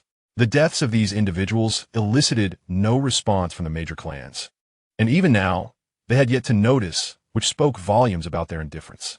Feng Xiaohang refined the fragment of Su Yi's spirit, transforming himself into the true form of the nine-tailed celestial fox, his eyes shimmering with exquisite divine light, and two long, pristine tails unfurling behind him. This marked Huang Wu's first encounter with Feng Xiaohang unleashing the Wan Yao Shinti. The Wan Yao Shinti, which absorbed the essence of all beings in the world, was an extraordinarily formidable constitution, capable of siphoning the very foundations of existence. Huang Wu gazed intently, reflecting inwardly. Simultaneously, she understood that the growth of such a constitution would encounter numerous challenges, primarily from the heavens and the earth. A series of inherited memories materialized in Feng Xiaohang's mind. Illusory maze creates a labyrinth within the opponent's mind. Only by escaping this maze can the spirit regain consciousness. Feng Xiaohang was astounded. Such a divine ability was indeed a lethal weapon. In battle, life and death could hinge upon a mere moment. By the time an opponent regained their wits, they would likely have already sustained severe injuries or even succumbed. Truly, it was worthy of being one of the most powerful bloodlines in the demon realm, capable of developing such abilities. Celestial Fox Divine Eye can perceive all illusions, unveiling the opponent's weaknesses and even discerning flaws in their divine abilities, thereby dismantling them. Feng Xiaohang's eyes radiated a purple brilliance. He had already manifested the Celestial Fox's eye. Ordinarily, this divine eye could only be awakened by the purest, nine-tailed celestial fox lineage, and only upon reaching the nascent soul stage could it be unlocked. However, Feng Xiaohang's spirit was exceptionally robust, and the moment he refined Su Yi's spirit, it activated. Among the nine-tailed celestial fox clan, those capable of awakening the celestial fox's eye were exceedingly rare. Not every clan member possessed this ability. Nine-tailed blade, a divine weapon forged from the essence of the nine tails for offensive purposes. The nine-tailed celestial fox's most resilient weapon. This race embodies a paradox. Its physical form is not particularly powerful among the demon clan, yet its nine tails are renowned for their strength and resilience. Thus, the nine-tailed celestial fox, as a race, presents a stark contrast. However, the nine-tailed blade cannot be wielded casually, while the illusory maze and the celestial fox divine eye can be. The illusory maze is a form of mental assault. and once the celestial fox divine eye is awakened, it remains with the individual and does not fade. Feng Xiaohang obscured his celestial fox bloodline, yet the celestial fox divine eye persisted. This time, at the conclave of the 5 academies, he possessed numerous trump cards and felt no trepidation whatsoever. The 4th level of Golden Core? I have unexpectedly broken through without realizing it. Truly, the princess of the Celestial Fox clan, her spirit's inherited memory was astonishingly complete. Feng Xiaohang felt a great sense of satisfaction. In the future, should you achieve great success, perhaps you can assist Su Yi. Huang Wu nodded, lifting Feng Xiaohang with ease. If Su Yi were to gain control over the 9-tailed Celestial Fox clan, it would bode well for you. Feng Xiaohang wholeheartedly agreed with Huang Wu's statement. Patting her shoulder, rest assured, dear lady, I shall subdue not just the 9-tailed Celestial Fox clan. Not calling me master anymore? Huang Wu regarded Feng Xiaohang, her expression tranquil. Oh, feeling a bit temperamental? Master. Feng Xiaohang leaned closer to Huang Wu's cheek and playfully gave a quick peck. Huang Wu's lips curled into a subtle smile. In the Yaoshan Academy, the conclave of the 5 academies was approaching. This time, Ziyuan personally led the team, while the Kailan Holy Emperor remained in the Su realm. Although the Su realm had been secured, his presence was still required there. With Huang Wu and the Zonglong Emperor alongside 11 other demon emperors in the demon realm, there was no need for concern. Feng Xiaohang stood at the forefront of the students. Xiaohang, I sense something within the Su realm's secret territory. These individuals will not truly heed your words. Oh, Xin expressed her thoughts. Feng Xiaohang understood this well and nodded lightly. When the time comes, follow my lead. As for the others, they are inconsequential. For some reason, Feng Xiaohang felt an inexplicable call emanating from the Su realm's secret territory. This sensation grew increasingly intense. Xin nodded. Among them was Ao Shui. To be cautious, they formed a group consisting not only of Ao Shui, but also a girl named Feng Ling. To Feng Xiaohang's surprise, Feng Ling hailed from the Qingwan clan, kin to Qingming. When Jin Xiao had previously challenged him, Feng Ling had appeared, boldly declaring that she would avenge him if he were bullied. Yet now, Feng Ling regarded this young lad with a rueful smile, realizing that she was no longer his match.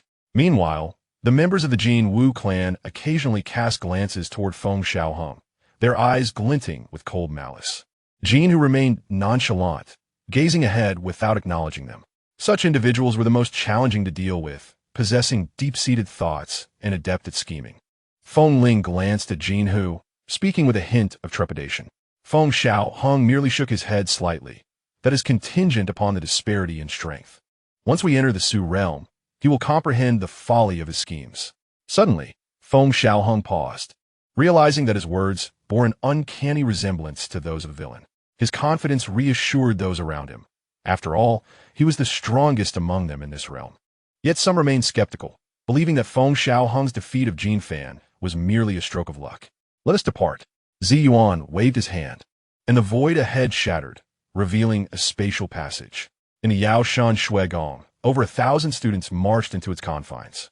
Beyond the boundary of the Su Jie lay a fragmented continent, where formidable figures stood in the void, trailed by a multitude of youthful faces. One individual opened their eyes, gazing into the emptiness. The others followed suit, as Ziyuan led the throng of young disciples through the spatial passage. Ziyuan, someone called out. I didn't expect the 4 realms to arrive so swiftly. Ziyuan smiled faintly. The Yuansong realm, the Future realm, the Dongji realm, the Shifeng realm, and the Yao realm, all 5 realms had converged. Feng Xiaohang and the others curiously surveyed the incomplete land. Ahead, a black hole appeared to rise and fall, emanating an aura that sent chills through the heart. This was the entrance to the secret realm of Su Jie. Chapter 54. Did the young defeat the old? Ziyuan, you cannot be telling me that the one leading the Yao Shan Shuigong is just a child? An elder from the Yuansong realm, upon spotting Feng Xiaohang directly ahead, spoke with derision and scorn. Others from various factions turned their gazes toward Feng Xiaohang, echoing the mockery. It seemed the Yao Shan Shuigong had truly fallen to such a state that they dispatched a mere child to lead. Were they conceding defeat? Laughter erupted from the powerful figures and students of the other 3 realms. The child appeared to be no more than 5 or 6 years old, daring to venture into the Su Jie secret realm. It was evident that the Yao Shan Shui Gong had seen better days. Zi Yuan remained unfazed by the ridicule directed at him. The members of the Yao Shan Shui Gong wore peculiar expressions, momentarily silent as they turned their attention to Feng Xiaohang. They understood that this little fellow had quite a temper. Indeed, my temper, Feng Xiaohang exclaimed, rolling up his sleeves, ready to step forward. A delicate hand pulled him back, and he turned to see a tall girl with a long ponytail gazing at him, her phoenix-like eyes shimmering like autumn waters. Huang Yao, Feng Xiaohang muttered, ranked third on the Earth list. Huang Yao of the Phoenix clan had recently surpassed the third-ranked member of the Dragon clan upon her emergence from seclusion. Feng Xiaohang had previously held the fourth rank, but now he was first due to his earlier victory over Jin Fan. It's all right. Allow me, Huang Yao said with a gentle smile, ruffling Feng Xiaohang's hair. She stepped forward, a long sword appearing in her hand, her voice cold yet slightly charming. Who leads the Yuansong realm? Step forth. Her sword pointed into the distance, her gaze indifferent. The youth leading the Yuansong realm frowned. Brother Qian Hao, there's no need for you to intervene. A dark-skinned youth stepped forward, eyeing Huang Yao with a lecherous gaze, licking his lips. I happen to need a maid. I've heard tales of the breathtaking beauty of the women from the Phoenix clan. You shall serve me. Suddenly, a blade of darkness appeared, advancing swiftly, only revealing itself as a sinister long knife upon nearing. Huang Yao's expression remained unchanged, as flames surged from her sword. A piercing phoenix cry resonated, and a crimson light swept forth as if a divine phoenix were diving toward the adversary. The long knife bore ghastly faces, seemingly capable of devouring souls, creating an eerie atmosphere. What a dark martial technique, a fox demon remarked, furrowing her brows. Such a sinister style, a youth clad in purple murmured. What is the matter, Zion? Hua Xiao Xiao inquired softly beside him.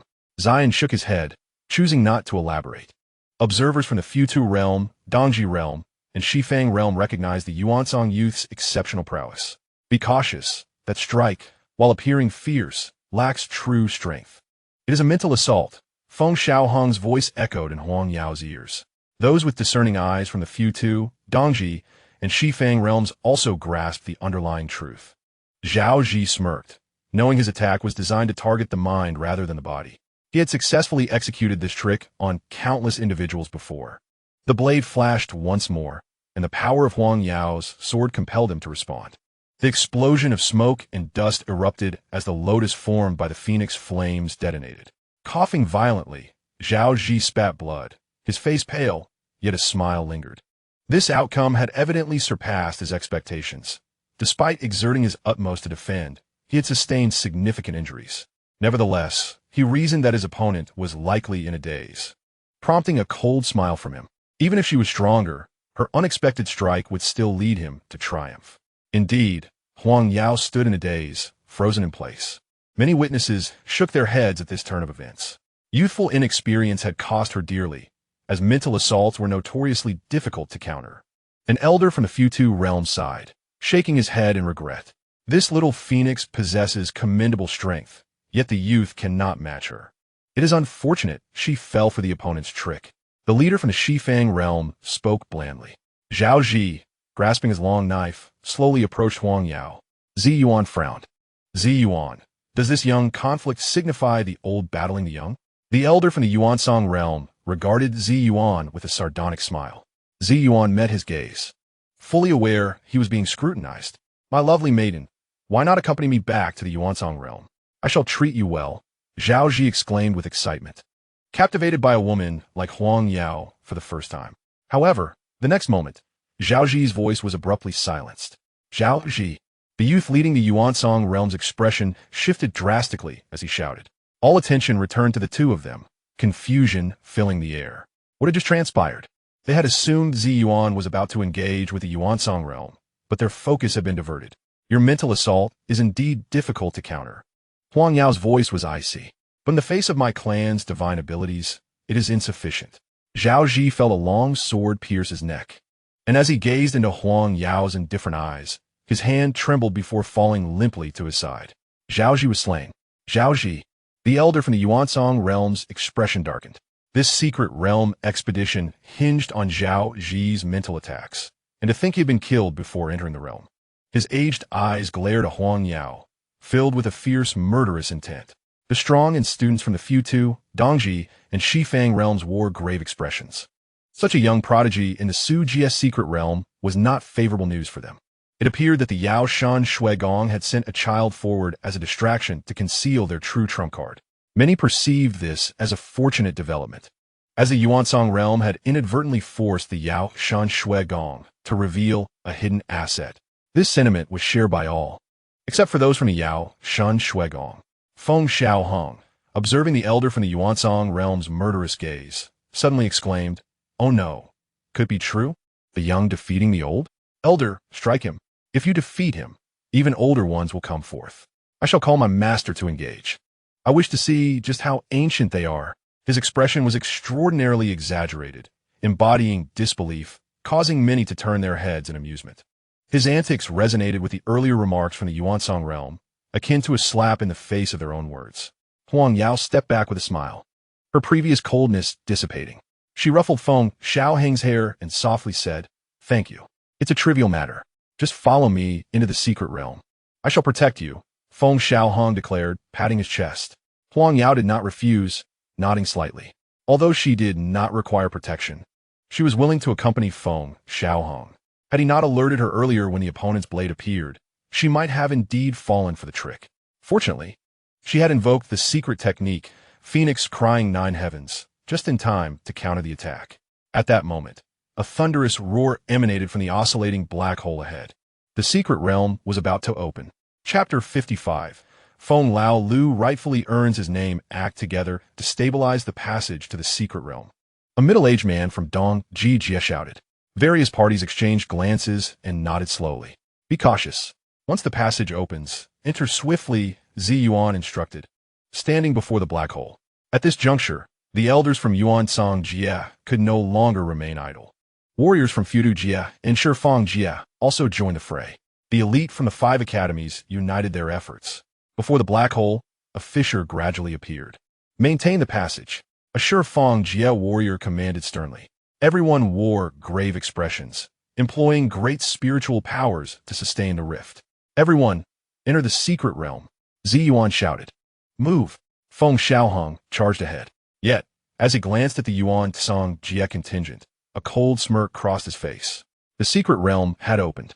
The 5 academies' disciples surged toward the stabilized gateway. Leading the Yuansong Jie group was Qian Hao, who suddenly found himself disoriented as a labyrinthine illusion emerged before him. "This is unfavorable," Qian Hao exclaimed in alarm. This secret realm sought to ensnare his soul. If he could not escape the maze, he would remain trapped indefinitely. "How dare this upstart?" A Yuansong Jie elder shouted upon witnessing the scene, though he was preoccupied maintaining the passage and could not intervene. Suddenly, Qian Hao was jolted awake by the elder's shout.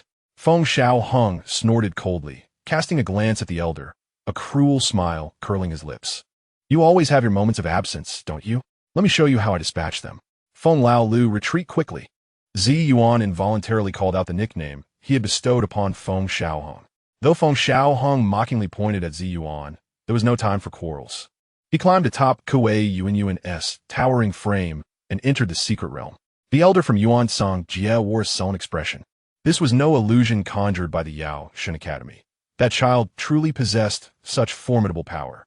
At this moment, the warriors from Futu Jie, Dongji Jie, and Shifang Jie also noticed the situation, their faces grave. They had assumed the maze was a trick from the Yao Shan Academy, but unexpectedly, the true trump card had been openly displayed. That soul labyrinth was peculiarly sinister, far more so than Zhao Zhan's spiritual attacks, and considerably more perilous. Had the Yuansong Jie elder not roused Qian Hao, Feng Xiaohang's strike might have inflicted catastrophic damage. Upon entering the secret realm, all parties eyed each other warily before turning away.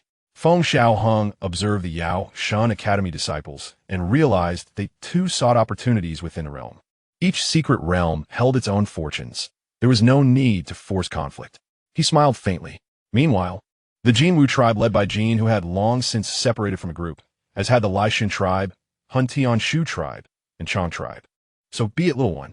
Until we meet again, some bid farewell with no pretense. Little one, You should also seek your fortune. Farewell. The disciples departed, sharing Feng Xiaohang's understanding that once within the realm, they would no longer heed their leaders. Little one, care to join us? Hua Xiaoxiao approached. Xiaoxiao's sister wants to accompany us? Feng Xiaohang retorted. Hua Xiaoxiao was speechless. Ziheng stepped forward with a gentle smile. Each must rely on their own abilities within the secret realm. Traveling together is inconvenient. Xiaoxiao should not be forced. Ziheng's words were courteous, but implied they would seek their fortunes separately. Outside, the fragmented continent, formidable figures stood before projection stones depicting the movements within the secret realm. That little one's divine technique, just now. It resembles our clan's phantom labyrinth. A graceful yet enigmatic voice remarked with endless allure. The 9 immortal demon emperor suggests that child cultivated your Tian Hu clan's divine technique. A hoarse voice laughed. The 9 immortal demon emperor shook his head, glancing at Huang Wu with a wry smile. Lai Shun demon emperor, do not speak nonsense. Our clan's divine technique can only be cultivated through the Tian Hu divine eye. The assembly said little. It was normal for some divine arts and demon spells to bear resemblance. Yet Xian Ri, demon emperor, gazed deeply at the projection stone, his expression somber. Huang Wu breathed a slight sigh of relief. That was the divine technique of the 9-tailed Tian Hu clan. That brat dared to display it openly. Fortunately, no one harbored excessive suspicion. Meanwhile, within the secret realm, Xiaohang, this river feels peculiar. The fox demon frowned, gazing at the flowing water beneath their feet. What is strange about it? Let us hurry upstream, Feng Xiaohang replied, a sinister smile playing on his lips as he patted Kuei Yuanyuan's head. Yuan, let us move. All right, Kuei Yuanyuan grunted in response. What are we doing by the river? Huang Yao inquired curiously. Feng Xiaohang produced a small vial. His smile dark and secretive. This river clearly benefits cultivation. As the saying goes, water flows downward. If we pour the true, stirring essence upstream, it will stir things up. Then, we can capture them all in one fell swoop. Even A.O. Shue's eyes widened in astonishment at the cunning of this stratagem. Everyone stared at Feng Xiaohang in horror. Damn, this is truly despicable. The title Feng Lao Lu was not given without reason. It was well-deserved. At the river's end stood an ancient, weathered altar. Upon it rested a stone platform, above which a complex divine rune talisman floated, emanating a faint yet potent aura. Even those without cultivation would perceive this talisman as overwhelmingly powerful. Within the altar, an elderly figure knelt beneath the stone platform, trembling with excitement. My sovereign's young lord has arrived, the old man quivered. On the platform, a spectral image gradually coalesced, a flawless, elegant, and unblemished face of a man. His countenance bore a faint smile, his divine eyes surveying the entire secret realm as if penetrating all secrets. Song Yu, you have endured much these years, the man said, extending his hand to lift the elderly figure. To repay the sovereign's great grace, this old one is willing to brave fire and water. The elder's voice trembled as he wiped away tears. The man smiled gently, shaking his head with his customary stubbornness. My son has obtained the divine talisman. I hope he will be free from disaster and live in peace. His words imbued with infinite tenderness. Song Yu gazed at the man, understanding that perhaps, to him, the young lord's cultivation was secondary. What mattered most was his happiness and safety. Blessings upon the young lord, Song Yu nodded in agreement. With the sovereign's divine talisman, his path shall be smooth. He recalled the talisman's power from years past, its impression still vivid in his mind. Yet the man shook his head, laughing softly. I lack the skill to forge this talisman. What? Song Yu was startled. The man remained silent, staring into the distance with profound eyes, sighing wordlessly. Child, may the Emperor's divine talisman protect you throughout your life. Chapter 56. Who taught him? Fool? Fool? Fool? Yes. Keep pouring. Feng Xiaohang stood with one hand on his hip, directing. Xian Hang and Kuei Yuanyuan continuously emptied the vial of true, stirring essence into the river. Meanwhile, the assembled dignitaries viewing the projection stone were dumbfounded. Who taught him such a despicable tactic?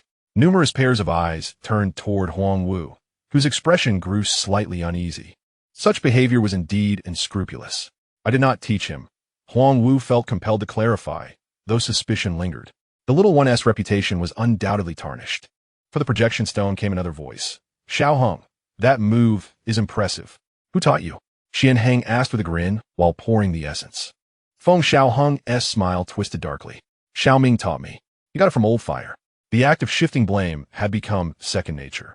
In that moment, the various emperors of the demon realm turned their questioning gazes towards Ziwan. Suddenly, Ziwan shivered, feeling the piercing gaze of Huang Wu, akin to a deathly stare. Indeed, a commendable lesson. I shall learn from it another day. Huang Wu's voice was calm, yet her eyes radiated danger, resembling a parent witnessing their child led astray. Ziwan cleared his throat. Your Majesty, please do not take offense. Perhaps there has been a misunderstanding. His face flushed with embarrassment. However, Huang Wu disregarded him entirely. Ziwan gritted his teeth, exasperated with that scoundrel Zimming for imparting such teachings. I must ensure that this rascal faces the consequences upon our return. Meanwhile, Zimming, residing within the Yao Shen Academy, felt an inexplicable shiver run down his spine. Could it be that he was being set up again? His brow furrowed in worry. But he quickly dismissed the thought. It was impossible, absolutely impossible. That scheme of theirs must be confined within the secret realm and could not ensnare him now. Perhaps he was merely being overly sensitive. Yet, an inexplicable unease lingered in his heart. After much contemplation, he resolved to seek refuge at the Ren Beihi dojo for a few days. In the secret realm, a voice rang out, "Listen closely, everyone. Once the effects of the drugs take hold, we will strike swiftly. The women shall be taken back, while the men shall be stripped bare and subjected to eternal punishment." Feng Xiaohang clapped his hands, rallying everyone.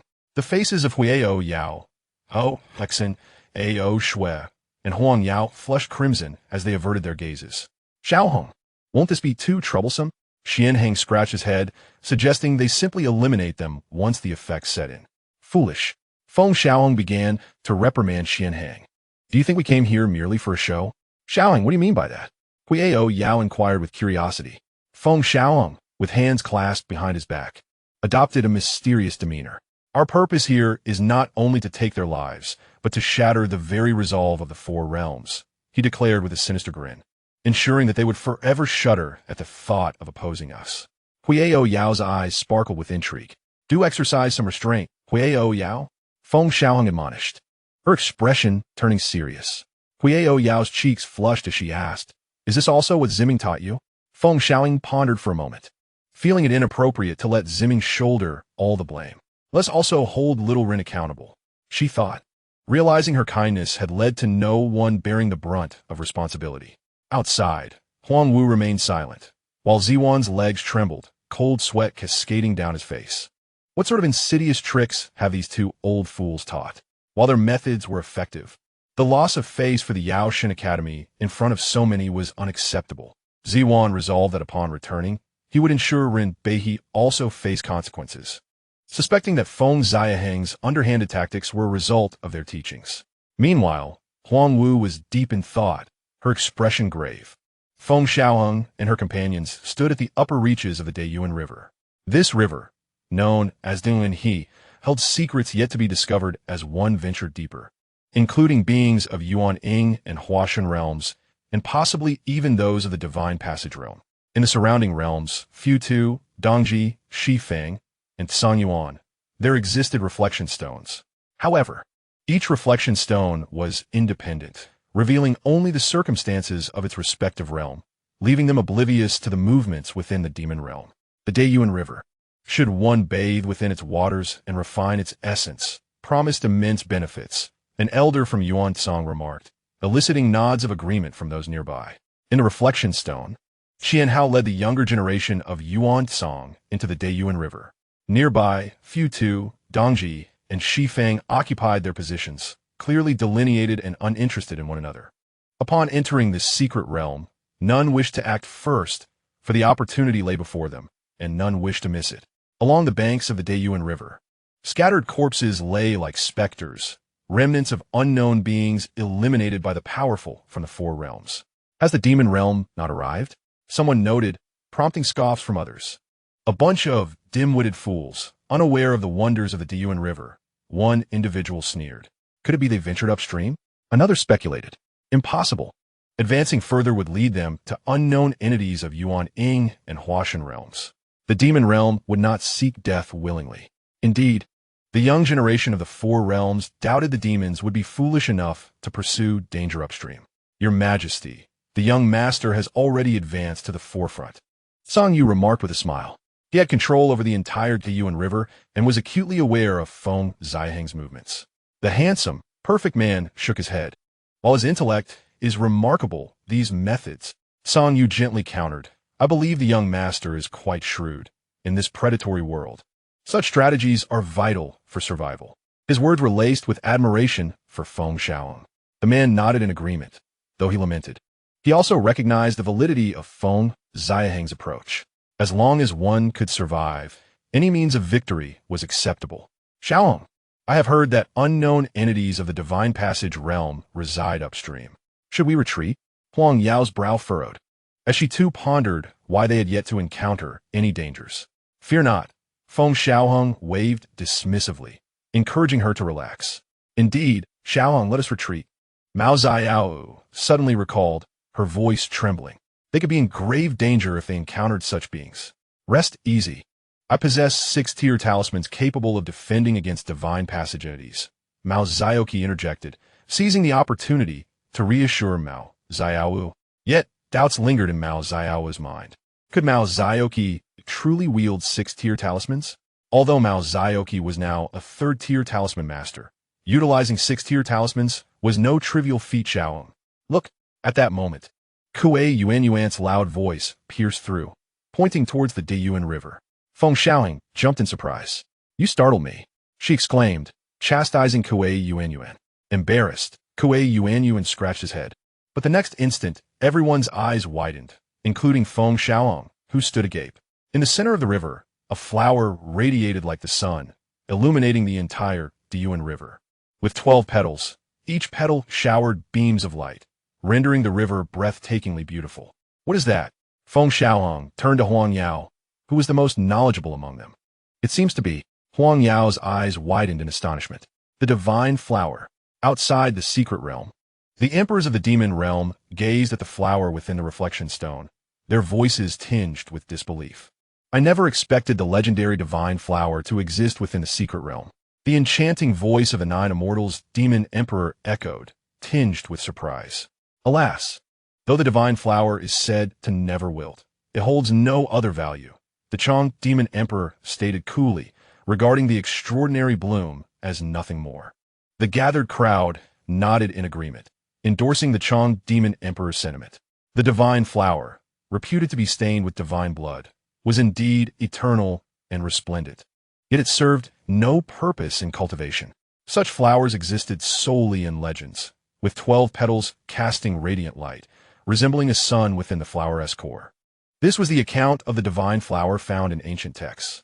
The reason it was deemed unhelpful for cultivation was due to past individuals who had obtained it and researched it for millennia without yielding any discoveries, ultimately returning the flower to the cosmos, allowing it to drift in the boundless void.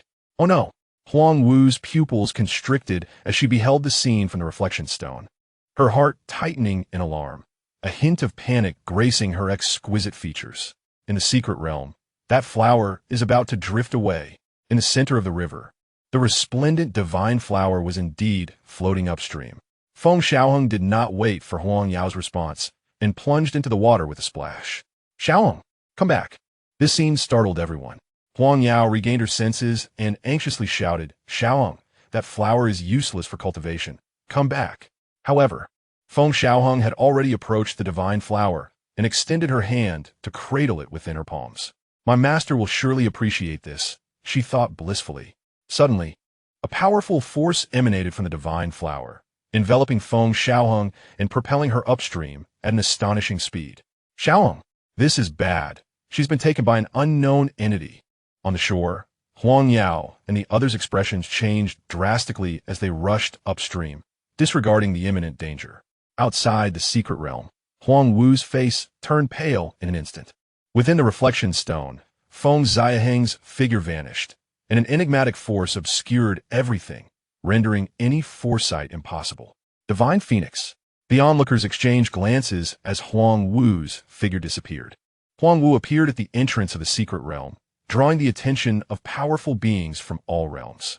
Divine Phoenix? What does she intend to do? A few figures glowing with the light of laws furrowed their brows. Your Majesty, don't. Ziwan cautioned. Boom! Huang Wu's eyes turned icy as she wasted no words and unleashed a tremendous attack on the entrance of the secret realm. What's she trying to do? Is she mad? An elder draped in a black robe from the Yuansong realm, radiating the light of laws, spoke with a heavy tone. The secret realm is governed by imperial laws. Does she truly think she can break through with brute force? In another direction, a figure enveloped in the light of laws frowned similarly. Yet, Huang Wu showed no signs of hesitation, increasing the frequency of her strikes. However, the dark entrance of the secret realm remained unyielding. Within the secret realm, at the end of the Dao Source River, at the altar, a handsome man observed. This little phoenix seems quite concerned about my son. Yuan Song nodded slowly. The handsome man pondered briefly before smiling. Very well. My son has someone who cares for him in the world. He is no longer alone, and that brings me peace. Saying so, the handsome man extended a pristine hand. In that case, let us bestow a fortune upon this little phoenix. Thunder rumbled as countless fiery feathers filled the sky, seemingly ready to incinerate the entire star domain. Mad woman, who has provoked her? Has something happened within the secret realm? All powerful beings kept their distance, not wishing to provoke this frenzied woman. Even the emperors of the demon realm retreated far away. Once the divine Phoenix Empress became enraged, few dared to confront her directly. Moreover, the secret realm was left behind by a bygone emperor, impervious to anyone but an emperor. At that moment, a hand as white as jade emerged from the black void. The presence of the Azure Dragon Emperor, the 9 Celestial Demon Emperor, and other powerful figures from the 4 realms sent chills down their spines. Their eyes filled with terror, as if they had encountered an immense horror. The aura of imperial law. Is there still imperial law existing in this world? Impossible. Yet, it was indeed the essence of imperial law. At this moment, the powerful beings from the 5 realms fled at an astonishing speed. The hand seemed to grasp the entire dark universe, while Huang Wu appeared as insignificant as a speck of dust before it. She furrowed her brows. Yet her gaze remained fixated on the entrance of the secret realm. That little one is still inside. I must open the secret realm. With a cry, a phoenix's call echoed as Huang Wu transformed into her true form, a phoenix engulfed in blazing flames, causing the very void to collapse under the heat. Boom! The great hand fell mercilessly. From a distance, all powerful beings witnessed this scene, their hearts jolted. After a while, a blood-drenched phoenix soared once more. Though this phoenix was wounded from the impact, is this the power of imperial law? Someone gasped, marveling at the might of the divine Phoenix Empress, who endured an imperial strike without perishing. Indeed, the Nirvana fire was worthy of its name as the eternal flame. If it were truly an imperial strike, no amount of eternal fire could withstand it. This was merely a technique left behind by that emperor. One among them regained composure, realizing that had it been a genuine imperial strike, the entire star domain would have been submerged. As the hand vanished, Huang Wu coughed lightly, blood trickling from her mouth. Her breath wavering. She noticed many gazes directed at her, prompting a cold snort from Huang Wu. Yet ultimately, no one dared to act. Huang Wu once again turned her attention to the entrance of the secret realm. That last blow had severely injured her. Despite her injuries, she had glimpsed the essence of imperial law, an understanding of imperial might. But now, she had no time to savor the benefits gained. It seemed that the emperor from years past did not leave behind a genuine killing move. With a soft huff, Huang Wu felt a powerful force within her, the essence of imperial law having entered her body. At this moment, the imperial law began to circulate through her flesh, aiding in the recovery of her injuries. Upon realizing this, Huang Wu looked towards the demon realm and called out, Wu Tong Tree. Gulme. Hearing this stern call, the hearts of the gathered powerful beings trembled. Is she coming again? Does she intend to fight? Chapter 58. You should call me older sister, young master. Calm down. Calm down. Boom. Bang. Bang. The sounds of thunderous impacts reverberated.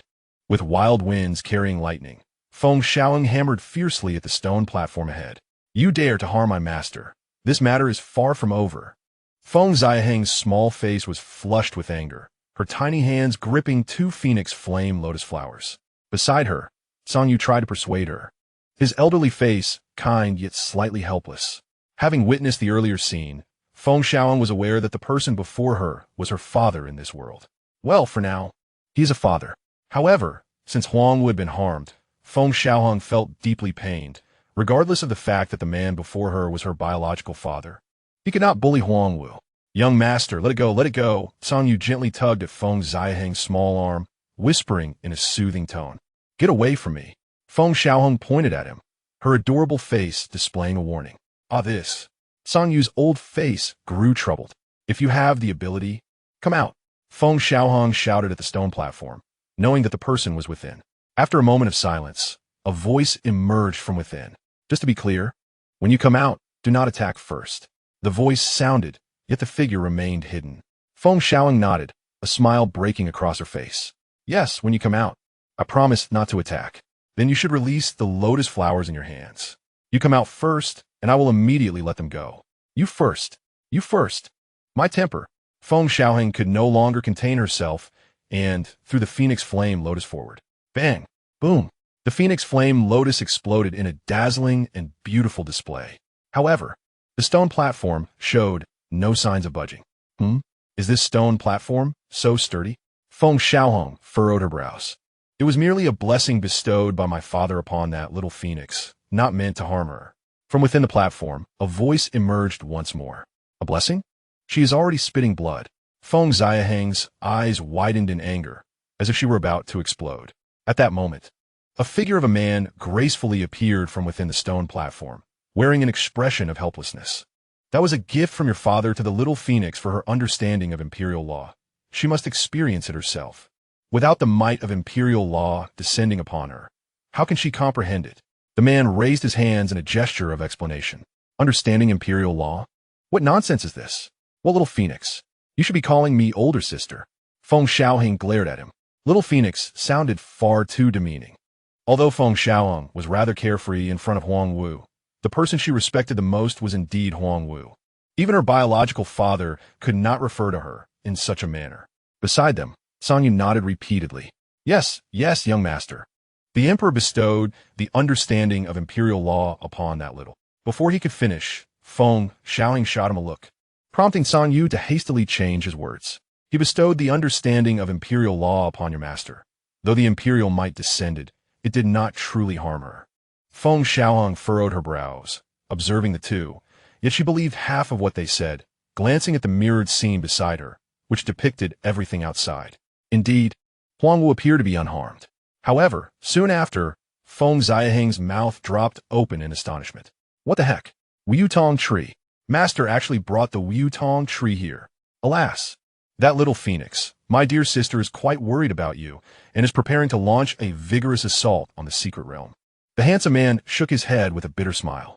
What does this matter?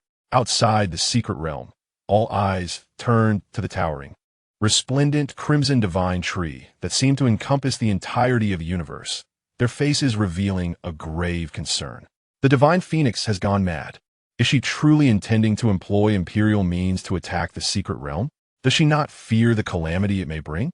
The esteemed experts at the emperor level considered her utterly irrational, for this secret realm was left by an imperial existence. The Wuyutong tree was once bestowed by the demon emperor of the Phoenix clan, imbued with imperial power. If the two were to clash, the secret realm might very well shatter, leading to catastrophic losses. Divine Phoenix, cease your actions. At this moment, the powerful beings from the Yuansong realm could no longer bear to watch. Divine Phoenix, do not destroy the secret realm. Indeed, the power of the imperial way could obliterate an entire star domain, and the wasteland realm would be laid to waste. Experts from the eastern extreme realm, the Ten Directions realm, and the floating pagoda realm all stepped forward. Humph! Huang Yu snorted coldly, disregarding them, her gaze fixed upon the secret realm. Today, even if the Kailan Holy Emperor were to arrive, she would rescue that little one. Alas, she has lost her wits. Should we employ an imperial artifact to stop her? One of the Yuansong realm spoke up. There is no rush. A secret realm left by an emperor is not something so easily breached. Let them fight until both are gravely injured before we act. The leader spoke coldly, his gaze shifting towards the other three realms. For he discerned that they too had no genuine intention of stopping her. They likely harbored the same thoughts.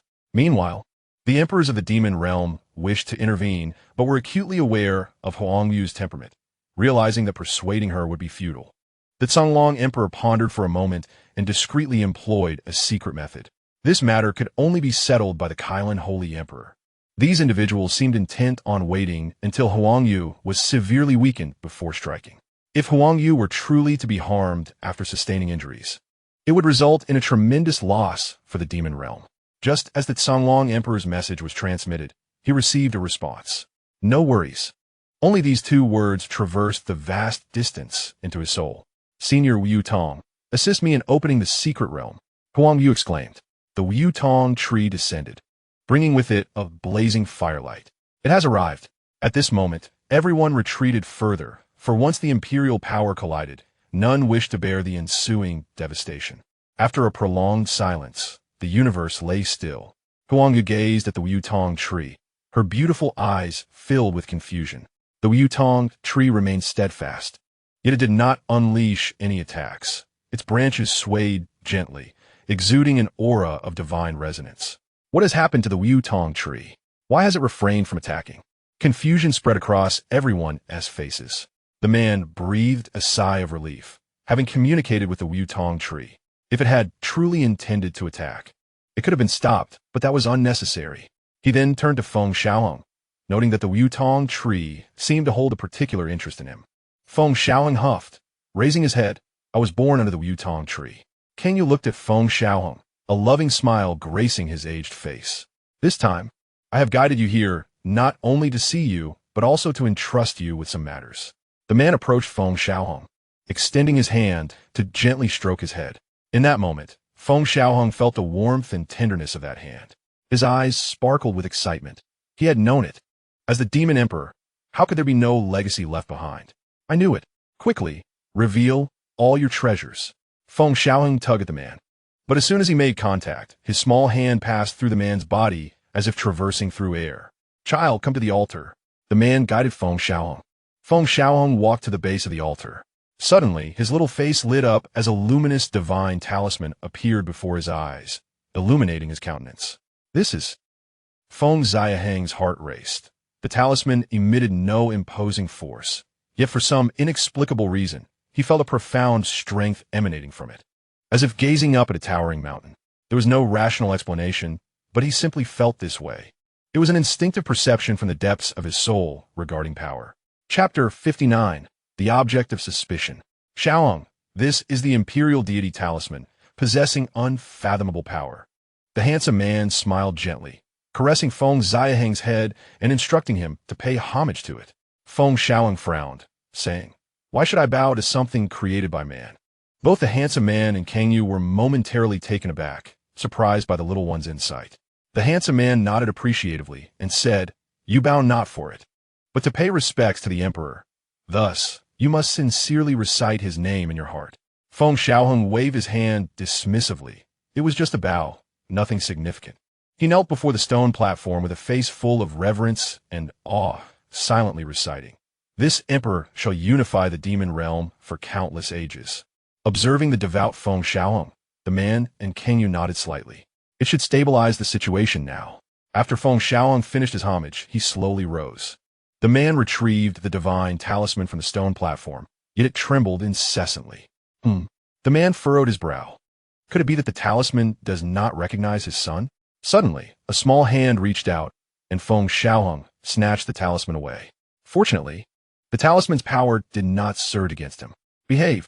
Follow this emperor, and you shall enjoy a life of luxury. Feng Xiaohang muttered, yet the talisman continued to tremble, seemingly reluctant to follow him. The man shook his head slightly, pointing at the talisman, which immediately ceased its agitation. Subsequently, the talisman transformed into a beam of divine light, merging into Feng Xiaohang's body.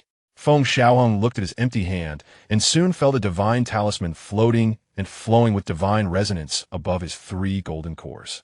Furthermore, the talisman emanated an inexplicable power that enveloped the golden cores, making him sense a qualitative enhancement in his spiritual energy. I do not anticipate your future accomplishments, but I hope for your lifelong peace and happiness.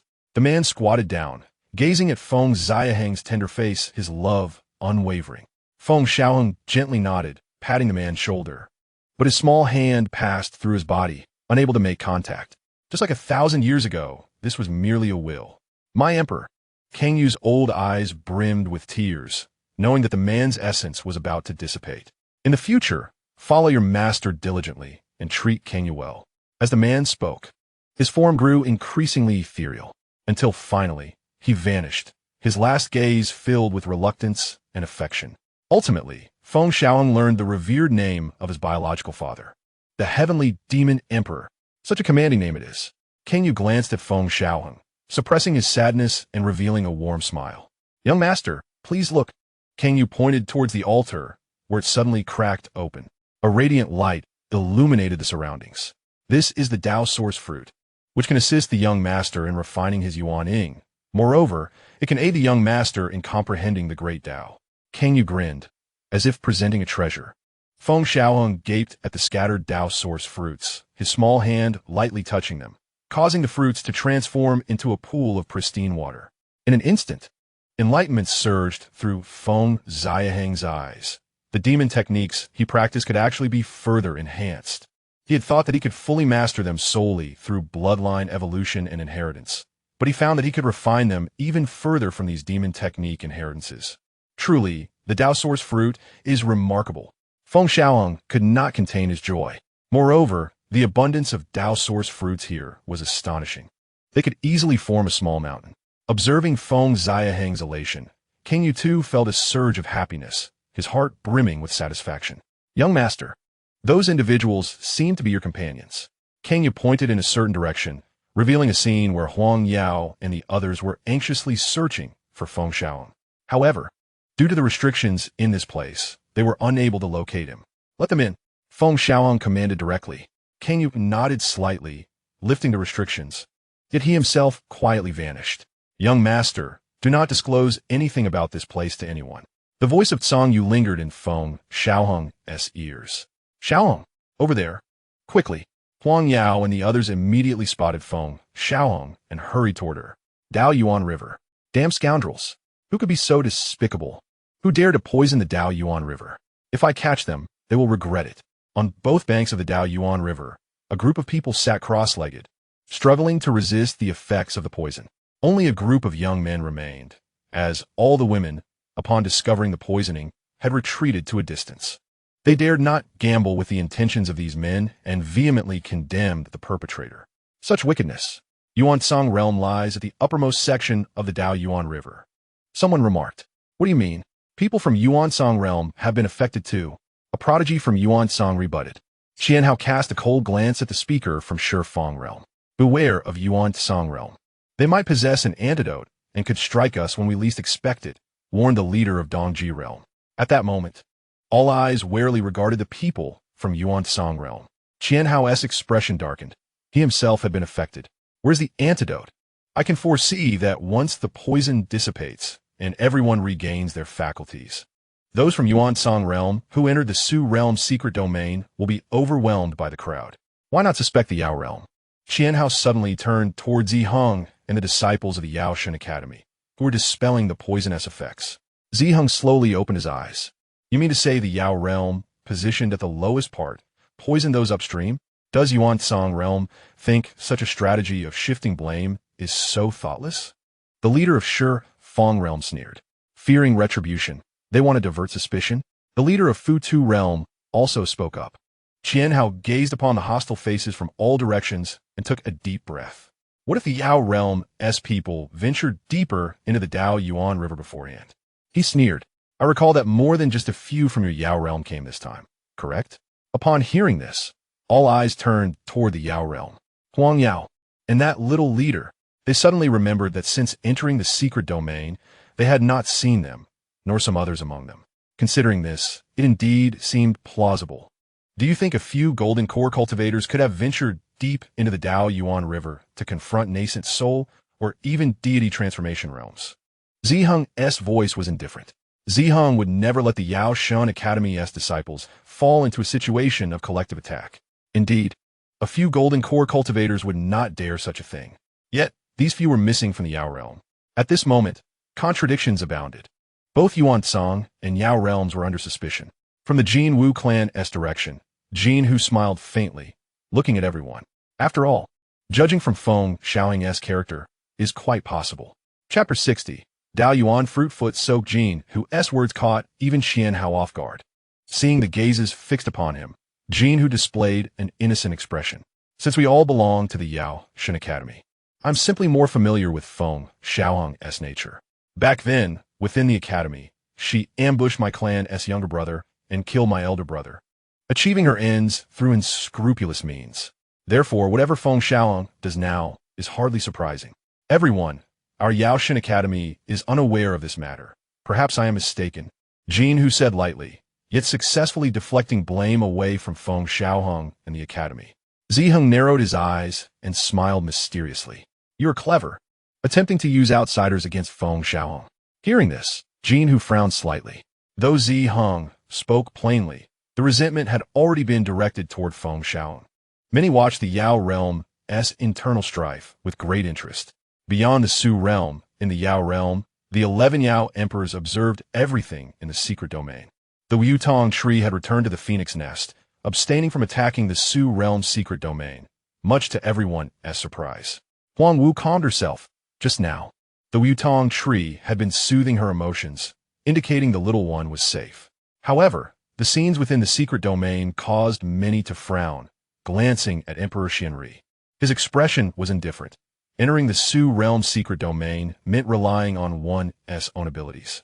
Moreover, Feng Xiaohang's actions could be mirrored by Jin Hu. Ha ha ha. As expected of the Jin Wu clan, still fond of scheming behind others' backs, Emperor Xiancha laughed heartily, his tiger roar unrestrained. Not quite, Emperor Feng Yu retorted. What that phoenix did, Jin Hu did as well. There is no right or wrong here, it's all about skill. Emperor Han Yu, diminutive in stature, emitted a dark laughter. Huang Wu's expression remained unchanged as she glanced disdainfully at him. A mouse groaned clever, thinking that by relying on the Kailan Saint Emperor's rules, you'd dare defy me? Her words brimmed with killing intent, filled with contempt. Han Yu Emperor's face darkened. His original form was a Han Yu rat, the weakest among the 12 emperors. A true fight would only mean his loss. What? Still invoking rules after entering the Su realm? Emperor Xianri coldly snorted, given his good relations with Han Yu. Han Yu responded with a cold snort. If there is to be infighting, let the juniors fight first, then you may battle.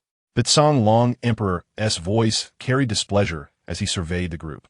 Harboring disdain for Jin Hu's disgraceful act of involving outsiders against the Yao realm. Enough. That little one has appeared. The Xian Emperor, carrying a turtle shell, pointed at the reflection stone. Finally, the poisonous effects have been dispelled. Many had already neutralized the poison and slowly rose to their feet. No one from the Yao realm may re-enter the Dao Yuan River. Xian Hao snorted coldly, his eyes icy as he stared at the Yao realm faction. Ziheng furrowed his brow. Indeed, no Yao realm person shall enter the Dao Yuan River again.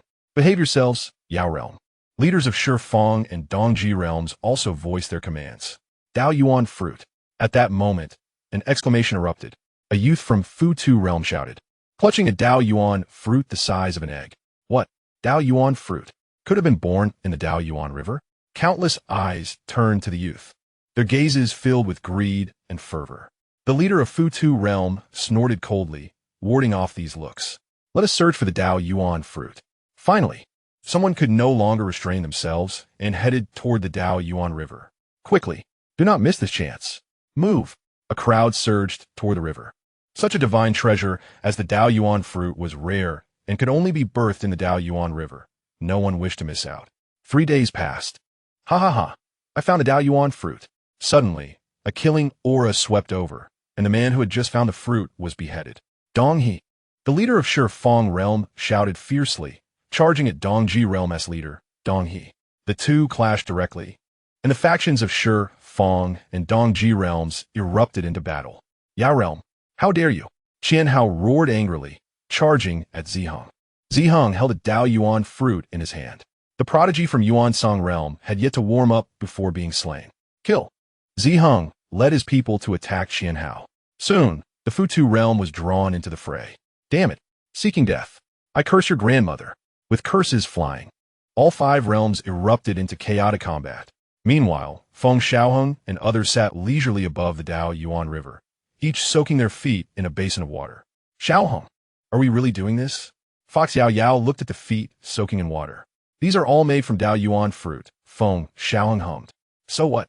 From now on, we'll do this on this scale, one basin per person. Let the others see and think we can't even afford to soak our feet. In the realm beyond the ruins, even the esteemed figures of the Yao Di were expressions of disbelief. The prodigies of the 5 realms were fighting fiercely over a minuscule Dao Yuan fruit, while these individuals were using the very same fruit to soak their feet. Even Huang Wu struggled to maintain composure. Just when she had begun to breathe a sigh of relief, this outrageous scene unfolded before her. The odd glances directed towards her grew more pronounced. Having held the title of Yao Di for many years, Huang Wu felt an unusual heat rise to her cheeks today. Suddenly, the voice of Feng Xiaohang echoed from the reflection stone once more, suggesting, "Let us also pamper our masteress feet."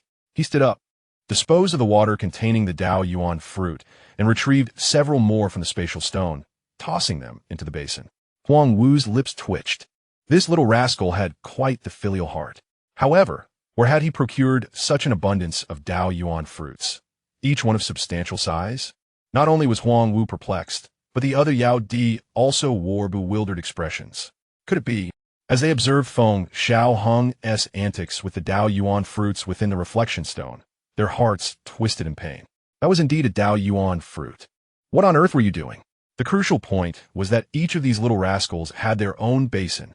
The Dao Yuan fruit could comprehend the great Dao and would be beneficial even for them. This divine object, regardless of one's cultivation level, could be refined and offered immense advantages. For them, the Dao Yuan fruit was akin to an embodiment of the Dao, facilitating their understanding of it. Huang Wu felt the weight of numerous gazes upon her, as if they were silently conveying their thoughts. What a well-taught disciple. Do not give it to me. I'll trade for it, but you cannot waste it like this. Turning her head away, Huang Wu found it difficult to voice her discomfort. No, she would have to sternly reprimand this little rascal later. Time passed, and eventually, someone noticed Feng Xiaohang and the others. Wait, they're soaking their feet in that water. Why does that aura seem so familiar? What the hell? Chapter 61. Feng Xiaohang's roll call. Everyone ceased their battles, staring at Feng Xiaohang and his group on the small hill upstream. The atmosphere fell into a heavy silence, as if a pin drop could be heard. The prodigies were frozen in place, their faces flushed with embarrassment, as though they had been silently slapped. They had fought fiercely over a Dao Yuan fruit the size of a chicken egg, while the other party was using a fruit the size of a head to soak their feet. This completely shattered their preconceptions, and their faces turned various shades of red and green, akin to having consumed something putrid. It was utterly infuriating. Finally, someone erupted in rage within the stifling silence. Their faces filled with humiliation. Such a precious item, which they regarded as a treasure, was being used by the others for foot baths. Some were trembling with rage. Get him. I'm going to... Hey, what's the matter? Keep fighting. Why are you all staring at me? Feng Xiaohang, infuriatingly nonchalant, wiped his small feet with a handkerchief, stood up, shook himself off, and then poured the foot-soaking water right in front of everyone. What a disgrace. So utterly contemptible. This little rascal, though small, was indeed infuriating. If news of today's event spread, they would forever be a laughingstock. The water used for washing feet had become the treasure they fought over. Feng Xiaohang, Jin Yin shouted, his eyes filled with murderous intent. A multitude surged towards Feng Xiaohang. Huang Yao and the others slowly rose, their cold gazes fixed on the approaching crowd. Xiaohang, what should we do to handle them? Huang Yao inquired, glancing at Feng Xiaohang. Boss, let me try using a 6-tier talisman. Mao Xiaoqi stepped forward, holding a talisman inscribed with intricate patterns. Feng Xiaohang waved his hand dismissively, scoffing, a 6-tier talisman cannot be used here. This secret realm has restrictions. However, we do not need to deal with them. Kuei Yuan Yuan, Xin Heng, Ao Xin, Yao Yao Xiaoyu. Engage. Feng Xiaohang shouted, his clear eyes transforming into a vivid purple. In secret, Song Yu observed and whispered, it is not yet time to reveal the young master's myriad demon body. Speaking thus, he waved his sleeve, an invisible veil of destiny cloaking the entire secret realm. Then a roar echoed. and the aura of the transformation god surged forth like a tidal wave. Beyond the ruins, a series of resounding crashes erupted. The formidable beings of the five realms stared at the shattered reflection stone, their expressions shifting. The veil of destiny had been obscured. Even the reflection stone could no longer present the scenes within the secret realm. In that moment, the countenance of the five realms' powerful figures revealed a trace of panic. Among them were their descendants, all outstanding youths from their respective realms. Should they suffer total loss here, it would be an immense tragedy. Finally, they witnessed a skeleton emerge, possessing the cultivation of the transformation god. What should we do? Our descendants are still in the ruins. Panic ensued, and they finally understood Huang Wu's earlier sentiments. Huang Wu said nothing, already standing at the entrance to the secret realm. Boom, boom, boom. Waves of radiant laws surged forth, as a powerful figure from the Ten Directions realm made a move. To their astonishment, someone had acted before her. Strike! Force open the secret realm. Good. They had finally taken action, with even the Songlong Emperor and others descending, unleashing their divine abilities. Within the secret realm, Sang Yu's eyes opened and closed. He witnessed everything but chose to ignore it. This was the secret realm left by the heavenly demon emperor and would not be easily breached. Puff! A splash of blood illuminated the scene as Mao Xiaoyu watched the person before her collapse slowly, confusion etched on her face. These individuals appeared to be lost in a trance, devoid of any defenses. Huang Yao similarly killed 3 in succession, experiencing the same phenomenon. Hu Liao Yao gazed at Feng Xiaohang's pupils, her expression contemplative. Roar!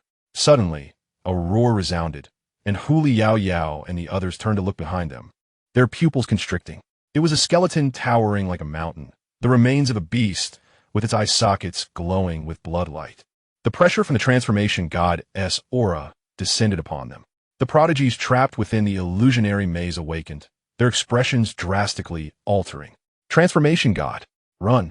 Indeed, an unknown entity at the transformation god level lurked upstream of the Daoyuan River. Oh no! As they watched the skeletal figure charge towards them, all legs trembled, and they began fleeing towards the exit. The mere sensation of that aura was enough to be fatal, let alone consider taking action. Quick, get out! Feng Xiaohang exclaimed, alarmed, shouting to everyone, then charging towards the skeletal figure alone. Xiaohang, come back! Calls echoed as Huang Yao and the others' expressions shifted dramatically. What the heck? That kid is so brave. Forget it, let us hurry. Many witnessed this scene, their astonishment evident at Feng Xiaohang's audacity. Jinhu smirked, taken aback by Feng Xiaohang's foolishness in attempting to confront a transformation god. However, they were so preoccupied with fleeing that they failed to notice what transpired behind them. Master, which one should we eliminate? Sang Yu appeared before Feng Xiaohang, wearing a benevolent expression. Did you see those few birds? Also, take out some from the 4 realms, but avoid raising suspicions. Feng Xiaohang pointed ahead, beginning to tally. All right. Sang Yu remained cheerful, casually waving his hand. The skeleton began to charge towards the fleeing individuals. Unfortunately, I cannot leave this place, otherwise. What would it matter if I kill them all? Sang Yu sighed, extending an aged hand to pat Feng Xiaohang's head. Must I really not go out? Feng Xiaohang frowned. Forgive me, young master. Although I cannot leave, I possess a life feather to protect you. Sang Yu produced a pitch-black feather, placing it in Feng Xiaohang's palm. Then it merged into his body. A smile graced Feng Xiaohang's face. Sang Yu, observing the joy on Feng Xiaohang's countenance, felt his own wrinkled face brighten with happiness. What the hell? Why is the skeleton only pursuing us? Even Jinhu, with his typically good temper, could not help but curse, blood spilling from his mouth as one of his arms had vanished without a trace. The Jinyu clan now has but one survivor, yet that skeletal figure relentlessly pursues him. In the next moment, a burst of crimson light erupts, and Jinhu's head is sent soaring, his eyes still reflecting terror. The skeletal being pays no heed to Jinhu. Instead, it fixates on the inhabitants of Yuan Tsang Jia, Fu Tu Jia, Dong Ji Jia, and Shifang Jia, attacking them with a deadly glint in its gaze. Wails of despair resonate through the secret realm as blood saturates the surroundings. Finally out, Huang Yao and the others gasp for breath. The emperors of the demon realm swiftly come to their aid, casting a glance at the secret realm. A few individuals from the Demon God Academy have yet to emerge, likely having met their demise within. Nevertheless, this is still considered the best possible outcome. The expressions of the powerful from the four realms darken. How is it that the demon realm has suffered only a handful of losses while their own numbers dwindle to just a few? Xian Riaoti's countenance is also grim, for his three offspring, Jin Xiao, Jin Yin, and Jin Hu, remain trapped inside. Huang Wu glances at Huang Yao, seemingly inquiring. Xiaohang is still inside. Huang Yao's voice is tinged with urgency. Huang Wu trembles, her silver teeth clenched, her gaze directed towards the secret realm, infused with fierce intent. Chapter 62. A heartwarming master-disciple bond. Feng Xiaohang stands at the exit, turning back to glance at Song Yu. Young master, remember to be happy every day. If you encounter something insurmountable, feel free to come find this old man. Song Yu, resembling a reluctant elder, waves farewell. Feng Xiaohang nods gently. This tranquil realm shall soon be left with only Song Yu, and though he cannot comprehend why Song Yu cannot leave, he refrains from questioning, merely contemplating that perhaps one day he might be able to rescue him. Huang Wu strides towards the entrance of the secret realm. The imperial law still lingers. Yet she can no longer afford to hesitate. From Huang Yao, she learned that Feng Xiaohang had charged towards the skeletal figure alone to protect them. Huang Wu's heart is a tumult of prayers. Has she lost her mind? Is she truly willing to confront the imperial law head-on? That law would rend her to nothingness. Then again, it would eliminate one opponent. Some observe with cold indifference, while others snort in disdain. At the entrance of the secret realm, intricate divine patterns materialize, exuding an overwhelming aura of slaughter. Retreat. None dare withstand the murderous intent of the imperial power, and they hastily withdraw to the distance. Flames of the phoenix rise, enveloping Huang Wu in a circle of nirvana fire. She does not flinch, determined to press forward despite the imperial law. As the aura of death approaches, Huang Wu steels herself for the onslaught of the divine patterns. Suddenly, amidst the hazy entrance, a small figure appears, with a tail faintly visible behind it. Huang Wu halts, gazing at the small silhouette, her eyes glistening with unshed tears. The Empress has returned. A familiar, youthful voice exclaims, brimming with defiance. Master? Feng Xiaohang, having just stepped out of the secret realm, notices Huang Wu staring at him in a daze. This Empress, Feng Xiaohang begins, pride radiating from his expression, but before he can finish, he is enveloped in warmth. Huang Wu wraps her arms tightly around Feng Xiaohang. Cough, cough, you're suffocating this Empress. Feng Xiaohang gasps for breath. You're still alive? Someone squints, astonished. Xiaohang is alive. He has emerged. Huang Yao and the others exhale in relief, smiles gracing their faces. Although they are unaware of how Feng Xiaohang survived, it no longer matters. His return is the finest news. Huang Wu's hands roam over Feng Xiaohang's form. Hey, there are so many people watching. Let us discuss this later. Feng Xiaohang protests, visibly displeased. At the 6th level of the Golden Core stage, he bears no wounds and has even improved in realm. Huang Wu's heart, once laden with worry, finally eases, yet a hint of annoyance flickers across her face as she fixes her gaze on Feng Xiaohang. The perils of the Dao Source River are immense. Why would you risk yourself? Realizing this, Huang Wu feels compelled to teach him a lesson. He is far too reckless. Seeing her anger, Feng Xiaohang huffs, but upon noticing Huang Wu withdrawing a golden branch, his expression shifts dramatically, and he clings to her neck. He exclaims, feigning innocence, blinking his eyes. For Master S' birthday, I found a beautiful flower I wish to present to you, he says, releasing her neck and producing a stunning divine flower. The radiance of the divine flower illuminates both their faces, and this moment of warmth draws the attention of many. Look at that disciple. They muse, contrasting him with their own wayward apprentices. Observing this scene, the onlookers resolve to properly discipline their own ungrateful disciples.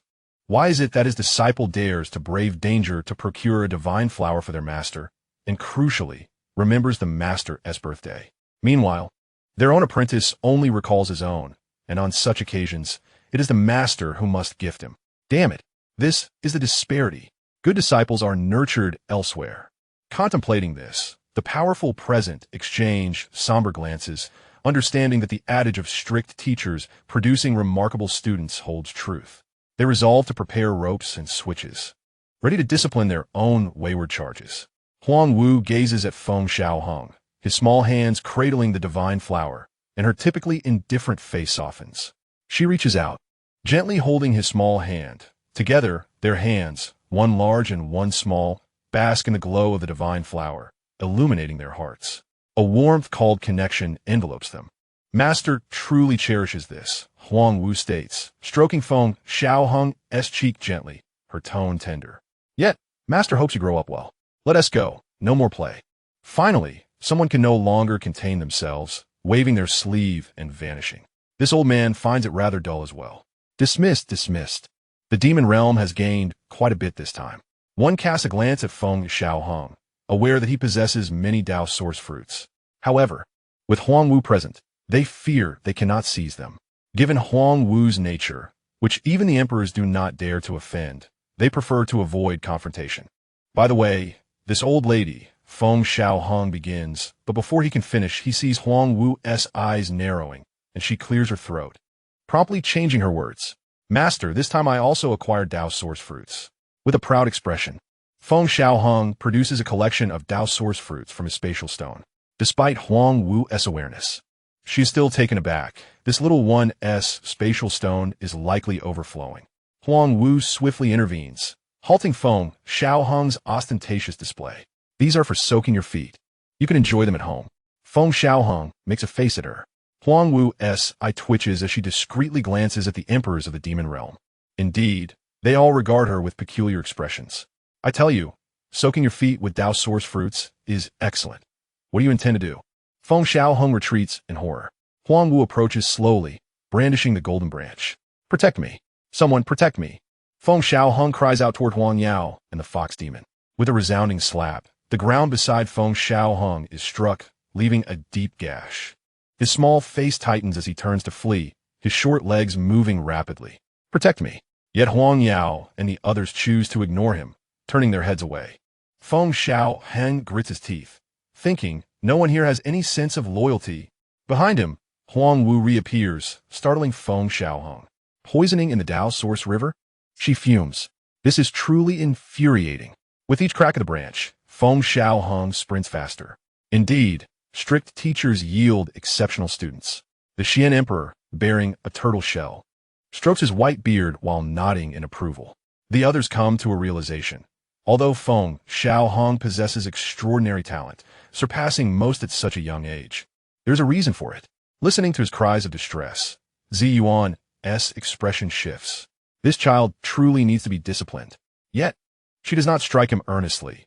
Each blow misses, serving only to intimidate. In an instant, the two who had just exhibited a master-disciple bond began to chase each other. Outside the realm, Huang Wu cradled Feng Xiaohang as they departed, without exchanging any farewells. Feng Xiaohang grasped Huang Wu's hair, gazing at the vast cosmos. This was his inaugural journey through the universe. Although he was held by Huang Wu, his eyes sparkled with curiosity as he beheld the resplendent river of stars. Feng Xiaohang's spirit soared beyond the earthly realm. To traverse the cosmos, one must attain the broken void realm, thereby mastering the forces of the void. Huang Wu gently elucidated this to Feng Xiaohang. Humph, I shall reach that level eventually, Feng Xiaohang retorted with determination. Instead of taking him to the Yaoshan Academy, Huang Wu returned to the Phoenix Nest. Feng Xiaohang navigated the imperial palace with ease, calling upon everyone. Within the palace, guards, maidens, and the likes of Ji Huangwei, Qing Ming, and Su Yi gathered. Feng Xiaohang commenced distributing the Dao source fruits. Qing Ming and Su Yi exchanged astonished glances, their hearts racing at the sight of so many Dao source fruits. Ultimately, Qing Ming deemed it necessary to inform Huang Wu of this matter. Upon hearing, Huang Wu merely nodded slightly, offering no further commentary. Feng Xiaohang had acquired a substantial quantity of Dao source fruits, most of which he had already given to her. As for the remainder, they could be utilized however one pleased, as long as they were not used for foot soaks. As half a month passed, news of the secret realm expedition spread. The victor was the Phoenix Nest, having obtained an impressive number of Dao source fruits. The reason the powerful beings from the five realms dispatched so many prodigies to the secret realm was precisely for the Tao source fruits. In the past, acquiring even a few had been considered a significant achievement. It was not difficult to foresee that the phoenix nest would soon be inundated with visitors. Indeed, as anticipated, various powerful factions arrived, all seeking Tao source fruits, willing to trade at any cost for just one. Yet, all were rebuffed by Huang Wu. The visitors sighed and shook their heads as they departed the imperial palace. Upon exiting the palace gates, they were greeted by a refreshing aura that seemed to elevate the spirit and deepen their understanding of the Tao. Soon after, they witnessed a scene that left them grinding their teeth in frustration. Feng Xiaohang lounged leisurely in a recliner, a basin of water at his feet, from which the enchanting aura emanated. Stretching lazily, he squinted his eyes in the sunlight. Is that the Tao source fruit? He is soaking his feet in it. The expressions of those who sought the Tao source fruits turned grim, akin to having consumed something foul. The very thing they were willing to pay a high price for was being used frivolously. Was there no one to discipline this unruly child? Was the divine phoenix Empress truly allowing this? Upon noticing them, Feng Xiaohang blinked his sleepy eyes open, waved at them in a semblance of greeting, and then resumed his relaxed pose. Quite polite indeed. The crowd fell into silence, and an elder stepped forward, realizing that if he could soak his feet in the Tao source fruits, surely there was more in reserve. At that moment, some recognized the elder's intentions and silently lamented their own hesitation to act first. Feng Xiaohang. Suddenly, a dangerous voice pierced through the air. Startled, Feng Xiaohang jolted upright. Huang Wu approached slowly, brandishing a golden branch. Soaking one's feet in Tao source fruits was an extravagance even the phoenix nest would not dare to indulge in. This had become an addiction.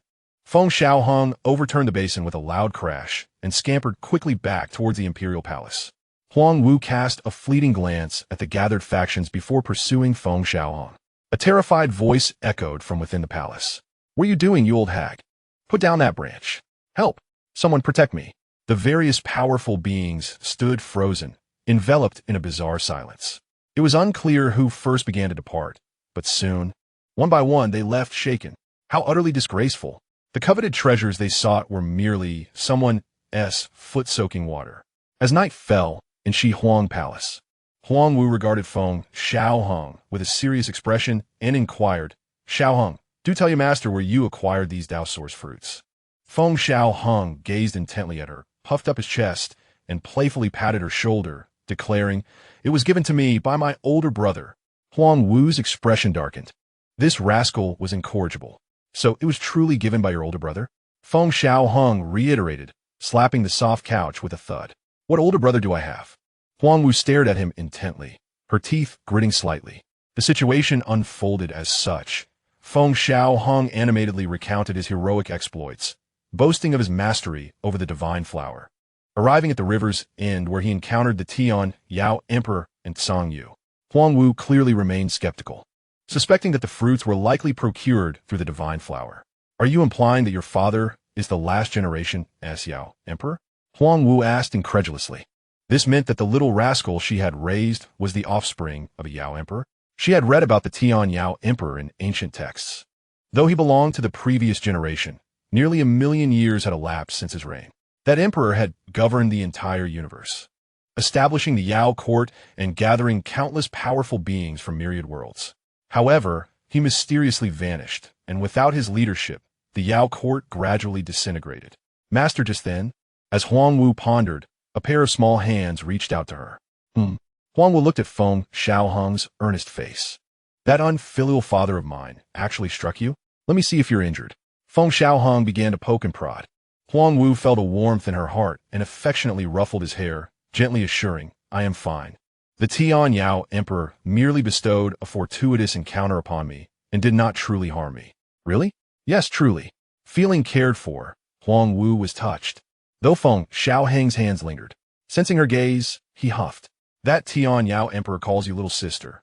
You should refer to him as older brother. Feng Xiaohang insisted. Huang Wu shook her head. She held no doubts about what Feng Xiaohang had said. Though rebellious, he had never concealed anything from her. Regarding the Tian Yao Emperor, Huang Wu felt a deep-seated reverence. It was an awe reserved for a sovereign, Feng Xiaohang, was young and, as the son of the Tian Yao Emperor, had yet to comprehend the terror of such a ruler, unaware of the towering heights of authority.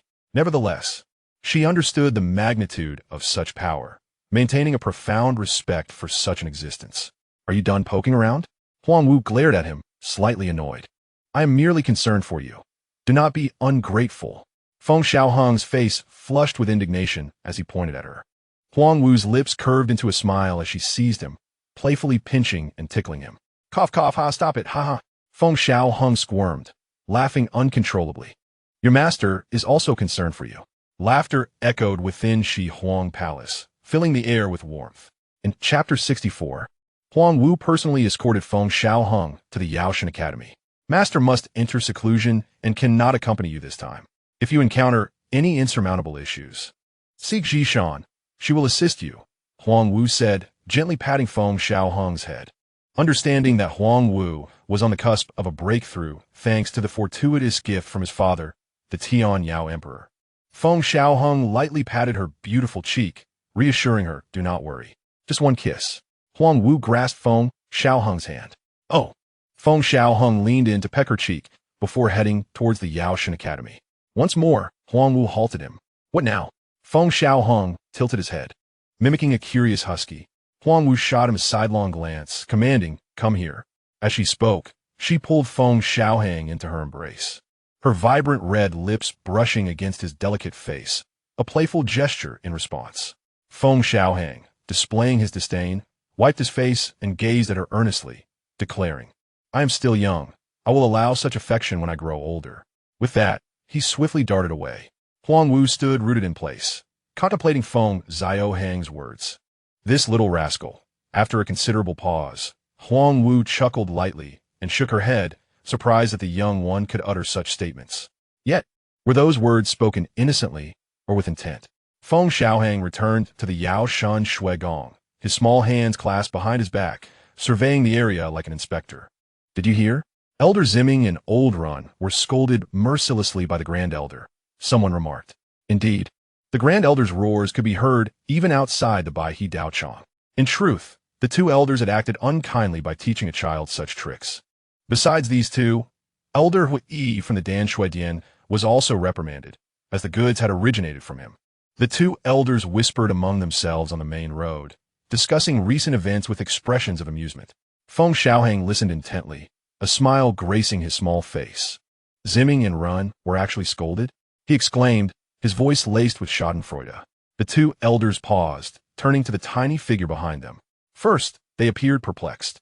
Then their pupils constricted in fear. As Feng Xiaohang wore a puzzled expression, they exchanged glances. I suddenly remembered some matters. I must take my leave, one elder said hastily. So must I. Farewell, the other added, and they hurriedly departed. Hey, you two, Feng Xiaohang called out, stretching his hand, then scratching his head.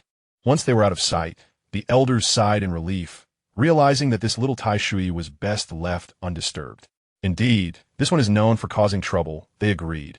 Nodding in unison, Feng Xiaohang did not return immediately to the Yao Huangling Quan, but opted to visit the Yunhai Daochang. Upon entering, Zimming appeared before him, trembling slightly as he pointed a finger. You. Zimming struggled to articulate his thoughts. Observing Zimming's flushed face, Xianhang inquired of Ao Xian beside him. Did Xiaohang trick him again? After a brief silence, Xian nodded slightly. It seems so. The fox demon and the little cat stifled their laughter, relishing the chaos. Kuei Yuan, indifferent, munched on spiritual fruits, his mouth glistening with juice. Feng Xiaohang gently pressed Zimming's finger down, speaking earnestly. Little Ming, no one is without fault. Acknowledging one's mistakes and correcting them is the mark of a good Kailan. Upon hearing this, Zimming was infuriated, seizing Feng Xiaohang's collar. When did I ever teach you to drug someone in the Daoyuan River? His teeth were gritted in anger. Feng Xiaohang swiftly covered Zimming's mouth, his expression turning serious. Keep your voice down. You wouldn't want more people to know about this, would you?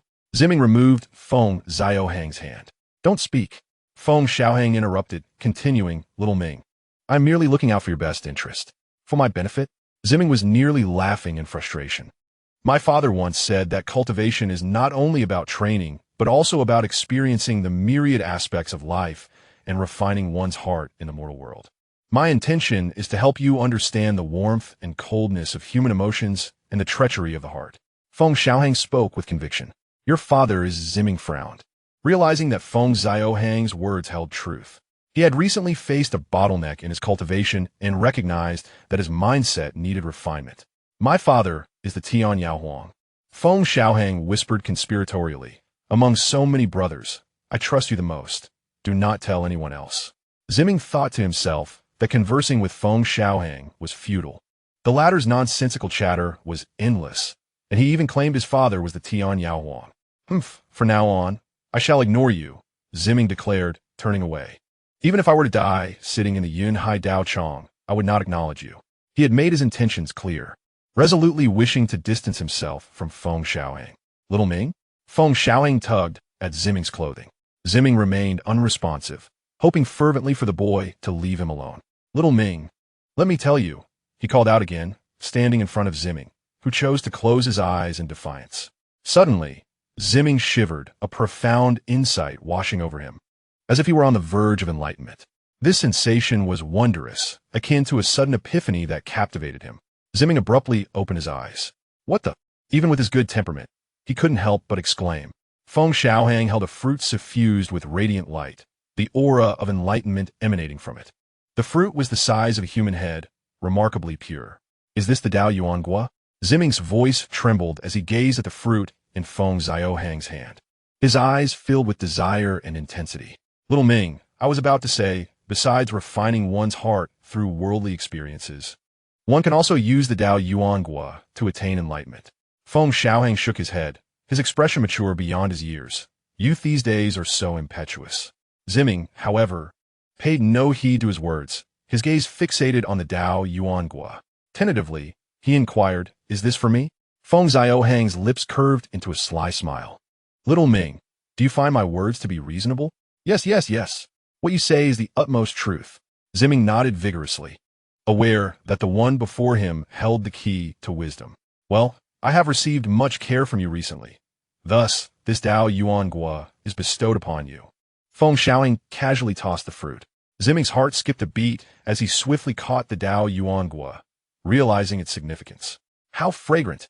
Chapter 65. Women are truly difficult to please. Ziming held the Dao Yuangua, beaming with joy, unable to contain his smile. This is the only one in my possession. Had it not been for our relationship, I would not have so freely given it away. Do not let this secret slip, Feng Xiaohang warned with a huff. Thank you. Ziming, rarely in good spirits, felt a surge of gratitude. Despite Feng Xiaohang's troublesome nature, he genuinely shared valuable treasures, which left Ziming quite satisfied. At least he had not misjudged his initial decision to care for the young boy. Cough, cough. A multitude of eyes turned toward them. Ziming cleared his throat, attempting to maintain composure. What was with their expressions? Why did they appear so eerily calm?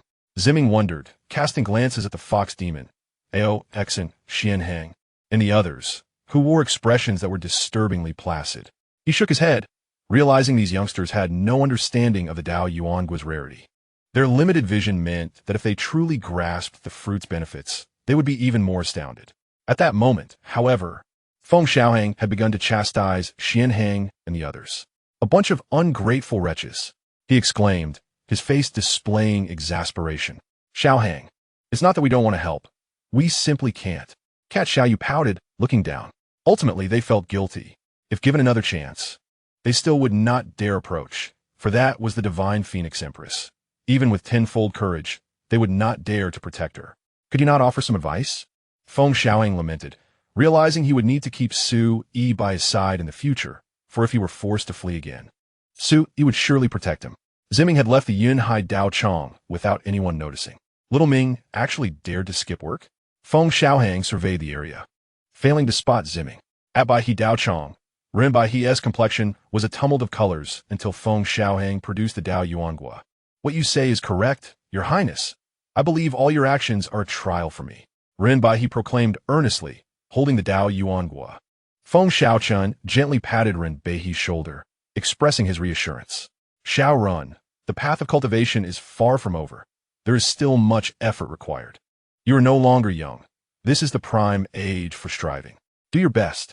It felt as if a junior was imparting wisdom to a senior. Albeit the situation was somewhat reversed. Although Renbei found the words a bit awkward at that moment, he felt indifferent to the matter of appearances. Rest assured, Your Highness, I shall strive even harder. Renbei's response was natural, a practiced form of flattery. This is the only one I possess. If it were not for our relationship, I would not so readily part with it. As Feng Xiaohang sighed, while patting Renbei's shoulder, the latter felt a deeper sense of gratitude, until Feng Xiaohang departed. Renbei personally escorted him to the door. I bid you farewell, Your Highness. Renbei withdrew his gaze, looking at the Tao source fruit in his hand, feeling as if it were all surreal, his heart racing. With a sudden slap to his own face, he affirmed its reality. He had the privilege to enjoy such a divine object, something he had never dared to imagine in his lifetime. I am hopeful to attain the status of emperor. Renbei's eyes glistened with emotion. At the Zhongyuan Dairist temple, where the Grand Elder resided, Zi Yuan contemplated the Tao source fruit in his hand. Have you used this? He hesitated, despite his desire to refine the fruit. However, the thought of using it for foot soaking made him pause momentarily. Are you implying that I would reuse the foot-soaking water? Feng Xiaohang expressed his discontent, reaching out his small hand. No, return it to me. Zi Yuan swiftly secured the Tao source fruit. Although Feng Xiaohang's intended use was indeed a bit off-putting, the Tao source fruit remained extremely significant to him. Comparatively, discomfort was a minor issue. Even if it had been used for foot-soaking, there would still be those willing to accept it. Ahem, Xiaohang. You've gained much from his secret realm, but it is best to hand over the Tao source fruit to your master, Zi Yuan advised earnestly. Such a divine object, if it were to circulate outside, could provoke reckless actions from others.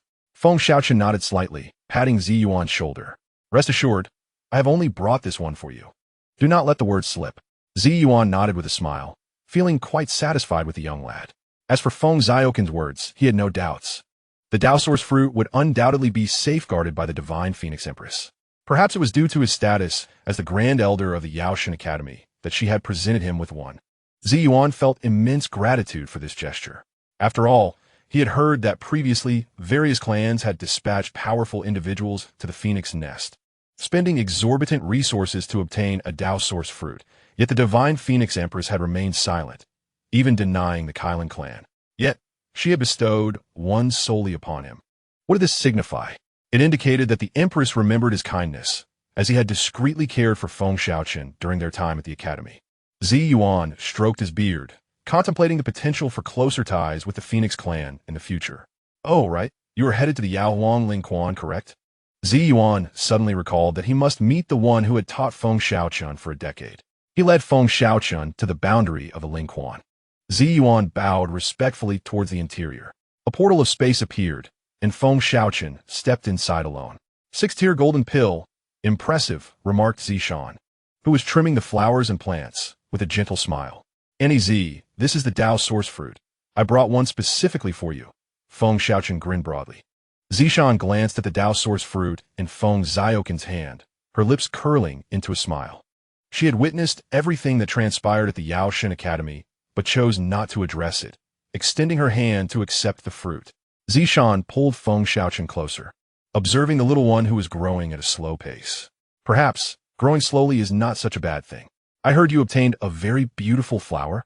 Zishan suddenly inquired. Feng Xiaohang's expression stiffened, and he replied earnestly, that flower was of no use. It merely emitted light, so I discarded it. He enjoyed weaving little tales. Many had seen the divine flower and had presented it to his master. Auntie Z must have never been here, so she should be unaware, right? Feng Xiaohang thought to himself. Zishan let out a soft huff, appearing somewhat displeased, yet concealed a hint of amusement in her eyes. You know full well that I adore beautiful flowers. How could you discard it? She was aware of everything occurring outside, yet chose not to confront him. Feng Xiaohang adopted a serious demeanor, cupping Zishan's face. We must be obedient.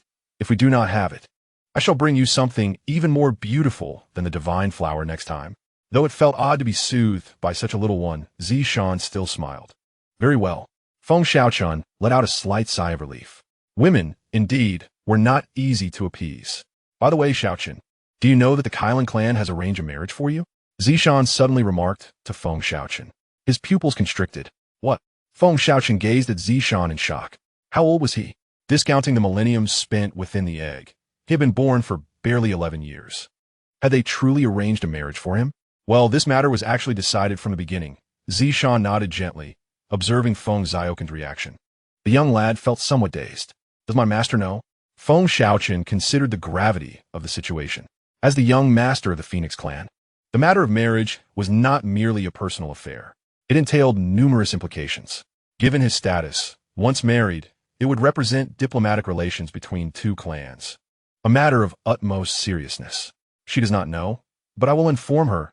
Zishan shook her head, pausing before adding. The girl you are to marry is quite lovely. I have met her before. Is she more beautiful than Auntie Z? Feng Xiaohang asked innocently. Zishan was momentarily taken aback, not expecting such a question from him, and laughed as she replied, And how beautiful do you think Auntie Z is? I have not seen anyone in the Kylan clan more beautiful than Auntie Z. Feng Xiaohang spoke the truth, having encountered few from the Kylan clan. Naturally, Zishan was the most beautiful in his eyes. What about compared to your master? Zishan scrutinized him. Feng Xiaohang felt it best to change the subject, gently holding Zishan's face and stating earnestly, Auntie Z, comparisons are unkind. True beauty stems from one's own strength. He spoke with conviction, attempting to charm her. Zishan shot him an exasperated glance, preparing to continue, when she suddenly looked towards the boundary outside, softly saying, They have arrived. Feng Xiaohang, puzzled, asked, What has arrived? Zishan lightly gestured forward, and a portal of space appeared, revealing an unexpected area deep within the Yao Huang Lingquan. Impressive indeed. 5 figures emerged from the portal. Leading them was Zi Yuan, accompanied by a middle-aged man, 2 young men, and a young girl. The girl was strikingly beautiful, donned in practical attire, with long legs and a sleek ponytail. Her captivating eyes held a hint of coldness. The 2 young men bore haughty expressions. Unruly. The middle-aged man chastised the 2 youths before turning to Zishan with a respectful bow. Zihua pays respects to the elder. Zishan nodded slightly. Zihua then addressed the girl and the 2 youths, commanding, Qing Tang, Yixing, Ning Hao, pay your respects. The tone was stern. We have met the elder. We have met the elder. The 3 bowed in unison, their curiosity piqued about the extraordinarily beautiful woman who commanded such respect from Zihua. Elder, Qing Tang wishes to meet the one she is to be wed to. Zihua spoke cautiously. This scene left the 2 young men even more astonished. Third uncle. Who is this elder? Zi Yixing inquired. Yet Zihua merely glanced at him, offering no explanation. Feng Xiaohang observed the newcomers, noting that they all bore the surname Zi, all members of the Zi Kylan clan. As their gazes met, both were appraising one another. Is he really the one I am to be wed to? Ziking Tang furrowed her brows. Zuan cleared his throat and smiled. Qing Tang, though he is younger, his talent is extraordinary. In truth, Ziwan wanted to assert that his talent might even surpass hers, but he refrained from voicing that thought. Just him? Zining Hao chuckled derisively, looking down at Feng Xiaohang with evident disdain. A mere child, he probably still wets the bed. Is it not too frivolous for a child to marry our clan's saintess? Ziai Xing echoed the laughter. Zishan held Feng Xiaohang's hand, her expression indifferent. And she? Feng Xiaohang exclaimed in surprise. Surely not? The drama of a broken engagement, followed by 30 years of fortune and misfortune? Zishan gently patted Feng Xiaohang's head, her eyes casting a detached glance at Ziking Tang. Though Ziking Tang was unfamiliar with Zishan, whose presence commanded respect even from her uncle Ziwa, she did not shy away from looking at Zishan. In the clan, marriages are merely transactions of benefit, implying that a change of saintess would not alter the essence of such unions. Ziking Tang spoke softly, directing her gaze at Feng Xiaohang. My future husband is destined to become an emperor. Elder Zuan claimed his talent was remarkable. However, as of now, I see no evidence of that. Nor do I believe he can catch up to me. If I must be wed to a child, then I request the clan to replace me as saintess and appoint another. Her words were calm and devoid of contempt, yet they bore the weight of an undeniable truth. Upon hearing her declaration, Ziwa and Ziwan's expressions shifted, casting wary glances at Zishan, who would dare to act rashly in her presence. Ziwa attempted to speak, but Zishan waved her hand, simply responding, Then let us appoint another saintess. Upon her words, Ziwa's face turned pale. Even Ziking Tang, was taken aback by the abruptness. Her gaze questioning Ziwa. Who is this woman that she can dictate clan matters? Predecessor, while I may not know your status, must we conform to the clan's decisions solely because of King Tang's position as saintess? Xing interjected, pointing at Feng Xiaohang. He is merely a child. What if he proves to be mediocre in the future? His words cast doubt, as if questioning her authority over clan affairs. Zishan's eyes narrowed as she regarded Xing. Ziwan inwardly lamented the situation. Are you questioning me? Zishan's voice was soft, yet carried an air of formidable pressure. I dare not. Xing suppressed his retort. This matter has become quite the spectacle. And look, he does not wish for this, so we should not force it. Feng Xiaohang gently patted Zishan's fair hand. After all, there is a powerful phoenix in the family. If it were to learn of his clandestine marriage, he would surely face dire consequences. King Tang's intention to break the engagement aligned perfectly with Feng Xiaohang's wishes. Zishan crouched down to look at Feng Xiaohang, a faint smile gracing her lips as she nodded. Seeing this, Feng Xiaohang felt a slight relief. He had no desire to partake in the drama of fortune's fickleness. Then let us find another to wed, Zishan said, ruffling Feng Xiaohang's hair. His expression froze. Is it truly unavoidable? Zishan gazed at Feng Xiaohang, speaking softly. I nearly allowed you to marry a mediocre girl. Understand that not everyone has the right to stand by your side. She is certainly unworthy. The atmosphere fell into a profound silence. King Tang frowned, clearly displeased. After all, she had become the saintess of the Kailan clan, and none dared to call her mediocre. Yet today, she heard such an assessment for the first time. Does the predecessor imply that the saintess is mediocre while he is the true Kailan child? Xing frowned, his tone tinged with dissatisfaction. If the predecessor seeks to save face, it is unnecessary. He then turned to Feng Xiaohang, scoffing. If you wish to prove him, let him act. There's no need for the saintess to intervene. I shall suppress him myself. His infatuation with King Tang fueled his belief that Zishan's words were mere posturing. Having cultivated for 57 years, he was at the second level of the Yuan-Ing stage. Zishan saw through his cultivation at a glance and shook her head lightly. Xing sneered, convinced that she dared not let this child take action. Suddenly, Zishan's voice rang out. Xiaohang, he is too weak. Be gentle. Xing's expression hardened, swiftly morphing into anger. Cough, cough. I am sick yet still delivering 3 chapters. Brothers, do you think I can hold on? His complexion pale, breath shallow. Chapter 67. Complete domination. Xing's face darkened. Indeed, to Zishan, he appeared weak. Yet compared to Feng Xiaohang, he considered suppressing his cultivation to engage in battle. Zishan's remark about him being too weak, though spoken plainly, was steeped in disdain that he could deeply perceive. Xing scoffed inwardly. If that were the case, he would crush him with overwhelming force. Gome. Feng Xiaohang beckoned with his finger, surprisingly allowing him to strike first. If Zishan looked down upon him, then even a mere child was also beneath her.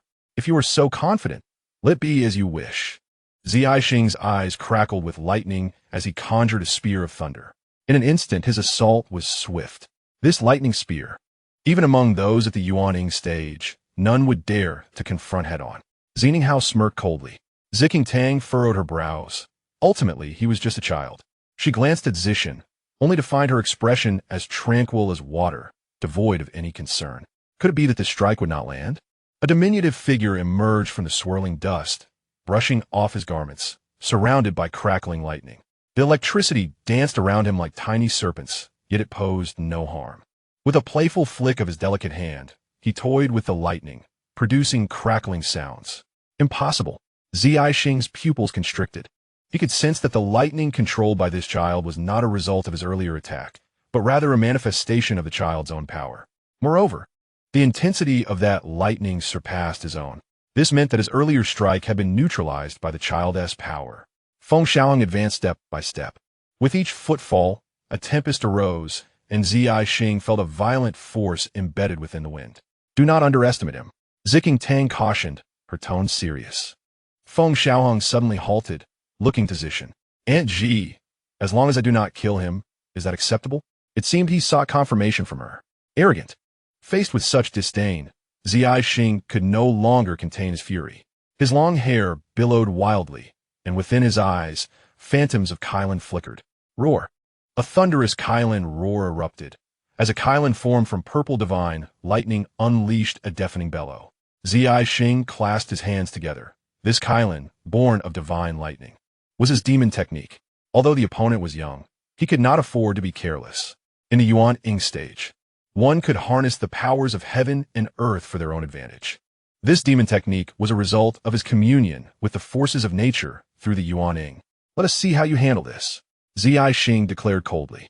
The colossal Kylan took a step forward, shattering the earth as it locked onto Feng Xiaohang's presence. Feng Xiaohang regarded the Kylan technique with an unwavering calm. You wish to compete in the realm of lightning? Feng Xiaohang scoffed, raising a finger as a tempest surged anew, rapidly coalescing into a colossal whirlwind. The whirlwind spun with incredible speed. Boom! The vortex collided with the Kylan. To the astonishment of all, the whirlwind did not falter beneath the Kylan's advance. Instead, it began to expand. Feng Xiaohang chuckled coldly as the relentless tempest continued to gather strength. Such terrifying divine power. Ziking Tang gasped inwardly. This had transcended the realm of mere demon techniques, hadn't it? Were it not for the absence of heaven and earth's power, she could easily mistake this for divine prowess. Even so, this demon technique was the most formidable she had ever witnessed. No wonder that woman exuded such confidence. The Feng Xiaohang she spoke of truly possessed such strength. The tornado formed by the hurricane had thoroughly ensnared the Kylan conjured by Zi Xing, trapping it as if it were a cornered beast. Within the tempest, thunder rumbled ominously, and when it met the Kylan, two fierce powers violently tore at each other.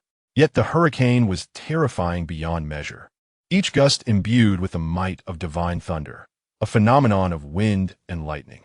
Feng Xiaohang pressed his fingers together, unleashing this demonic technique for the first time, its power far surpassing his expectations. Truly, it was the divine skill of the Mo Kylan.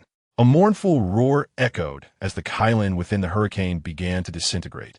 Growing feeble, this tornado, formed by the convergence of wind and thunder, not only wielded the force of lightning, but also dissolved its target.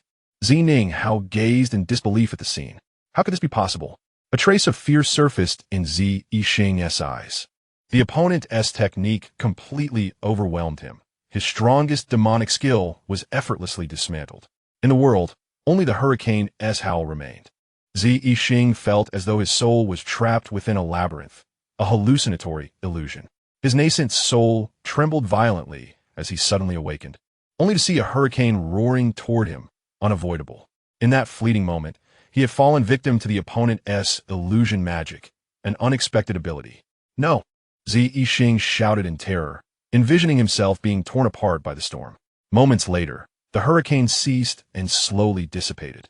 Before Zi Yixing could catch his breath, he suddenly felt a tremendous impact on his body, his limbs pierced by several fiery feathers that had appeared out of nowhere.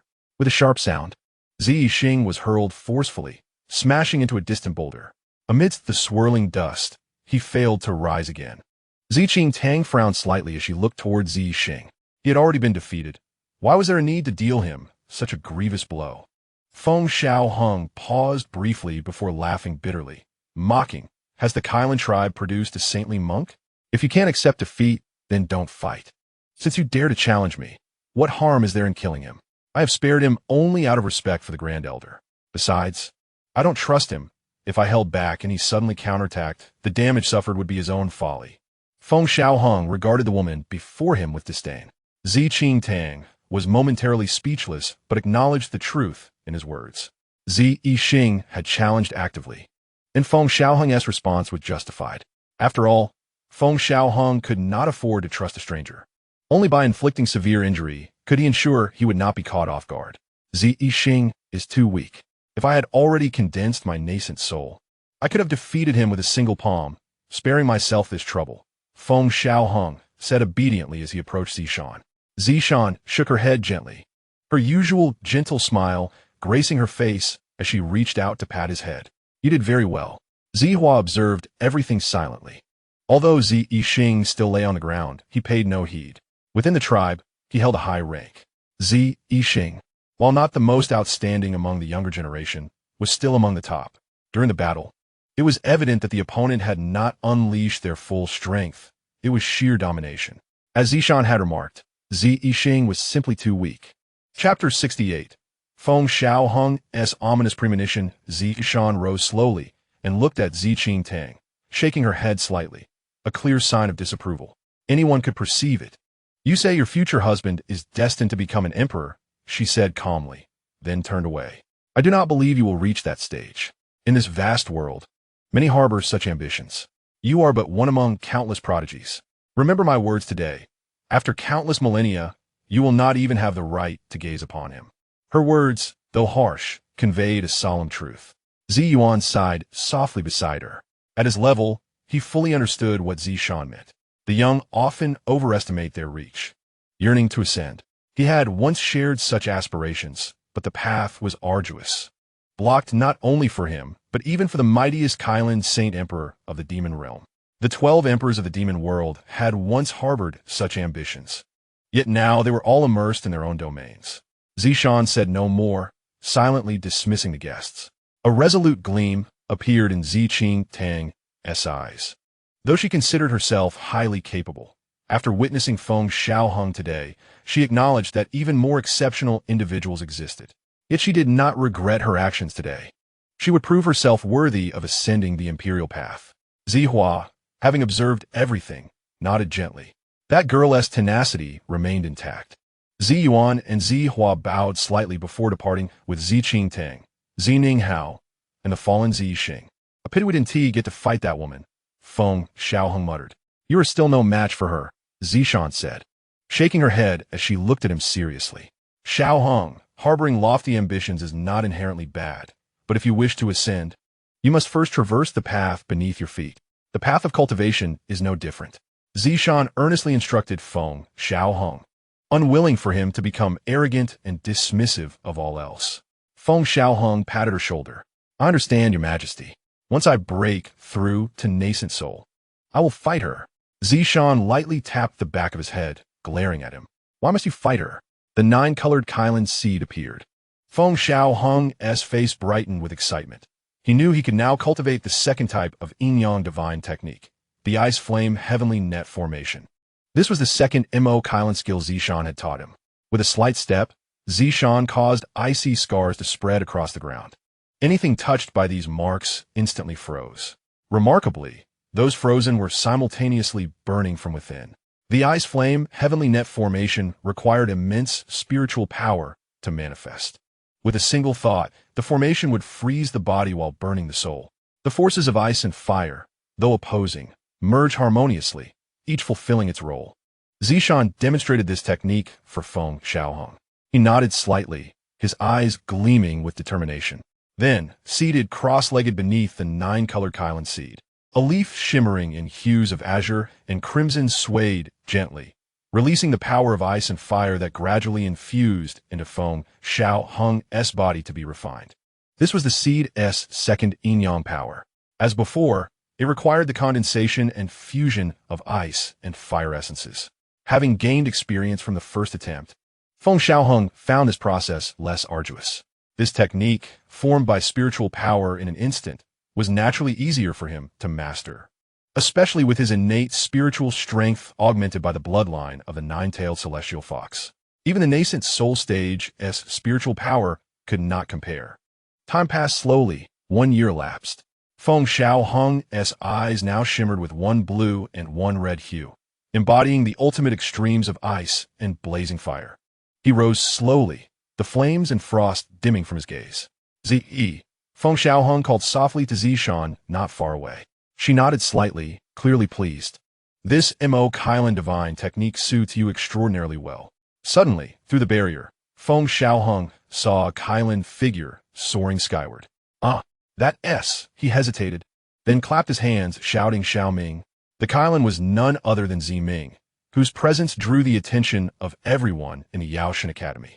At this moment, Zi Ming had manifested his true form, absorbing the essence of heaven and earth. With the aid of the Tao Source fruit, his state of mind had broken through, and his cultivation advanced a step forward. Now his eyes regarded the world with newfound enlightenment. Zi Ming truly is the most outstanding prodigy of our Kailan tribe. Even that rising young woman pales in comparison. An elder of the Kailan tribe stroked his beard with a smile. Yes, quite remarkable. Perhaps he will become our tribe's second Saint Emperor, another elder remarked. Though the youth was somewhat unruly, his talent was undeniable, often praised even by the Grand Elder. It is well known that Ziming taught Feng Xiaohang some underhanded tactics, as well as the various amusements that emerged from the Yunhai dojo. However, to those observing, these matters had become insignificant. After all, Ziming's innate talent was sufficient to overshadow all else. As Ziming was contemplating the principles of the heavenly Tao, he suddenly overheard a conversation that nearly caused him to spit out a mouthful of blood. He had been duped by that little rascal. His reputation had also been tarnished by that same impish creature. Just as he considered whether to clarify the situation, he suddenly heard a call from below. Xiaoming! Xiaoming! Upon hearing the voice, Ziming nearly stumbled, almost losing his balance. Feng Xiaohang was perched upon a large stone, waving his small hands. With a basin of water at his feet, the water shimmering with ethereal light. That was indeed Dao Yuangua. He was using Dao Yuangua to soak his feet. Just after Ziming had utilized Dao Yuangua to break through, this little scamp was using it to soak his feet. Wait, hadn't he only brought one? And it had been specially brought for him. He had been so moved by it earlier. It seemed one could never trust this little rascal's words. Many onlookers had spotted Feng Xiaohang and were visibly displeased.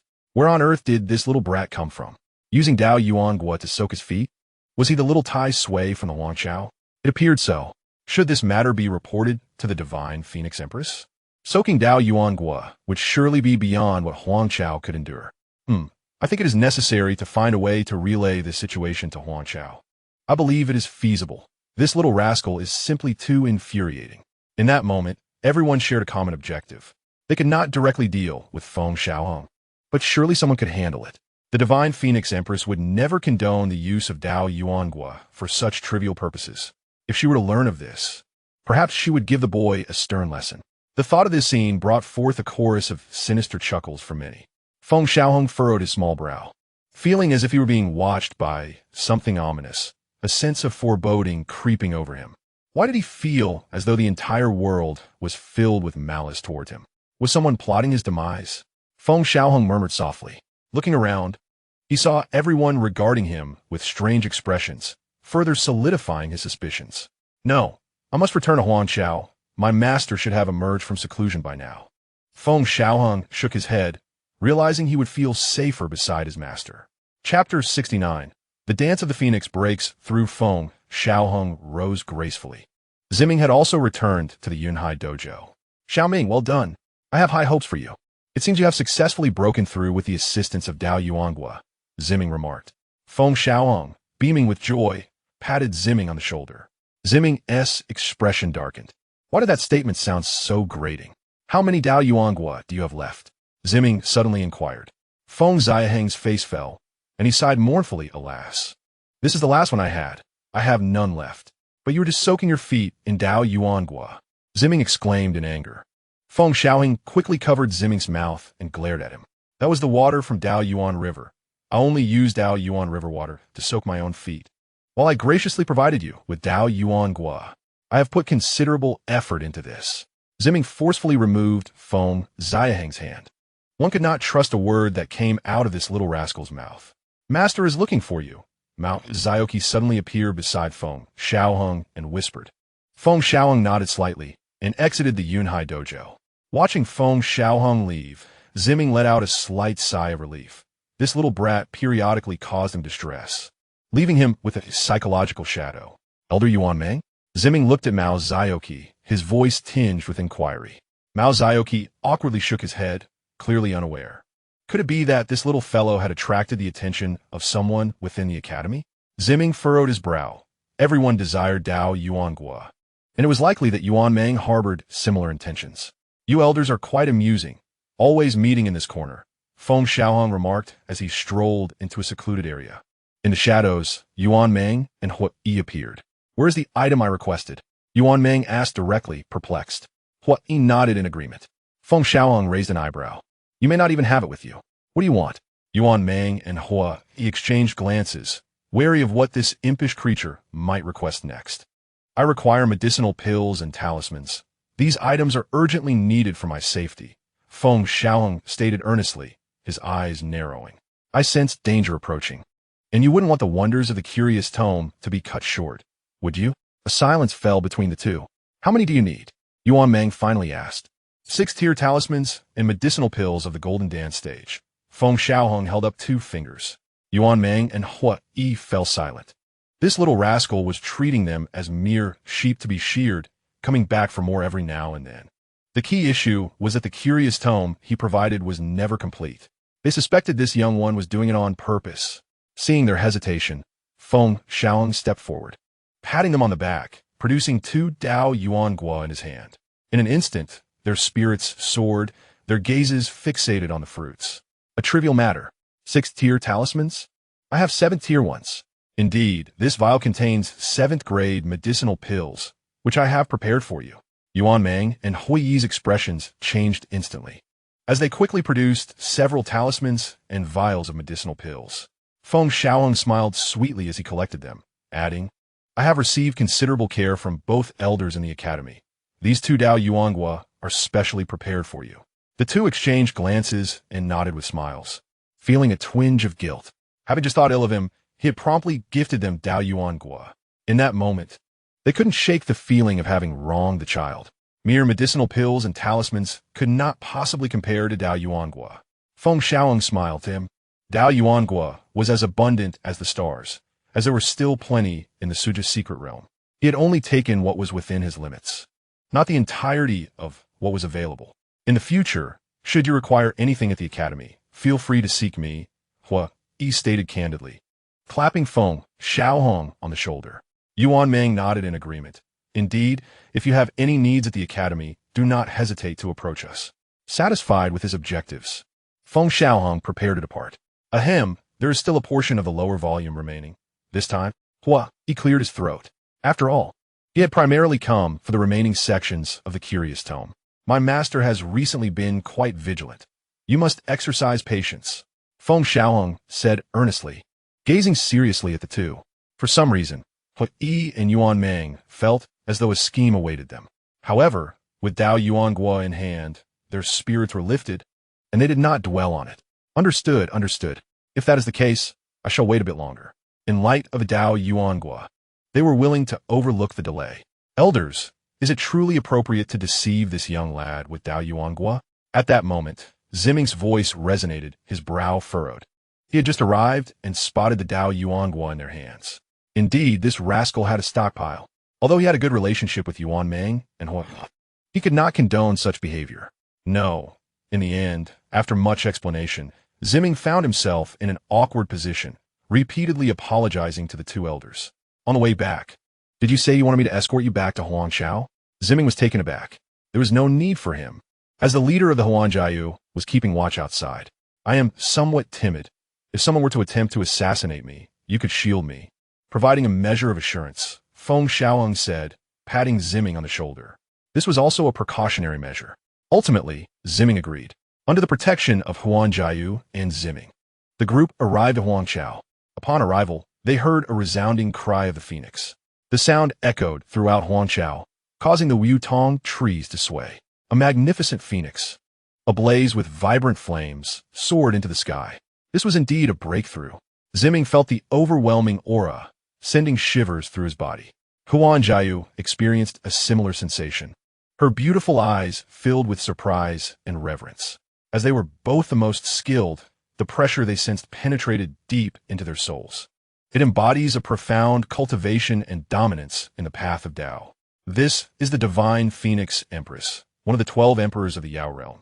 Now, having achieved a breakthrough, her power has become even more formidable. Master, Feng Xiaohang waved her small hand, greeting Huang Wu.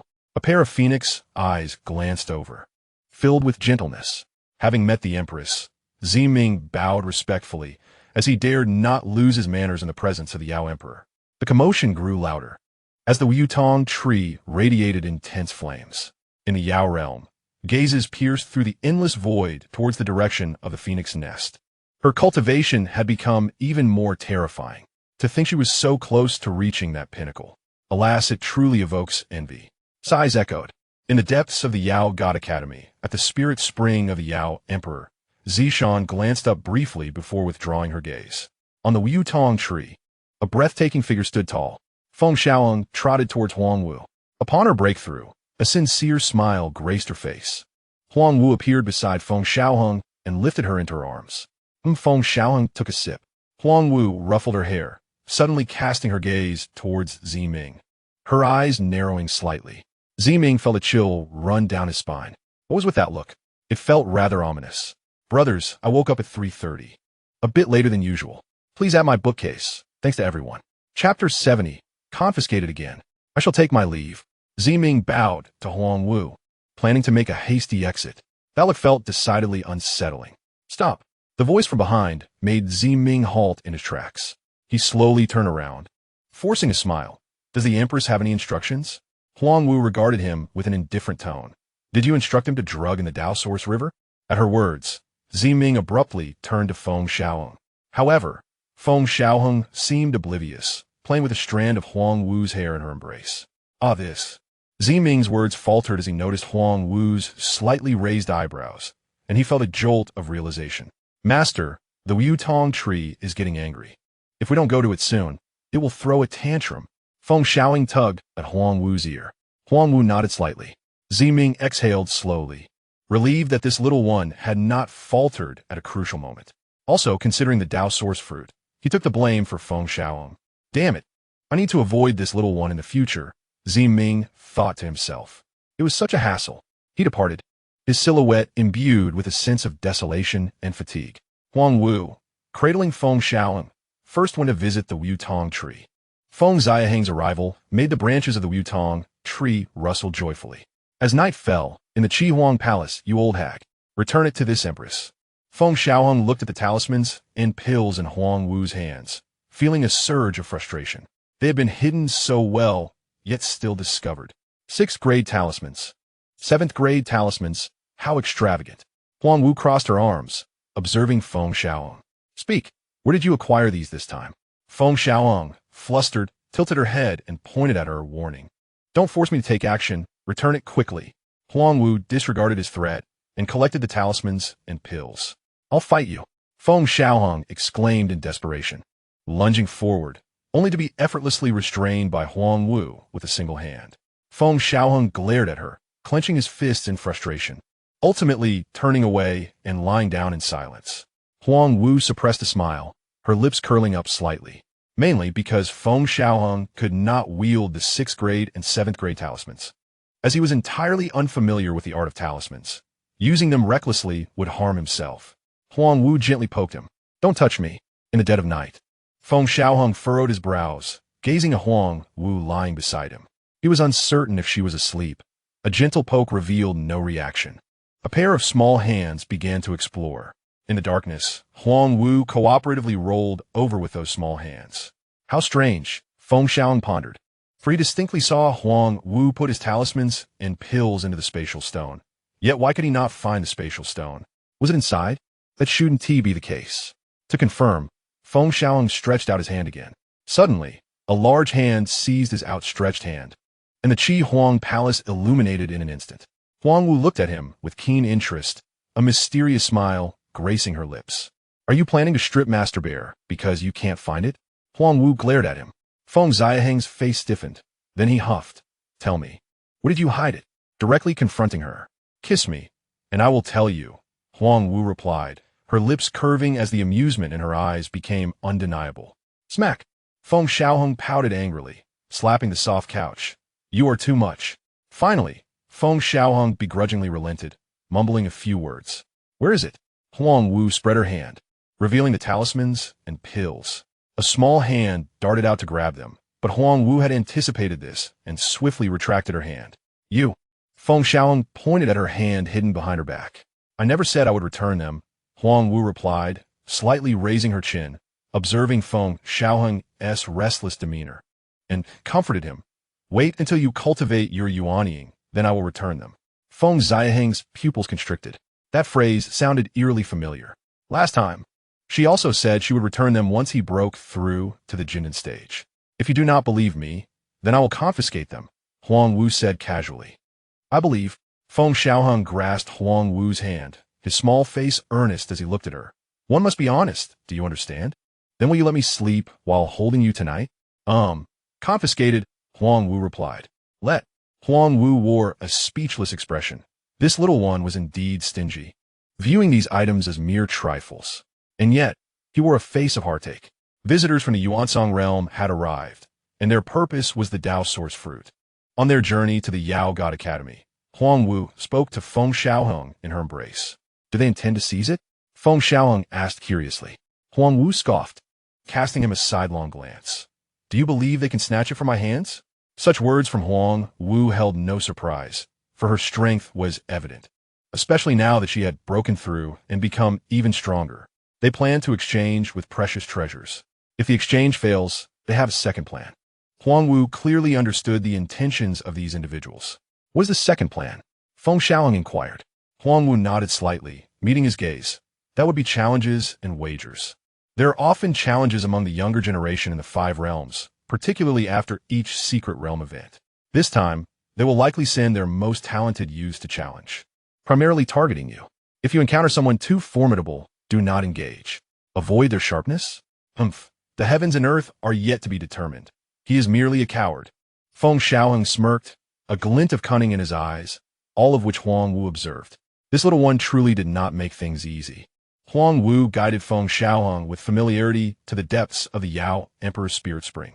2 bamboo houses stood there. Huang Wu seemed more like a tutor accompanying the prince in study.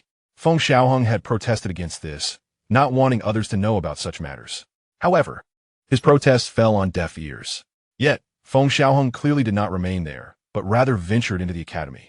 He had already mastered the second of the Mo Kailan divine abilities, while the third remained beyond his current cultivation level. The third Mo Kailan divine ability required the manipulation of the power of heaven and earth, attainable only at the Yuanying stage. Thus it had to be temporarily set aside. His current strength had reached the 6th level of Jindan, making him quite formidable among his peers, capable of contending even against those of the Yuanying stage. Within him lay 4 Jindan, each representing the Phoenix bloodline, the Tiana bloodline, the Mo Kailan bloodline, and the Jinyu bloodline. Each bloodline would coalesce into a Jindan. From the memories of his inheritance, the ultimate form of the Wan, Yao divine body, is to merge all bloodlines into one. This is the fundamental aspect of this invincible physique. Yet, Feng Xiaohang has yet to reach that stage. Feng Xiaohang adeptly made her way to the Yunhai Daokang. Xiaohang! Xiaohang! Upon seeing Feng Xiaohang's arrival, Ziming's expression took on a grave demeanor as he remarked. The younger generation from the Yuansong realm has come to the demon realm to challenge the Yaishin Academy. It is said that this time they might be targeting you. As soon as he finished speaking, Feng Xiaohang waved her hand boldly. Let's go and meet those brats. Ziming's heart skipped a beat, and the words of persuasion he intended to offer lingered on his lips, unspoken. The challenge was imminent, with the leader of the Yuansong realm, Qin Hao, present. Look, that is indeed a person from the Yuansong realm. The vast platform of the Yaishin Academy was filled with powerful figures seated in attendance. In the center sat Zuan, alongside an elderly man in white robes. To his left were the elders of the Yaishin Academy, while to his right were the formidable individuals from the Yuansong realm. Zuan, are you prepared with your strategies for this challenge? The elderly man chuckled softly, stroking his beard as he squinted, flanked by 12 youths and 2 maidens, with Qin Hao being among them, albeit at the rear this time. It appeared that the Yuansong realm had made early preparations for this encounter. Ziwan tapped his fingers against the armrest, gazing forward intently. The elderly man smiled, but offered no further comment. The challenge from the Yuansong realm had stirred considerable excitement. Students and elders alike gathered within the academy. After all, the 2 realms frequently engaged in conflict, and the younger generation represented the future. They were eager to witness how their cultivated students would fare against their counterparts. The colossal arena ascended into the air as an elder clad in green appeared on the stage, surveying the eager students below. There will be a total of 12 challenges. For each victory, reward will be granted while the academy will bear the consequences of any defeats. Naturally, challenges can be declined. No talismans or potency-enhancing pills may be utilized. As the students absorbed the rules of the challenge, their eyes sparkled with anticipation. Such contests always thrilled them, for a single victory could yield substantial rewards. Even in defeat, the academy would absorb the losses, making these challenges highly desirable. The elder on the platform regarded the vibrant faces of the students, nodding slightly. Recognizing that this was an initiative by the Academy to motivate them, the victors would receive bountiful rewards. For the first challenge, from the Yuansong realm, Qin Hao. The victor shall be awarded the 9th grade Lotus Platform and the Dragon's Saliva Grass. The elder presiding over the challenge announced the rewards, igniting a wave of astonished murmurs among the audience. The 9th grade Lotus Platform was akin to a grand gathering spirit formation. Meditating upon it endowed one with the benefits of a large spirit-collecting array and also nourished the soul. As for the Dragon's Saliva Grass, it was a rare divine material unique to the Dragon Clan, exceedingly precious even to them, indicating that the Academy had reached some agreement with the Dragon Clan for this exchange. From the very first match, such a spectacle unfolded. Qin Hao stood upon the stage, casting his gaze over the assembly of students before declaring loudly, "I challenge Feng Xiaohang." At this proclamation, numerous eyes turned to the figure astride Kung Yuan's head. The powerful individuals from the Yuansong realm maintained their composure, clearly having conspired beforehand. Was he truly challenging this little Tai Sui right from the start? It seemed almost like a gift. Their skepticism about Qin Hao was palpable. After all, Feng Xiaohang's prowess was well known. Among them, Zixing felt a personal connection, having come from his clan to the Yaishin Academy specifically for this challenge. Though he had been defeated by Feng Xiaohang, he sought to prove he was not merely weak. Ziking Tang and Xining Hao were also present, yet Ziking Tang found it hard to muster interest in someone of mere Golden Core stage. As the crowd braced for the unfolding drama, Feng Xiaohang's voice rang out, "I refuse." The declaration took many by surprise, and the arena fell into a momentary silence as they questioned whether they had misheard. "You refuse?" Qin Hao's brow furrowed. This turn of events was unexpected, diverging from their prior expectations. Qin Hao had not intended to win, but rather to lose, allowing Feng Xiaohang to grow overconfident before escalating the stakes, a strategy they had previously agreed upon. Yet her refusal felt like a blow to their plans. As a student of the Yaishin Academy, you dare not accept the challenge? Qin Hao pressed, his frustration mounting. How can you know you will lose if you do not fight? Indeed, I refuse. My master instructed me to avoid confrontation with those as formidable as you. Feng Xiaohang replied innocently, blinking at him. Many students frowned, realizing that this was clearly undermining their own morale. Even Zixing and Ziking Tang furrowed their brows, knowing well Feng Xiaohang's abilities. Why would she decline? Ziming, Rin Beihe, Yuan Meng, and Hoi Ai exchanged glances, understanding that something unusual was afoot. What trickery is she attempting? Qin Hao, growing increasingly agitated, exclaimed, "How can you know you will lose without fighting? You come, guaranteed victory. I shall not fight. My master has decreed that I shall not gamble with an assured loss." Feng Xiaohang shook her head, her face reflecting distress. Ziming's brows twitched. Was she truly so compliant? Doubt lingered regarding Feng Xiaohang's character. Why not give it a try? Qin Hao finally managed to utter. Feng Xiaohang's face scrunched in contemplation. Finally, with determination, she leaped from Kun Yuan's head and pointed to Mao. "Zhou, Sing. Zhao, you go. Test the waters and see how formidable they are." Mao Xiao stared at Feng Xiaohang incredulously, pointing at herself. "Me?" Qin Hao's mouth twitched. He had never witnessed someone so timid. Hadn't she been courageous in the Su realm's secret territory? Perhaps the divine Phoenix Empress was indeed too strict. "Xiao, trust yourself. This is a valuable experience for you, and you will undoubtedly prevail." Feng Xiaohang encouraged, patting Mao Xiao's shoulder. Yet Mao Xiao hesitated, aware that her opponent was a 6th transformation Golden Core, while she was merely at the 2nd transformation, making any comparison futile. Noticing Mao Xiao's uncertainty, Feng Xiaohang leaned in, whispering something into her ear. Ultimately, Mao Xiao, albeit with lingering doubt, stepped onto the stage. Qin Hao observed Mao Xiao, lost in thought, contemplating how to lose convincingly. If the opponent was too weak, a blatant show of leniency would arouse suspicion. Yet if he defeated Mao Xiao, what if Feng Xiaohang refused to fight afterward? Lost in this dilemma, Mao Xiao suddenly launched an attack. Qin Hao tensed up but quickly realized this was a perfect opportunity. With this in mind, he dropped his defenses, feigning surprise. Bam! Qin Hao was caught off guard by Mao Xiao's sudden strike, staggering to a half-kneel, trembling fingers pointing at her. "You ambushed me." With a final splutter of blood, he collapsed. Mao Xiao stared at the scene before her, engulfed in self-doubt. Did I really win? Feng Xiaohang nodded, slightly from the sidelines, acknowledging the performance. Now that is what I call acting. In the ensuing chapter, astonishment rippled through the students as they processed the implications of the Yuansong realm's apparent deception. Is this truly a victory? Could the Yuansong realm be so feeble? Had I known Xianhao was so feeble, I should have taken the stage myself. Indeed, the 9th rank lotus platform and dragon saliva grass had fortuitously fallen into Mao Xiao's possession. Amidst the murmurs, Xianhao let out a sudden chuckle before spitting blood once again, this time genuinely overcome by fury. Had he not been cautioned beforehand, he would never have deliberately thrown the match. Mao Xiao descended from the arena clutching the 9th rank lotus platform and dragon saliva grass, still dazed. Clearing his throat, the elder presiding over the contest announced the next challenger from Yuansong realm, Mu Xiao, who stepped forward and boldly named his opponent, Feng Xiaohang.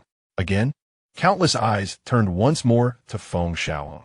I refuse. Feng Xiaohang's voice rang out, petrifying the crowd anew. Why again, you Mu Xiao? Someone questioned. Qianhao's earlier defeat had clearly demonstrated the ease of the task, yet Feng Xiaohang declined once more. Mao Xiao's victory was by ambush. It does not reflect your true strength.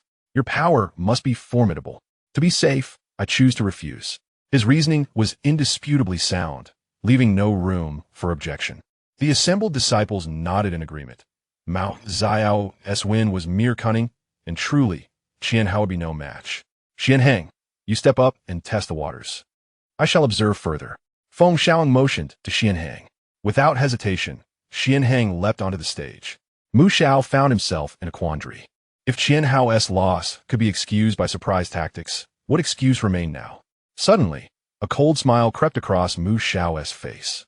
I've heard the Tianyao Holy Tiger clan boasts formidable physiques. Let us compare our physical bodies. At this declaration, a scoff rose from the crowd. Are all the prodigies of Yuansong realm so arrogant? Comparing physiques with the Tianyao Holy Tiger? Such hubris will be punished. They could rely on cultivation to win, but insist on a physical contest. Xianhang nodded at Mu Xiao's challenge without refusal. Very well. If it is physical strength you desire, I shall oblige. My cultivation is inferior, but in sheer physique, I do not believe I shall lose to any human. With no further exchange, the two collided, engaging in pure physical combat devoid of any other techniques. The arena resounded with the thunderous impacts. Xianhang's palms transformed into tiger claws, each strike landing with brutal force. Mu Xiao quickly faltered, his body marked by deep, bloody scratches. Stop, he cried, unable to endure further. Yet Xianhang, eyes blazing with fierce resolve, fought on relentlessly, as if possessed. Enough. It must end now. Mu Xiao gritted his teeth, but was struck heavily by Xianhang's final blow, flying off the platform and collapsing utterly. Indeed, to challenge the Tianyao Holy Tiger clan in physical strength was a doomed endeavor. Arrogance was to blame. Taunts echoed around him, and Mu Xiao spat blood. Now understanding Qianhao's prior humiliation, to be beaten and mocked in silence was a bitter torment that gnawed at the heart. Triumphant, Xianhang returned clutching his prize until the next challenger emerged, Chun Sheng from Yuansong realm, once again challenging Feng Xiaohang. Not again, murmurs spread. Is this a duet performance? Do they only know Feng Xiaohang? So many in the academy, yet only Feng Xiaohang is challenged? The scene stirred discontent. The participants sought the rewards. Yet only Feng Xiaohang was targeted. Yet, as challengers, Yuansong realm held the privilege to select. Zi Yuan frowned slightly, while the elder in white robes sipped tea serenely. I refuse. Feng Xiaohang's voice rang out yet again. Chun Sheng glared angrily. Are you that timid? My master warned me of the treachery of men and told me not to fight you. That man just now was formidable. His physical contest with Xianhang lasted so long. Surely he holds hidden trump cards. Feng Xiaohang looked at him innocently, finally murmuring, I'm afraid. Chun Sheng was rendered speechless by anger. Even the white-robed elder sputtered tea in surprise. Why was one so young yet so composed, even cowardly? The assembled disciples exchanged bewildered glances. Was this still the mischievous little Tai Sui they knew? Afraid? Feng Xiaohang patted Kuei Yuanyuan's head. Yuanyuan, you go. Let us see their strength. If he can match you in physical strength for long, I shall reconsider. The tall Kuei Yuanyuan ascended the platform, facing his opponent with caution, doubting the foolishness of a physical contest. Chen Sheng regarded Kuei Yuan. If his palm sent him flying, Feng Xiaohang would be assured. Since Feng Xiaohang says your physique is strong, I shall test it. Murmurs arose. Really physical combat? Are the Yuansong realm disciples so foolish? Are they throwing the match? But why would they do that to their own disadvantage? Doubts multiplied, even whispering conspiracy. The Kuei Nyo clan's physique surpassed the Tianyeo Holy Tigress, ranking among the top in the demon realm. Indeed, even the Dragon clan fell short. Chen Sheng remained silent amidst the murmurs.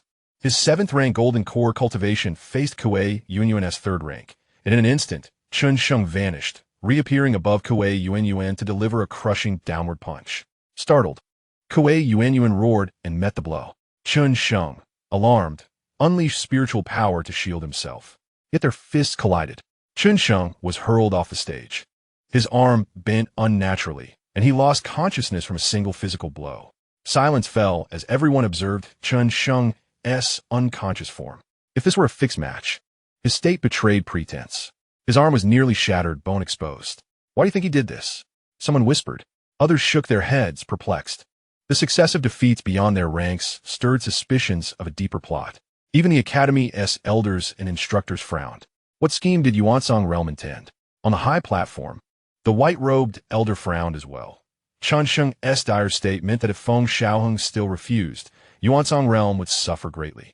Even Chen Sheng had not anticipated such severe injury, underestimating Kuei Yuan's physical strength. A black-clad youth beside the elder spoke. Master, let them fight at full strength. I have a way to compel Feng Xiaohang to act. The elder pondered briefly, then nodded slowly. At that moment, a new challenger appeared. Liang Sun, peak golden core realm. I challenged Feng Xiaohang. Upon speaking, he immediately received orders to exert his full power. I refuse. Before Feng Xiaohang could voice his rejection, a student directly ascended the arena. This was Jin Wuzu's prodigy, Jin Xiai, possessing a 6-turn golden core cultivation. With an air of confidence, Jin Xiai gazed at him and proclaimed, aside from Feng Xiaohang, do you not recognize anyone else? Dare to fight me. Jin Xiai perceived that his opponent was merely here to stage a farce. After all, who would not claim the reward? Unexpectedly, Liang Sun agreed, prompting many to silently regret not having seized the opportunity sooner. Now that Jin Xiai was on the stage, the reward was tantalizingly close, evoking envy in many. With a cold smirk, Jin Xiai declared, come on, let's test our physical strength. Given the arrogance displayed by the previous two, Jin Xiai assumed Liang Sun was equally presumptuous.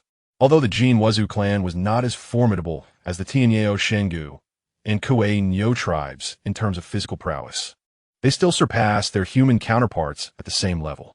Liang Sun's expression darkened, realizing he was being underestimated, akin to those previous fools. In a flash of silver light, a long spear appeared in Liang Sun's grasp. I will contend with your ancestors. He bellowed, the spear transforming into a dragon, hurtling toward Jin Xiai like a comet. Jin Xiai's countenance changed dramatically. His opponent was serious. At that moment, he was momentarily stunned, as this was not how he had envisioned the encounter. Liang Sun launched his full power without holding back. As the deadly strike approached, Jin Xiai unfurled a pair of blazing golden wings, narrowly evading the blow. Cold sweat trickled down his forehead.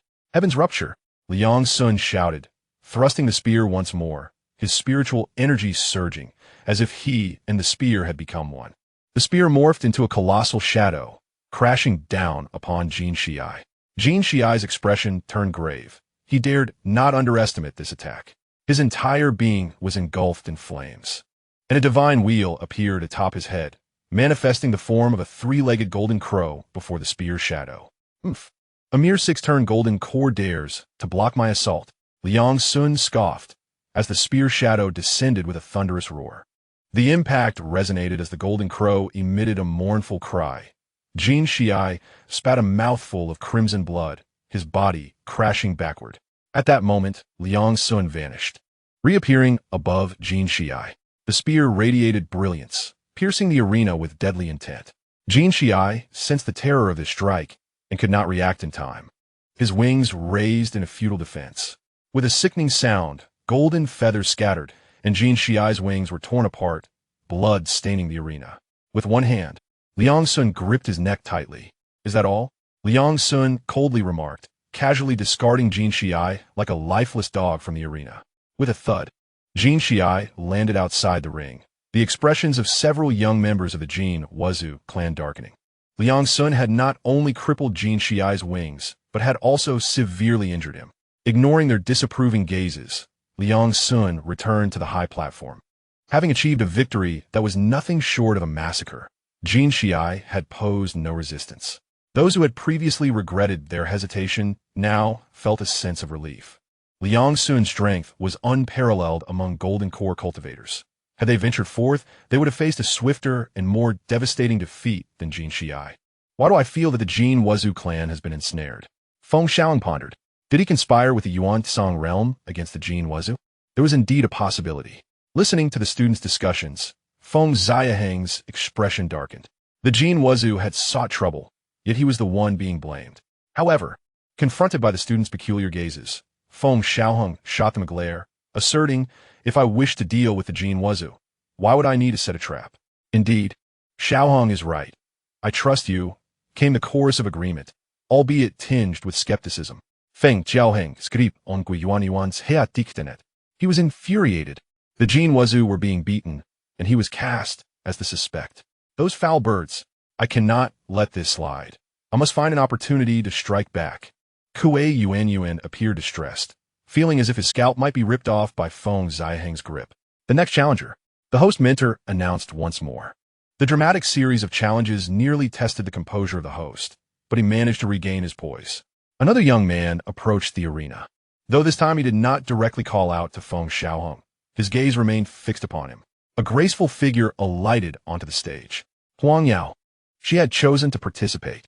A remarkable spectacle was about to unfold. Without exchanging words, the two directly engaged in battle. The opponent wielded a long knife, suffused with a chilling aura. Huang Wu remained unfazed, flames of the phoenix rising, and faintly, the sound of a phoenix's cry could be heard. The two figures approached with astonishing speed. A thunderous clash erupted as knife light and phoenix flames exploded, sending tremors through the spiritual energy. Huang Wu, at the 8th turn of Golden Core, faced an adversary whose strength rivaled that of the earlier Liang Sun, perhaps even surpassing it. Bolstered by the malevolent aura, the opponent's combat prowess ascended to a new level. An 8th turn Golden Core can contend with me to this extent. You are indeed formidable. But my malevolent energy shreds all, the knife-wielding youth stated coldly. But this is where it ends. The blade of light swept through the air like a river crashing against the shore, and Huang Wu felt an overwhelming pressure on her soul, as if it could be torn apart. Yet, she remained resolute, a single drop of fiery red tear materializing between her brows. Feng Xiaohang furrowed his brow. Phoenix tear? She is determined to forcefully employ this demonic technique. A chilling voice resonated from the arena. In comparison to the ferocity of the Tianyao Xing, your blade is far from sharp. On the arena, crimson flames blazed fiercely. The knife-wielding youth sensed the intense heat enveloping the air. His fingers twitched as the atmosphere ignited. At that moment, his expression grew grave. Huang Wu's technique instilled an unprecedented sense of threat within him. With the knife raised high, the impending clash would determine the victor. The blade of light, infused with overwhelming malevolence, surged forth. The fiery tear fell from Huang Wu's brow. The audience below watched with rapt attention, holding their breath in anticipation. As the knife light and fiery tear intertwined, time seemed to stand still. Boom! An explosion of malevolence and flames engulfed the arena, obscuring all vision of the battlefield. After a long moment, as the chaos subsided, a lone figure emerged from the smoke, walking forth with poise. She had won. Truly, Huang Wu was remarkable. Though her complexion was pale, her steps were steady as she descended the arena. Upon reaching Feng Xiaohang, she offered a faint smile. With a sudden cough, Huang Wu spat out a mouthful of blood. Feng Xiaohang's brow furrowed as he reached out his hand. Huang Wu wiped the blood from the corner of her mouth, shaking her head. I am fine. Thankfully, I had previously refined the Dao Source fruit, enhancing my cultivation by 2 levels, and comprehended the Phoenix Tear technique, which gave me the confidence to confront my opponent. On the arena, the knife-wielding youth lay defeated, being dragged off by those from the Yuan Tsang realm. At this moment, Yet another challenger ascended the arena. Though this young man was at the first level of the Yuan Ying realm. Feng Xiaohang patted her shoulder, nodding, "Do not worry, I will handle them." "Be careful," Huang Yao cautioned. Though she knew Feng Xiaohang was powerful, the opponent was still at the Yuan Ying level, capable of harnessing the forces of heaven and earth. Just then, a figure stepped forward. He too wishes to enter the fray? Feng Xiaohang paused, observing the individual walking onto the stage. Ziheng, renowned as the strongest golden core practitioner of the Yaoshen Academy, drew the interest of many for this battle. He was often referred to as invincible in the golden core realm, his strength surpassing even Huang Yao's. Although Ziheng was undefeated among golden core cultivators, the fact remained that his opponent was a Yuan Ying. Indeed, let us hope his strength is not excessively formidable, the students murmured, while the elders of the academy wore solemn expressions. After all, this is a battle between two distinct classes. If Zion were at the Yuan Ying stage, they would undoubtedly trust in his ability to defeat his opponent. However, the disparity between the Jindan and Yuan Ying stages is vast. A Yuan Ying cultivator can harness the power of heaven and earth to overwhelm foes, a fact that would instill despair in those of the Jindan realm. Jindan invincible? Yilin scoffed, eager to test the true strength of the Jindan stage. "I can suppress my cultivation to Jindan and engage you in battle." His eyes burned with a fierce determination as he gripped a massive halberd. This display garnered nods of approval from many onlookers, even though the opponent hailed from Yuan Kangja. Such audacity was deserving of respect. Zion shook his head slightly, advising, "There is no need for that. It is better for you to give it your all." What? He intends to fight a Yuan Ying with Jindan? Alas, Zion is mistaken. The gap between Jindan and Yuan Ying is a chasm. Should he falter and lose his Dao heart, it would be a loss too great to bear. Gasps erupted from the students, while the elders and mentors shook their heads, believing Zion had overstepped. Since his opponent is willing to engage him at the Jindan stage, it is a fair approach, and even they could not fault Yilin. Yet, Zion unexpectedly declined. Could it be that he possesses such confidence? Yilin's brow furrowed, but upon seeing Zion's earnest expression, he acquiesced. "Very well, as you wish." Yilin pointed his halberd toward Zion, channeling the power of heaven and earth into the weapon.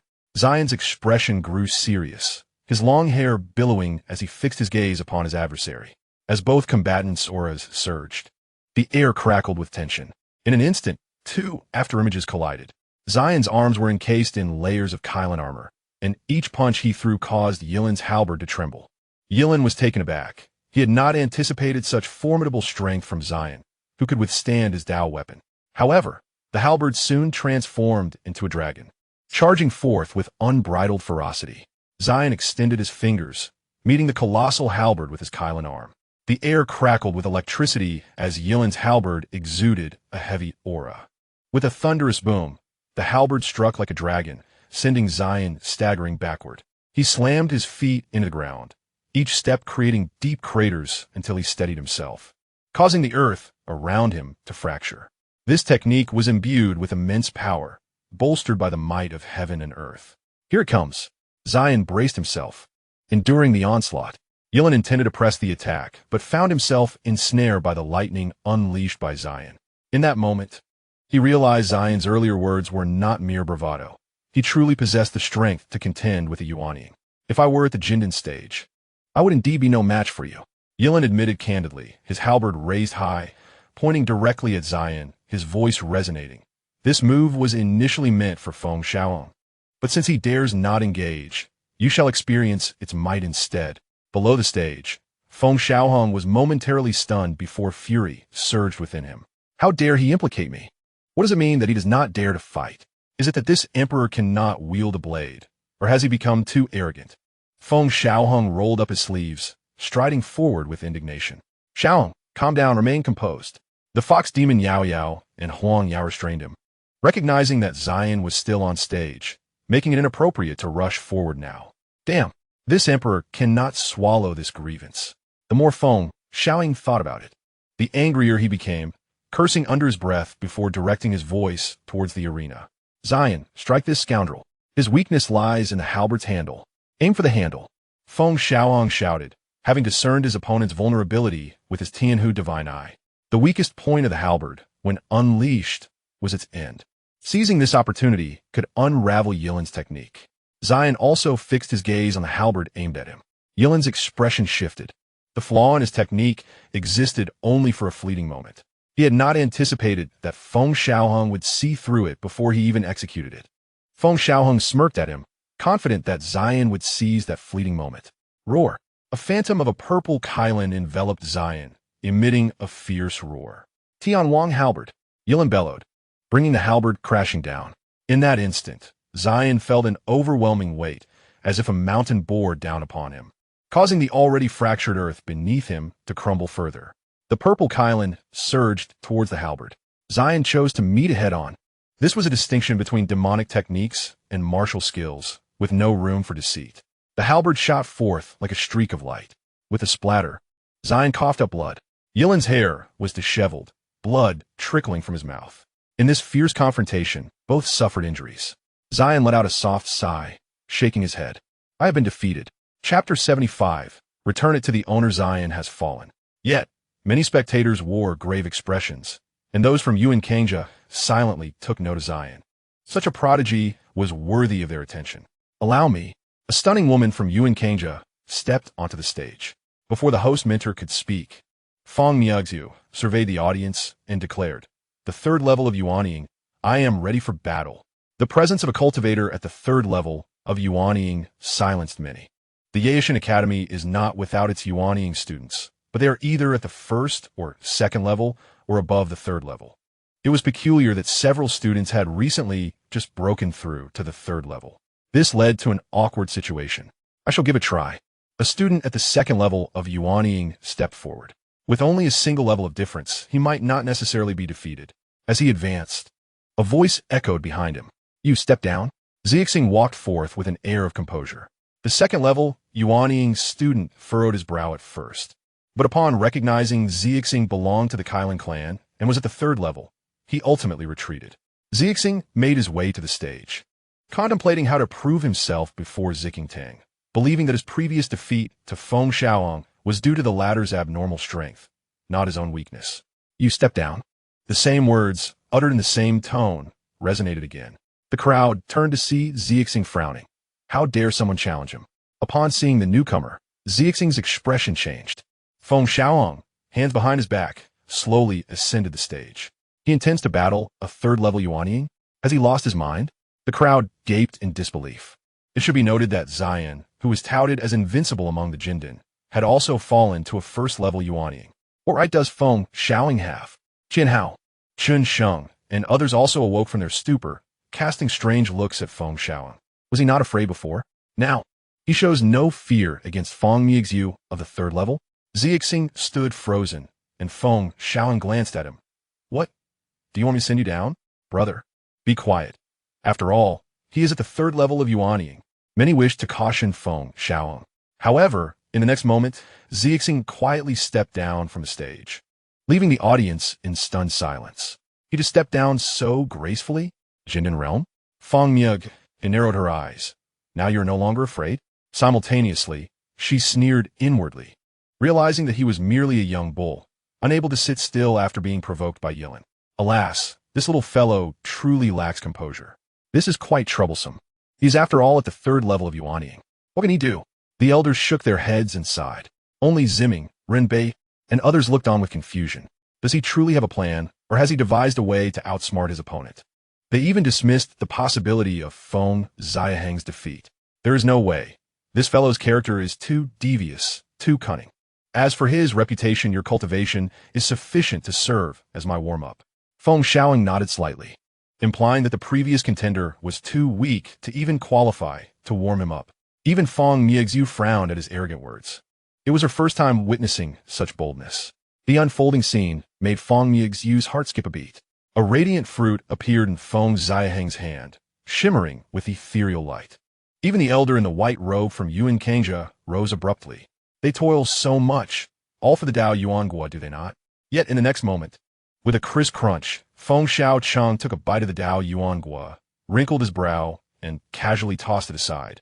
Where it was caught by Kuei Yuan Yuan. Yuan Yuan, this fruit seems to have lost its flavor. I'll use it for foot soaking later. How utterly disgraceful.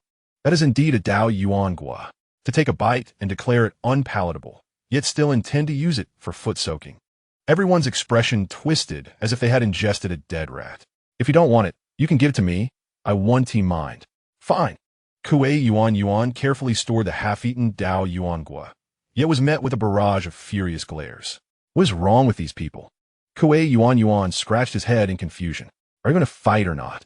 Feng Mu Shui finally could no longer contain herself, exclaiming in a delicate tone. Come at me then. Feng Xiaohang retorted angrily. The crowd watched as Feng Mu Shui let out a cold huff, extending her palm towards Feng Xiaohang, channeling the might of the heavens and the earth. This strike, seemingly straightforward, revealed the true power of the Yuaning stage.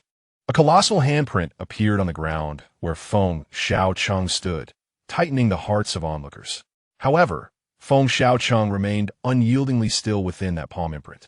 Just as Feng Mu Shui was about to sneer, she suddenly discovered that her physical form felt as though it had been frozen. A pang of anxiety gripped her heart. Unbeknownst to her, a layer of ice had formed beneath her feet, and more terrifyingly, flames were boiling upon the icy surface.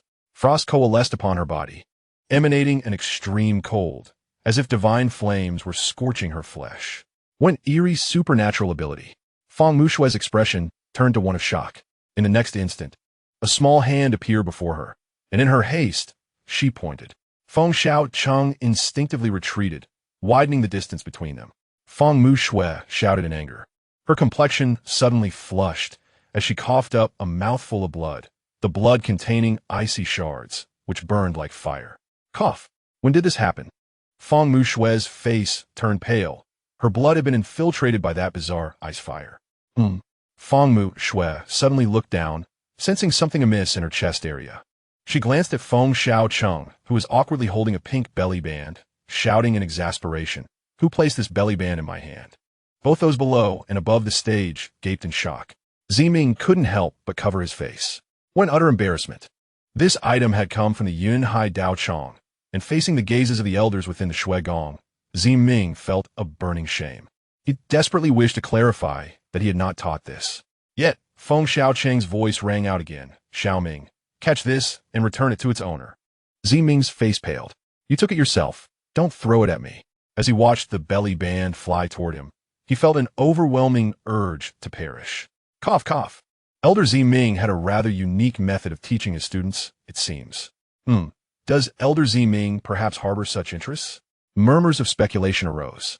Ziming's face turned crimson with embarrassment. Even the students glanced at him, and he dared not linger any longer, fleeing in an awkward haste. Rinbai he watched Ziming depart, his expression shifting slightly as he silently turned away, not daring to face Feng Xiaohang. Remaining here might lead to a loss of reputation. Feng Mu Shui spat out another mouthful of blood, her breath unstable.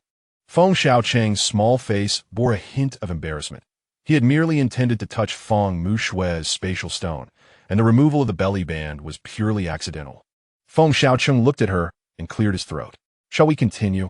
Chapter 76. Taking money without delivering results, Feng Mu Shui trembled as she stood, having just sensed a formidable soul manipulating everything. That eerie ice-fire power was simultaneously invading her flesh. This supernatural ability was nearly impossible to defend against. A consequence of her negligence. With a splatter, a crimson spray of blood fell to the ground. Ultimately, Feng Mu Shui could not maintain her balance, the invasive ice flames leaving her gravely injured. With a thud, she collapsed. Hey, announce the results. Feng Xiaohang shouted, revealing a Dao Yuan Gua in his hand, which he took a bite from before tossing it to Kuei Yuan. Unquestionably, it would again be used for foot soaking, eliciting a series of twitches from the crowd, as if using the Dao Yuan Gua for such a purpose had become his peculiar habit. In this challenge, Feng Xiaohang emerges victorious. The presiding mentor of the challenge finally regained his senses. The atmosphere fell silent for a moment, then erupted into astonished murmurs. He truly defeated a Yuan Ying with his Jin Dan cultivation. How did he accomplish that? It seemed that he had not even been injured by Feng Mu Shui's strike.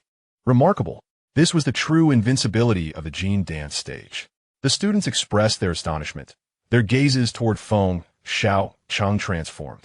Upon the platform, A formidable figure from the Yuan-Song realm regarded Feng Xiaohang with a frigid demeanor. This was no longer a matter of mere talent. Everything Feng Xiaohang had displayed was merely the beginning for the Demon Emperor, and they saw even more potential therein. Zi Yuan first marveled at Feng Xiaohang's extraordinary talents, then furrowed his brow. What the Yuan-Song realm observed, he too could discern. Not knowing when to conceal one's brilliance could invite unnecessary enemies. Feng Mushui was taken away by the strong man from the Yuan-Song realm, who frowned slightly upon sensing her injuries. This had transcended the realm of demonic techniques, qualifying as true supernatural powers. The strong man from the Yuan-Song realm silently reassessed Feng Xiaohang's strength. Oh dear, the young man in black walked towards the arena. Is Jian Yi going to end this challenge prematurely? The other unentered members from the Yuan-Song realm looked toward Jian Yi's slender figure. The elder in white did not intervene. Jian Yi, the intent of the sword. Zhang Yuan Zi, is this not your teaching? Zi Ming observed Jian Yi's retreating back. The elder in white stroked his beard, smiling calmly. Though Jian Yi calls me teacher, I have never claimed to have instructed him. On the stage, Jian Yi stood with his sword in one hand, his gaze sharp yet restrained, like an exceptional sword poised to emerge. Challenger, Jian Yi, Yuaning third stage, sword cultivator. The presiding mentor of the challenge immediately recognized Jian Yi's cultivation and announced his identity as a sword cultivator, a reminder directed at Feng Xiaohang. Sword cultivators possess the greatest lethality among cultivators. They refine their sword hearts and cultivate their sword intent, making them immensely powerful once they achieve mastery. Moreover, it is rumored that even assassins rarely undertake missions against sword cultivators, for sword cultivators are particularly sensitive to the intent to kill, which is among their greatest strengths. Come forth. Jian Yi looked at Feng Xiaohang, his sword still sheathed, yet to be drawn. Once a sword cultivator unsheathes their sword, it signals the most ferocious strike. An immediate assault. The audience held their breath. Could Feng Xiaohang truly defeat this sword cultivator? Although Jian Yi had yet to make a move, no one dared to doubt his strength, for he too possessed the capability to challenge those of higher tiers. They were also subtly eager to witness the clash between the two, anticipating the sparks that would fly from such a pure sword cultivator, a rarity indeed. Who said I agreed to fight you? Feng Xiaohang ambled toward the edge of the arena, his small frame swaying, his head tilted as he hummed a tune. The crowd was left dumbfounded. Even the prepared Jian Yi stood frozen in place. The sword intent had coalesced, and he declared he would not fight? Why? Why would he not fight? This time, even the members of the Yao Shan Shui Gong found themselves puzzled, scratching their heads as if ants were crawling on them. They had all anticipated the climax of this challenge, and he simply refused to engage? The thought process of this young overlord left them utterly baffled. The mentor presiding over the arena was momentarily at a loss for words. Jian Yi frowned, asking, "Why do you not wish to battle? You are too formidable. I cannot win." Feng Xiaohang replied straightforwardly, entirely unconcerned with his dignity. A rational individual would not respond in such a manner. For even the most ordinary person possesses a sense of dignity. They would likely offer an excuse, claiming exhaustion from a recent battle. However, he is remarkably straightforward. On the path of cultivation, one contends with heaven, earth, and humanity, striving for the ultimate truth. If one falters when faced with adversity, how can they ever glimpse the profound path? The voice of Jian Yi resonated with authority. Yet, Feng Xiaohang did not pause in his departure, resolutely moving forward, as though he had made a definitive decision. Is he truly unwilling to fight? Xiaohang, might you reconsider? Indeed, consider it? At this juncture, voices of persuasion began to emerge. Feng Xiaohang, with a furrowed brow, pointed at them and exclaimed, "Silence. Whose side are you on?" The crowd fell into silence, realizing that he was genuinely unwilling to engage. "I can raise the stakes." Jian Yi's voice came from behind. Feng Xiaohang halted, turning back with a smile. "You should have said so earlier." The atmosphere was thick with anticipation, yet he shook his head. "Not yet. What are you doing with the elixir? Are we fighting or not?" Finally, someone could no longer contain their frustration. "This little rascal is insufferable, accepting money without delivering." Chapter 77. The deception resumes. Jian Yi's expression darkened. Even with his composed demeanor, he felt a surge of anger. What is the reason this time? Feng Xiaohang pointed at him and huffed. "Your cultivation is too advanced. My master has advised me against undertaking uncertain endeavors." Jian Yi was momentarily taken aback, astonished by Feng Xiaohang's capabilities, momentarily forgetting this crucial detail. You make a valid point. I shall suppress my cultivation to the golden core stage for our duel. Jian Yi nodded, recognizing the wisdom in Feng Xiaohang's words. However, others around them were perplexed. This foolish child, can't he see that he is being played?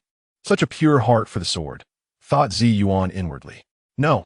At that moment, the elder in white from the Yuan-Tsang realm stood up. Zhang Yuanzi addressed Feng Xiaohang. His strength cannot be judged solely by cultivation. Jian, he must exert his full strength to engage in battle. Such a statement implicitly acknowledged Jian Yi's inferiority to Feng Xiaohang.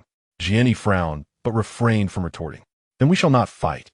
Feng Xiaohang turned to leave, his movements swift, not even intending to return the recently received Qian commercial token. Why should he return a gift? Zhang Yuanzi watched as Feng Xiaohang departed, gritting his teeth in frustration. Who raised such a stubborn child?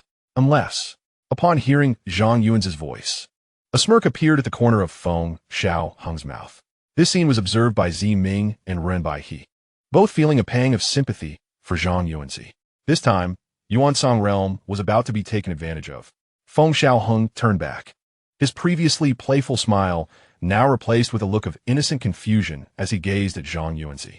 Unless you raise the stakes as well.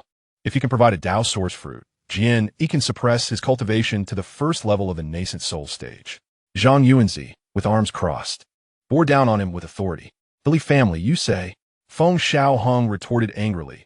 Isn't that still a nascent soul? He promptly turned to leave. Zhang Yuanzi's face twitched. He had never encountered such a hard-headed individual. If you agree, I can raise the stakes with infinite divine iron. Zhang Yuanzi gritted his teeth and began to raise the stakes. The younger generation was unaware of infinite divine iron, but the elders gasped in astonishment. Master, what is infinite divine iron? Someone inquired of their mentor. Infinite divine iron can forge supreme artifacts. Even the weapons of demon emperors are crafted from such materials. This substance is rare and of equal value to a Dao source fruit. Zhang Yuanzi was truly investing heavily. But did he have absolute confidence in Jian Yi's ability to triumph over that young one? The elders, with their broader perspective, engaged in fervent discussion. 9 levels of golden core. We cannot afford to lose. Feng Xiaohang huffed, raising his chin, completely indifferent, which provoked Zhang Yuanzi's irritation. Alas, they desperately needed the Dao source fruit. Yet during this excursion to the ruins, they had only managed to acquire a single, inferior fruit. For years, Yuan-Tsang realm had been suppressed by the demon realm, largely due to the presence of the Kailan Saint Emperor. If they had a genuine Dao source fruit, rather than the inferior one they brought back, they would be able to produce a figure capable of rivaling the Kailan Saint Emperor. Very well. Zhang Yuanzi clenched his teeth in agreement. To produce an individual who could balance the Kailan Saint Emperor's power, he was willing to make this sacrifice. In comparison, infinite divine iron was insignificant. Jian Yi let out a sigh of relief, finally prepared to engage in combat. As a swordsman, he had always possessed an unyielding spirit. If he could not duel with Feng Xiaohang today, he would likely be haunted by the desire to do so. With his cultivation suppressed to the 9th level of golden core, Jian Yi stood ready once more, sword in hand. This time, he resolved to strike first, a black shadow darting forth like a streak of light. Such sharp sword intent seemed capable of cleaving through all. Is this the essence of a swordsman? I can even feel my very soul being torn asunder. The audience below held their breath in anticipation, some sweating profusely. The sharpness exuded by Jian Yi during his strike sent shivers down their spines. Stop! Feng Xiaohang suddenly raised a hand to block the attack. Jian Yi hastily withdrew his sword, stumbling slightly. The audience, tense and anxious for Feng Xiaohang, nearly choked. Jian Yi, stifling his frustration, nearly cursed. Had it not been for his pure heart, he would not have been able to restrain his strike had it been anyone else. Before we begin, I need to warm up, otherwise I cannot perform at my best, Feng Xiaohang huffed. Very well. Jian Yi took a deep breath, preparing to stretch. 1, 2, 3, 4, 2, 2, 3, 4. Under the watchful eyes of the crowd, Feng Xiaohang began a series of stretching exercises. After completing the 8 count, Feng Xiaohang smiled. All right, now I will strike. With that, Jian Yi once again concentrated his sword intent, retracting the sword's light while locking his focus on Feng Xiaohang. Once more, he unleashed a strike, as if cleaving through space, a black long sword piercing forth like a venomous dragon. The speed of this attack was blinding, leaving no room for evasion. Stop! Feng Xiaohang raised his hand once again, blocking the blow. Jin Yi quickly retracted his hand, his face flushed with frustration. He merely sought a fair fight to hone his sword hard. Yet his opponent continually played these tricks. This is absurd. On the platform, Zhang Yuanzi, as an elder, could no longer maintain his composure and unleashed a string of curses. If you seek a fair duel to temper your sword spirit, you must suppress yourself to the 6th level of the Jindan stage. Only then can true fairness be achieved.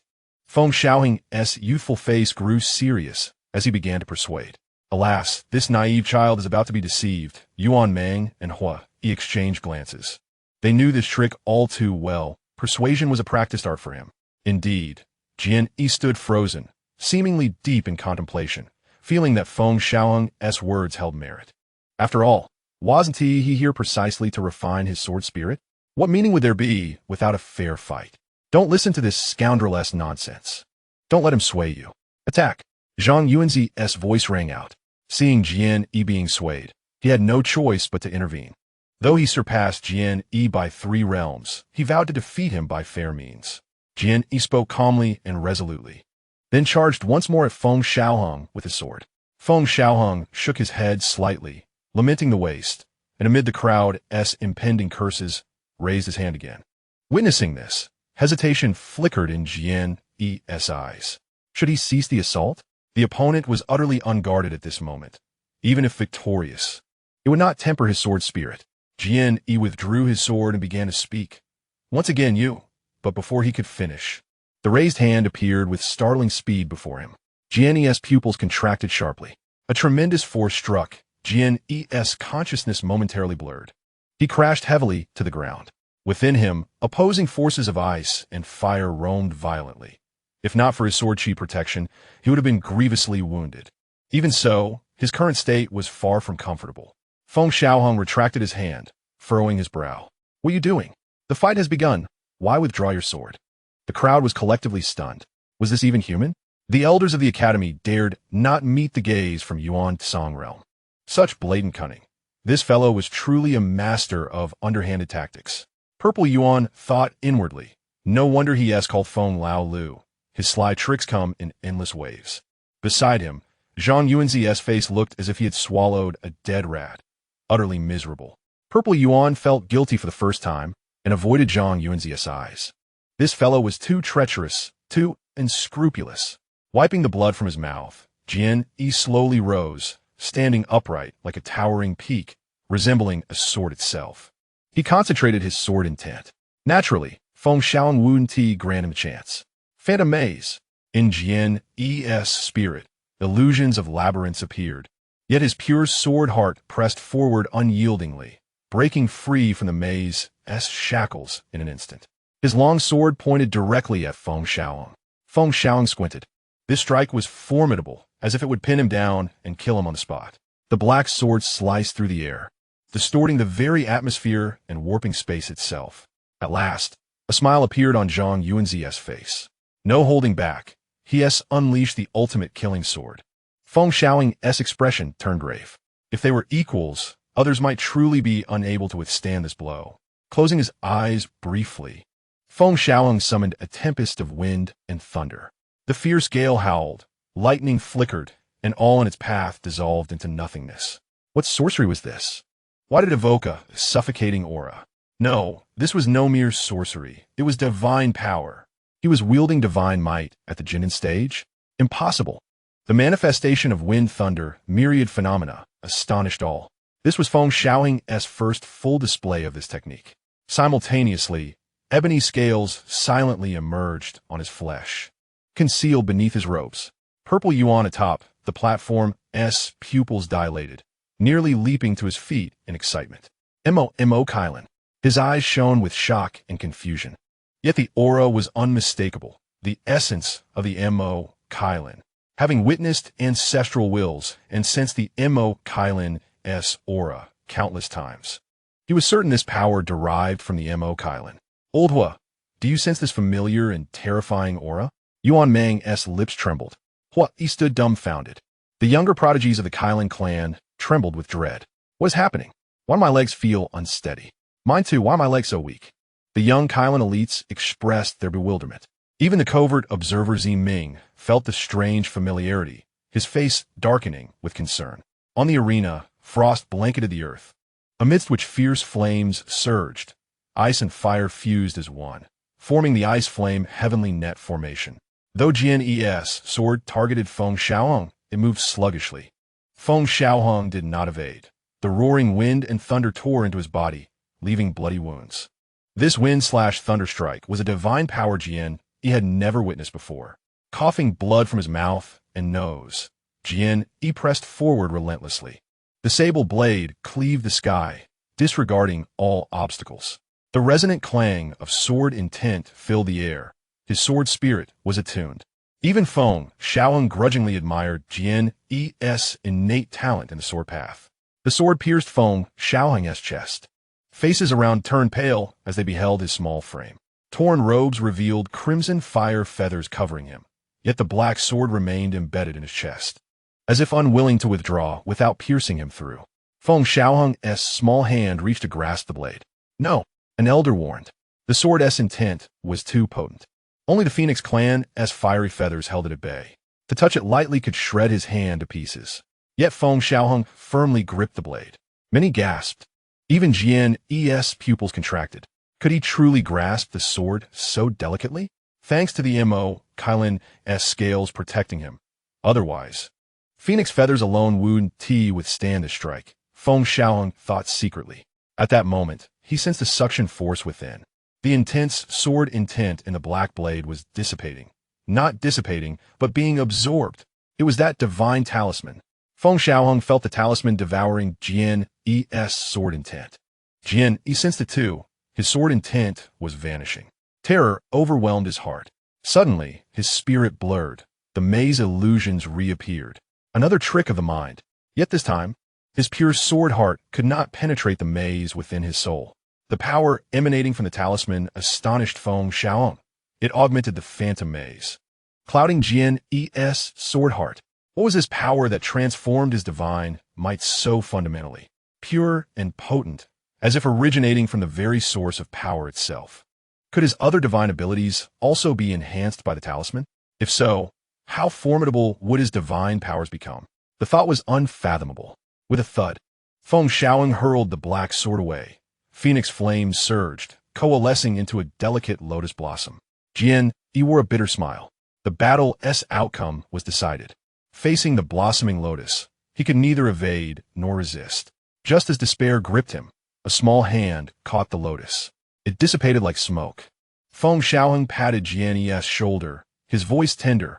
I truly admire you. Were you not from Yuansong realm, I might have even accepted you. He then looked toward the presiding mentor. Ahem, Feng Xiaohang wins. After a few breaths of silence, cheers erupted. Xiaohang wins, as expected of the leader. Indeed, who else could triumph over the unscrupulous Xiaohang? Hearing the murmurs below, Feng Xiaohang first smiled victoriously, but upon hearing the latter remarks, his youthful face darkened as he angrily pointed at Hu Yaoyao. Hu Yaoyao, how dare you slander me? Actually, I am not from Yuansong realm, Jian said, leaning on his sword and rising. He cast a deep gaze at Feng Xiaohang before turning away, each step leaving a bloodied footprint behind. This exemplifies the proud spirit of the sword cultivator. Even when gravely injured, their spine remains unyieldingly straight. Meanwhile, deep within the depths of the Yao Huang Lingquan, Huang Wu observes everything unfold before her. It is likely that the bloodline of the Kylan has already been discovered by Zi Yuan. Yet this is not the most pressing concern. Who taught this little rascal to steal someone else's undergarments? Contemplating this, Huang Wu clenches her delicate fist, feeling the need to teach this little creature a lesson. Standing upon the arena, Feng Xiaohang inexplicably shivers, furrowing his brow. Why does it feel somewhat ominous? Surely, the people of Yuansong Jie do not wish to secretly eliminate me? I must return to my master at once. With a furrowed brow, Feng Xiaohang resolves that it is safer to stay by his master's side, for self-preservation is paramount. The challenges persist. with the remaining participants from Yuan-Tsang, Jie, beginning their contests. However, no one dares to challenge Feng Xiaohang again. They are all too aware of his formidable strength and unscrupulousness.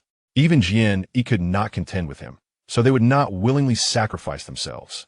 Feng Xiaohang's face flushes with indignation. "Hey, you with the sword. If you're a brother, come and fight me," Feng Xiaohang shouts, pointing at the youth taking the stage. The youth does not even cast a glance in his direction, opting instead for another opponent. Thunderous roars erupt from the arena as two Yuan cultivators engage in a fierce battle, neither yielding an inch. Ultimately, the youth emerges victorious, carrying away his prize while casting a fleeting glance at Feng Xiaohang. This infuriates the young prince. "If you have the guts, fight me."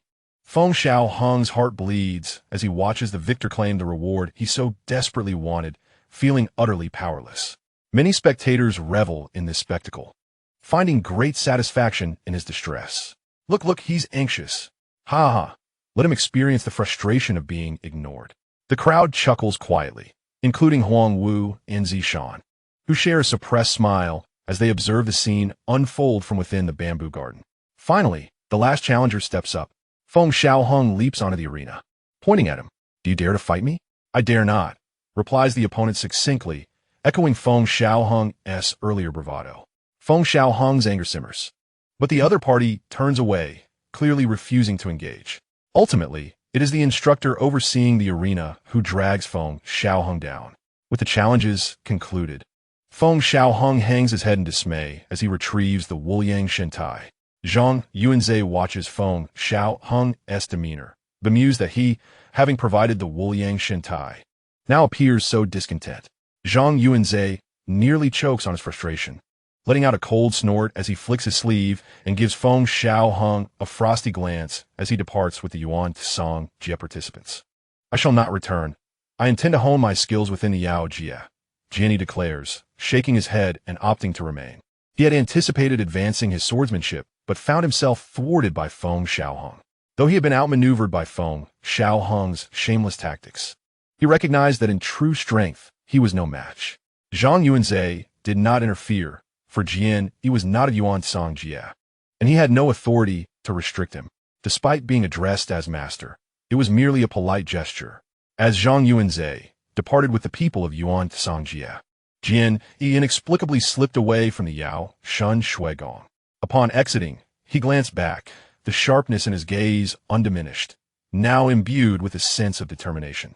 "Next time we meet, I shall undoubtedly defeat you."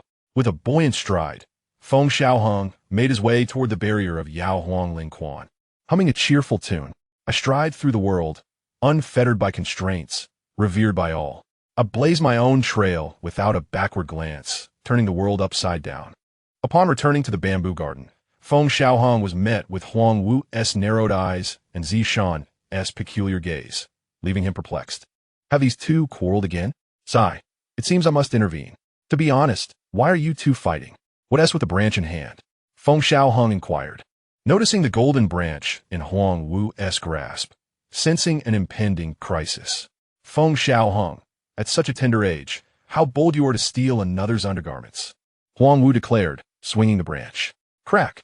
A deep groove was carved into the ground beside Feng Xiaohang. What do you mean by stealing? Feng Xiaohang retorted angrily, pointing at her. I took it quite legitimately. Legitimately? How brazen.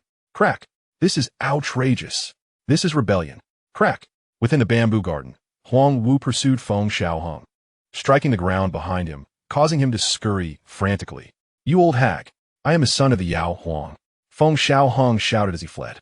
I shall discipline you on behalf of my elder brother, Huang Wu replied coldly, her hand never ceasing its movement. Although the commotion was great, none of her strikes landed on Feng Xiaohang. Hearing the sound so close, Feng Xiaohang's hairs stood on end.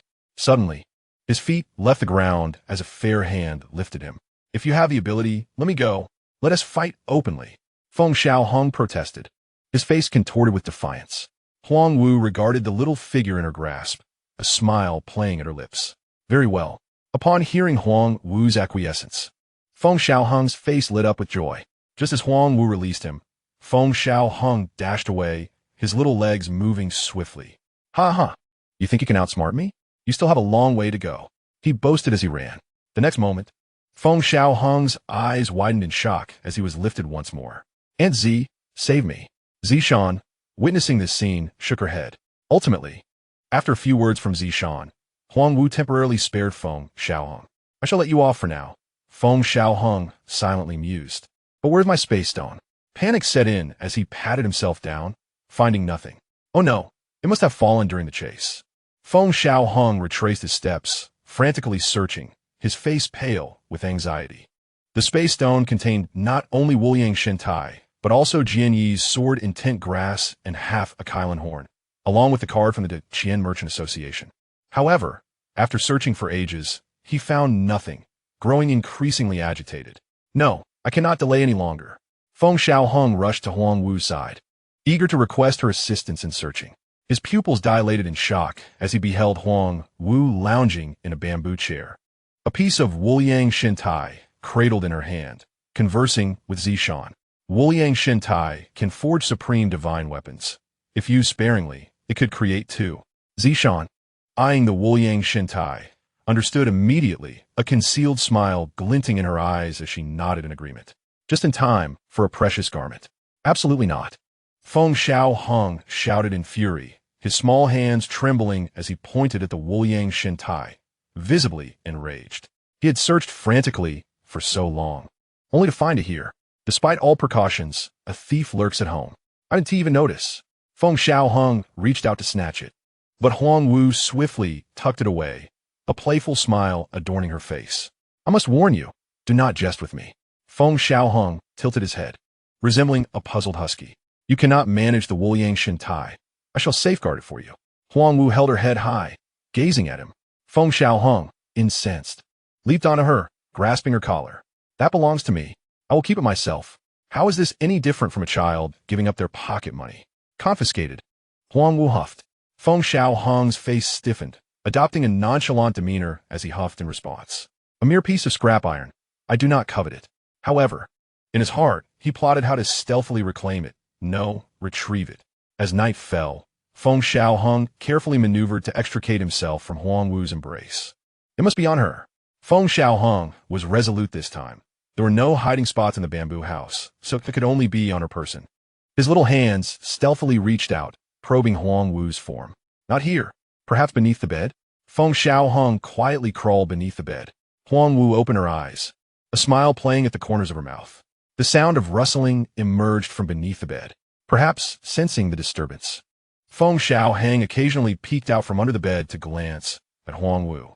Discovering she was still asleep, he resumed his search. Eventually, he emerged from beneath the bed, covered in dust and grime, his brow furrowed. Could it be at Aunt Z's? The thought crossed his mind, becoming increasingly plausible, and he quietly exited the bamboo hut, stealthily making his way toward another bamboo dwelling. Zishan sat cross-legged, her eyes gently closed. She was aware of Feng Xiaohang's arrival, but remained still.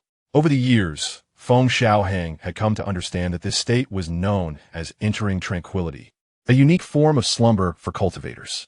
It required considerable mastery to practice cultivation within dreams. When Zishan sensed a pair of small hands exploring her, even with her composure, she felt slightly tense. This little one was undoubtedly searching for the limitless divine iron. That foolish child, having reached their level of cultivation, no longer needed spatial stones, as they could create a small world within themselves. In the end, Feng Xiaohang left dejectedly. Upon returning to the bamboo hut, he found Huang Wu watching him with a teasing expression. This emperor had to relieve himself and stepped out for a moment. He huffed. "Oh, is that so? Then why are you all dirty?" Huang Wu shot back, extending a hand to wipe his smudged face. As Feng Xiaohang opened his mouth to explain, a resounding roar echoed from outside. Huang Wu's phoenix eyes turned skyward, and her figure vanished from the bamboo hut. Zishan also appeared outside the hut, gazing at the heavens, where thunderous roars filled the sky. The entire demon realm could see the thick bolts of divine thunder twisting and writhing like a dragon, suffused with an aura of destruction, as if a mere wisp could wither all life. The sacred monkey has broken through. Indeed, with the sacred emperor absent, there may be a great battle ahead. Huang Wu and Zishan both looked toward the heavens, where amidst the tempest of divine thunder, an enormous golden monkey roared. Its every hair gleamed like golden needles, and as the divine thunder struck it, it remained unfazed. With a mighty roar, the golden monkey opened its massive mouth, revealing sharp fangs.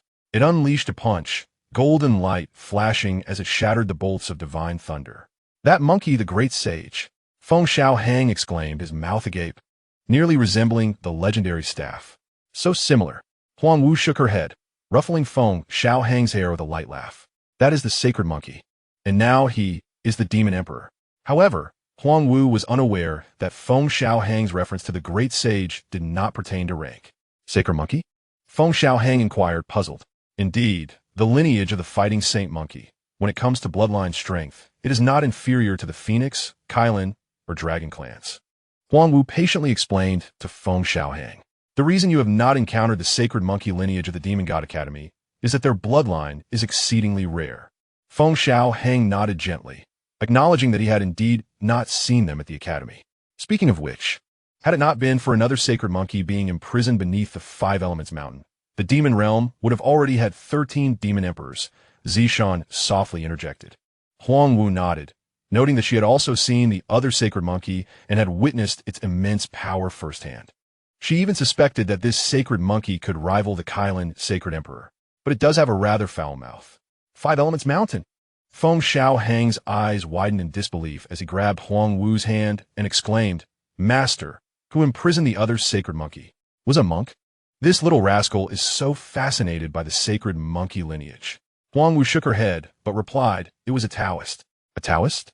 Feng Xiaohang furrowed his brow, questioning why it wasn't a monk. 20,000 years ago, a sacred monkey had a dispute with a Taoist. In the end, due to certain reasons, that Taoist imprisoned the sacred monkey beneath the Five Elements Mountain, Zishan explained. She continued, "On the Five Elements Mountain, there is a sealing talisman that the Taoist used to bind it, inscribed with 6 mystical words. However, the manner of those words is quite peculiar, and no one can decipher them. The Taoist said that if one day someone could recite the seal, the sacred monkey would be freed. Yet after 20,000 years, the sacred monkey lineage has searched far and wide, but no one has been able to accurately pronounce those 6 words." Feng Xiaohang listened intently, his small face shifting with emotion. The 6 words of the Buddhist mantra are Om Mani Padme Hum.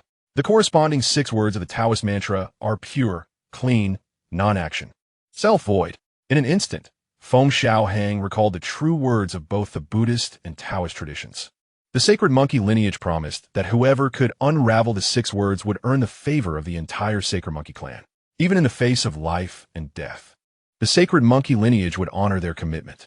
Feng Xiaohang munched on a Dao source fruit, juices dripping from the corner of his mouth, captivated by the tale. Why not try the Taoist 6 words? Pure, clean, non-action, self-void? Feng Xiaohang suggested. Many have attempted, countless powerful Taoists have tried, but it is not these 6 words. Zishan shook her head. The 6 words left by that Taoist are very unique. Even the most learned scholars of the human race could not decipher them. So difficult to decipher? Feng Xiaohang exclaimed in surprise, then inquired about the Buddhist 6 words. Both Huang Wu and Zishan shook their heads, affirming that the sacred monkey lineage had exhausted all possible methods, but those 6 words were too profound for anyone to unravel. Otherwise, they would not have remained sealed beneath the Five Elements Mountain for 20,000 years. Feng Xiaohang, however, grew intrigued, still nibbling on the Dao source fruit, and asked what the 6 words looked like. Huang Wu and Zishan remained silent. Feng Xiaohang huffed. Perhaps this emperor recognizes them? Zishan shook her head and chuckled, unable to articulate the 6 words. She did not believe this little one could recognize them, thinking he was merely curious, since even the learned scholars of the human race could not decipher the 6 words beneath the Five Elements Mountain. After a moment's thought, Zishan used her finger to write the 6 curved words on the ground. Suddenly, Feng Xiaohang, who had been munching on the Dao source fruit, spat it out. Cough, cough, cough. He coughed violently, his face turning crimson. Huang Wu shot him an exasperated glance and gently patted his back. Feng Xiaohang appeared to have witnessed something extraordinary, pointing at the 6 words written by Zishan, reading from top to bottom. CNMLGB. This was indeed the 6 words left by that Taoist. Zishan did not forget to clarify. Chapter 81. A student has disappeared. The Demon Emperor? In a dense forest, Jian Yi lay amidst the corpses of fierce beasts, blood staining the earth as his gaze turned sharp toward the heavens. One day, I will reach that level. With determination, Feng Xiaohang declared, I have resolved to go to Sacred Monkey Mountain and rescue the great sacred monkey from peril. Absolutely not. Huang Wu said as she lifted Feng Xiaohang. Release this emperor. Feng Xiaohang flailed and shouted, I will subdue the sacred monkey for my own use. Huang Wu ignored the little one and instead focused on the heavens. As the thunderstorm gradually dissipated, she noted, as expected, that the sacred monkey had succeeded. The massive form of the sacred monkey gazed down upon the vast expanse of the demon realm, its golden eyes flashing with a thunderous intensity that exuded an overwhelming presence. Another demon emperor has emerged in our demon realm. The sacred monkey lineage was about to descend from the mountains. Whether the newly risen demon emperor would seek retribution remained uncertain. Some rejoiced while others worried. The elders, aware of certain historical events, sensed an impending storm brewing. The golden giant monkey fixed its gaze on a particular spot and bellowed, Stinking dog, come out. The voice resonated like thunder, echoing throughout the entire demon realm. It has begun. He was seeking vengeance against the hyena clan. As anticipated, the feared scenario unfolded. The giant monkey stepped through the void, vanishing in an instant. In the vast plains of the southern demon realm, the hyena demon emperor cast a cold gaze upon the sacred abyss before him. Do you wish to fight? Behind the Lee-god demon emperor, a blood-red phantom emerged, resembling a crimson hyena. The might of the demon emperor permeated the air, and his piercing gaze traversed the endless void towards this place. Today, I shall vanquish you, the golden giant ape declared with an imperious voice, striking with formidable force. In an instant, the ground trembled and then vanished. The Lee-god demon emperor snorted coldly, unleashing beams of blood-red light that collided with the giant ape's fist. Both combatants struck simultaneously, transforming into two divine lights, one gold, one red, soaring into the heavens.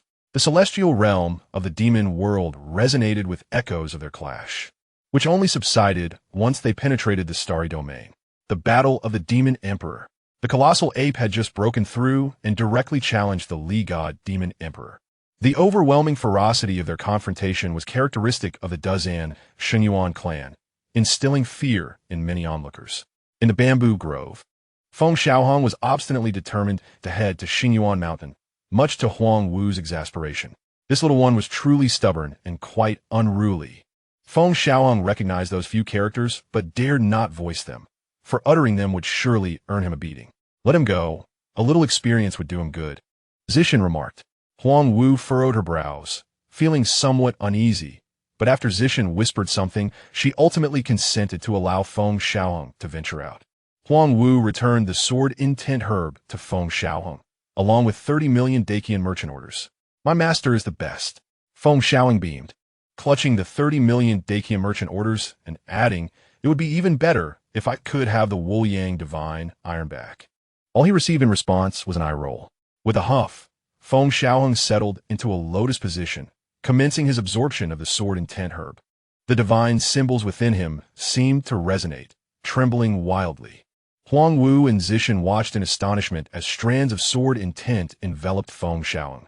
Has he comprehended the path of the sword? Feng Xiaohang appeared like a sharp blade, sword intent swirling around him. He had indeed grasped the sword path. Merely through a single sword intent herb, he had attained this understanding. What extraordinary talent was this? Such a gift had never been heard of, even by Huang Wu and Zishan. It is well known that comprehending a path is an arduous endeavor. Even for someone with exceptional talent in swordsmanship, the sacrifices made to enter the sword path are immeasurable. Yet, Feng Xiaohang had entered the sword path with just a single herb. As half a month slowly passed, Feng Xiaohang arose, the sword intent gradually retracting. Xiaohang, let your master witness your sword path. Huang Wu crouched down, gazing at him. A slight smile curved Feng Xiaohang's lips as he presented his sword intent. A swirl of sword energy dancing at his fingertips, infused with profound meaning. He truly had entered the sword path. Huang Wu found it hard to believe. Yet her heart swelled with joy. What remarkable talent this emperor possesses. How could the mere sword path pose a challenge for me?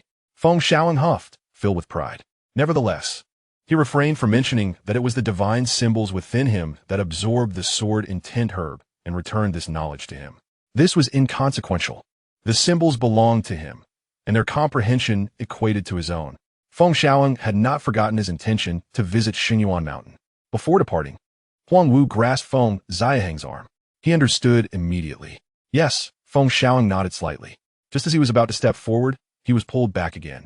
Can't you just agree in one go? He looked at the long sword in Huang Wu's hand, his eyes sparkling with excitement. It was a sword that shimmered with silver light. Though only a foot long, it could magically expand and contract, exhibiting remarkable properties. This was forged from Wuliang divine iron for you. Huang Wu presented the sword before Feng Xiaohang. Why did you say so earlier? I'm not that particular about Wuliang divine iron, he replied casually. Yet his hands dutifully accepted the iron. Oh, if you're not particular, then I shall keep it. Huang Wu chuckled coldly. Feng Xiaohang shivered and quickly grasped Huang Wu's hand, solemnly stating, I do not know what dangers I may encounter or what terrifying foes lie ahead. I shall need a sword for protection. Ultimately, Feng Xiaohang stepped out of the Demon Emperor's spirit spring barrier. In the shadows, several concealed auras trailed Feng Xiaohang silently. He made his way towards the Cloud Sea Dojo. In the dead of night, Xiaohang, is this truly acceptable? Are you not going to inform Mentor Ziming? My master, he. Xianhang, Hu Yao Yao, and Mao Xiaoqi hesitated. What do you understand? This is an opportune moment. If you tell them, will you be able to leave? Feng Xiaohang smacked Mao Xiaoqi on the head. He continued to entice. Now is the time. We shall establish our own faction starting now. He pointed at Hu Yao Yao.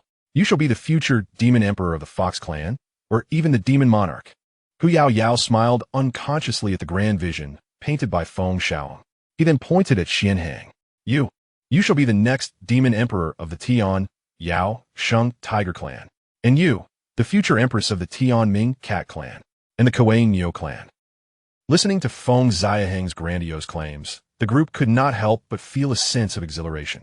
Finally, Xianhang raised his hand grandly and declared, All right, Xiaohang, we shall follow you. Feng Xiaohang nodded in satisfaction, leading the way out of the Demon God Academy. In the shadows, the void was filled with the exchange of divine thoughts. We must also keep an eye on the others. Who cares? As long as nothing goes wrong. Consider a little outing with them. Yes, that makes sense. They're just a bunch of kids. What trouble could they stir up? The following morning, Ziming gazed at the empty Cloud Sea Dojo, beads of cold sweat cascading down his forehead, overwhelmed with dizziness. Something terrible has happened. All of his students had vanished. Chapter 82. The Stone Ape, such is the situation. The most pressing matter now is to locate those children. Ziming stood before Zuan, trembling and unable to raise his head. He had braced himself for the elder's wrath. Zuan raised his teacup, taking a calm sip before glancing at Ziming and saying coolly, Humph, by the time you report, those little ones have already reached the teleportation array. Ziming was taken aback, exclaiming, The elder knows? Currently, those children are in Yaozheng City. Follow them closely to avoid any mishaps. Ziwan waved his hand impatiently. Ziming said nothing further and exited the Demon God Academy. As he extended his divine sense, he quickly spotted a few little ones walking in pairs, with Feng Xiaohang leading the group. Just as he had anticipated, when something occurs, it is invariably connected to this little rascal. There are others lurking in the shadows? Ziming detected several concealed auras in the void. After some contemplation, Ziming chose to follow them discreetly. According to the elder, these children were heading to Xingyuan Mountain to rescue the holy ape trapped beneath the Five Elements Mountain. This is utter nonsense. Many powerful scholars have attempted to unravel that six-character mantra, all of whom have failed without exception. Ziming shook his head, considering it merely an excursion with the children. Yaozheng City possesses a teleportation array, and Huang Yu had arranged everything well in advance. The guards here greeted Feng Xiaohang and the others with smiles. Upon learning that no spirit stones were required, Feng Xiaohang promptly flipped out a Dakian merchant order. What nonsense! If the neighboring Jinyu clan sees this, they might think we cannot afford it. One for each, without delay. Feng Xiaohang huffed, casting a sidelong glance at a strong warrior of the Jinyu clan who had just stepped onto the teleportation array. The guard, looking at the Dakian merchant order in his hand, inwardly mused that the young master of the Huang nest was indeed generous, casually handing out such items. Where did this little brat come from? Lacking any understanding of the rules.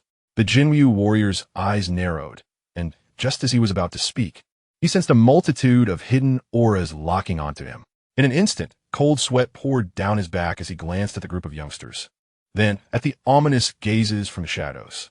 The Demon God Academy.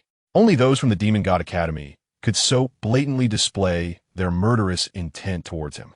After all, he was of the Jinyu clan, revered within the demon realm. Who else would dare to threaten him in such a manner? Coupled with the youthful faces of these individuals and their arrogant demeanor. Upon witnessing this sudden silence from the other party, Feng Xiaohang huffed and boldly paid the spirit stones, stepping into the teleportation array.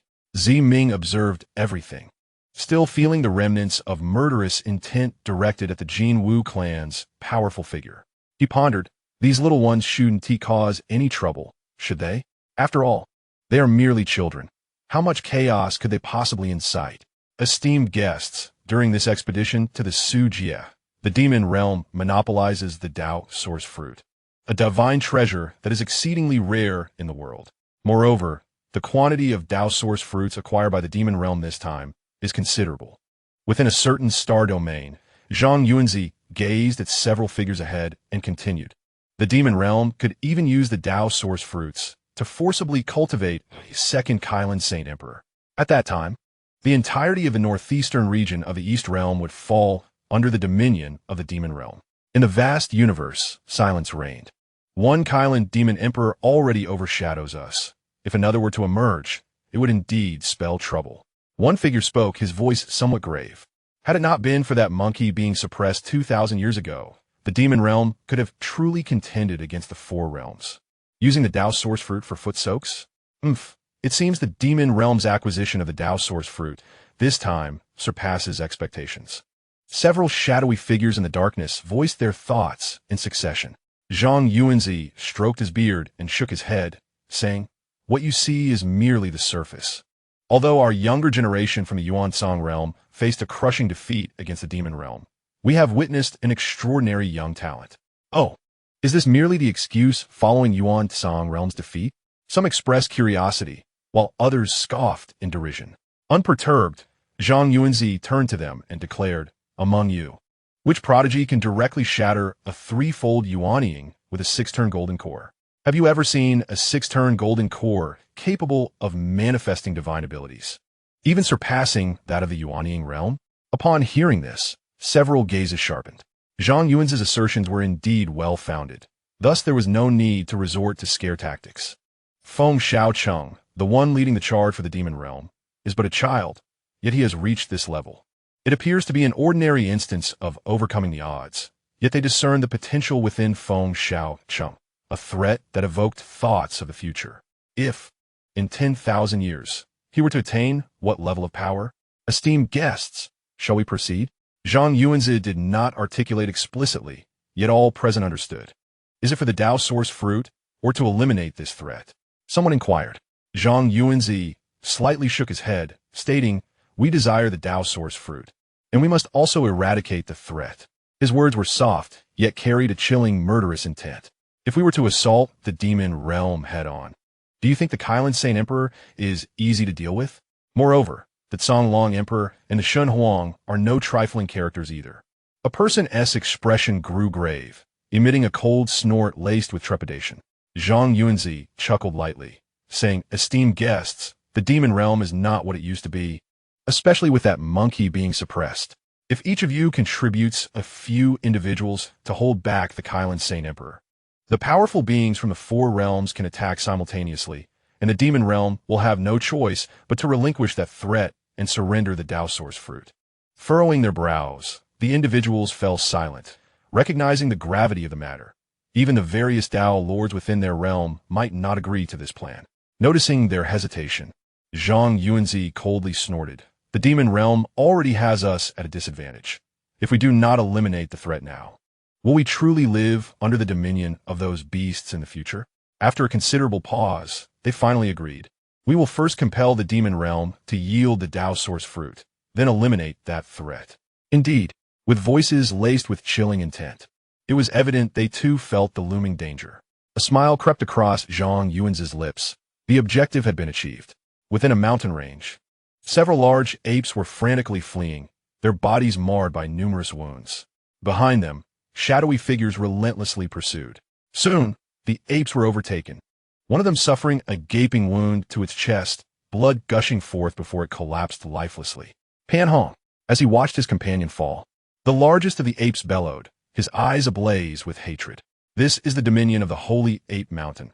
How dare you slaughter my kind? Pan Zhao roared with fury, his dark body standing like a rock to shield the others.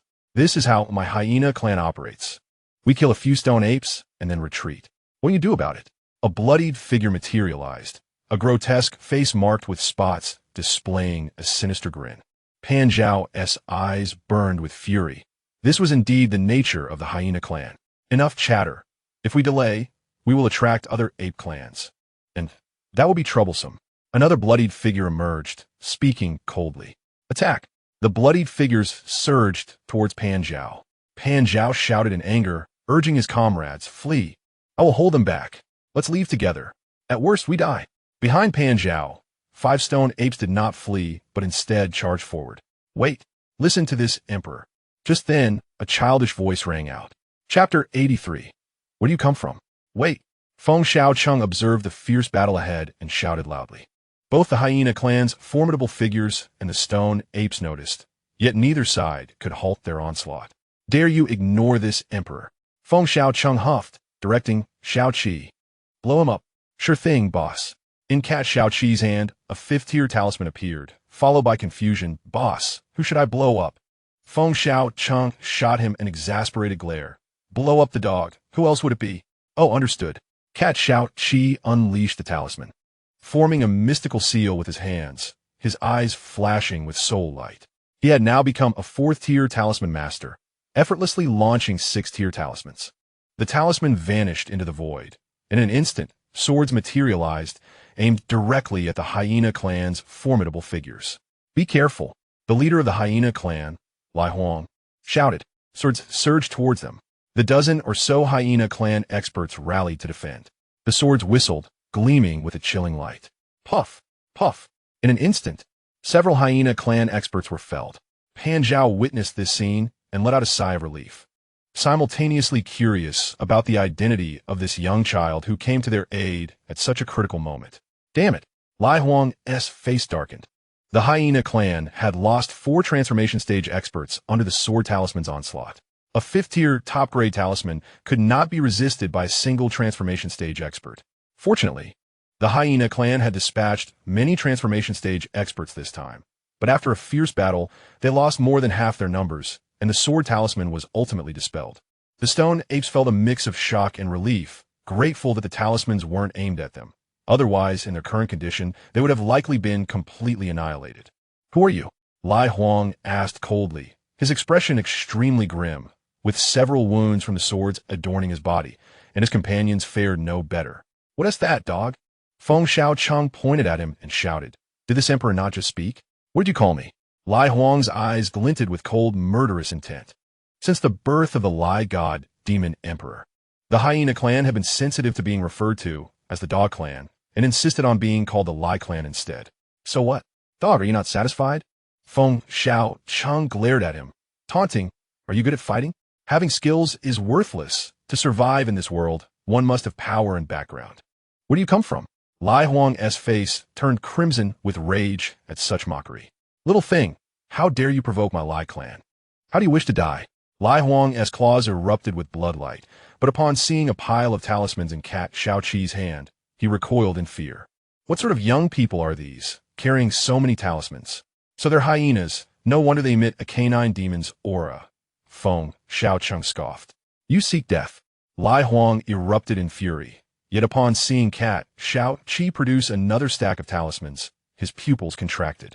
The stone apes also turned their gazes towards them. As the hyena clan had suffered significant losses, the tide of battle has shifted. He finally regained his composure and has shouted to those around him, "Depart swiftly." As I turned around, I discovered that my companions had vanished, having fled long ago. Damn it! Lai Huang cursed and hurriedly ran into the distance. Chase them. Avenge our brothers. Pan Zhao naturally would not let such an opportunity slip away, and before pursuing, he called out to Feng Xiaohang, expressing gratitude for the timely rescue. Once I have dealt with these scoundrels, I shall return to show my appreciation. The members of the Pan Yuan clan followed the direction in which Lai Huang had fled.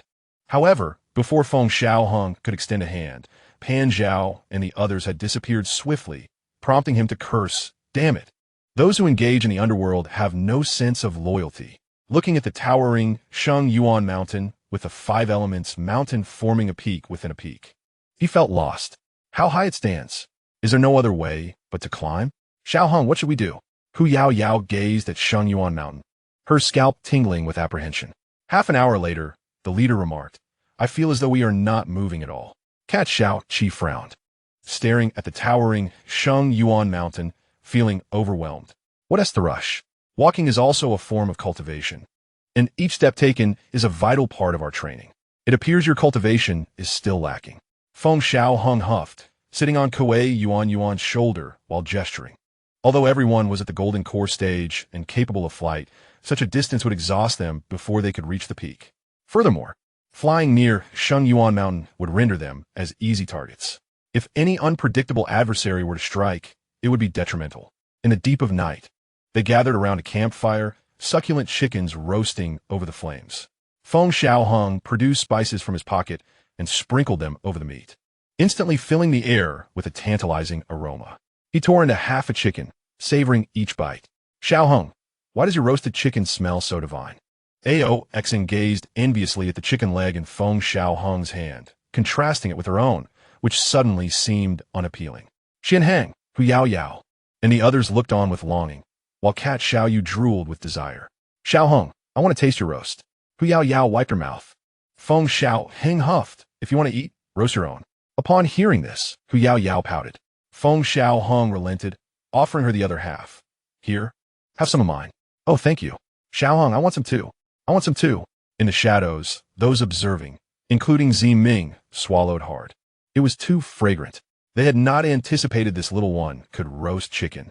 Though they no longer needed food for sustenance, they felt inexplicably hungry at that moment. "How about one of you go find a chicken to roast? I think it's feasible. With so many of us watching, we can spare one person to search." Speaking of which, it has been a while since I've tasted something delicious. After a brief discussion, one person quietly slipped away. Ziming noticed and thought to himself, "One less person. They won't be going to find a chicken to roast, will they?" Moments later, Ziming's eyes widened. "These people indeed. You are here to secretly protect these little ones, not to search for chickens." Realizing this, Ziming stealthily approached. "Who goes there?" Sensing Ziming's presence, the hidden individuals immediately became alert. "It's me." Ziming was also curious about the identities of those concealed. Ziming? Clearly, someone recognized him, and those in the shadows revealed themselves. "What the hell? It's you." Ziming's face twitched. In the distance, Ziming and the others sat around a roasting chicken, yet their focus remained fixed on Feng Xiaohang and the others. "Ugh, the scent is peculiar. How does that child roasted it smell so good?" Ziming looked at them speechlessly. They couldn't even roast chicken properly. At that moment, Feng Xiaohang and the others stood up and continued toward Sheng Yuan mountain. Ziming and his companions discreetly followed. "We found it." A loud shout rang out, immediately alerting Feng Xiaohang and the others. Cat Xiao Qi clenched several talismans, ready to strike at any moment. Chapter 84. Confrontation and Cursing. "Who is it?" Feng Xiaohang shouted, gazing at the enormous shadow ahead, his brows furrowed, the exquisite bracelet on his arm poised for action. This was given to him by Zishan, intended for use in times of danger. "It's me." Pan Zhao revealed himself, stepping out from the shadows. The other Pan Yuan members gathered around as well. Their figures loomed like great boulders, resembling small mountains, making Kuei Yuan seem diminutive in comparison. "Once I attain greater cultivation, I shall surpass them in size." Kuei Yuan muttered softly. Upon seeing Pan Zhao, Feng Xiaohang's anger flared, exclaiming, "You big fool! I hadn't finished speaking when you ran off. Do you have any idea how difficult it is for me to climb Sheng Yuan mountain with the little ones? Do you even know?" Xianhang nodded gloomily, echoing exactly. Pan Zhao felt embarrassed, stepping forward to scratch his head. "Forgive me, benefactor." He glanced at the little ones, curious. "Are you all going to Sheng Yuan mountain?" "Indeed." Feng Xiaohang replied defiantly. The two groups exchanged information, and Pan Zhao learned of the little one's origins, feeling quite startled. Each of them was a scion of a prominent clan in the demon realm: Dragon Clan, Phoenix Clan, Tianhu Clan, and Tian Yaoshenghu, among others, all of which were among the most powerful clans in the demon realm. To ascend Sheng Yuan Mountain, one must secure the permission of the mountain guardian deity. Otherwise, it is impossible to reach the summit. Pan Zhao shook his head. Even if one were to ascend, there exists a barrier. Outsiders cannot truly enter Sheng Yuan Mountain. I can summon the mountain guardian deity, but this is the territory of the Yuan clan, and the guardian deity is not easy to negotiate with. It is likely they will not permit outsiders to enter. Pan Zhao clarified this to avoid any misunderstandings later. Feng Xiaohang's expression tightened. Pan Zhao had already begun to summon the mountain guardian deity. A small, hunchbacked elder ape, leaning on a cane, stepped out from the void. The elder ape's gaze was cold as he glanced at Pan Zhao. Pan Zhao recounted the encounter with the Ligo clan and how he was rescued by Feng Xiaohang and the others. A filthy pack of hyenas dares to wreak havoc on my Sheng Yuan Mountain. The elder ape snorted disdainfully, stomping his cane, causing the ground to tremble. He then turned his attention to Feng Xiaohang and the others. Hey, old monkey, let us ascend. I'm going to save your king. No, your sacred ape? Feng Xiaohang shouted. Xiaohang, keep it down. This old monkey is quite powerful. Hu Yao Yao whispered, looking at the elder ape with concern. This is the guardian deity of Sheng Yuan Mountain. Pan Zhao observed the elder ape's furrowed brow, realizing that the guardian deity would likely not allow the little ones to ascend Sheng Yuan Mountain. Very well. The elder ape merely uttered a single word. As expected. Pan Zhao sighed, then paused in surprise. Did the guardian deity actually agree? The elder ape pointed, distorting space as if a mirror image gradually unfolded, revealing a vivid scene. One could even see the sights on the other side of the space, a massive waterfall cascading like the Milky Way, the sound of water crashing against the shore resonating in the air. Below the waterfall, trees bearing peaches hung, glimmering with a lustrous sheen. How beautiful! Cat Xiaoyu gazed at the scene on the other side of the space, his eyes sparkling with excitement. Cat Xiao chuckled foolishly, happy for Cat Xiaoyu's delight. In the shadows, Zi Ming and the others exchanged glances. It seems the divine Phoenix Empress has already communicated with Sheng Yuan Mountain. Let us go. This old ape is likely already a quasi-emperor. He has long since detected our presence, Zi Ming remarked. The others nodded, quietly following behind. Is this the Five Elements Mountain? Feng Xiaohang surveyed the colossal peak. At the very top, a seal was clearly visible. Indeed, written from top to bottom, were the 6-character incantation, CNMLGB. Feng Xiaohang revealed a damp smile, causing the others to shudder. Let us go to Five Elements Mountain. Feng Xiaohang waved his hand, and Pan Zhao hesitated, realizing the elder ape had vanished without a trace and had not bothered with Feng Xiaohang and the others. The second-in-command actually agreed to allow these little ones to enter Sheng Yuan Mountain. Before the elder ape departed, he cast a contemplative glance at Feng Xiaohang and the others. Yuxing Mountain, the golden monkey, who previously battled the lizard demon emperor, observed the unfolding scene with eyes that seemed to possess the fiery brilliance of the sun. Beside him was a head of a golden monkey, eerily embedded within the mountain's rock. Big brother, a few little ones wish to see you, disciples of the Shenhuang Empress. The golden monkey addressed the one whose head barely peeked from beneath Yuxing Mountain. Shenhuang, is it? Damn it, after being trapped for so long. Sending a little one to alleviate my boredom is welcome. The golden monkey, known as the chief of the Holy Monkey Mountain, called out.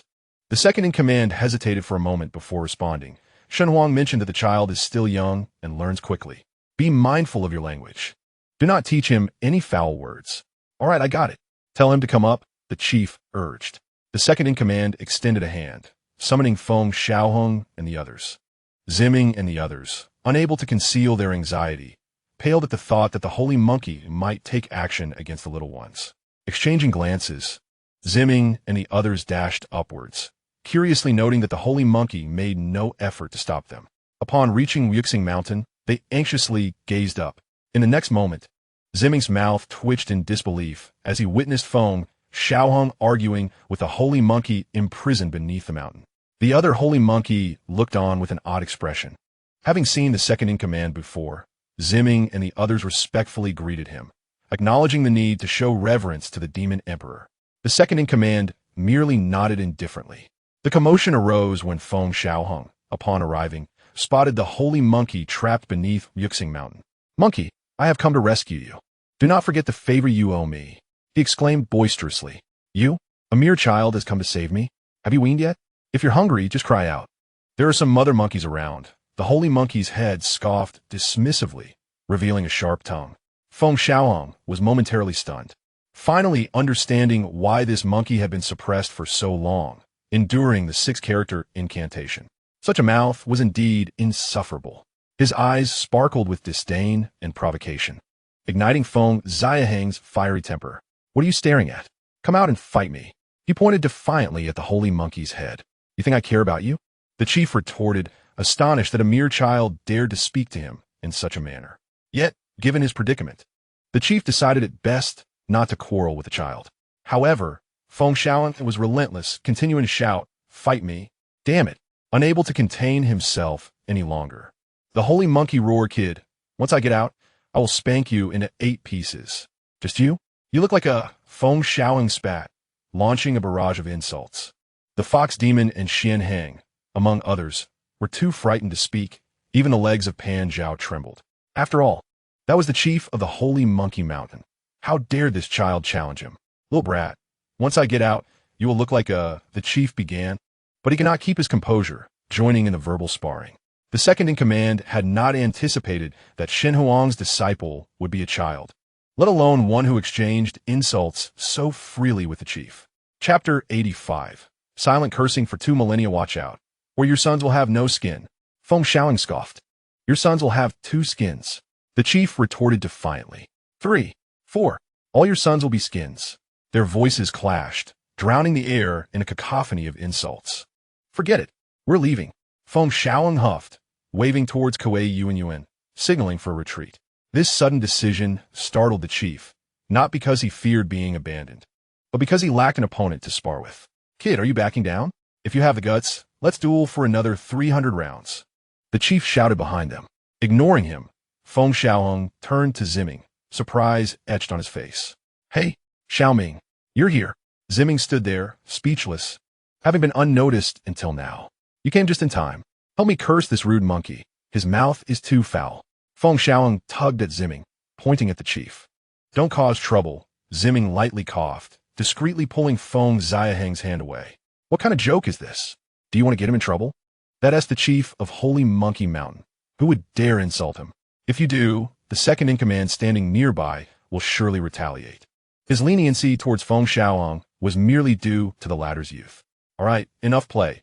Let's head back," Ziming instructed Feng Xiaohang and the other little ones, eager to complete his task. "Wait." Just as he was about to lead them away, a voice called out from behind. The second-in-command had spotted Feng Xiaohang. Ziming's heart sank. Did the second-in-command intend to confront them? Sensing a headache coming, Ziming, as a mentor, naturally placed himself before his students. Yet the second-in-command inquired, "Can you truly break the 6-character incantation?" His fiery gaze fixed on Feng Xiaohang. Although he harbored doubts about the child's capabilities, he felt compelled to explore the possibility. For this was Shen Huang's disciple, who would not have come without reason. Just him. "Old 2. Do you really believe a mere child can undo the 6-character incantation left by that scoundrel Taoist?" The chief scoffed mockingly. "Shut your mouth." The second-in-command glared at the chief, aware of his brother's shamelessness, which had led to his entrapment beneath Yuxing Mountain for 2 millennia. Outside the demon realm, dozens of figures advanced toward the demon realm, each exuding a powerful aura that shook the very stars. Within a desolate realm, a man clad in a purple-golden robe suddenly turned his gaze towards the demon realm. His eyes reflected the resplendent galaxy as he peered through the endless void, spotting these figures and furrowing his brow. "Is it for the Tao source fruit?" he murmured softly, then looked toward the demon realm. Soon, as he awaited, a total of 8 figures appeared in the desolate realm. 8 powerful auras emanated simultaneously, but their gazes towards the man were filled with profound apprehension. "Trying to hold me back?" The man's expression remained calm as he regarded them. "In the face of the Kailan Saint Emperor, we certainly cannot afford to be careless," one of them spoke coldly. The Kailan Saint Emperor lightly shook his head. "8 of you? I wonder how long you can hold on." Hearing his words, the 8 figures' eyes sharpened. This statement, delivered with a casual tone, seemed to declare a mere fact. Though it sounded bold, it appeared utterly natural coming from him. They did not even sense an ounce of urgency from the Kylan Saint Emperor. Did he possess some hidden means? Or did he believe that without him, the demon realm could withstand their combined might? What if I break this 6-character incantation? Feng Xiaohang coldly regarded the chief. Break it? The chief snorted, casting a sidelong glance at him as Feng Xiaohang stood off to the side, only able to look askance. If you truly can break it, what do you want from me? I shall comply, the chief boldly declared. Fine, then call me Big Brother first. Feng Xiaohang clapped his little hands, his face alight with confidence. The onlookers were taken aback. How daring was this little one to demand the chief of Holy Monkey Mountain to call him Big Brother? You are just a child, Big Brother. A clear voice rang out, leaving everyone in stunned silence. Even the second-in-command covered his face, feeling utterly embarrassed. Oh my, Feng Xiaohang gasped, staring at the chief as if he had discovered a treasure, thinking he could not have been more shameless, only to find the chief even more audacious. In that moment, a kinship blossomed between Feng Xiaohang and the chief, an unspoken understanding. Rest assured, Ada, I shall rescue you. Feng Xiaohang's eyes brimmed with compassion. This monkey must be saved. I'm not alone on this path. Be cautious, my elder brother. The leader has indeed called upon him, and my heart swells with emotion. For it is a testament to the bonds shared among kindred spirits. Feng Xiaohang stood beneath the seal, clearing his throat softly. The crowd held their breath, observing his actions. Only the second-in-command crossed his arms, harboring a flicker of doubt, convinced that Feng Xiaohang could not truly decipher the 6-character mantra. Unraveling the mantra was a simple task. The Taoist had mentioned before departing that one need only recite the mantra correctly to dispel it. Feng Xiaohang opened his mouth and shouted aloud at the mantra. Damn you! Hey, wait a moment. The leader, displeased, abruptly called for silence. You scoundrel. You can decipher the mantra, but why must you resort to insults? Feng Xiaohang's face darkened as he picked up a stone from the ground and hurled it away. Bang! I am breaking the mantra. Why do you interrupt me? Observing Feng Xiaohang's furious expression, the second-in-command began to doubt whether the youth was genuinely deciphering the mantra. Was he serious? Ignoring the leader, Feng Xiaohang spoke once more. CNMLGB. The above is in Chinese characters. Upon hearing this, the leader fumed with rage. This impudent child was merely cursing him in a roundabout way. Just as he was preparing to retort, he felt the 5 elements mountain tremble beneath him. It worked. The second-in-command was astounded, watching as the seal on the mountain radiated with golden light. He truly accomplished it. Ziming's eyes flickered. After 2 millennia, the 6-character mantra had been unraveled by a mere child. At this moment, the expressions of the crowd shifted from shock to peculiarity. The 6-character mantra, associated with a Taoist, made them glance at the leader. His mouth certainly had a penchant for offense. It was evident he had angered the Taoist greatly. Otherwise, he would not have been trapped under the 5 elements mountain, cursed silently for 2 millennia. Anyone could imagine that the Taoist must have thought as much back in the day. Chapter 86. This secret I shall feast upon for a lifetime. The 5 elements mountain quaked, stones crashing down. The second-in-command raised a barrier to shatter the falling debris. Elder brother, hurry out, he shouted. I can't get out. The leader's face turned crimson, his hands straining against the mountain. No, another mantra has appeared. Ziming pointed at the spot where the seal had just vanished. Another one. The crowd turned to see golden light once more emanating, 2 characters materializing. The crowd was puzzled. What could this possibly mean? Must they decipher yet another mantra? What significance did these 2 characters hold? The previously concealed guards had long since revealed themselves, frowning at the reappearing seal. Record a beautiful life. Feng Xiaohang's youthful voice rang out. Indeed, in the next moment, the seal transformed into golden light once again. How did he know? The second-in-command was taken aback. It's almost done. The leader roared, his hands slowly pushing upward, yet he still could not completely break free from the 5 elements mountain. On the mountain, the golden light writhed once more. Not finished yet. The second-in-command's expression darkened. He realized that the Taoist had left behind more than 1 mantra. Even if they were lucky enough to decipher the first, failing to correctly respond to the subsequent ones would still leave the 5 elements mountain in place. The golden light twisted and coalesced again. By hand, too, 3 characters appeared prominently, and the second-in-command looked at Feng Xiaohang. Upper hanging, Feng Xiaohang answered without hesitation. The golden light shifted again. Reclaim. Ascend. It ride once more. The azure hue awaits the rain, while I await you. In an instant, the crowd gazed at the golden light as it continuously formed phrases. No one dared to interrupt Feng Xiaohang. Ha ha ha. I'm coming out. Bang. The leader's words were cut short as the golden light exploded, transforming back into CNMLGB. The crowd found themselves once more under the crushing weight of the Five Elements Mountain, unable to move a muscle. What are you screaming about? Feng Xiaohang fumed, recognizing that success was within reach. Yet the leader's outburst disrupted the rhythm of the mantra. The leader, embarrassed and aware of his fault, refrained from retorting. I won't deal with this troublesome matter any longer. Feng Xiaohang grumbled as he turned back, pointing at the second-in-command. Hey, did you remember the mantra? Come on, you say it. The second-in-command's mouth twitched, his gaze meeting the leader's narrowed eyes. Perhaps it would be better if someone else spoke. The second-in-command dared not insult the leader. If he did, the elder brother would likely retaliate as soon as he emerged. The second-in-command's fiery eyes turned to Zi Ming and the others. How about you all take a turn? Zi Ming and the others shook their heads repeatedly, stepping back. While they had all memorized how to respond to the mantras, they still lacked the courage to voice them.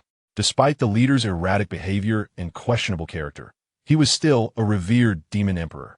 Only that little brat dared to insult him. The crowd turned their attention to Feng Xiaohang. With his head held high, he chose to ignore them. Young Frangi. The second-in-command rubbed his hands together. Feng Xiaohang glanced at him, nonchalantly saying, when I first arrived, you called me young friend, and I didn't mind. Now that the elder brother calls me big brother, what should you call me? The second-in-command's face flushed, and ultimately, he murmured, elder brother. A smile spread across Feng Xiaohang's face.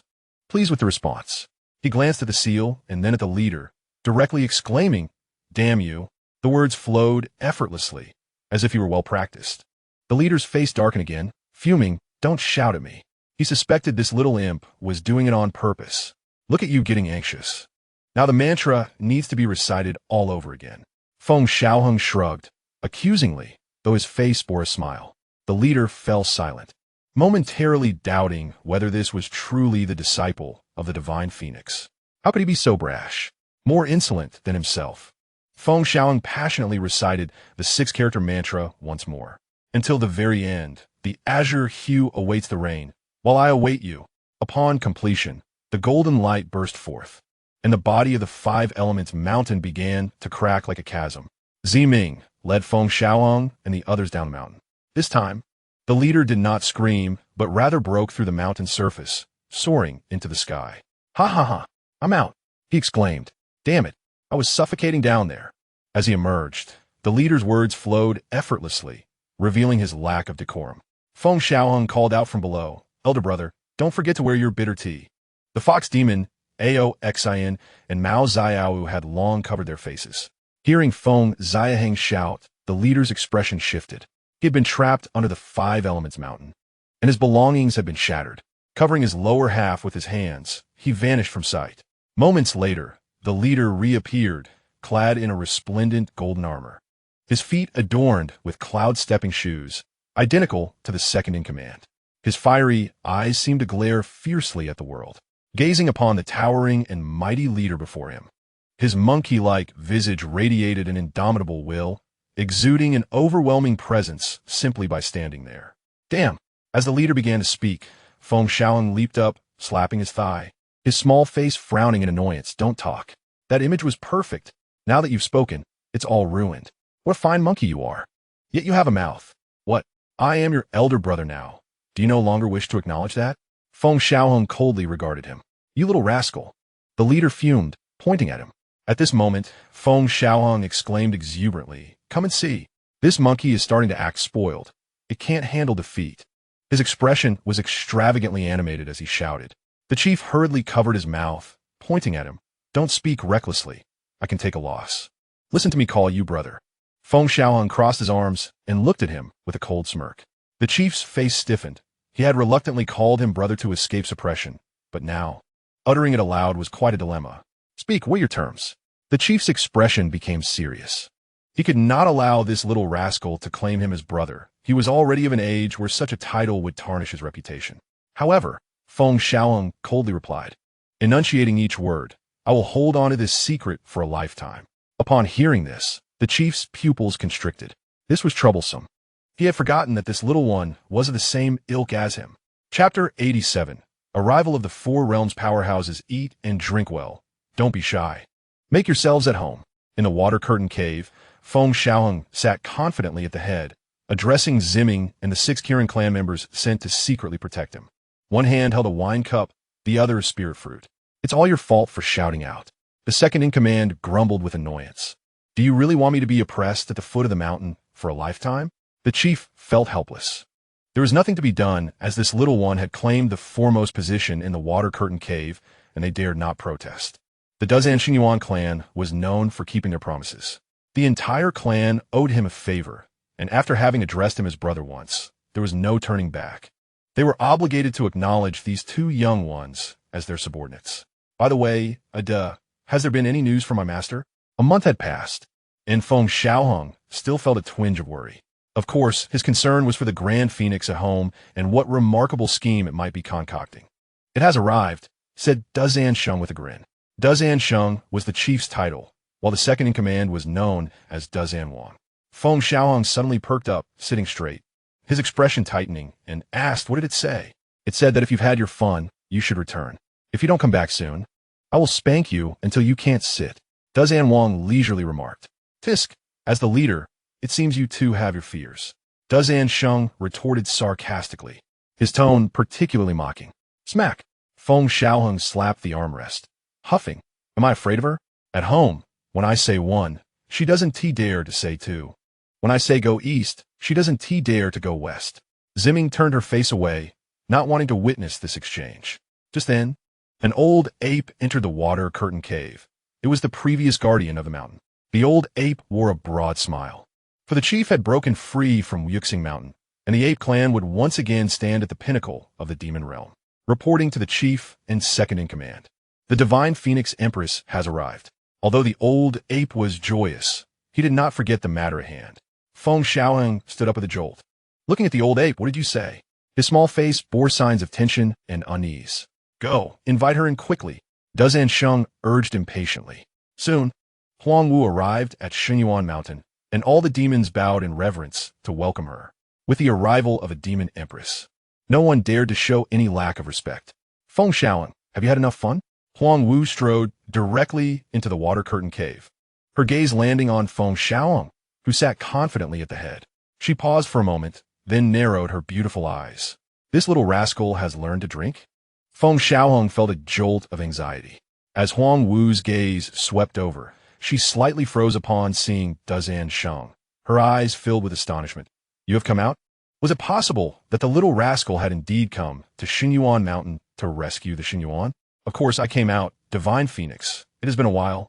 Dazan Sheng replied, referring to himself in the first person as always, a habit Huang Wu had grown accustomed to. Hey, who saved you? Don't you have any idea? Feng Xiaohang protested. When Huang Wu's gaze locked onto him once more, Feng Xiaohang quickly set down his wine cup. Master, it's been a long time. What are you doing? Feng Xiaohang stared at the golden branch in Huang Wu's hand, his eyelids twitching. Without a second thought, he transformed into a fleeting shadow and began to flee. Huang Wu snorted coldly, pursuing him with the branch in hand. Divine Phoenix, one must have patience when educating children. One should not resort to punishment. Although he loved to banter, curse, and lie, with proper guidance, he could still change. Dazan Sheng's voice rang out, filled with schadenfreude. Hearing this, Huang Wu gritted her silver teeth. Indeed, this little rascal could not be allowed to roam free. Once out, he learned everything. Cursing? She could hardly imagine that in the future, Feng Xiaohang would refer to himself as Ito everyone, just like that monkey. It seemed she had to teach him a proper lesson. Watching Huang Wu chase after him with the golden branch, Dazan Sheng felt immensely pleased. He directly returned to the head seat, just as Feng Xiaohang had done earlier, welcoming everyone with a smile. Eat and drink well, don't be shy. Feel at home. Is Xiaohang all right? Aoxin expressed some concern. He should be fine, right? The fox demon mused uncertainly.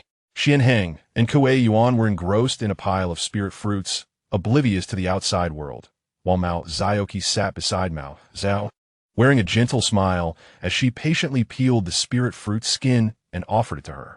Protect the Emperor. Someone protect the Emperor. Feng Xiaohang's voice echoed from afar, mixed with cries of distress. Smack! Smack! The sound of slaps rang out, accompanied by Feng Xiaohang's cries. This is outrageous. A Daer, come save this Emperor. Feng Xiaohang shouted loudly, yet no one responded. Huang Wu placed Feng Xiaohang on her lap and began to pat him. Half an hour later, Huang Wu emerged holding Feng Xiaohang, who, upon seeing Dazan Shang sitting at the head, felt a surge of anger as he noticed the latter's drunken state. He struggled free from Huang Wu's embrace, only to be caught again. Huang Wu looked at him calmly and said, "Have you forgotten what I just told you? You are not to associate with that monkey." "What are you talking about?" "That's my little brother." Feng Xiaohang huffed. Huang Wu frowned. Through her recent observations, it was clear that Feng Xiaohang had indeed unraveled the six-character true word. Evidently, the Dazan Xungyuan clan owed this little rascal a favor. However, Huang Wu remained concerned. After all, that monkey-esque temperament was too poor. After a moment's thought, she advised, "Do not mimic that monkey's speech. Rest assured, this emperor, will never imitate." Feng Xiaohang declared confidently. However, before he could finish, Huang Wu seized him and said, "Let us go home." Huang Wu was resolute. Matters of favor could be handled by that monkey when needed, but she must ensure that he did not lead Feng Xiaohang astray. As Huang Wu carried Feng Xiaohang toward the exit, she suddenly glanced skyward. "Xiaohang, wait for me here." Huang Wu's expression turned grave as her figure vanished. In the water curtain cave, Dazan Wang also rushed out, soaring into the sky. In the demon realm, colossal figures emerged in the distance.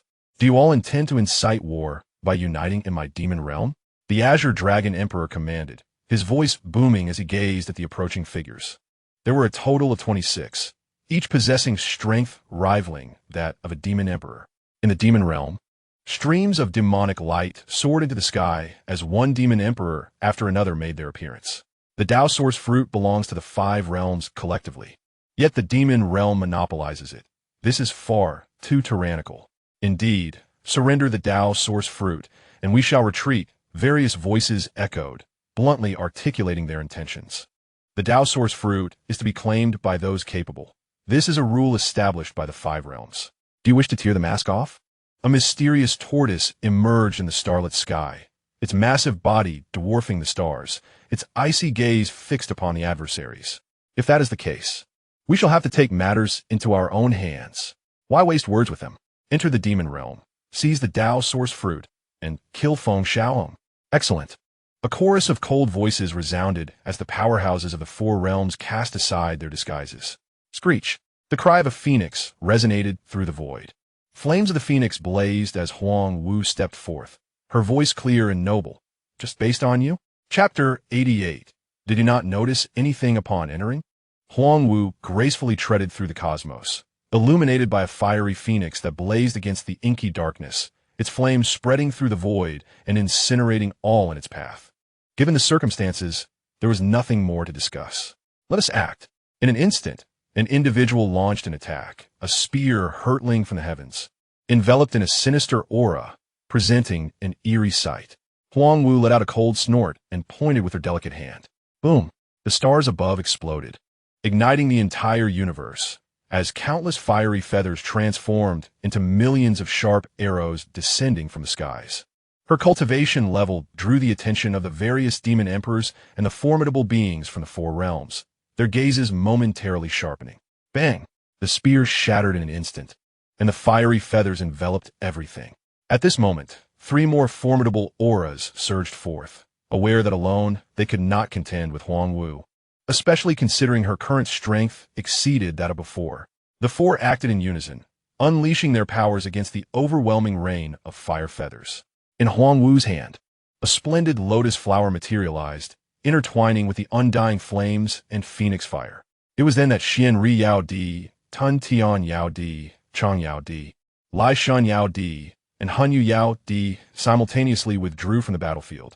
The departure of the 4 demon emperors caused a frown to form on the brow of Song Long Di and his companions. Xian Ri Yao Di, with an indifferent expression, stated, "The 4 realms are targeting only the Huang nest. To avoid this battle, It suffices to surrender the Tao source fruit and Feng Xiaohang. Lai Shun Yao Di nodded in agreement. Indeed, why should we fight to such an extent for one individual? Song Long Di refrained from commenting, instead directing his gaze toward the remaining individuals. At this juncture, Jiuxian Yao Di stepped forward, her ethereal figure revealing her true form. She was a celestial-like woman, with 9 pristine tails fluttering behind her, her exquisite and enchanting visage rivaling that of Huang Wu. Jiuxian Yao Di's alluring voice resonated.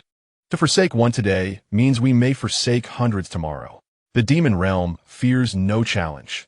When a Yao Huang was present, the backbone of the demon realm never bowed.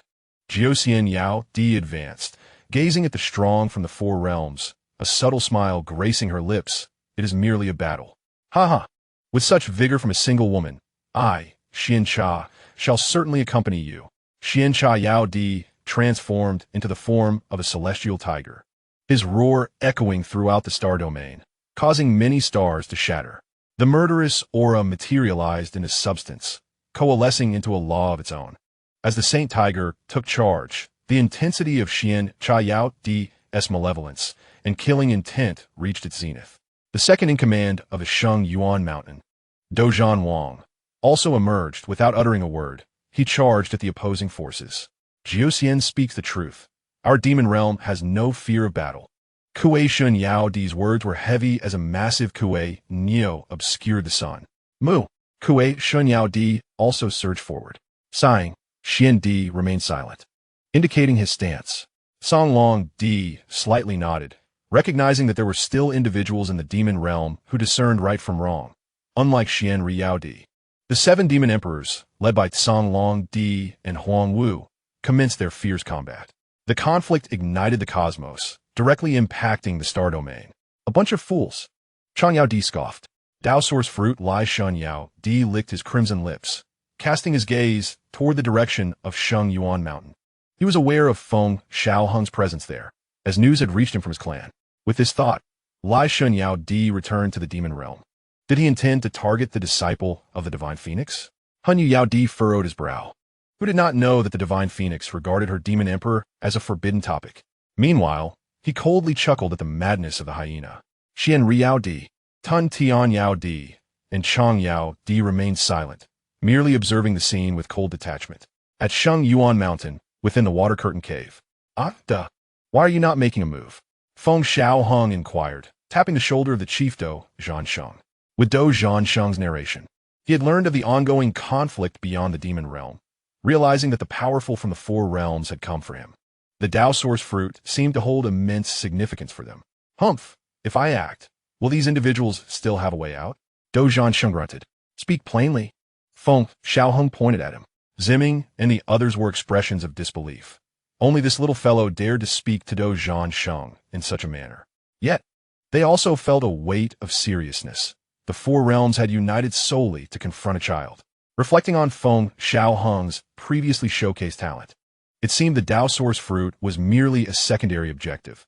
The true intention was to eliminate him.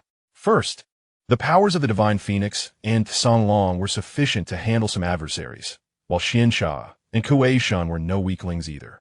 Do Zhansheng counted on his fingers, then looked beyond the barrier of Sheng Yuan Mountain, continuing, Secondly, if I leave, won't you be taken away by the hyenas? Do Zhansheng glared at him with a grunt. Impudent monkey, you are the one who would be taken away by dogs. Feng Xiaohang's small face flushed with anger, ready to unleash a torrent of curses. You should not doubt it, Do Zhansheng pointed at him, then glanced at the figure appearing at Sheng Yuan Mountain. Look, isn't that person arriving? Lai Shun Yao Di, Zimming, and the others' expressions shifted, but seeing Do Zhansheng reclining comfortably on the stone chair, their worries lessened. Xiaohang. Minter Zimming said that as Lai Shun Yao Di, the fox demon whispered in Feng Xiaohang's ear. Aoxin frowned. The appearance of Lai Shun Yao Di clearly indicated an ill omen. The cat demon, Xiaoyu, was so frightened that she hid behind Do Zhansheng. Lai Shun Yao Di immediately spotted Feng Xiaohang, disregarding the others. In his eyes, a mere Do Zhansheng was insignificant, as that Do Zhansheng was still trapped beneath the 5 Elements Mountain. Hand over the Tao source fruit, for the sake of the Divine Phoenix. I shall spare your life. Lai Shen Yao Di stood with his hands clasped behind his back, staring at Feng Xiaohang. Feng Xiaohang's expression turned peculiar as he tentatively asked, "Did you not notice anything upon entering?" Lai Shen Yao Di furrowed his brow and replied, "What is there to draw my attention?" Feng Xiaohang sighed softly, then produced a Dao source fruit. "Chomp, chomp, chomp. Do you still want it?" Feng Xiaohang extended his hand like teasing a dog. "Such a large five-elements mountain has crumbled to this extent, and you fail to notice. Your heart is indeed bold." Zimming grimaced, and the 6 warriors from the Kailan clan shared similar sentiments. Despicable. Utterly despicable. That was the Yaodai, the demon emperor. When had he ever been subjected to such humiliation? Why was he being treated like a mere plaything? Admittedly, the Lee God demon emperor was indeed akin to a hyena. Hey, the Lee God demon emperor's wrath flared. As a sovereign demon emperor, how could he tolerate a mere child's insolence? Previously, his focus had been solely on the Dao source fruit, paying no heed to anything else. In his estimation, without the presence of the Dazan Shendi guarding Xinyuan Mountain, there was no cause for concern. Once he obtained the Dao source fruit, he could easily flee and hide. Even if Shan Huang arrived later, or the Dazan Shendi broke his seal, as long as he secluded himself to cultivate, neither could find him. As for his clan, the Lee God demon emperor cared not at all. Hyenas were found throughout the cosmos. Their existence was ubiquitous. Even if his entire clan were annihilated, it would not move him in the slightest. The oppressive gaze of Dazan Shendi caused the Lee God demon emperor's expression to shift. Those fiery golden eyes brimmed with murderous intent. It was a death sentence. Beyond the demon realm, Suanri Yaodai and others observed the fierce battle deep within the star domain. Suddenly, a blood-red form expanded. Suanri Yaodai furrowed his brow. It was a colossal hyena, drenched in blood, eyes filled with terror. "Save me!" The Lee God demon emperor shouted to the group. "The demon realm is in peril." Chang Yaodai's expression tightened, sensing an ominous threat. Tun Tian Yaodai and Hanyu Yaodai warily turned toward the demon realm. To render the Lee God demon emperor utterly defenseless, one could only imagine the adversary's formidable power. In the next instant, a furry fist pierced the cosmos, striking the hyena directly. Boom! Blood exploded outward. The Lee God demon emperor was blasted apart. Flesh and blood writhed as he began to reform his body. This scene was witnessed by Suanri Yaodai and the others, whose eyes filled with horror. A single punch had shattered an entire demon emperor. Finish him off! A youthful voice echoed through the silent universe. Dazan Sheng, wielding an iron staff and bearing Feng Xiaohang on his shoulder, stepped forth from beneath the demon realm into the starry expanse. Dazan Shendi, has the incantation of Yuxing Mountain been broken? Is it truly him? At that moment, Suanri Yaodai and the others retreated repeatedly, unwilling to advance. The Lee God demon emperor had reassembled his body, though his aura was considerably weakened. "Spare my life, Shendi," he pleaded, desperation overtaking him. This figure had once stood on equal footing with Kailan Shendi, but unlike Kailan Shendi, his temper was worse and his bloodlust fiercer. "Spare you?" Dazan Sheng sneered, the iron staff elongating as he struck toward the Lee God demon emperor, accompanied by a derisive taunt, a mere hyena that lucked into sentience, daring to oppress my ape clan all these years. Even if Kailan Shendi himself came, it would be useless today. The aura of battle quaked across the vast cosmos as the iron staff thundered down. The Lee God demon emperor could neither block nor evade. The battle intent had locked onto him. The stars trembled. At that moment, the laws of the universe churned. With the staff as descent, the Lee God demon emperor was cleaved in the void, reduced to a dying hyena. Dazan Sheng ignored the fallen Lee God demon emperor and gazed toward the distant expanse. His profound eyes pierced the endless void, meeting the fiery golden glow silently, as if sharing an unspoken accord.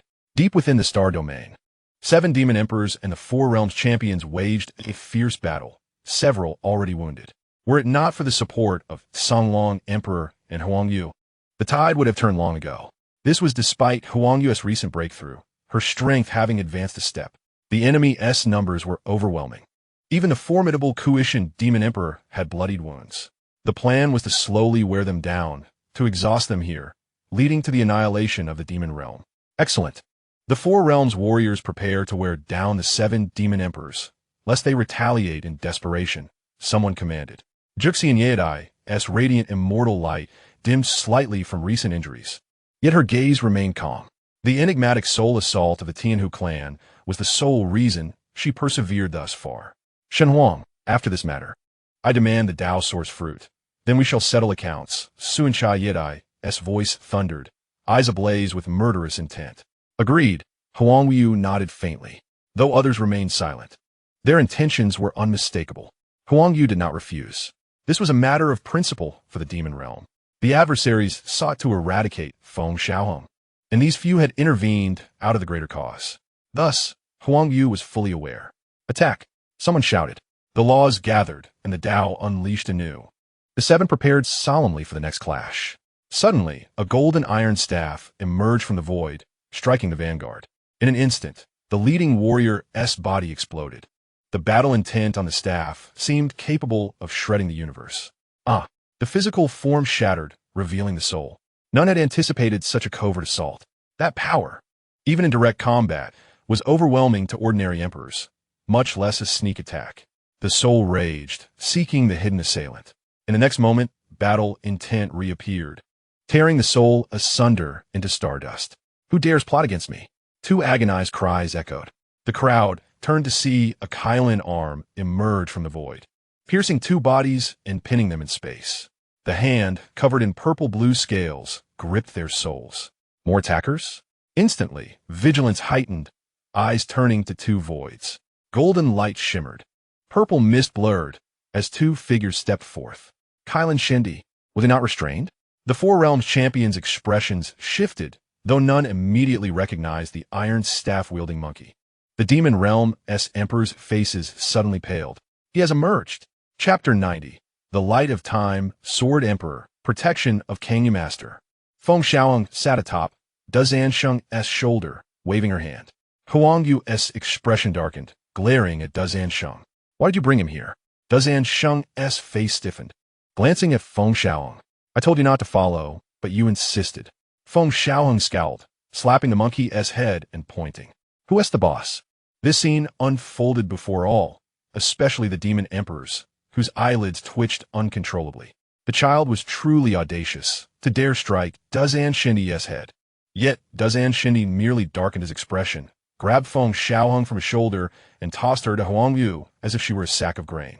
Huang Wu caught Feng Xiaohang, her beautiful face icy cold. We will settle this when we return.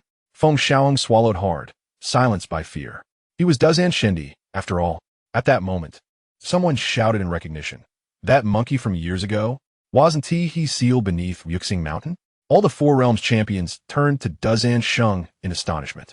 No one expected Kylan Shindi and Dazan Shindi to have secretly launched an ambush, instantly slaying 3 foes. 8 emperors could not restrain Kylan Shindi? Suddenly, the gravity of the situation dawned. Kylan Shindi's purple aura dispersed, revealing a magnificent, extraordinary visage. With hands behind his back, he spoke calmly. 8 came. We slew 4, and 4 fled. If you had not summoned a sword master, none would have escaped. As his words fell, the surrounding stars resonated with sword cries. Transforming into a colossal sword, the sword's intent coalesced, manifesting as an unremarkable-looking man. The man stood there like a sword capable of cleaving the heavens. With each step he took, an endless void appeared beneath his feet, severed by the sword intent emanating from him. None of this was deliberate. Our guest has arrived. On the Yuan Tsang realm side, a man known as Yun Tsang Di smiled faintly. Who is he? Someone frowned, casting a glance toward Yun Tsang Di. Yuan Tsang realm had summoned a formidable swordsman. If he truly breached the demon realm, wouldn't Yuan Tsang realm surpass them? Previously, no one had informed them of such a hidden swordmaster. Moreover, among those ambushed and slain by Dozhan Shengdi and Qilin Shengdi, that swordmaster had not intervened, perhaps because none of the victims belonged to Yuan Tsang realm. Regardless, whether due to hesitation or other reasons, the elites of Dongji realm, Shifeng realm, and Futu realm now regarded Yuan Tsang realm with increased wariness. This man was the Guang Yinjiandi, the Emperor of Time and Sword. Yun Tsangdi announced his distinguished title as the newcomers arrived. The emperors of the demon realm all wore solemn expressions. A sword that severs time. Guang, Yin Jiandi? So it is him. Didn't he vanish from the great thousand universe? Many had heard of him. The warriors from Dongji, Shifeng, and Futu realms furrowed their brows, realizing Guang Yin Jiandi was summoned by Yuansong realm to counter Qi Lin Shengdi, to restrain him. Without a common enemy, Yuansong realm would be the greatest threat. Huang Wu's face grew grave. Can he defeat him? Feng Xiaohang called out to Dozhan Shengdi, sensing the opponent's extraordinary presence. Even Qi Lin Shengdi's face bore a trace of seriousness. Dozhan Shengdi offered no reply, uncharacteristically silent. I shall go. Gripping his iron staff, Dozhan Shengdi stepped forward. Qi Lin Shengdi said nothing but surveyed the assembled warriors from the four realms. Their numbers were overwhelming. Even with him present, he could only barely resist. I'll test your sword. The golden ape suddenly surged in size, wielding his iron staff like a pillar of the world, striking down with immense force. Guang Yin Jiandi's expression tightened as a shadowy black sword materialized before him. The blade shimmered with strands of temporal law, fusing the laws of time with the sword's essence. In an instant, the sword's radiance illuminated the void like daylight. The iron staff clashed with the sword. No mystical powers were employed, only the pure collision of the Tao. The will of the battle and sword intent collided. Boom! Bang! Bang! The celestial stars shattered violently. The infinite void descended into chaos. Is this the Do Zhan Shengyuan? Truly formidable. Murmurs of admiration spread. Without the sword's deadly precision, many would have been overwhelmed by the monkey's fighting spirit. Ada is so powerful. Feng Xiaohang grasped Huang Wu's hair anxiously. Huang Wu met his gaze. Xiaohang, soon your master will send you away. Find Senior Yu Tong Shu. It will protect you. Feng Xiaohang shook his head. Smacking him lightly, Huang Wu spoke earnestly. They want to kill you and seize the Tao source fruit. If you stay here, I cannot shield you. Feng Xiaohang whispered something in a Huang Wu's ear, causing her to pause momentarily before nodding resolutely. Without hesitation, she vanished in a chosen direction. Escape. Huang Wu's action caught their attention. Simultaneously, 12 Imperial-level warriors charged at Qi Lin Shengdi. This time, they dared not underestimate him. Beneath Qi Lin Shengdi's feet, a sea of violet thunder manifested, within which thunder beasts appeared. Above, azure divine lightning formed a celestial dome. The 12 Imperial warriors trembled. Qi Lin Shengdi was like the sovereign of thunder. Roar! The azure dragon emperor bellowed, his dragon body coiling, exhaling dragon breath as ominous light converged and surged forward. At that moment, four warriors who had previously escaped from Qi Lin Shengdi's grasp arrived. They had returned. This is bad. Xianxia Yao Di glanced toward Huang Wu's fleeing direction. Someone has already given chase. Let us go. We cannot allow the divine phoenix to be isolated. Jiuxian Yao Di led the pursuit. Huang Wu clutched Feng Xiaohang as they reached the Su realm. The secret realm's entrance remained, but was suffused with imperial Tao laws that barred all passage. Just as Feng Xiaohang was about to speak, an elderly figure appeared. Young master, Songyu is here. Came a kindly chuckle. Songyu beamed at Feng Xiaohang. Huang Wu's heart tightened. She could sense no aura from this old man. Greetings, divine phoenix empress. Songyu nodded with a smile. Huang Wu returned the gesture. I heard from Xiaohang that Su realm can shelter him. Songyu stroked his beard, his ancient, murky eyes gazing into the distance where a dozen figures approached. He nodded slightly, a profound chill flickering in his gaze. Young master, rest assured. This old servant will ensure these intruders do not return. His gentle voice concealed overwhelming murderous intent. Chapter 91. Heavenly Demon Emperor S. Killing Formation, Su Realm. It seems you have chosen your place of burial. Figures stood like deities beyond Su Realm, their eyes brimming with lethal intent that cast down from the celestial dome. Feng Xiaohang's face tightened. A band of mere mortals. Heroes of the world tremble at my name, yet you are unworthy of my attention. Relying on Song Yu's presence, Feng Xiaohang grew brazen, glancing at him once more. Are you truly able to handle them? Rest assured, young master. Song Yu affirmed with a smile. Good. Feng Xiaohang continued boldly. If you want my Tao source fruit, come and take it. He brandished a Tao source fruit, waving it teasingly. Stop mimicking that monkey-esque talk. Huang Wu smacked Feng Xiaohang's backside, glaring at him. Indeed, The Dao source fruit drew cold gazes from some who attempted to enter Su realm, but were halted. Be careful, something feels off. This Su realm once manifested imperial Dao power. She intends to lure that power to use against us. Eyes lingered warily on the Su realm below. If she truly summons the remnants of imperial Dao power, they will be digging their own graves. Indeed, I do not believe she would dare. But if this woman goes all out, won't it implicate us as well? Yes, she is a mad woman. Nothing is beyond her boldness. The group hesitated, uncertainty prevailing. Behind them, Jiuxian Yao Di and others arrived, halting upon seeing Huang Wu standing at Su realm's threshold.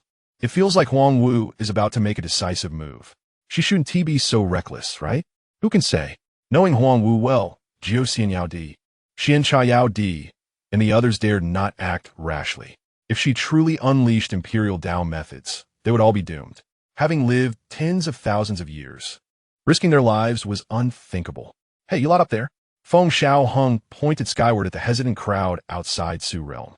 Do you still want the Dao source fruit or not? The assembled frowned, glaring at the Dao source fruit in Feng Xiaohang's hand, barely suppressing their fury. What is that brat doing? He bites one and throws it away, then takes another, bites it, and throws it away. Damn it. Calm down.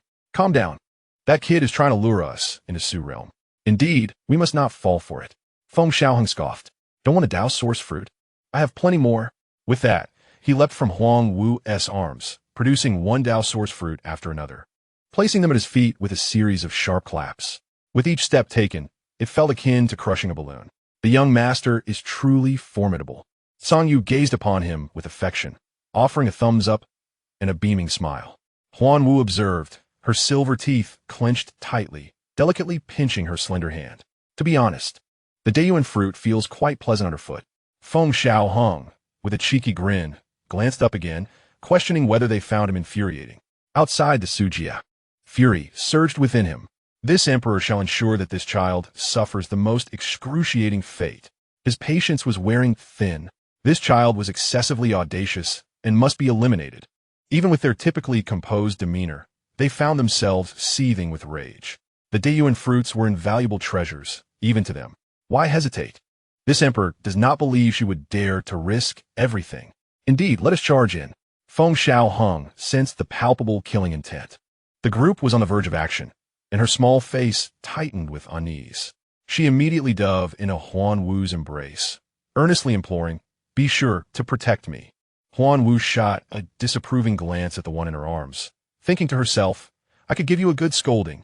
Had it not been for the looming threat, she would have certainly taught this little one a lesson. Who had she learned such audacity from? It must be that monkey. After some contemplation, Huang Wu decided that Feng Xiaohang should not associate with that monkey any longer. Powerful auras descended, causing Huang Wu's beautiful eyes to narrow slightly. Feng Xiaohang felt a bit anxious, clutching Huang Wu's hair tightly, hoping that Song Yu would prove reliable. Otherwise, they might truly face the dire fate of being skinned alive by this group. What to do? The Xiancha Yao Di cast a glance at the others. No need to rush. That individual beside the divine phoenix remains unfamiliar. Perhaps she possesses confidence. Jiuxian Yao Di shook his head, noticing the aged figure. Very well. Let us be ready to assist her at a moment's notice. The group nodded slightly, preparing to act at any time. Despite their grave injuries, they could not allow Huang Wu to face the assault alone. Even with her formidable strength, she could not withstand such a multitude. Losing Huang Wu, a Yao Di, would be an immense loss for the Yao realm. Deep down, they recognized the significance of this matter. Although past grievances existed among the various clans, they had always united against external threats. Of course, there were exceptions. Reinforcements? Someone took note of Song Yu. Why could this emperor not see through him? He seemed devoid of cultivation. Be cautious. This individual is not simple. Yin Song Di furrowed his brow, scanning the surroundings, and suddenly his expression changed drastically. Not good. We must flee. Song Yu advanced slowly with faltering steps, speaking softly, "Is too late." In the entirety of the Su Jie, the imperial laws began to coalesce. The overwhelming imperial divine patterns intertwined, and within mere breaths, the Su Jie was enveloped by them. This is the supreme killing formation. Why? Is there truly a supreme being still in existence? Shock and horror glimmered in their eyes, particularly in Yun Tsangdi's, who was gripped by fear. The pure might of a ruler radiated an unfathomable killing intent. Huang Wu's heart trembled. This was the authentic imperial divine might. The very killing formation left behind by the celestial Yao Huang. As she gazed upon the laws obscuring the heavens, it became clear that not only was the Su Jie covered, but this entire star domain was shrouded as well. This Su Jie stood firmly at the center of the five realms, and throughout the years, none had managed to truly control it. The divine patterns shook the star domain, obliterating all, as torrents of divine light surged upwards. With a thunderous roar, a great sun emerged, then exploded, scattering starlight across the nine heavens. A spectacle both resplendent and destructive. The earth transformed into a furnace. A heavenly blade soared forth from the secret realm of the Su Jie, manifesting the imperial might to its fullest extent. The blade trembled, shattering the heavens, spanning the entire universe. In that moment, countless powerful beings across myriad realms felt an inexplicable connection, their gazes drawn towards the direction of the five realms. The aura of supremacy. Someone had activated a supreme, divine weapon. Voices echoed, yet none dared approach, for the divine weapon was capable of tearing apart anything. Song Yu's expression remained indifferent as he regarded Yin Tsangdi and the others. A group of oblivious fools dared to covet what my emperor left for the young master. Today, this old man shall enact judgment on you all. Chapter 92. The Xiandi weeps in deep sorrow, the celestial Yao Huang. Unbelievable whispers arose. The Yao realm's former emperor, a ruler etched into the annals of ancient history, still remembered even after the passage of time. He was a sovereign who showed no reverence to heaven or earth. Some claimed that the celestial Yao Huang possessed the strength to conquer eternity. He is the progeny of the celestial Yao Huang. Fear struck as gazes turned towards Feng Xiaohang, the child of the Yao Huang, a scion of supremacy. Such individuals were not to be trifled with lightly, for no one knew what kind of trump cards or protectors the Supreme had bestowed upon their offspring. Even in the absence of the Supreme, the followers of the past or the means left behind would enable the progeny to confront any crisis. Yuan Songjia, you have wronged me. The threat you mentioned is the progeny of the Supreme? How dare you? Someone erupted in a torrent of curses, disregarding everything else. The progeny of the Supreme, who would dare to act against them? Even if one were to slay him, they would invite utter calamity upon themselves. Yin Songdi's countenance darkened. He had not anticipated that Feng Xiaohang was indeed the offspring of the celestial Yao Huang. The strands of laws that brushed against Feng Xiaohang inflicted no harm. Instead, they enveloped him. It was the imperial laws protecting him. In that moment, no one doubted Feng Xiaohang's identity. Yun Songdi cursed Zhang Yuanzi profusely in his heart. Is this the threat you spoke of? The offspring of the Yao Huang. What of his superior talent? In an instant, Yin Songdi felt the urge to unearth the 18 generations of Zhang Yuanzi's ancestors and punish him, even skinning him alive. We were unaware of the young master's presence. We implore you to spare us, and we shall never offend the young master again. The imperial might pervaded, and, finally, some could no longer suppress their inner terror and began to beg for mercy. As the heavenly blade trembled, countless powerful auras descended, each one immensely formidable. A flash of blade light sliced through eternity. Time itself seemed to freeze. A soul dissipated into nothingness, and the one who had just spoken was reduced to mere dust. With one stroke, the Zigzadao Jun was severed. An overwhelming dread swept through them as the killing formation of the celestial Yao Huang unfolded with the arc of the heavenly blade. Huang Wu's beautiful eyes revealed her astonishment. The imperial laws she once felt were now imbued with boundless ferocity. She had no doubt, if that blade were aimed at her, even with all her might, she could neither escape nor defend herself. This was the true killing move left by a supreme being, impenetrable by any. Beneath the Supreme, all are but ants. Two figures rushed towards the heavens, seeking to escape the killing formation of the celestial Yao Huang. They were desperate to flee. Feng Xiaohang pointed at the fleeing duo. Huang Wu shot him an irritated glare, signaling for silence. Rest assured, young master, within my emperor's killing formation, none can escape. Song Yu stroked his beard with a smile. Indeed, just as the two touched the boundary, the imperial laws coalesced into a Kirin arm, extending a hazy hand. No matter how they attempted to flee, they remained within its grasp. That hand seemed to lift the entire universe, rendering the two Dao Jun as insignificant as ants struggling against the tide. This is the formation's cosmos. Someone stammered, their eyes wide with disbelief. Within the formation's cosmos, regardless of their attempts to escape, they remained ensnared. Even fleeing to the edge of the universe would be futile. Unless they could break the killing formation of the celestial Huang, they would remain trapped within it. Yet, the killing formation left by the celestial Huang was terrifying beyond measure. Only a supreme could dismantle it. Despair spread within their hearts. Ah, do not kill me. Save me. The cries of despair echoed as the two were crushed by the imperial laws, their souls extinguished in an instant. Merely a few breaths had passed, and 3 Dao Jun had fallen. This formidable being rivals the demon emperor, yet at this moment is crushed like an ant. The various emperors of the demon realm trembled with fear upon witnessing this scene. The supreme killing formation. Fortunately, we did not pursue. Suanxia felt a sense of relief. But soon his expression changed drastically. Damn it, we are also enveloped by the great formation. The second in command of the Holy Ape Mountain, Dazan Wang shouted. In the Void Realm, the young master noted that several individuals were caught within the formation. A fox, a Kuan Yo, and a holy tiger. Kenya merely referred to them by their races. Feng Xiaohang suddenly cried out, "Don't kill the wrong ones. They are our own." Hearing this, Kang Yu's expression shifted as the murderous intent of the formation began to encompass those individuals. Without a moment's hesitation, Kang Yu extended his withered, wrinkled arm, his fingers slightly splayed, summoning layers of magical seals into his palm, manipulating the formation. Meanwhile, damn it, the killing formation intends to obliterate us. Suanxia could no longer contain his fury. Cursing vehemently, before them, a divine sword loomed, colossal like a river of stars, radiating the most potent imperial laws, slicing through everything and advancing towards them. Grass. The second-in-command's expression changed abruptly as he spat a word and fled into the distance. The others felt their hair stand on end. The murderous intent of the supreme killing formation was no trifling matter, and they all hastily retreated.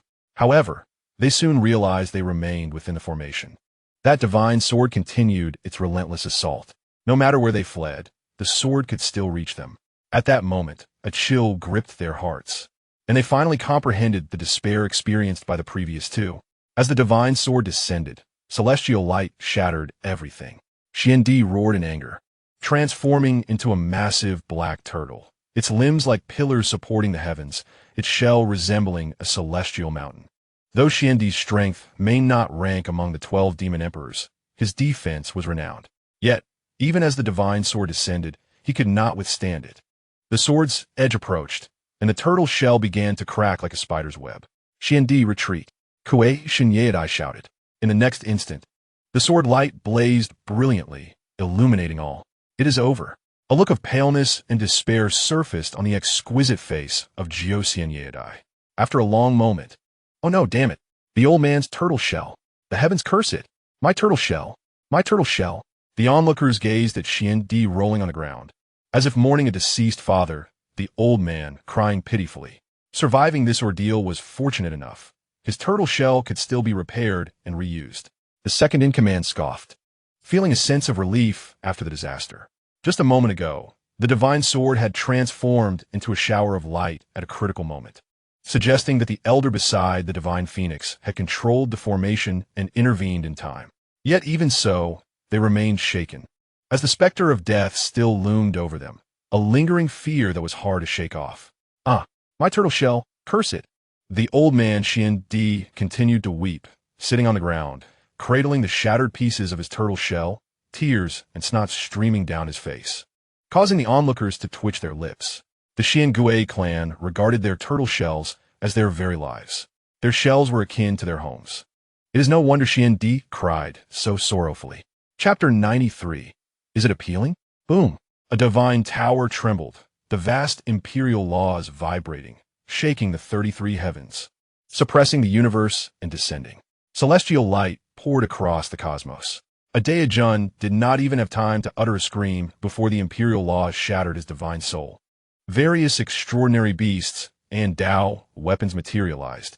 A heavenly blade stretched across the sky, cutting through with divine radiance. No, I am willing to submit. Spare my life. Save me. Cries of despair echoed within the killing formation, where no one could withstand even a moment. The entire star domain transformed into a battleground. The Dozen Shindi and the Guangyang Jiandi, engaged in battle deep within the starry sky, also took notice. Both ceased their skirmish simultaneously, their gazes trembling. The supreme killing formation, even at an immense distance, emanated a soul-crushing pressure. It seems the situation has reversed.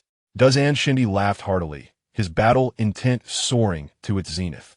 Exuding an aura of defiance against heaven and earth, pointing his iron rod towards Guangyang Jiandi. You're next. Guangyang Jiandi remained composed, enveloping his long sword in the laws of time, unfolding like a celestial wheel. Golden battle energy coalesced into a combat technique, intertwining with the wheel of time, shaking the starry sky, dimming countless stars, devoured by the battle energy and the wheel of time. A fierce confrontation ensued. Dozen Shindi knew well the terror of a swordmaster, but was astonished by the might displayed. This was Guangyang Jiandi's first encounter with Dozen Shindi, having previously heard of the two great saints of the demon realm. Comparatively, Dozen Shindi proved more formidable than Kailan Huang, for this warrior was combative, embodying a relentless spirit that disregarded life and death, a trait inherent to the bloodline of the Dozen Shengyuan clan. In the void realm, silence reigned. The ground, transformed into molten lava, returned to normal, and the imperial laws dissipated. I am unable to leave this place. Young master, please have the Empress oversee matters. Should any insurmountable issues arise, you may seek me here. Kang Yu addressed Huang Wu with a notable degree of politeness. Huang Wu nodded slightly. Though she was unaware of Kang Yu's true strength, he gave her an impression of profound depth. A protector left by a supreme individual is certainly not to be underestimated. Kang Yu felt assured, stating that once he reclaimed the lost kingdom from his unworthy father, he would take her away. Feng Xiaohang earnestly replied, "My father abandoned my kingdom." Kang Yu smiled kindly, saying, "My young master is ambitious. I await that day." Huang Wu playfully pinched Feng Xiaohang's cheek, chiding, "Do not be so presumptuous. Your father is the demon emperor, yet he left my kingdom in ruins." Feng Xiaohang huffed. "He did not even leave me any celestial treasures capable of reversing the heavens. But he left you so many Dao source fruits." Huang Wu glared at him. "Yet he only left me Kang Yu as a protector." Feng Xiaohang huffed again. "But he left you a formation that suppresses all." Huang Wu replied quietly. Feng Xiaohang opened her mouth to retort, but was shushed by Huang Wu, only able to emit muffled sounds. This creature is agreeable in every aspect, except for its incessant chatter. Huang Wu, unwilling to engage in further arguments, embraced him and departed. Kang Yu watched the departing figures, shaking his head slightly, pondering when their next encounter might be. Huang Wu, cradling Feng Xiaohang, approached Jiuxian Yedai and the others. "Thank you all for your assistance this time." As Huang Wu began to speak, her brow furrowed as she glanced at a small figure with its back to her. A continuous wailing filled the air, reminiscent of a vengeful spirit from the netherworld, sending chills down Feng Xiaohang's spine, causing her heart to race. That cry was unbearably mournful, laden with intense resentment. "Master, quickly help him." Feng Xiaohang's voice reflected her fear. "Cough, cough."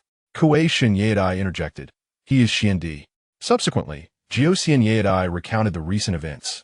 The assembled individuals, including Suincha Yedai, the second-in-command Dazan Wang, and Kuei Shan Yedai, wore expressions of embarrassment, feeling somewhat guilty. After all, Xiandi had shattered his turtle shell to shield them from that sword strike. Though that sword did not land, the sacrifice was acknowledged. "Ah, what is wrong with you, old man? At your age, why are you still crying?" Feng Xiaohang patted Xiandi's shoulder, only to be brushed off, prompting the old man to cry even harder. "Do not weep. I shall provide you with Dao source fruits." Feng Xiaohang produced a Dao source fruit.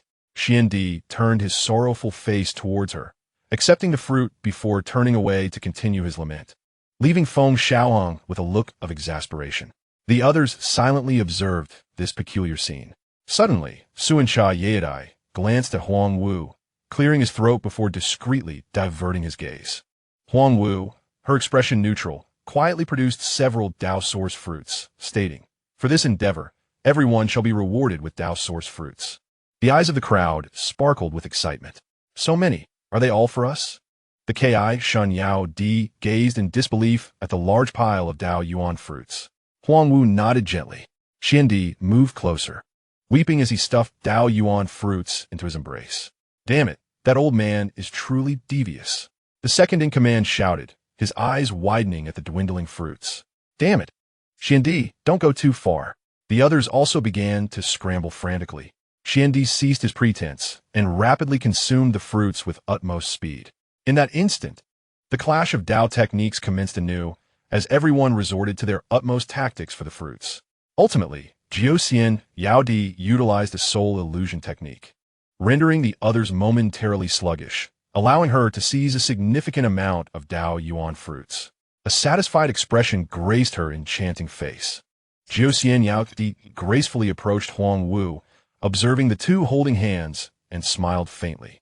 Feng Xiaohang's eyes widened in astonishment. This unparalleled beauty was as stunning as his master, yet her mesmerizing aura was unmatched by anyone. Seeing Feng Xiaohang's foolish expression, Huang Wu playfully smacked the back of his head. Feng Xiaohang rubbed his head, pouting in displeasure. Jiuxian Yaodi chuckled softly, crouching down, a fragrant breeze wafting towards Feng Xiaohang as her alluring voice resonated. Is it you, little one, who runs about with that fox demon girl all day? Though her words suggested admonishment, there was not a trace of reproach. That fox demon girl willingly follows this emperor. Feng Xiaohang corrected earnestly. This emperor? Jiuxian Yaodi smiled at this address, finding the child amusing, and reached out to stroke Feng Xiaohang's head. Delicate fingers gently pinched his furry ears. Don't think you can touch me just because you're pretty. Feng Xiaohang pointed a finger like a husky, warning her. This woman is too mischievous. Jiuxian Yaodi laughed, seemingly sensing Huang Wu's slight frown, then stood up, glanced at Huang Wu, and stepped away. Before departing, she brought her palm to her red lips, blowing a kiss to Feng Xiaohang. Little one, may we meet again by fate. Jiuxian Yaodi winked, her charm penetrating to the core. Indeed, she possessed the divine gaze of the heavenly fox. A subtle smile graced her lips as she vanished into the void. Feng Xiaohang was still smiling when he heard a chilling voice beside him. Feng Xiaohang, do you find me beautiful? Chapter 94. Who is more beautiful? Huang Wu's phoenix eyes fixed upon Feng Xiaohang. Yes, beautiful, he replied without a moment's hesitation. That figure, that poise, no man could remain unmoved. Though he was still young, it did not hinder his appreciation. Oh, then tell me, who is more beautiful, my master or her? Huang Wu inquired softly. Feng Xiaohang grinned, looking up at her, then suddenly felt a shiver. The slight squint of her eyes revealed a hint of danger. He grasped Huang Wu's hand and quickly shifted his tone. Of course, my master is more beautiful. His little face was earnest. One could only say he was cautious. Upon hearing this, Huang Wu's expression softened slightly, and she continued, Then who is more beautiful, I or Zishan? You. Feng Xiaohang answered without a trace of hesitation. My master is the most beautiful, and Z the loveliest, and that fox demon was the prettiest. Feng Xiaohang spoke with a clear conscience. A person of his honest nature would never lie. Huang Wu raised an eyebrow, clearly pleased with Feng Xiaohang's response. This little one had answered without the slightest hesitation, indicating he was not deceiving her. Before Huang Wu could speak, Feng Xiaohang leaped up, wrapping his arms around her neck and placing a hand over her mouth. Don't say it. You are the best. No one can compare. Feng Xiaohang swiftly halted that line of conversation. Yet, in his mind, he still recalled that fox demon, wondering if she had a husband. If she did, that would be even better. Although he had yet to fully mature, he could still aspire to the ambitions of the prime minister. In a few decades, he could still inherit the legacy of Wei Wu. Huang Wu held Feng Xiaohang and sped towards the Yaojia. You're not still thinking about that fox demon, are you? Huang Wu's voice rang in his ears. Noticing his distracted demeanor, she suddenly questioned him. What fox demon? This emperor was pondering the situation on the other front. Feng Xiaohang furrowed his brow, regaining his composure and speaking naturally, concealing any signs of unease. Huang Wu harbored some doubt, but seeing Feng Xiaohang's furrowed brows and his calm demeanor, she dismissed her suspicions. Feng Xiaohang appeared steady as a rock, yet cold sweat was nearly streaming down his back, His mother knew him too well, almost catching on to his thoughts. Fortunately, having practiced the actor's self-cultivation, he revealed no flaws. Meanwhile, the great battle had concluded, with the Yao Jia emerging victorious. This was largely due to the presence of the Dozhan Shangdi, an unforeseen factor for the powerful beings of the Four Realms. Initially, the Guang Yin Jiandi intended to stall the Qilin Shengdi, but unexpectedly, a calamity emerged midway. The Qilin Shengdi and Songlong Di joined forces to repel the 13 Daojun. Of course, the Qilin Shengdi played a pivotal role, as the Thunder Dao Law suppressed everything, showcasing divine might that even the large numbers of the opposing side could not withstand. This allowed the Yao Jia's various Yao Di to once again appreciate the strength of the Qilin Shengdi. In the past, during the turmoil of the Yao Jia, the Qilin Shengdi had emerged with overwhelming strength, subduing all. Such might still lingered, and while the Yao Di held admiration for the Qilin Shengdi, it was more so a sense of reverence. Now, with the addition of the Dozhan Shengdi, Feng Xiaohang gazed around, surveying the tumultuous skies filled with lightning, until two figures emerged from the void. It was the Dozhan Shengdi and Guang Yin Jiandi, who had battled deep into the starry expanse, and then returned. It appeared Yin Song and his companions had failed. Thus, this emperor's debt had been repaid. Guang Yin Jiandi murmured, instantly comprehending everything, realizing the situation was unmanageable. He severed the void with a single stroke of his sword, the power of time swirling, casting a deep glance at the Dozhan Shengdi before turning to step into the silent, profound space. The departure of Guang Yin Jiandi went unimpeded by the Dozhan Shengdi and Qilin Shengdi. The Yao Jia's various emperors also made no move. You let him go just like that? Feng Xiaohang's voice abruptly broke the silence, his small finger pointing at the Dozhan Shengdi. Look at me. What a mess. Chase him, the crowd exclaimed. How can I chase him? Dozhan Shengdi retorted angrily. That brat is leaving. Who could stop him? Aren't you supposed to be capable? Can't you even keep one person? Feng Xiaohang scolded vehemently. Stop talking nonsense. Did you not urinate under the peach tree earlier? Dozhan Shengdi began to settle scores. Shut up, who is the boss? Oh my, you go to hell. As the two engage in a heated exchange amidst the starry sky, oblivious to their image, the onlookers were left speechless. While they knew Dozhan Shengdi had poor decorum, this little one was no less troublesome. It can only be said that these two were well matched. Observing Dozhan Shengdi growing more animated in his insults, the little one refused to back down. Huang Wu's expression darkened. This child had indeed learned poorly, now spouting profanities. Suddenly, Huang Wu felt a twinge in her hand, while Feng Xiaohang was in the midst of arguing with Dozhan Shengdi. Huang Wu flipped him over and laid him across her long legs, saying foul words. Smack! Let go of this emperor. Feng Xiaohang cried out, struggling. But to no avail. I told you not to learn from that monkey. Smack! How did T learn? Smack! Didn't T learn, yet still learn to curse? Let go of this emperor. I want to duel with that monkey for 300 rounds. Smack! First, I'll give you 300 spanks. Observing Huang Wu chastising Feng Xiaohang, the bystanders could not help but twitch their lips. Even the usually stern Qilin Shengdi shook his head, unable to suppress a laugh. I can testify that this little brat doesn't need to learn. He is a born troublemaker. At that moment, Dozhan Shengdi suddenly interjected, his lips struggling to contain a grin. Seeing Dozhan Shengdi's mischievous expression, Feng Xiaohang immediately erupted in anger. Monkey, you wait for this emperor. Huang Wu cast a disdainful glance at Dozhan Sheng, then embraced Feng Xiaohang and departed. It was imperative to prevent this entity from coming into contact with that monkey. Observing the retreating figures, Dozhan Sheng shook his head with lingering discontent. In the realm of verbal sparring, he and Feng Xiaohang were indeed formidable rivals. Esteemed ones, the Four Realms have suffered considerable losses. Our strength has been severely diminished. Why not seize this opportunity to initiate a war of annihilation against the realms? Suanchai Yadai spoke, addressing the assembly. Indeed, they dared to invade. We must retaliate. Kuei Shinyadai also snorted coldly. Songlong Di furrowed his brow, glancing at Kylin Shindi and Dozhan Shindi. All realms are now under the watchful gaze of the Dakian lawgivers. Should we rashly instigate a war of annihilation, it may provoke their intervention. Dozhan Sheng shook his head, his voice grave. Upon hearing this, The various Yaedai furrowed their brows. The Dakian lawgivers, these individuals had nearly slipped their minds. To instill such trepidation in the proud and unruly dozen Shendi necessitated their serious consideration. In times past, the Huang had once proclaimed that the path of balance lies in both weakening and unity. Since we cannot act directly, let us enlist others to do so. Kailan Shendi, with hands clasped behind his back, gazed towards the four realms. What is the intention of a Shendi? Kailan Shendi replied calmly. There exists a principle that absolves the multitude of blame. Chapter 95. The Gathering of Demons to Assault the Four Realms in the Depths of the Yaozheng Academy. Near the Yehuang Lingquan, Zishan observed the returning duo, hesitating for a moment before speaking. My inaction stems from my belief that Xiaohang will be unharmed. Huang Wu nodded slightly, finding no reason to reproach her. Do you know that Xiaohang is the son of the Tianyao Huang? Huang Wu inquired of Zishan.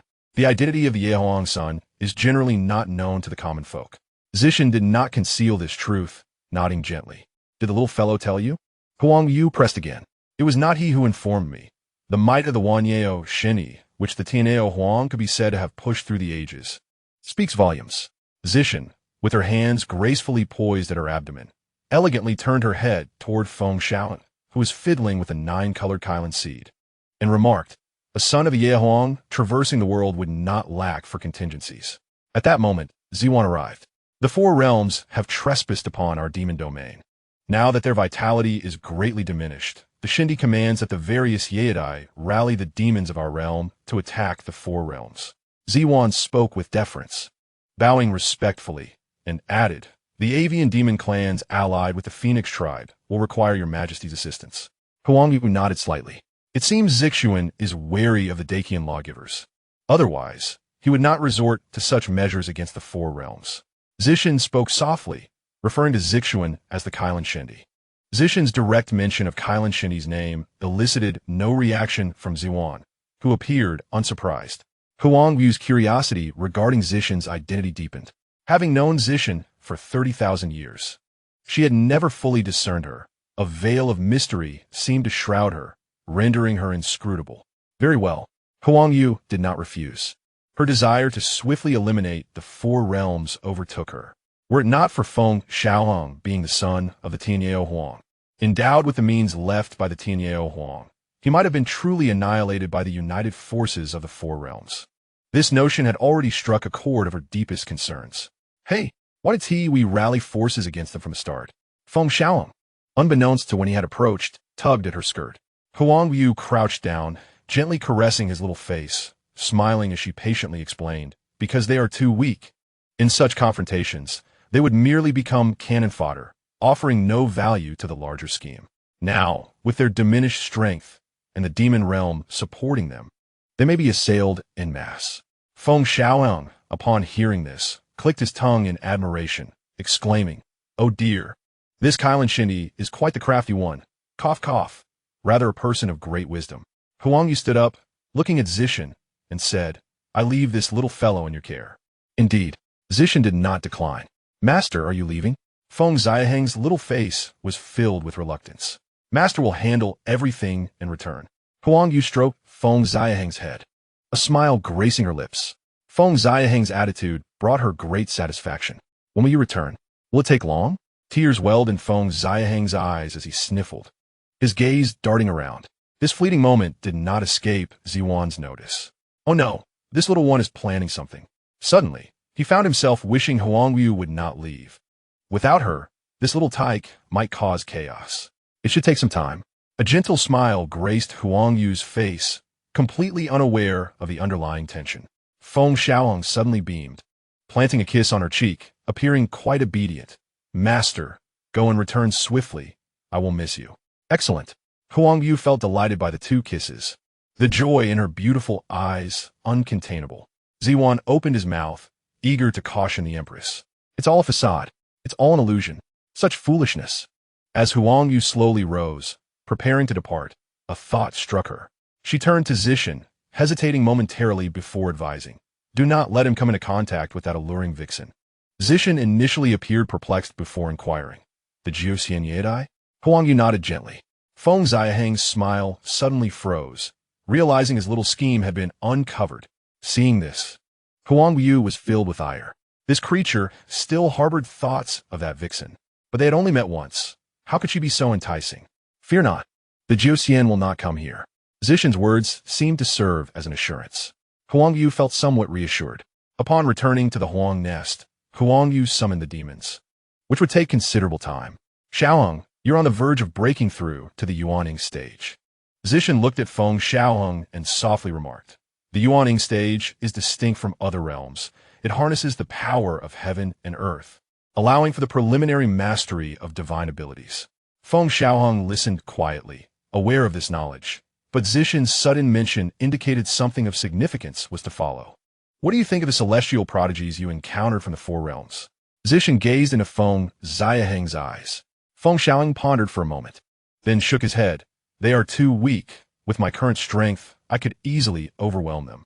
Zishan nodded gently, continuing, indeed, their weakness stems from their failure to comprehend the laws. Laws? Feng Xiaohang queried, puzzled. Laws are the foundation of a path, allowing divine abilities to manifest their true power, rather than being formless and insubstantial. Yet, laws can only be comprehended and controlled at the Huashan stage. However, in the Dakian world, true prodigies grasp the laws of heaven and earth even at the Yuaning stage. Such individuals, with a foundation defined by the laws, will achieve greater heights the earlier they comprehend these laws, leading to deeper understanding. Zishan elaborated for Feng Xiaohang, taking his hand as she spoke. The sword wielder you previously battled, Jian Yi, has already brushed against the edge of the laws. It is likely he will truly comprehend them within the Yuaning stage. Feng Xiaohang was astonished, but upon reflection, it was not surprising. Jian Yi, obsessed with the sword path, possessed a pure sword heart. Such a person, blessed with talent and diligence, was indeed the template of an exemplary child. Xiaohang, within the Central Imperial Realm, there exists a mountain of laws that aids individuals in more easily grasping the laws. As you break through to the Yuaning stage, you may journey to the mountain of laws to comprehend these principles. Zishan smiled warmly. I don't know the way. Feng Xiaohang frowned.